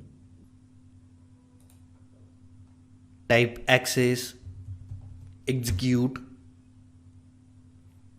The axis object is an array of matplotlib axes. That means we can iterate through it. For the iteration, type fig, comma axis, plt dot, subplots, n rows is equal to 1, n calls is equal to 2. Now use the for loop for iteration. For current axis, in axis, current axis dot plot x comma y, execute. Great. So this way we can iterate through access object. We can iterate through access object, that means we can index it. Let us see how. Fig comma access is equal to plt dot subplots, n rows is equal to 1, n calls is equal to 2, axis, select first axis, index 0 dot plot x comma y, hit on enter, axis, now select index 1 dot plot x comma y, now execute. Great. This is the output for index 0 and this is the output for index 1. Let us add more details. Axis, index 0 dot set title,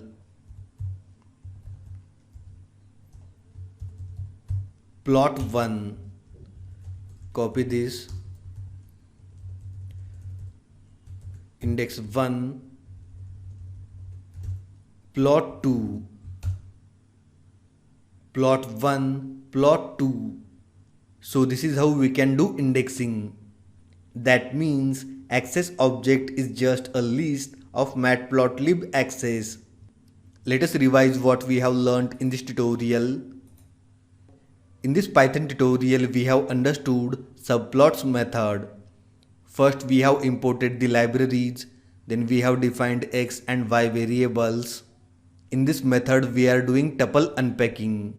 In a single line we are defining an object as well as we are adding access. Using this method we can specify number of rows as well as number of columns. Then we have understood iteration and at the end we have understood indexing. So this Python tutorial on subplots method ends here. I will see you in the next one. Till then, happy learning. Hello everyone and welcome to this Python tutorial. In previous tutorial we have understood subplots method. In this tutorial we will understand figure size, aspect ratio and DPI. Let us begin. First import the libraries. Then define x and y variables. Great. Now define the object figure. Fig is equal to plt dot figure. So these are the arguments that we can enter. Specify figure size 3,2. We have to specify figure size in the form of a tuple like this, width and height. After that specify DPI 100. DPI stands for dots per inch. Now add the axis. AX is equal to fig dot add axis 1 1. Then plot x comma y, execute. Great. So this is the output. We can change the figure size. Change width. Now the width is increased. Change height. It is also increased.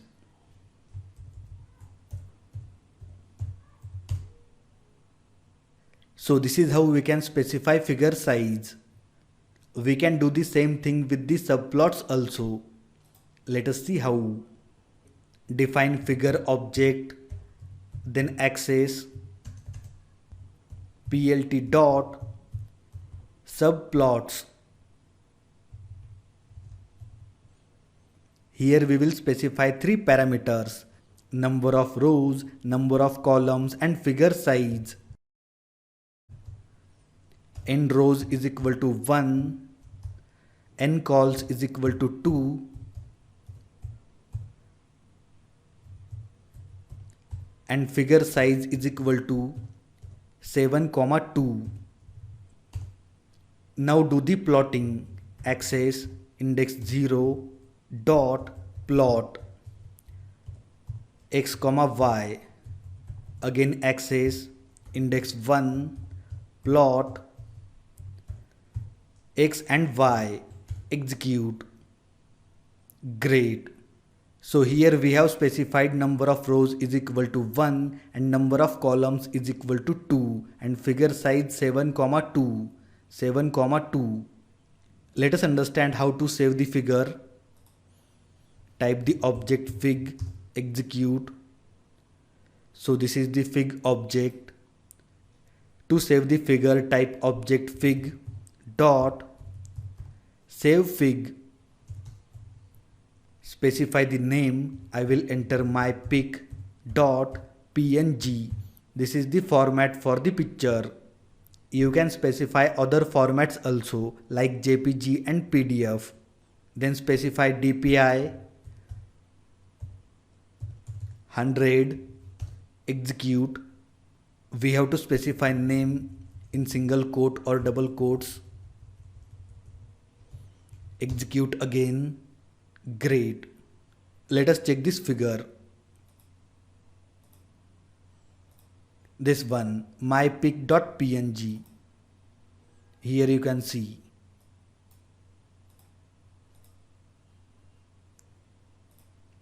So we have successfully saved this figure as mypic.png.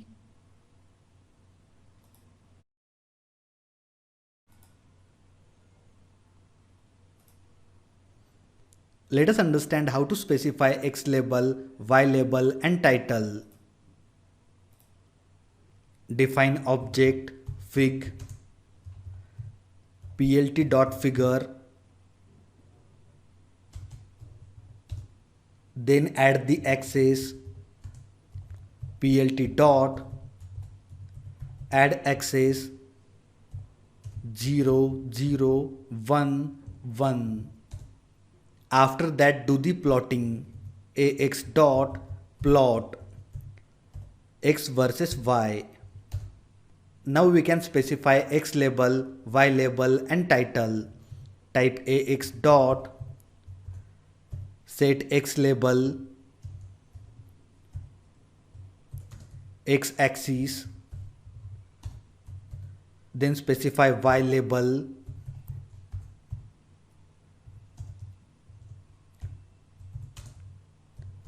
Y axis, then specify title set underscore title X versus Y. Execute. We have to specify fig dot add axis. Now execute again. Great. X axis, Y axis, X versus Y. So this way we can specify X label, Y label and title. Let us understand how to specify the legends.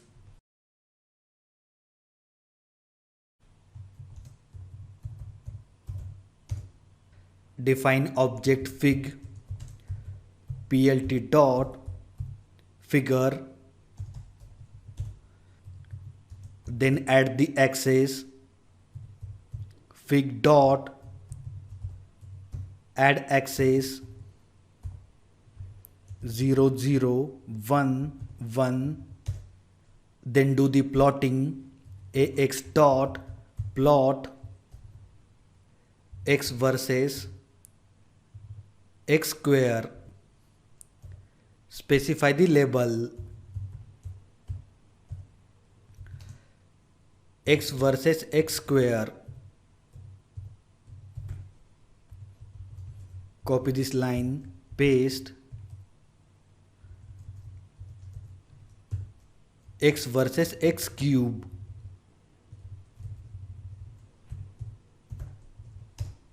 and at the end specify ax dot legend, execute. Great. X versus x square, this one, blue line, and x versus x cube, this one, orange line. With the legends we can understand the graph more clearly. We can change the location of legend. Let us see how. Go to matplotlib documentation. These are the location codes from 0 to 10, and these are the strings. 0 for best, then 1 for upper right, 2 for upper left, and so on. Specify 0. This is for best location. Then specify 1 upper right, then specify 2 for the upper left. Great. We will specify one more, this one, 6, center left.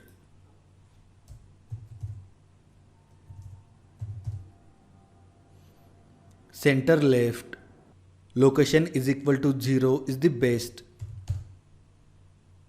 This one, best. So this is all about the specifying legends. Let us revise what we have learnt in this tutorial. First, we have understood how to specify figure size and DPI. Figure size in the form of a tuple, width and height. We can do same for the subplots like this. After that, we have understood how to save a figure. Then we have learnt how to specify X label, Y label and title. And at the end we have understood how to specify the legends. So this Python tutorial on figure size, aspect ratio and DPI ends here. I will see you in the next one. Till then, happy learning. Hello everyone and welcome to this Python tutorial. Here we will understand some more properties that we can specify in the plots. Let us begin. Import the libraries. Then define X and Y. Great. Now define the object fig. Plt dot figure.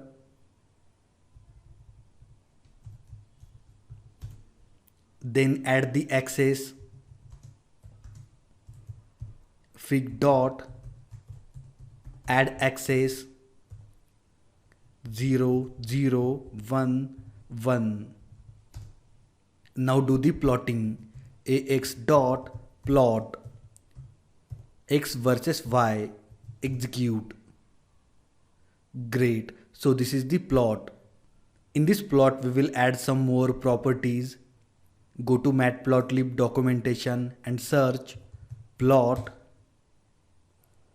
Scroll down matplotlib.pyplot.plot.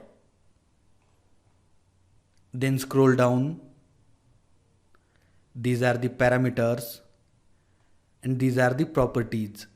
First we will specify color.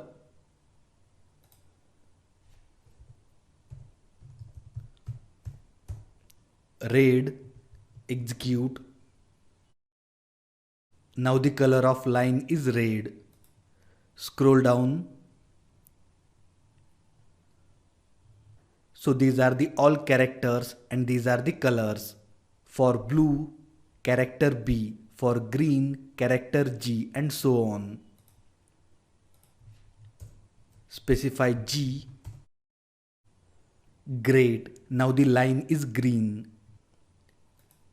You can try all these colors. Go back to the properties.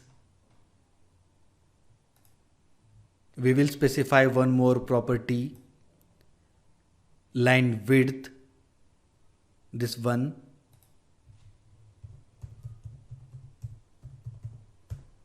For the line width we have to specify a float. I will enter 2. Line width is increased. Again, let us see one more property, line style, or we can specify ls, and these are the options.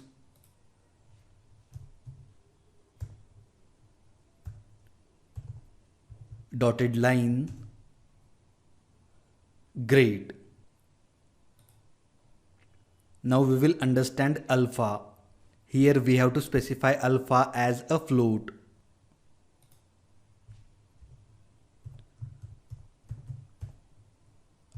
I will enter 0.5. Now the line is more transparent. Make it 0.8. Now it is much better. So alpha controls the line transparency. Let us see more properties. Marker. For the marker option, scroll down, or you can click here on marker.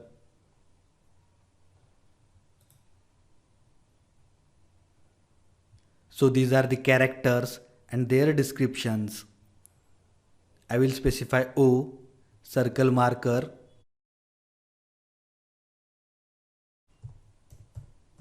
O. Now we have marker.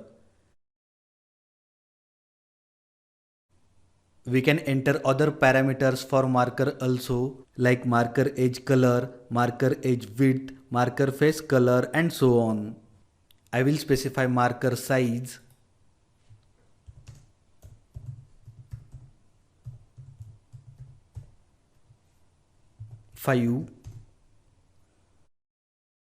So this is the output for marker size 5. Enter 10. And this is the marker size when we specify 10. Let us change marker face color.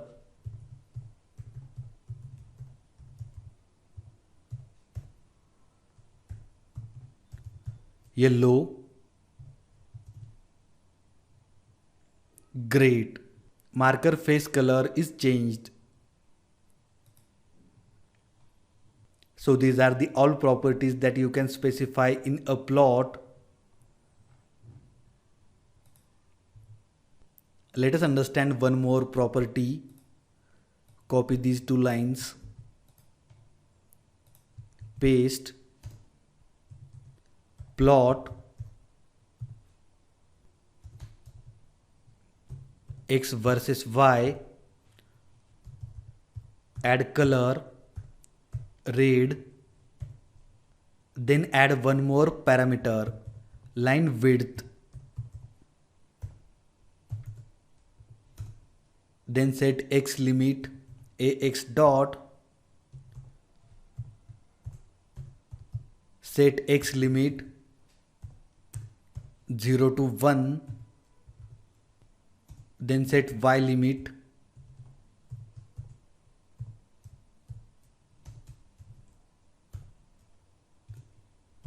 0 to 10. Execute. This is the line width for 10. Reduce this. Now it's better. So this way we can control the line width also. As well as here we have specified X limit from 0 to 1 and Y limit from 0 to 10. Let us revise what we have learnt in this tutorial. So these are the properties that we can specify in a plot, and this is the list of all these properties. And this one also, line width. So this Python tutorial about adding various properties in a plot ends here. I will see you in the next one. Till then, happy learning. Hello everyone and welcome to this Python tutorial. Here we will understand different plots. Let us begin. First we will understand scatter plots. Import the library.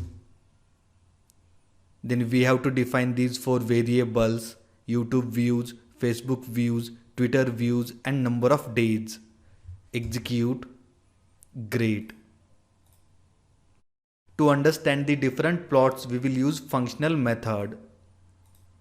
Type plt dot scatter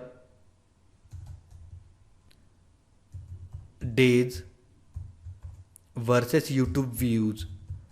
Add label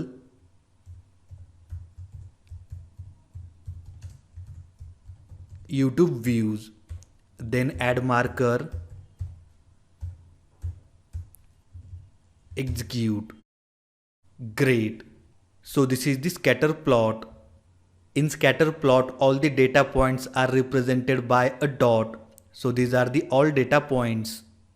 Now copy this line, paste. Days versus Facebook views.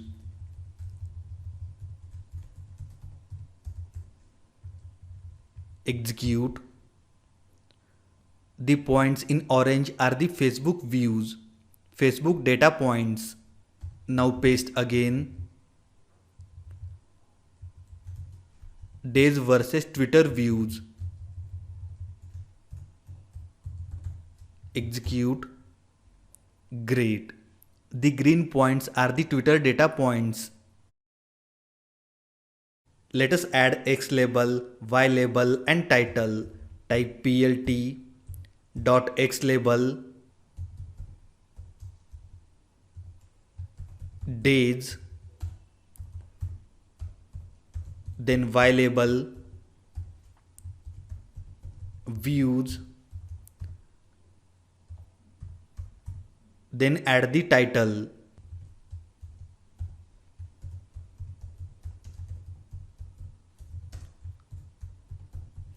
Social media views. Execute. Days, views and social media views, X label, Y label and title. To see these labels, YouTube views, Facebook views and Twitter views, we have to add one more line. Plt dot legend. Execute. You can see legend here. YouTube views, Facebook views and Twitter views, blue, orange and green. In scatter plots we can add other parameters also. Go to matplotlib documentation and type here scatter matplotlib.pyplot.scatter. So these are the details about scatter plot. These all are the parameters. And at the end these are the examples.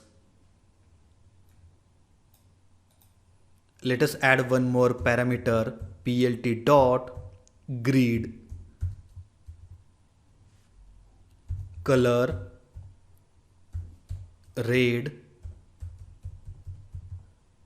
and line style. Execute. Great. Now the grid lines are added here. For more details about the scatter plot, you can refer matplotlib documentation. Here you will get all the details. And these are the examples.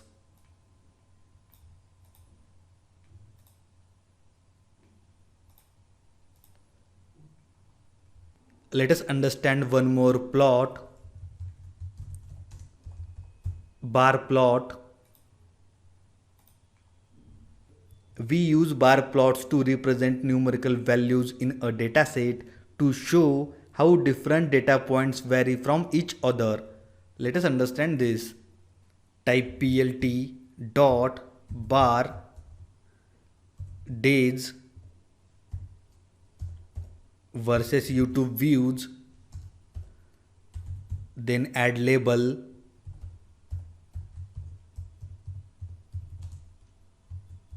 YouTube views, execute.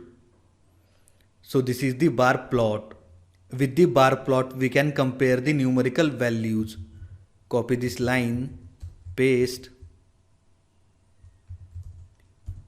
Days versus Facebook views. Here also.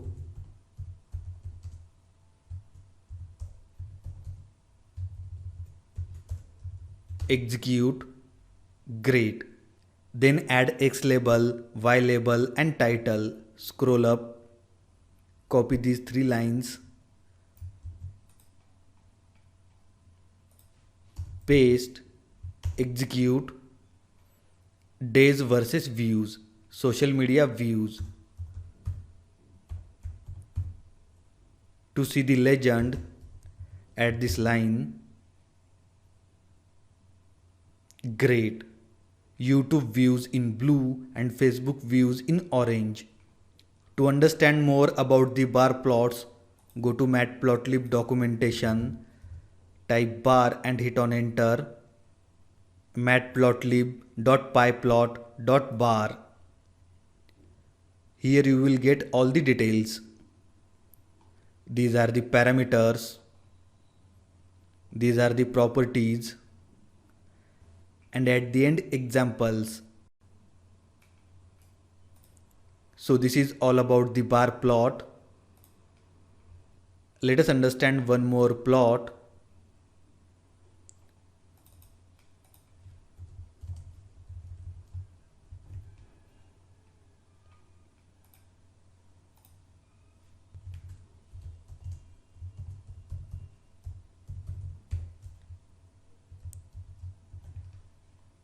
Histogram.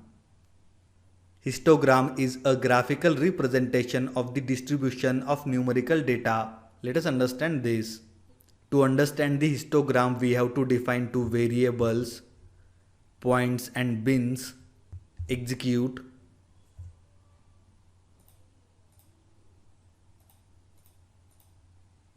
To plot the histogram, type plt dot hist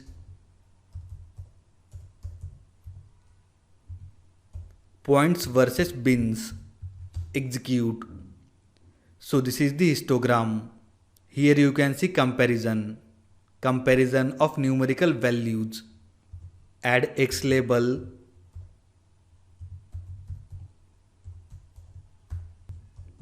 bins, then Y label, frequency, then the title.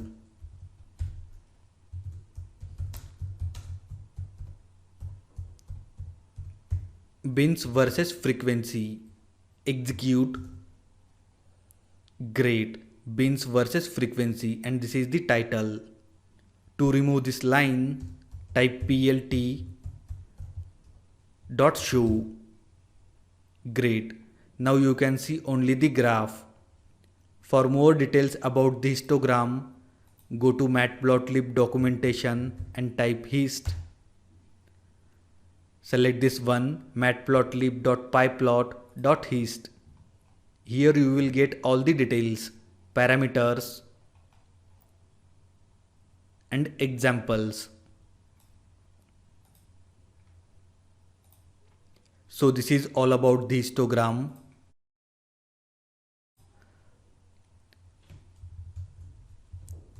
Let us understand pie chart.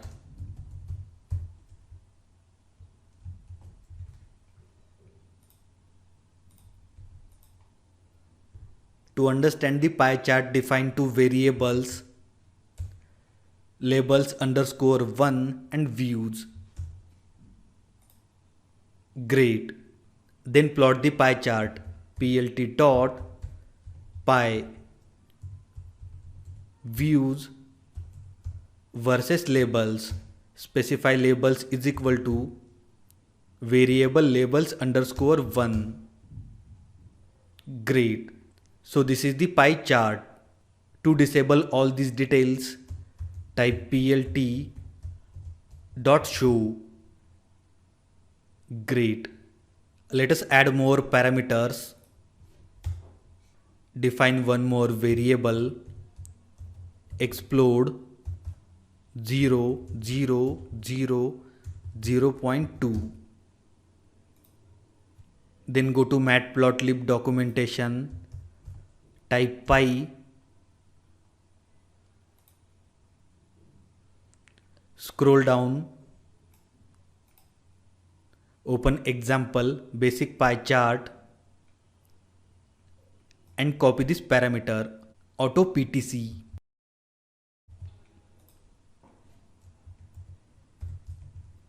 Execute. Now you can see the percentage. With this parameter you can see the percentage. Then add one more parameter, explode is equal to, specify this variable explode underscore 1. Execute.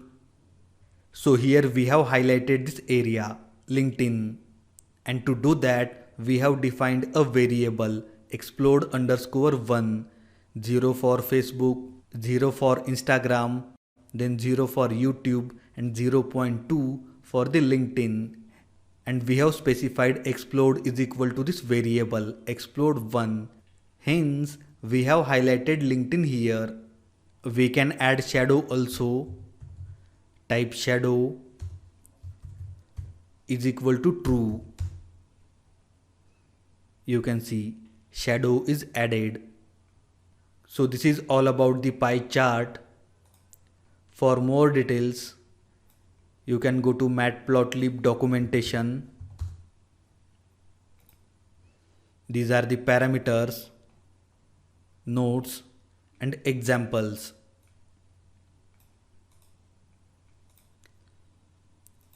So this Python tutorial on different plots ends here. To understand more about the matplotlib library, use this matplotlib documentation. Here you will get all the details, user's guide, FAQ and so on.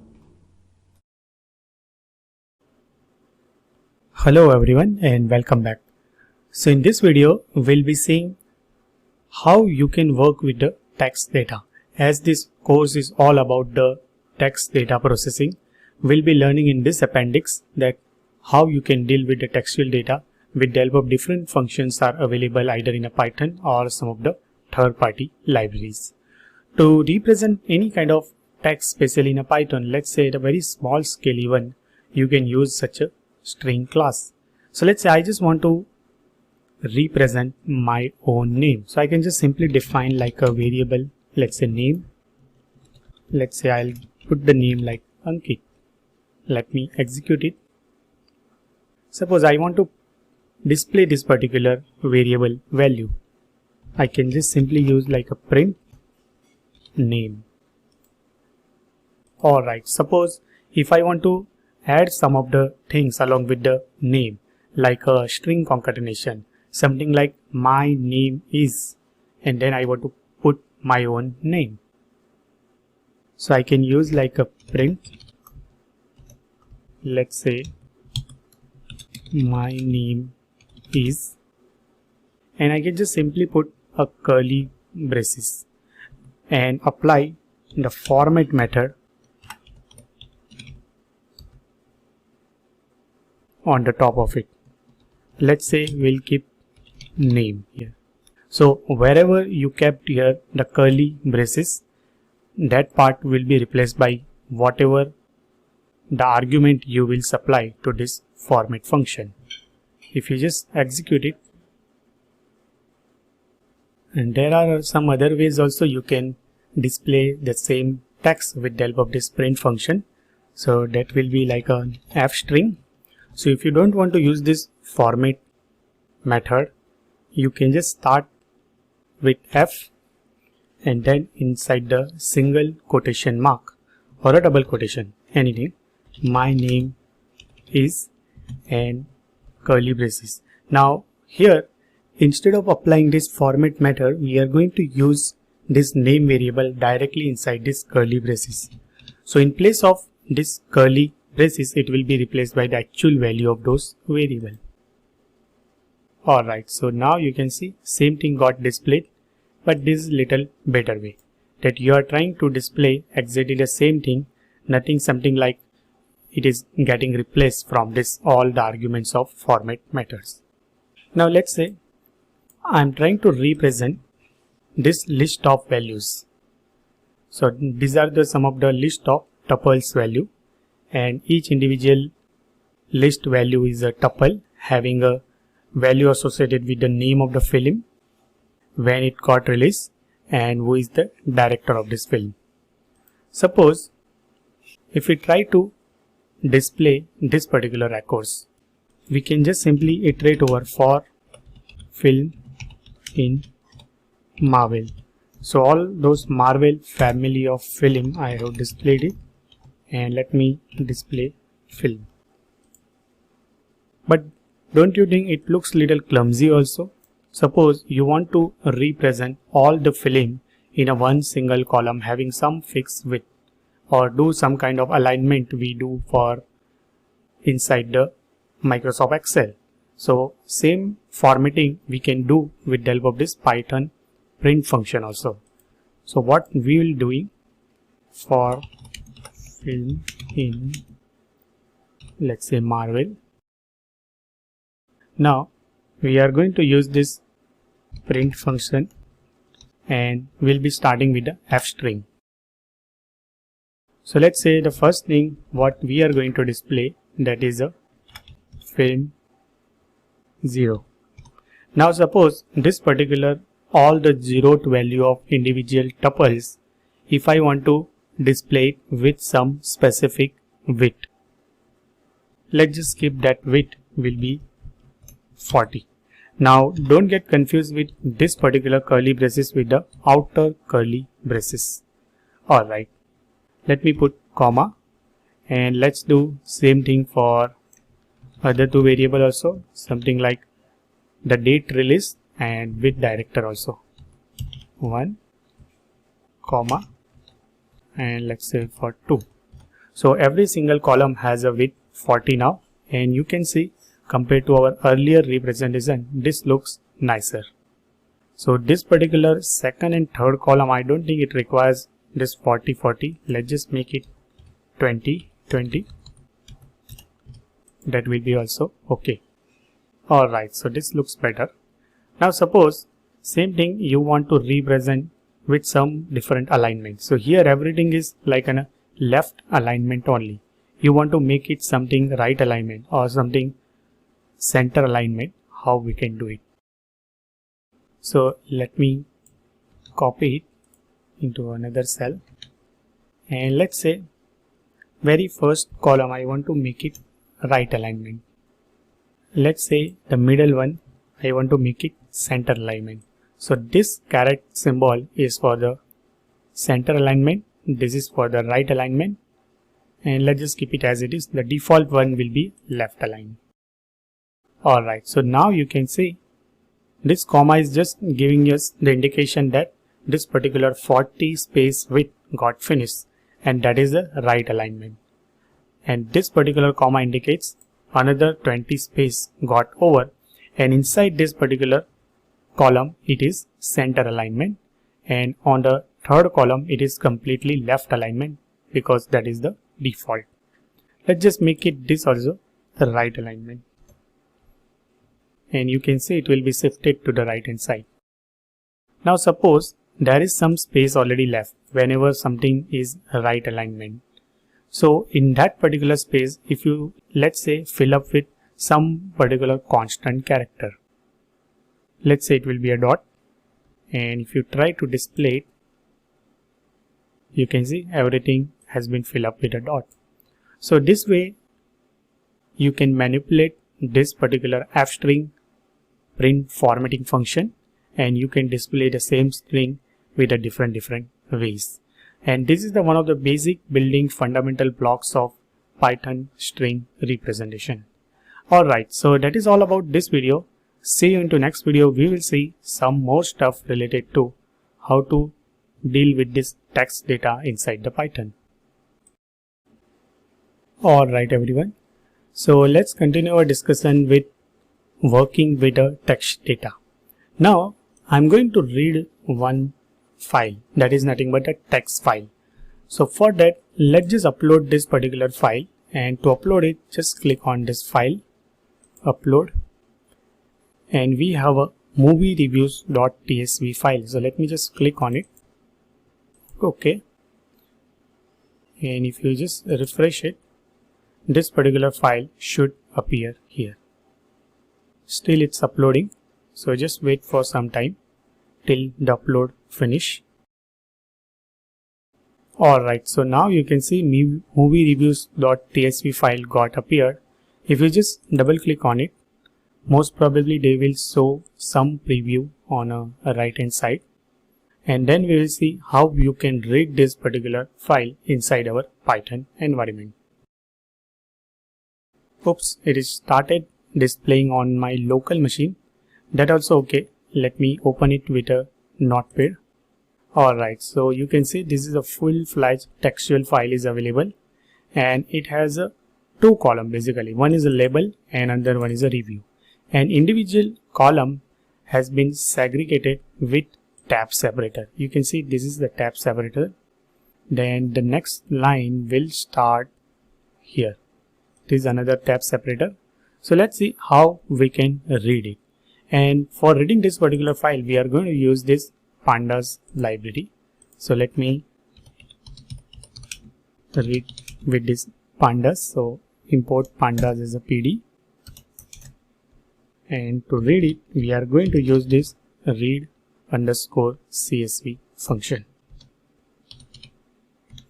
Let me give the file name. So in our case, the file name will be movie reviews.tsv. Now we already know that individual record has been separated by /n and individual column here the separated by /t. That is nothing but a tab separator. So we are going to use this separator will be, let's say /t, and let me assign it to some data.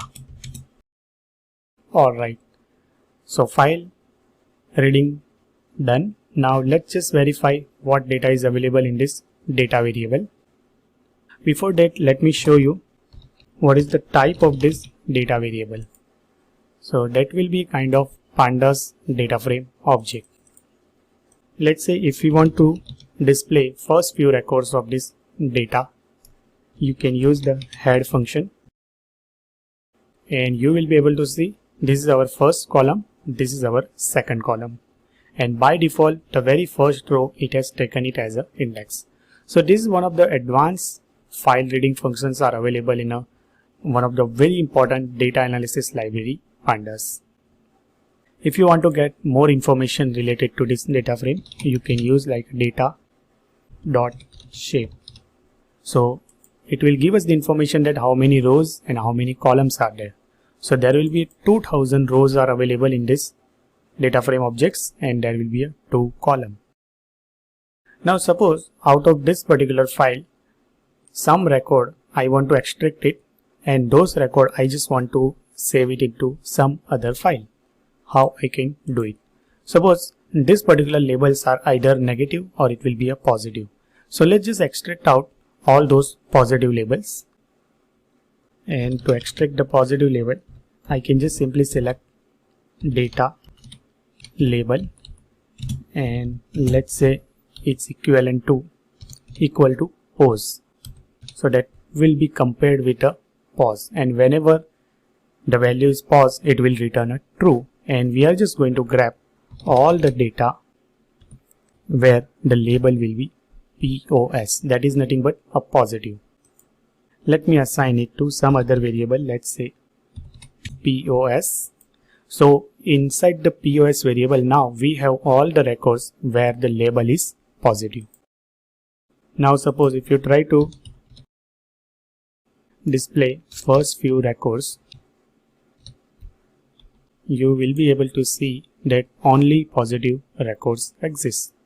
Now suppose I want to write this all positive records into some other files.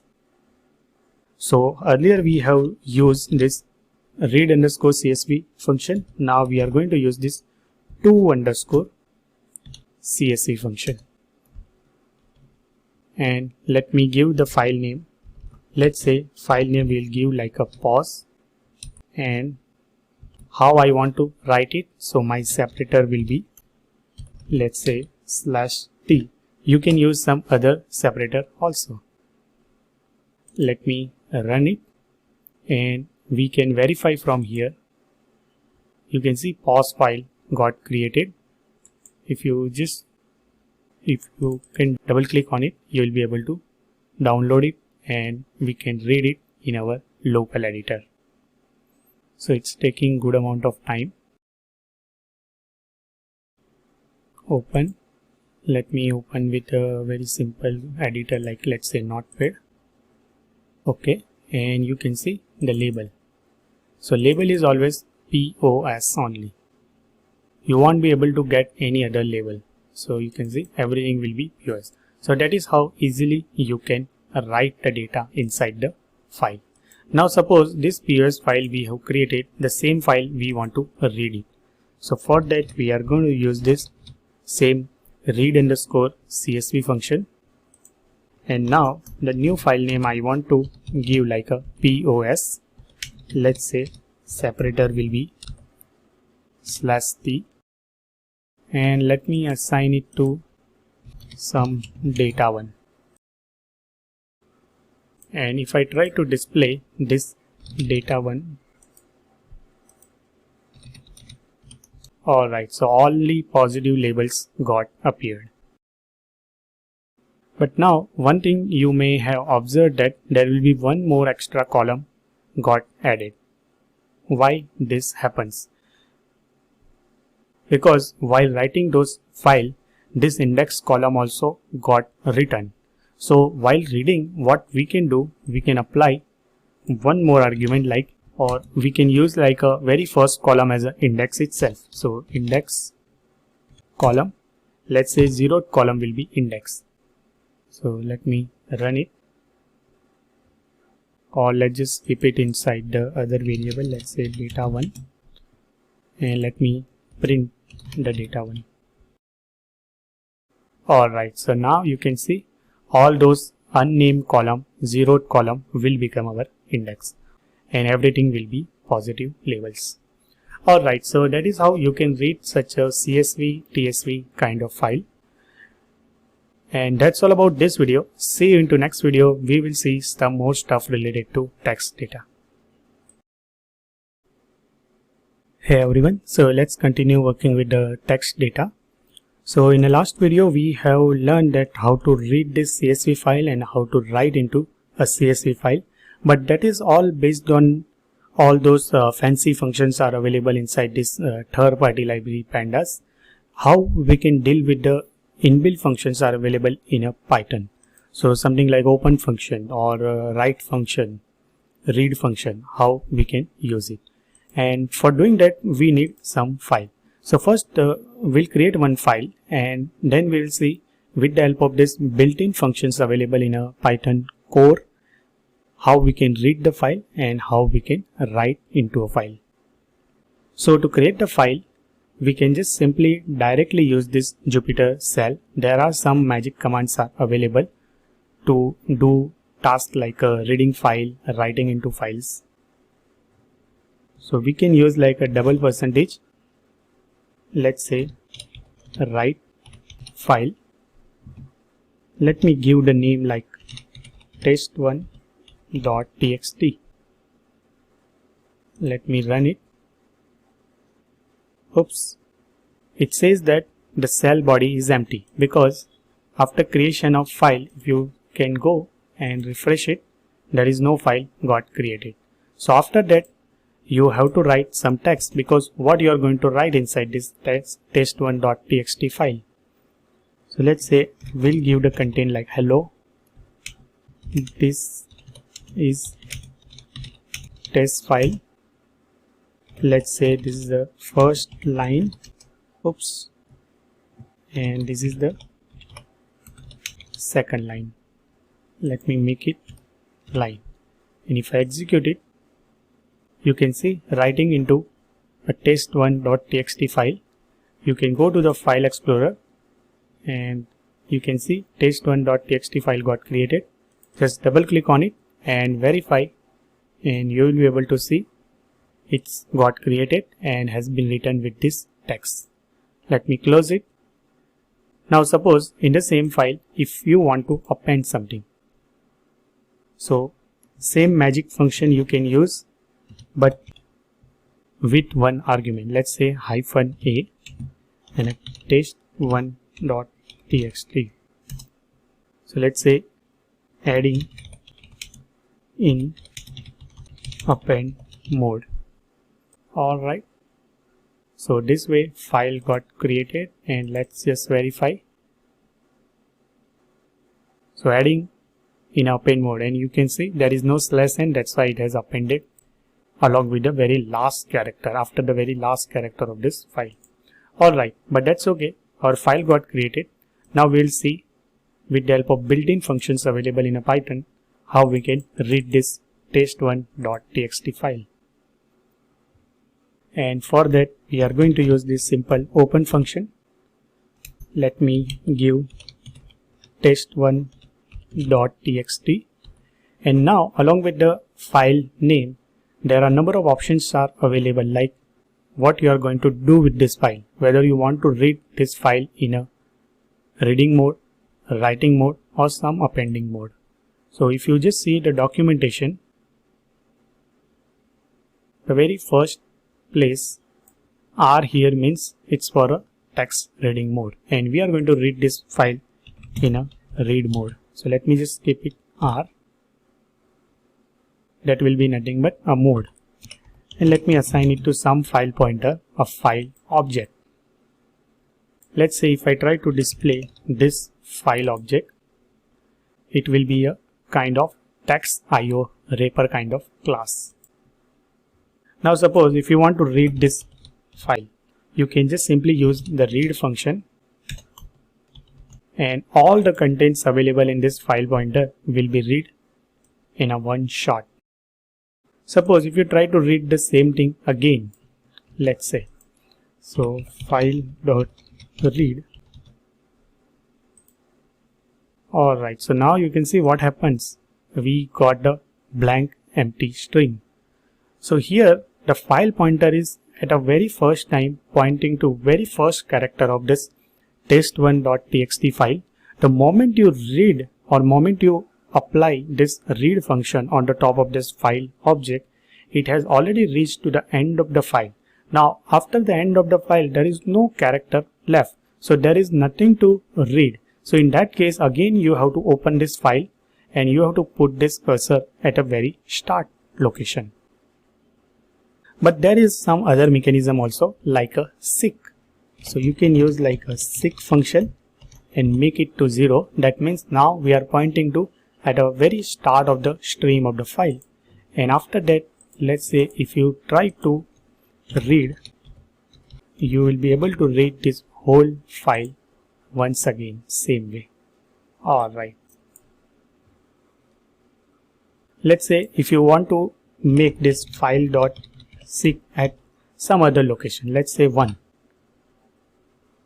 And after that, if you just try to read it, file.read, you can observe that the very first character it won't be able to read, because now we are seeking from the first position and 1 is pointing here to the E, not a H, the very first character of the file.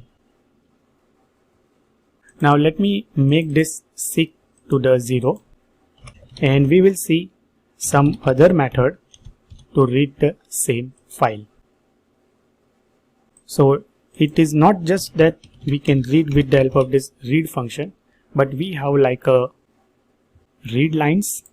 So we already know we have 3 lines are available, and all 3 lines we will get as values inside the list object. Let me go to the first position in a seek again, and I will show you. Now you can understand that why I have to do this seek at 0 again and again, because I want to put my cursor at a very first location in a string.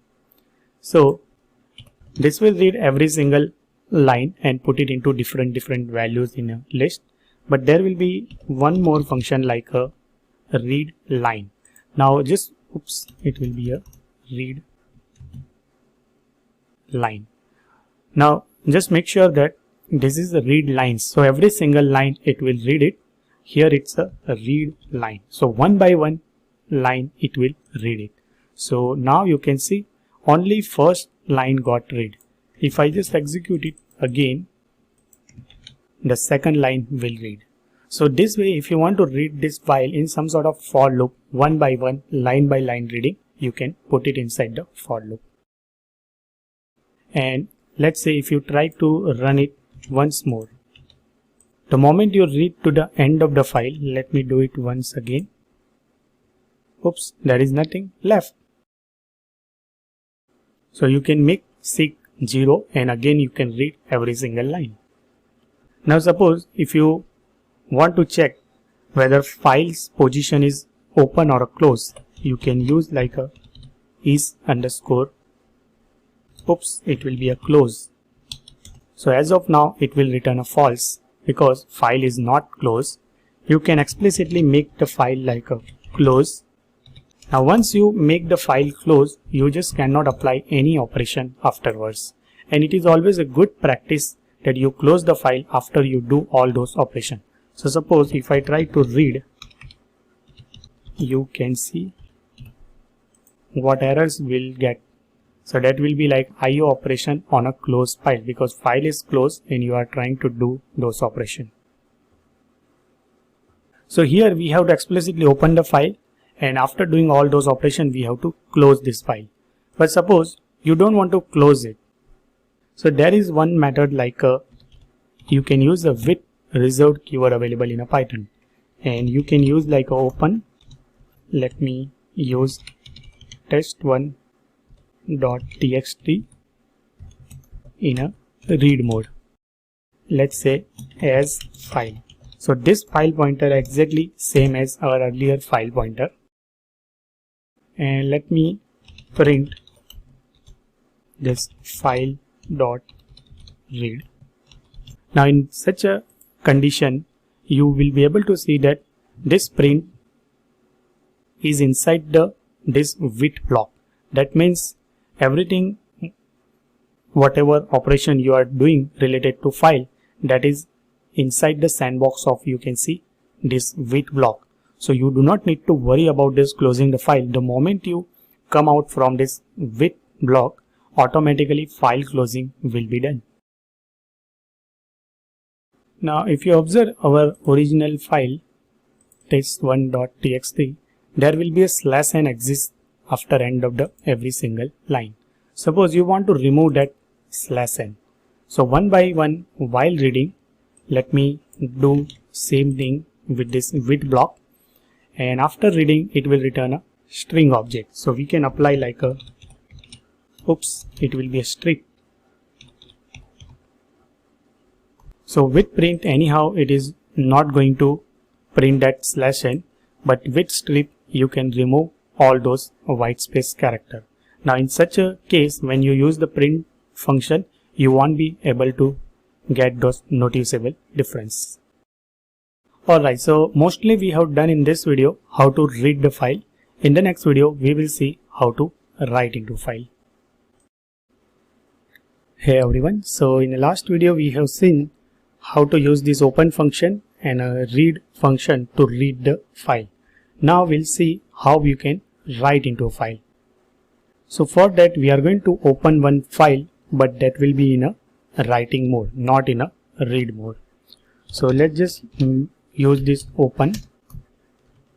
Let's say test2.txt file we want to write into, and let me open it into write mode. Let me assign it to some file pointer, file object. Same file pointer got created. Let me write something. Let's say we are going to use this write function. So there will be a two function here. One is a write lines and there will be a write. So write and keep it like, let's say I am writing file from Python code. If I just execute it, there will be 29 it has written. That means total 29 character has been written inside this test2.txt file. If you go to the file, you can see test2.txt got created, and if you just double click on it, there is nothing there. Why? Because you have to again close also this file. So file dot close and execute it. Alright, just double click on this test2.txt file and you can see I am writing this file from the Python code. Now just like earlier we use this with block, same way here also you can use this with block. So I'm just going to copy it, so you don't require anything like a file close operation. Let me make it, let's say test3.txt file, and I am going to use file dot write, like file writing with y or in with block. Actually that's not suitable. Okay, that's okay, but oops, so I have used it in a read block, so that is my mistake. Let me open it in a write mode. Alright, let's go to the Explorer and test3.create it, and you can see here no need to worry about the closing of file, this dot close operation. Alright, so that is how you can write it into a file. Alright, see you into next video. We will see some more stuff related to how to deal with the text data. Hey everyone, so in this video we are going to deal with the PDF file, a kind of, you can say, a binary file. And for illustration purpose, let me upload one PDF file. So upload, and there is one sample file has been kept here. Let me open this file and I will show you what is there inside this file. So let me open with this Adobe Acrobat Reader, and you can see it has just the 2 page and a very simple text has been written. So sometimes the data is available as a part of such a kind of very close form format, and this is a proprietary format by this Adobe Corporation. So let me upload this sample.pdf file. Okay, alright. Now to read this and playing with this file from the Python, we are going to use the library pypdf2. Let's import it and let's check whether this library is available or not. pypdf2. Let's run it, and you can see the error came like module not found error. So we can easily install it with the help of pip installation, and to execute all those shell script level command, you have to start with the explanation mark, pip install q space and -q pypdf2. So it will download this pypdf2 package from the central repository and install on our local machine. Now let's do the same thing. We are going to import this pypdf2 as, let's say, short acronym or namespace we will give like a PDF. Next is same sample.pdf file, we are going to read it. So we are first going to create a file pointer, and those file pointer will be creating from this open function. So let me give the name like sample.pdf, and I want to open this particular file in a binary read mode. So the mode in this case won't be a simple reading mode, but it will be a RB. That indicates that this is the binary file. Oops, it will be a open. Let me assign it to some file pointer, file object, file variable. Now if you see the type of this file variable, it won't be like a text IO wrapper we got earlier. It is a buffer reader because here we are dealing with the binary file. Now let's read this file. So for reading purpose, we are going to use this PDF file reader, and let me pass it this file pointer objects. Let's say PDF underscore reader. So it will return us this PDF PyPDF2 or PDF reader kind of objects. Let's say we want to know how many total number of pages are there inside this PDF reader object. So we can just simply use like num pages on this PDF underscore reader. So that will be a 2. That means there are total 2 pages are available. Let's say if you want to grab the content of very first page, so we can use PDF underscore reader.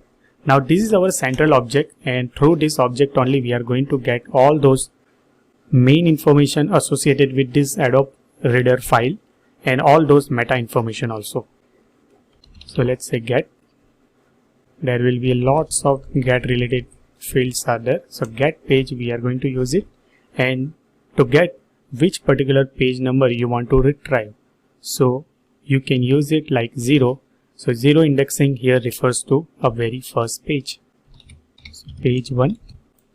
Let's print what is there inside this page 1. Alright, so you can see it's kind of dictionary kind of objects. Suppose we want to grab what is the text inside this page 1. So page 1 dot, we can use like extract text,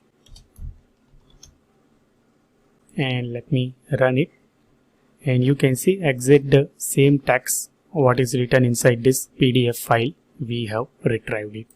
Same way you can grab the page 2 also. So PDF underscore reader dot get page, let's say first one, and page 2 dot extract text. So this is the text of page 2. Alright, so let's just close this file now. So all those reading related information we have done it. Now let's see how we can write into some kind of PDF file. So for that we have to first create a PDF writer object. So that will be a PDF writer variable. We'll create it from PDF writer. Alright. Now let's say inside this PDF writer we are going to add a very first page what we have created. So this first page we have got from this sample.pdf file. So same page we can add it here also. So like add page is one method is available, and we can pass on here the page 1.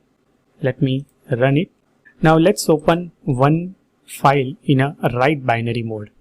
So that will be open, let's say new sample.pdf file, and I want to open it into write mode, and this is the binary file, so it will be a WB, a write binary mode. Let me assign it to some output. It won't clash with our earlier variable file. And now we can use PDF writer a write method, and where we are going to write it, so everything will be written to this output file stream. Let me run it, and let's just close this output dot close, because once something got written you have to close that file also. Alright, now let's just verify from here, and you can see another file got created, new underscore sample. Just click on it and open with this Acrobat Reader, and you can see new file new underscore sample.pdf got created. And now you will be able to observe that it has just the one page, because the same one page we have extracted from this sample.pdf file and we have just written inside this new underscore sample.pdf file.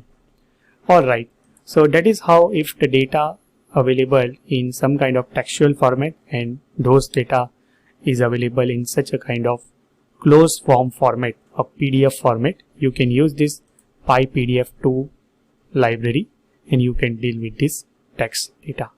Alright, that's all about this video.